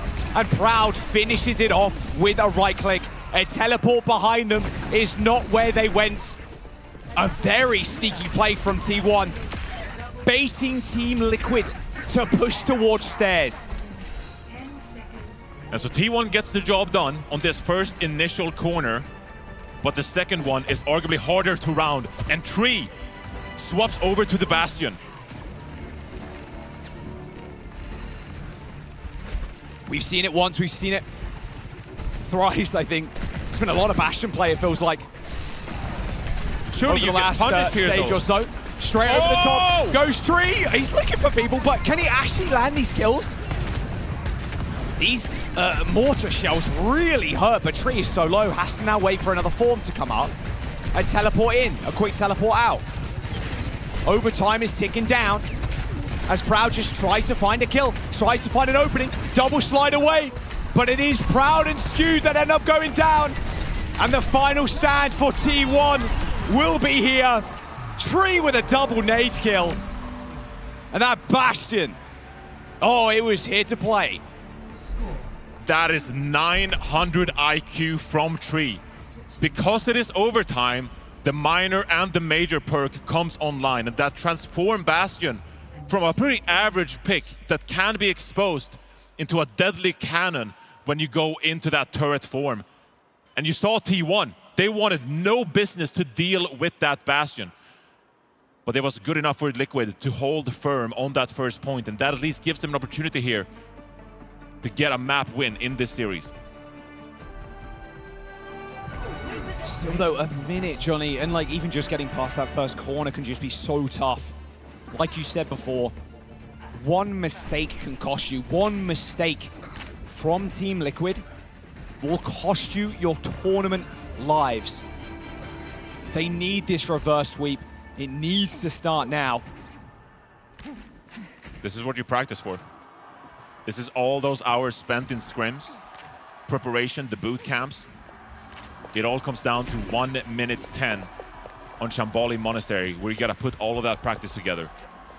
Can you come out on top when it matters most, when facing elimination? 4, 3, 2, 1. Great damage boosted. Oh! What? No way! A damage boosted right click from Spawn. That can't happen. 60 seconds. They lost Lucio, they lost their speed. They lost their speed. They could make a snap decision here to back out if they want no part of this. Skewed should be able to get back relatively quickly, and there he is. but still, maybe the damage has already been done. They're going to be able to take control of this high ground ASAP. Jasmine pretty low, but so is Dara. Very low, in fact. Just how did Proud weave that right click in? 30 seconds to go. And Proud finds 2. Make that a 3rd, and they are going to stagger RuPaul. Oh, it's a brutal stagger. 20 seconds to go. Oh. Dying this late, he's still going to get back because of the teleporter. Steer swaps over to the Venture. That's going to allow for some extra point pressure to stagger out the potential overtime scenario here. But T1, they want to take probably a quick fight here. They want to take advantage of the fact that Team Liquid has to touch this card. No more C9s, please. That's looking for the dive bomb. He's looking for somebody. He's looking for Tree. Oh, maybe the Lucio will suffice. Ends up getting away. No, he doesn't. Kunai does connect. They trade DPS, however, as Proud on the high ground looking for a snipe. Overtime still in session as well. Vega gets out with his life, but he's going to have to get healed up. Now he's looking for another. Annihilation on the point. Rush from RuPaul is going to sustain them. Vigilante leading in. Vigilante still has a Kitsune Rush in hand. T1 just have to pick their poison, and they're going to go now. It's such a good rush. It's just so late now for Team Liquid. They're all split, Johnny. Vega needs the sound barrier. Infected needs to stay alive, and Vega 5% away, but Infected falls. And T1 stand above Team Liquid and ask, is this the best North America can offer? The answer is no. T1 continues their path in the lower bracket at the OWCS World Finals with a dominant 3-0 over North America's #1 seed. It was not meant to be for this Team Liquid squad that have built towards this moment all year long. So much talent on their squad. But it was not meant to be. It was not meant to live up to Korea's #3 seed. On what was a little bit of a rocky couple of series from T1 over the last couple of days, including this one. T1 with a 3-0. Dominant. Repeating from their same international performance against Team Liquid at mid-season. I know who my MVP is. Proud. Come on. Proud is my player of the match because, my God, does that kid know how to operate Sojourn. 36-9. Another map where Proud top frags in the server. So much tremendous impact getting these first initial kills. Because in Overwatch, when you're 5 versus 4, it's essentially over. It's like a 70% win rate in those kind of situations. And so if you have a hit scan player who is able to do that, that is just going to be so much easier for you to deal with in the rest of the series. I want to see the series stats at this point. Because Proud, he's putting up some numbers on the stage. Ridiculous. Korea's #3 taking down North America's #1. A ridiculous performance from Proud as T1 continue their advance in the lower bracket. We're going to jump down to Danny on the stage with your boy Proud. Jack and Johnny, thank you very much. Danny Liv-Mayer joined by Proud from T1. Amazing stuff today. I mean, I feel like you're always like, you know, you're always good. But I mean, I gotta be honest. I think today you absolutely killed it. What sort of change for you, Proud? 자, 일단 오늘 승리 축하드리면서 솔직히 말하면 항상 프라우드 선수는 뭐 잘하는 딜러, 히트 스캔인 건 다 알지만은 특히나 오늘 리퀴드전에서 조금 더 빛을 발하지 않았나 생각을 합니다. 오늘 좀 뭐가 달라졌나요? 일단 어제 경기가 너무 기억에 남아서 리플도 진짜 한 2-3시간 보고 머릿속으로 혼자 생각도 많이 하고 오늘 꼭 어제보다 더 잘 써야겠다라는 생각이 좀 컸던 것 같아요. I feel like I had a really good play yesterday, so I watched a lot of the VODs. I had to re-watch all the matches that I played, studied it, and I feel like that sort of paid off where I actually took that into account, and I feel like that sort of really worked out. Another thing I wanted to ask for you, Proud, is that a lot of our casters are saying that you are like the next generation star DPS, and I want to hear from you, Proud. Do you feel like you're that next generation star DPS that everyone is talking about? 자, 다음 질문은 요즘 또 미국 쪽, 특히나 미국 쪽에서 많은 캐스터분들이 우리 프라우드 선수가 차세대 스타 딜러다. 차세대 최고의 최강의 히트 스캔이라고 좀 말이 많은데 프라우드 선수는 어떻게 이거에 동의를 하시나요? 지금은 좀 많이 부족하다 생각하는데 언젠간 다 이기고 우승한다면 그때는 아마 저도 내가 그래도 짱이다 생각할 것 같아요.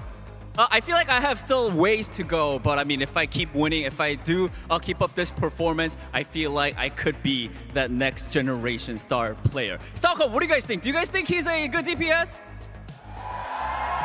벌써 이루신 것 같네요. All right, thank you so much, Proud. That is it for the interview. Des, take it away. Thank you so much, Danny. Congratulations to T1. They are staying alive. Absolute heartbreaker for Team Liquid, which showed so many signs of life there on our last map. I really, for one second, thought they got it. That Bastion swap was like a million IQ play in that OT. You apparently get royalties because you called that first. Yeah, Johnny. But no, that was good. That was really nice from Tree as well. The double perks in OT, he ended up clutching it out. But yeah, they needed a little bit more. I felt like this series was T1 on full anger mode. They're tired of losing games that they feel like they should be winning. They got dropped down into the lower bracket, and they want to make this really massive lower bracket run through. And that was the last North American team. SSG can at least savor the fact that they are on equal pathing with Team Liquid in terms of the final ranking. I guess they got their wish, right? But, well, their wish was to beat Team Liquid. Neither of them are going to face each other. It's T1 and Weibo moving on. And T1, this is just such a good-looking team. Now, the fact that they didn't even need to play Donk at all in the series. Jasmine came through, played Ram the whole time, and they just win that matchup. It was just so impressive, and I think that this means a lot for the T1 roster in general. Jasmine didn't see much play, if any, basically in Stage 3 of OWCS Korea, and now comes in World Finals. So much confidence behind either of these looks, with Jasmine playing the off tanks or Donghack coming in and playing the Wrecking Ball, Winston, any of those more dive-centric compositions. But Proud, man. What more can we say about this player, except for what he put up in the server? I'm going to say this. I discovered him first. That's right. I scouted this guy way back in Contenders when no one knew who this guy was. He was the up-and-comer, and now he's finally here and showing up. But I got to say, it's been a bit of a slow year for Proud. All throughout the year, I've been waiting to see where is his limit, because he was doing some amazing stuff last year on Poker Face, and this year finally showing at the exact right time at the World Final. We talk about generational performances in terms of matches and series. How about a generational tournament? Because he's been lights out the whole OWCS Final. Yeah, let's revisit some of his highlights from this match now. Necra, we've looked at him already the last 2 days, where he actually did stand out. So as you said, might have been a quieter time throughout the year, but now he's really stepping it up when it matters the most. And that's what you want to see, especially if you want to have hopes of T1 making it further in this tournament. It does come down to not just the flexibility in that flex DPS role, but also your hit scans, pumping out consistent damage. And I hate to say it, but I feel like T1, they just had the better DPS today. And I don't know what they were feeding this roster this morning, but keep doing it, you know? Whatever Proud and Zest want to eat, give it to them. It's just crazy, because like he literally just turned 19 this very month. He started his professional career in 2022, and he did go like the old traditional Korean route of the O2 pipeline, right? And then ended up in Poker Face last year, and then to be picked up from T1. He was trading spots with Probe and Knife back in the day on O2. He wasn't even necessarily started back then, and already you could just, you know, people that watch Contenders back then, you sort of saw the potential, and now you're really seeing where the limits of that are. And there could still be higher limits still to come for himself and the team. You talked about the DPS as well, but Zest as well. I think he had a better game than Zero overall in this series. The tank battle for me was really big, because I thought it was going to be a lot more dominant coming in, but Team Look could sort of read the situation and saying, okay, well, we don't maybe necessarily want to play the main tank versus main tank. If we drag this into Ramatra and they don't have as much time playing with Jasmine, maybe we can win that. We've got 3 maps of Ramatra mirrors. Didn't work out. A lot of it does come down to this guy on your screen right now. His stats are disgusting, 78 to 17. And like I sort of said, he's been doing it all tournament long. So whoever faces T1 next, that's going to be scary. Yeah, I feel sorry for whoever that is going to be. Because it's just, I think, shaping up to be just a very strong tournament with who is left in this upper half. You know, T1 had an amazing run today. That is 2 lower bracket matches in a row that they've been able to stave off elimination. And similarly on the other side, I think we have to just give a lot of excitement to Weibo. Because I think both of them, like Weibo maybe just an underdog from being a Chinese team, and then T1 as the 3rd seed in Korea. I think sometimes you do look at those regions and you go, well, maybe this is, you know, GG's. Like, well, EMEA, like very strong. Korea, of course, like Team Falcons, Crazy Raccoon. But I think T1 and Weibo, they very solidly put themselves in the conversation now for top 4. Oh, they definitely have. And I know that everyone in the upper bracket will have an eye on those teams and are excited to see who's emerging. Now, of course, for T1, it's not going to get any easier. If we're looking at the bracket, then potential next opponent, I believe, should be the loser of Crazy Raccoon yep. and Alcatia. Now, Crazy Raccoon, I think they're winning the head-to-head. Like, if you're looking at the regular season, the last time that T1 was actually able to take them down was in the, stage 2, like, placement decider matches or something like that. But that was also, like, a really bad run for Crazy Raccoon overall, since they went 0-3. Well, I mean, T1 only seem to lose to Crazy Raccoon when it's a grand final. So outside of that, T1 have a pretty good record versus CR. So that could be the potential here. But also for Alcatia, T1, they've been losing to Twisted Minds. They've lost to Twisted Minds twice now, including in mid-season as well. T1 would love to get revenge on EMEA in general, eventually maybe facing TM again. But if it's Alcatia instead, T1 would not mind that matchup either. Which one would you be more excited to see? In terms of like the potentials that we have? The potential. What's the possibilities? Well, the world is my oyster, know, right? Oh man, if I had to have like a wish list, I think I really want to see the Weibo T1 game. Yep. Yeah, that would be fun. Honestly, I think whatever is coming our way, it doesn't matter. Whatever iteration of teams that you put together, I think it's just going to be a good match. So. Exactly, because these are the top teams, right? I mean, all the teams, even the 6 teams we had to say goodbye to today, they're the 12 best teams in the world that made it here to Stockholm, to the finals. And of course, that also means that we had plenty of phenomenal moments throughout today to pick from to put together our DHL daily highlights. So let's dive in and take a short trip down memory lane to see what stood out to us. That C9 better be in there. Yeah, I mean, it doesn't have to be a good highlight, depending on which side you're on. Well, you know, highlights, lowlights. Just saying Cargo delivers. He does deliver. It's a lot of leave, obviously, that we did see today. Starting out dominant versus Team CC, continued that dominance a little bit later versus Space Station. But honestly, it's been a real massive tournament for Leaf so far. Slay as well on Varus. We talked about that Alari, and he pulls it through one more time to success. Oh, the Alari was just amazing. And I think just the entire backline of Varus really thought they had a little bit more life in this tournament still left to give. But unfortunately, that did get cut short today as did 5 other teams. But I think when it comes back down to just this T1 roster, I'm again very sorry for predicting against you. I don't think that we have any doubts anymore about how this team is going to do heading further into the tournament. Yeah, apologies. We weren't familiar with your game until you rocked up today. And I mean, honestly though, if you're Team Liquid, like, you can't even be mad at that, because every once in a while a player just has like the game of a lifetime, and today was Proud's game of a lifetime. It's sad it happened here, but it was also a great game for Shy and Leave on this match versus SSG as well. Another situation where SSG are running into a resurgent Weibo game. We'd love to see how much further they can go. And of course, highlights from our final match of the day. Plenty of Proud clips in here, I'm sure. And maybe even a sneaky skewed Ajax. I called that one. Violet says hi on that as well. He gets paid to do it. Skew just does it for the love of the game. I respect it.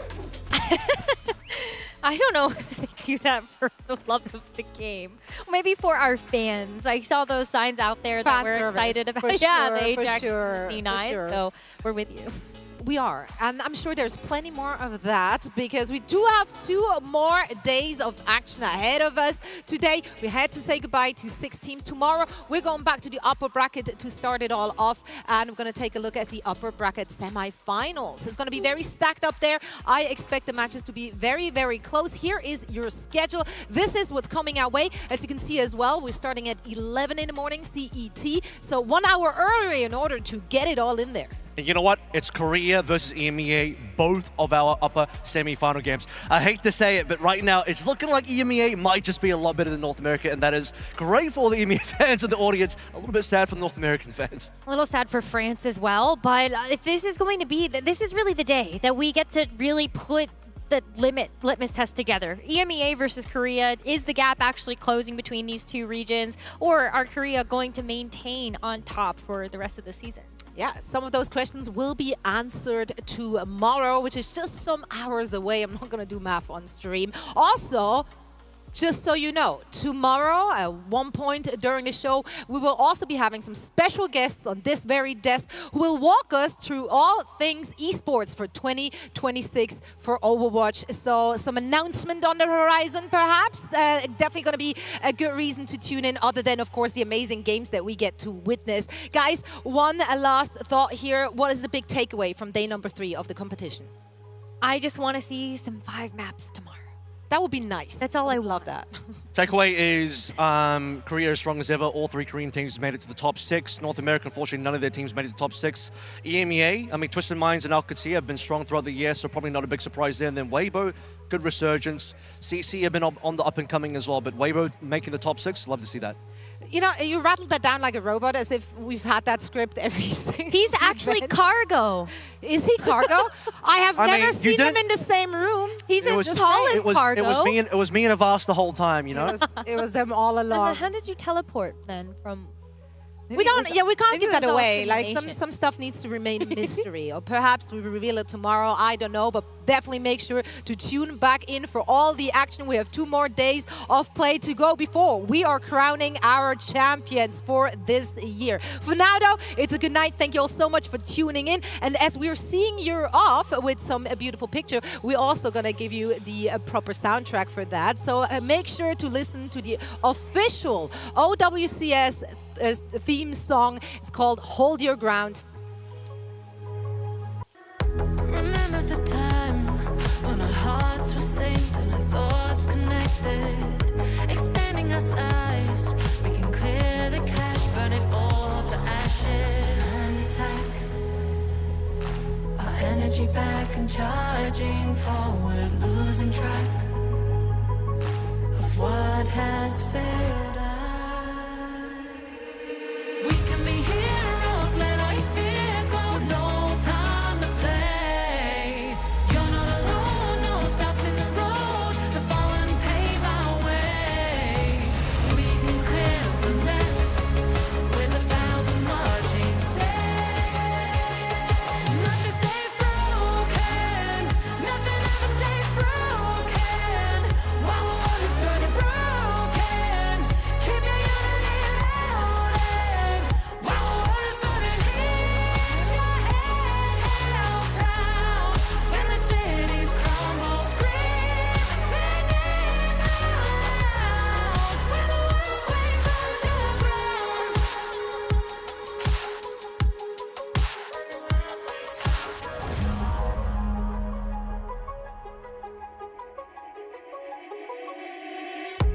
Fade into black, a new scene starts and the stars we're charting, defining the map when we pull the trigger and attack.